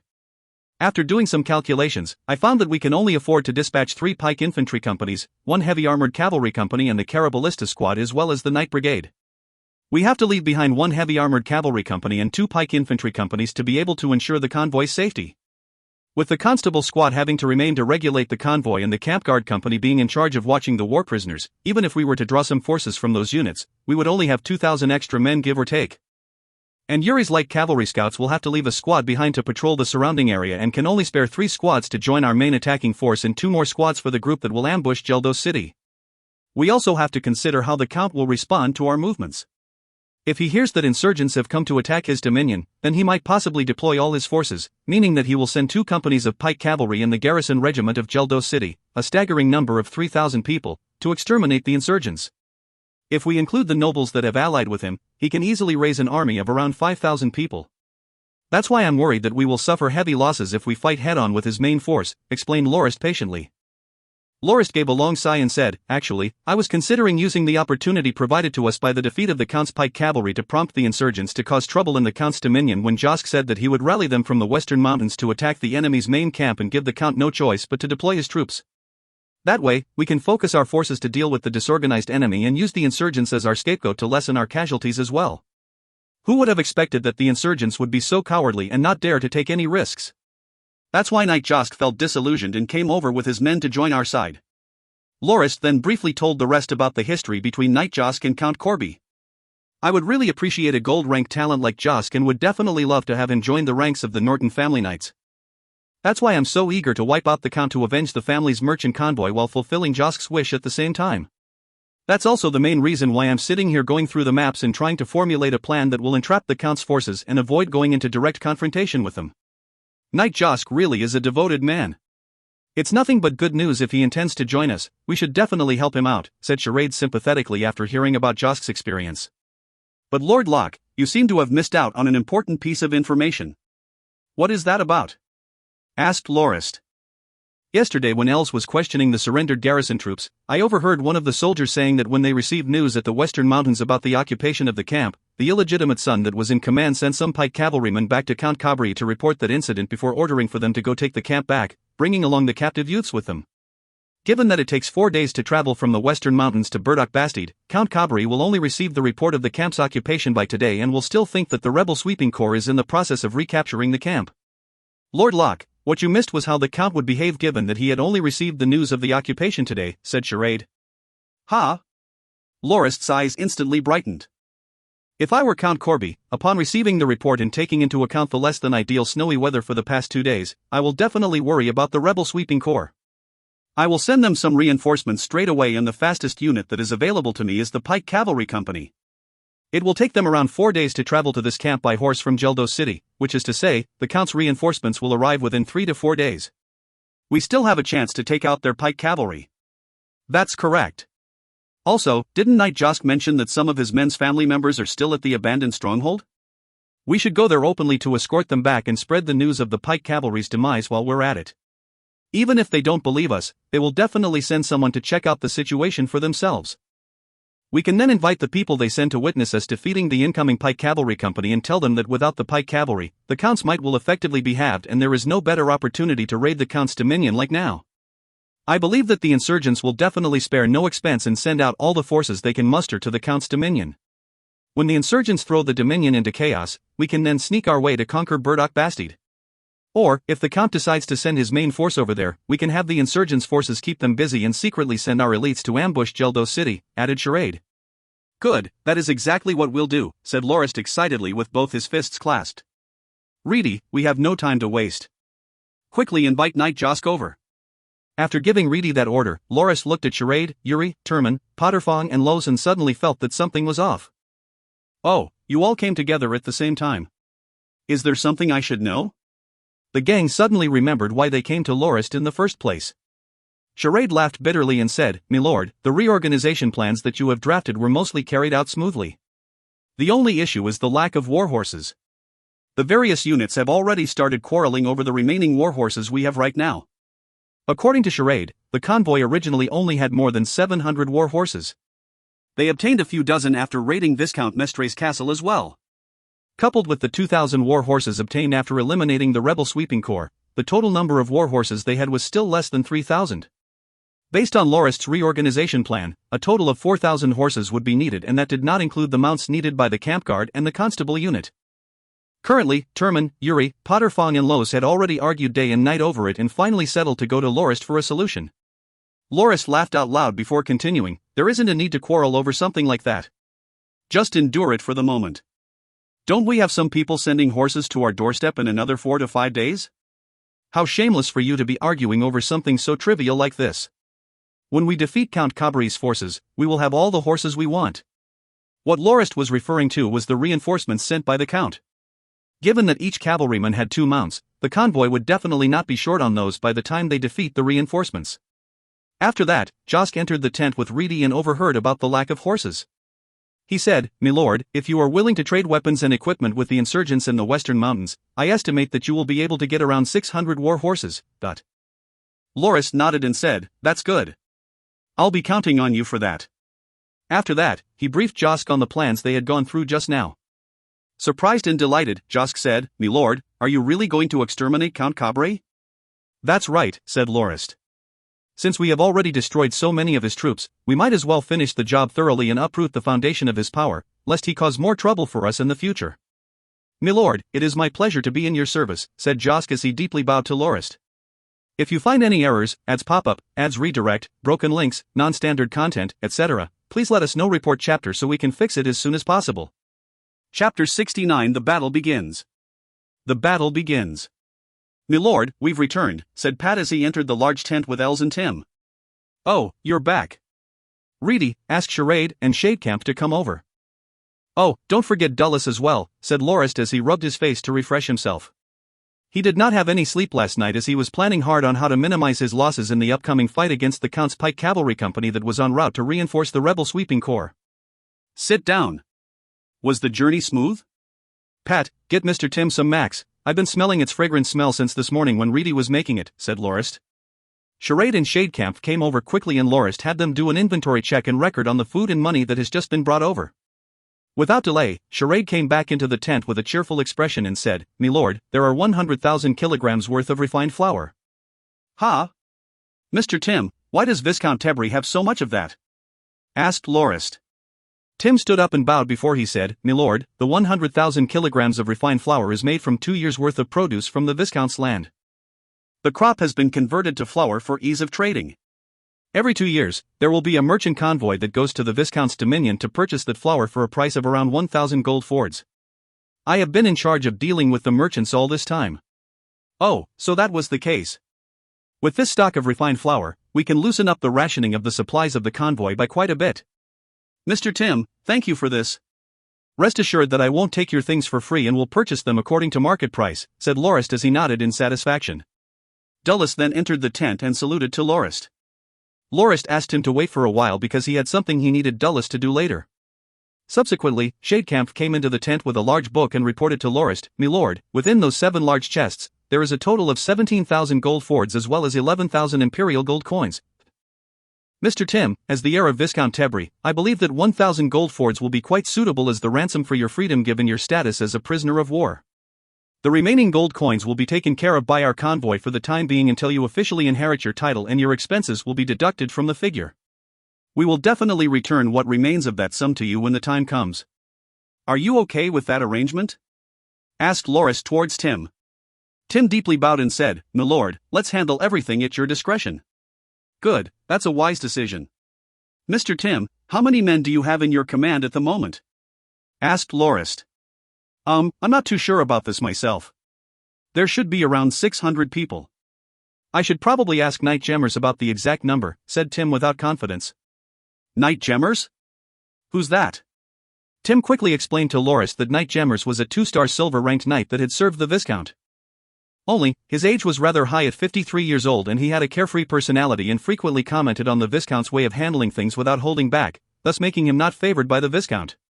Had it not been for the fact that his family was a long line of knights that served the Tebri family, the Viscount would have sacked him long ago. Consequently, he was sent to guard the refined flour business with Tim, and was also the one that helped Tim to move the stock of refined flour to a secret location. When he realized that the Viscount and his family had all been wiped out upon returning to the castle, he quickly took Tim as his lord and made an oath to secure the Tebri family line throughout the generations. He also played a large part in rallying the citizens of the Viscount's dominion to join Tim's insurgent force. Given that Tim had passed the order to surrender when the rebel sweeping corps broke through their stronghold, the force of the stronghold had not diminished by much. After being saved as a result of the convoy's occupation of the camp, the people under Tim's stronghold gathered together with several others from neighboring insurgent forces and quickly formed a group of 600 men. However, Tim said that he wasn't well versed when it came to military matters and left it all to Knight Gemmer's jurisdiction. How about this, Mr. Tim? I will find your men later and provide them with some equipment. You can then go over to the camp of the rebel sweeping corps that we have just taken to set up your own camp. I will allow you to use the flag of the Tebri family. After that, send some people who are good with words to the western mountains to spread the news of our victory over the Count's forces and encourage the insurgents to join the war effort. Tell them that they will not only be able to cripple the Count forever but also make a good haul by raiding his dominion, and that the things they manage to obtain will remain in their possession. After your unit receives the weapons, have Knight Gemmers start their training before you return to start your noble etiquette lessons. Dulles, let me introduce Mr. Tim to you. He is Viscount Tebri's heir. Due to certain reasons, he wasn't given training for noble customs and etiquette. I understand that you have been a temporary instructor for the etiquette course for the Dawn Academy when we were still at Moranti City. I am now entrusting Mr. Tim's training to you. Make sure to turn him to a prim and proper noble within the shortest time possible, understand? Instructed Lorist to Dulles. Yes, milord, acknowledged Dulles. He then turned to Tim and said, Come on, Mr. Tim. I will observe your behavior and start correcting you when you carry out the assignments given to you by our lord. The training has already begun. When Dulles left with Tim, Lorist said to Charade and Potterfong, Make a new account for Tim's gold coins as well as the food he brought back and give him a copy of that as well. Tell him that if he needs anything, he can claim it from the main camp and the expenses will be deducted from his account. When allocating equipment to his men, use the ones obtained from the garrison troops that surrendered to us and sell it to him at a rate of 70% of the market price. As for the resources he will require to set up a new camp, sell it at a normal market rate. You too, while it's okay to sell it to him at a slight profit, don't go overboard. Charade started laughing out loud and said, I was just considering whether I should raise the price by a few times, but it was shot down by you immediately.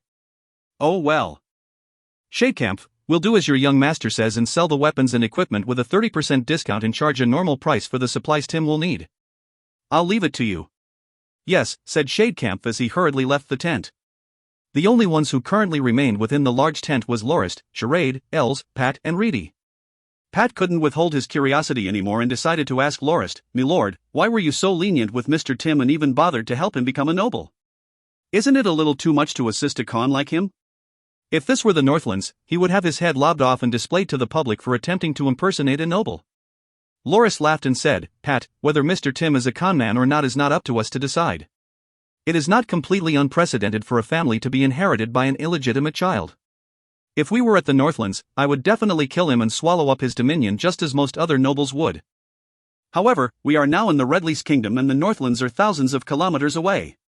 Why would I bother to take something that I won't be able to benefit from? Killing Mr. Tim does not profit us in any way. On the other hand, if we give him the appropriate nurturing and let him become a bona fide noble with an army to be commended within the area, then he would owe us a favor. In the future, whenever we have anything we need help with, we know who to look for. Understand now?"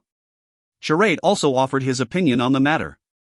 Also, helping Mr. Tim form his own army will also serve as a reminder to the insurgent forces as to whether they should become our friend or foe. If they ally with us like Mr. Tim did, we will provide them with weapons and equipment and help them gain their dominions back. If they go against us, then we will not show them a shred of mercy and wipe them all out. The important thing is that we don't lack funds nor equipment but rather people who would be willing to purchase the gear from us. That's why we didn't prey on Mr. Tim's gold and food. As long as we show ourselves to be fair and trustworthy, we will naturally be able to attract some of the insurgent forces to do business with us. Just as Charade has stated, ever since Tim brought his men to set up camp under the banner of the Tebri family and after Josk brought the family members of his subordinates back from the mountains in a grand and public fashion, coupled with the men Tim sent to spread the news about the Count's rebel sweeping corps' demise, the insurgent forces have started sending people to the convoy to trade for weapons and equipment. Charade has managed to exchange many unused items for warhorses in a short period of time due to the fair prices and quantity of the weapons offered, temporarily alleviating the desperate lack of mounts the convoy faced.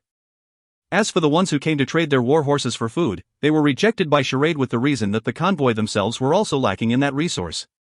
However, Charade invited the insurgent forces to plunder the Count's dominion after the defeat of the Count's reinforcements that were on their way. Even though the representatives of the insurgents were rather dubious of the invitation, they still left some of their people to monitor the situation to ascertain whether the convoy was really going to take out the Count's reinforcements. After another 2 days, Yuri sent someone to report that Count Kabri's reinforcements have finally been spotted. As expected, they were a company of pike cavalrymen that were escorting tens of other carriages that seemed to be transporting some supplies. It seemed that the reinforcements had traveled at a rather slow pace for the past 6 days and it would take another day for them to reach the camp. Lorist had originally expected for them to arrive within 4 to 5 days. The process of surrounding and ambushing the Count's forces proceeded without much difficulty. When the pike cavalry company noticed that they had been surrounded from all sides, Knight Josk went all out and showed off his divine marksmanship in front of everyone by taking down 3 of the silver-ranked commanders of the company with only 3 arrows. After the battle, it was discovered that 2 of the commanders were the illegitimate children of Count Kabri. Knight Josk had managed to inch ever so closer to his goal of revenge. After that, Turman's newly formed Knight Squad and a heavy armored cavalry company led by Potterfong and Los started their assault. The pike cavalrymen who had been traveling in the snowy weather for up to 6 days had no way to resist such a ferocious attack, especially given that their leader had already fallen in the beginning of the battle. It didn't take long before they ceased all resistance and surrendered. After the battle, Lorist and his knights got to know that while their forces only sustained light injuries, the only casualty had been accidentally knocked off his horse by one of their own and stomped to death by a horse in his chest. The other soldiers' injuries were also due to accidental friendly fire while the ones actually hurt by the enemy numbered less than 10. After that report was concluded, Turman, Potterfong and Los all had faces as red as a baboon's rear and were completely speechless. However, the insurgents who were monitoring the battle did not notice that discrepancy and were completely enthralled by the fearsome manner in which the convoy's forces obliterated that of the Count's. They all came to the realization that the Count had actually lost 3 of his pike cavalry companies as well as 1 regiment and 1 company of garrison troops to the convoy. That meant that the Count only had half of his military might left.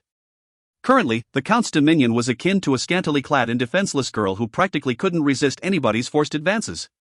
Without much delay, several of the insurgent forces of the Western Mountains quickly sent their troops to gather at the camp, effectively filling it up to the brim.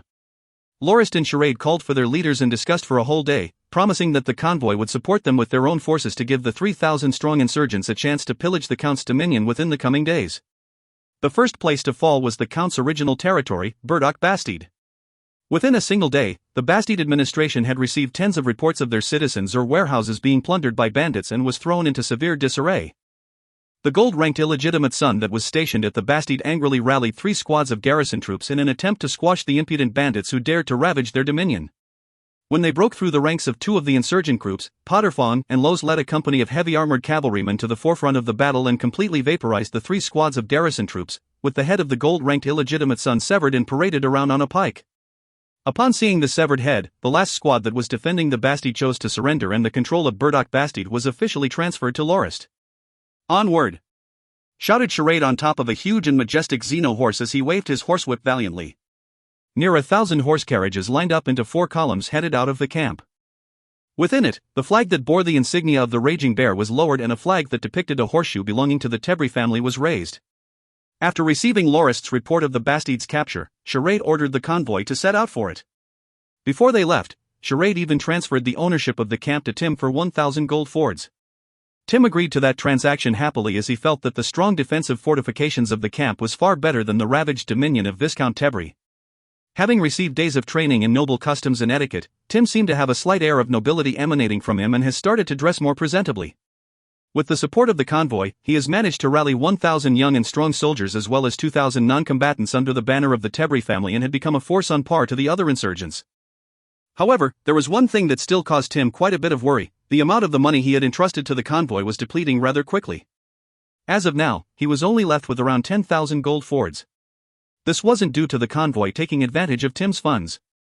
In fact, he was extremely grateful for the convoy's help and support as well as the reasonable prices they charged for the items sold to him. His financial issues mainly stemmed from the upkeep required to sustain the thousands of people under him, causing him to eagerly look forward to the day when he can go get a big haul from the Count's dominion. During the latest expedition, he brought 800 of his men to join the convoy's forces and even gave each of them a large bag to take as many valuables as they can. If you find any errors, ads pop up, ads redirect, broken links, non-standard content, etc., please let us know. Report chapter so we can fix it as soon as possible.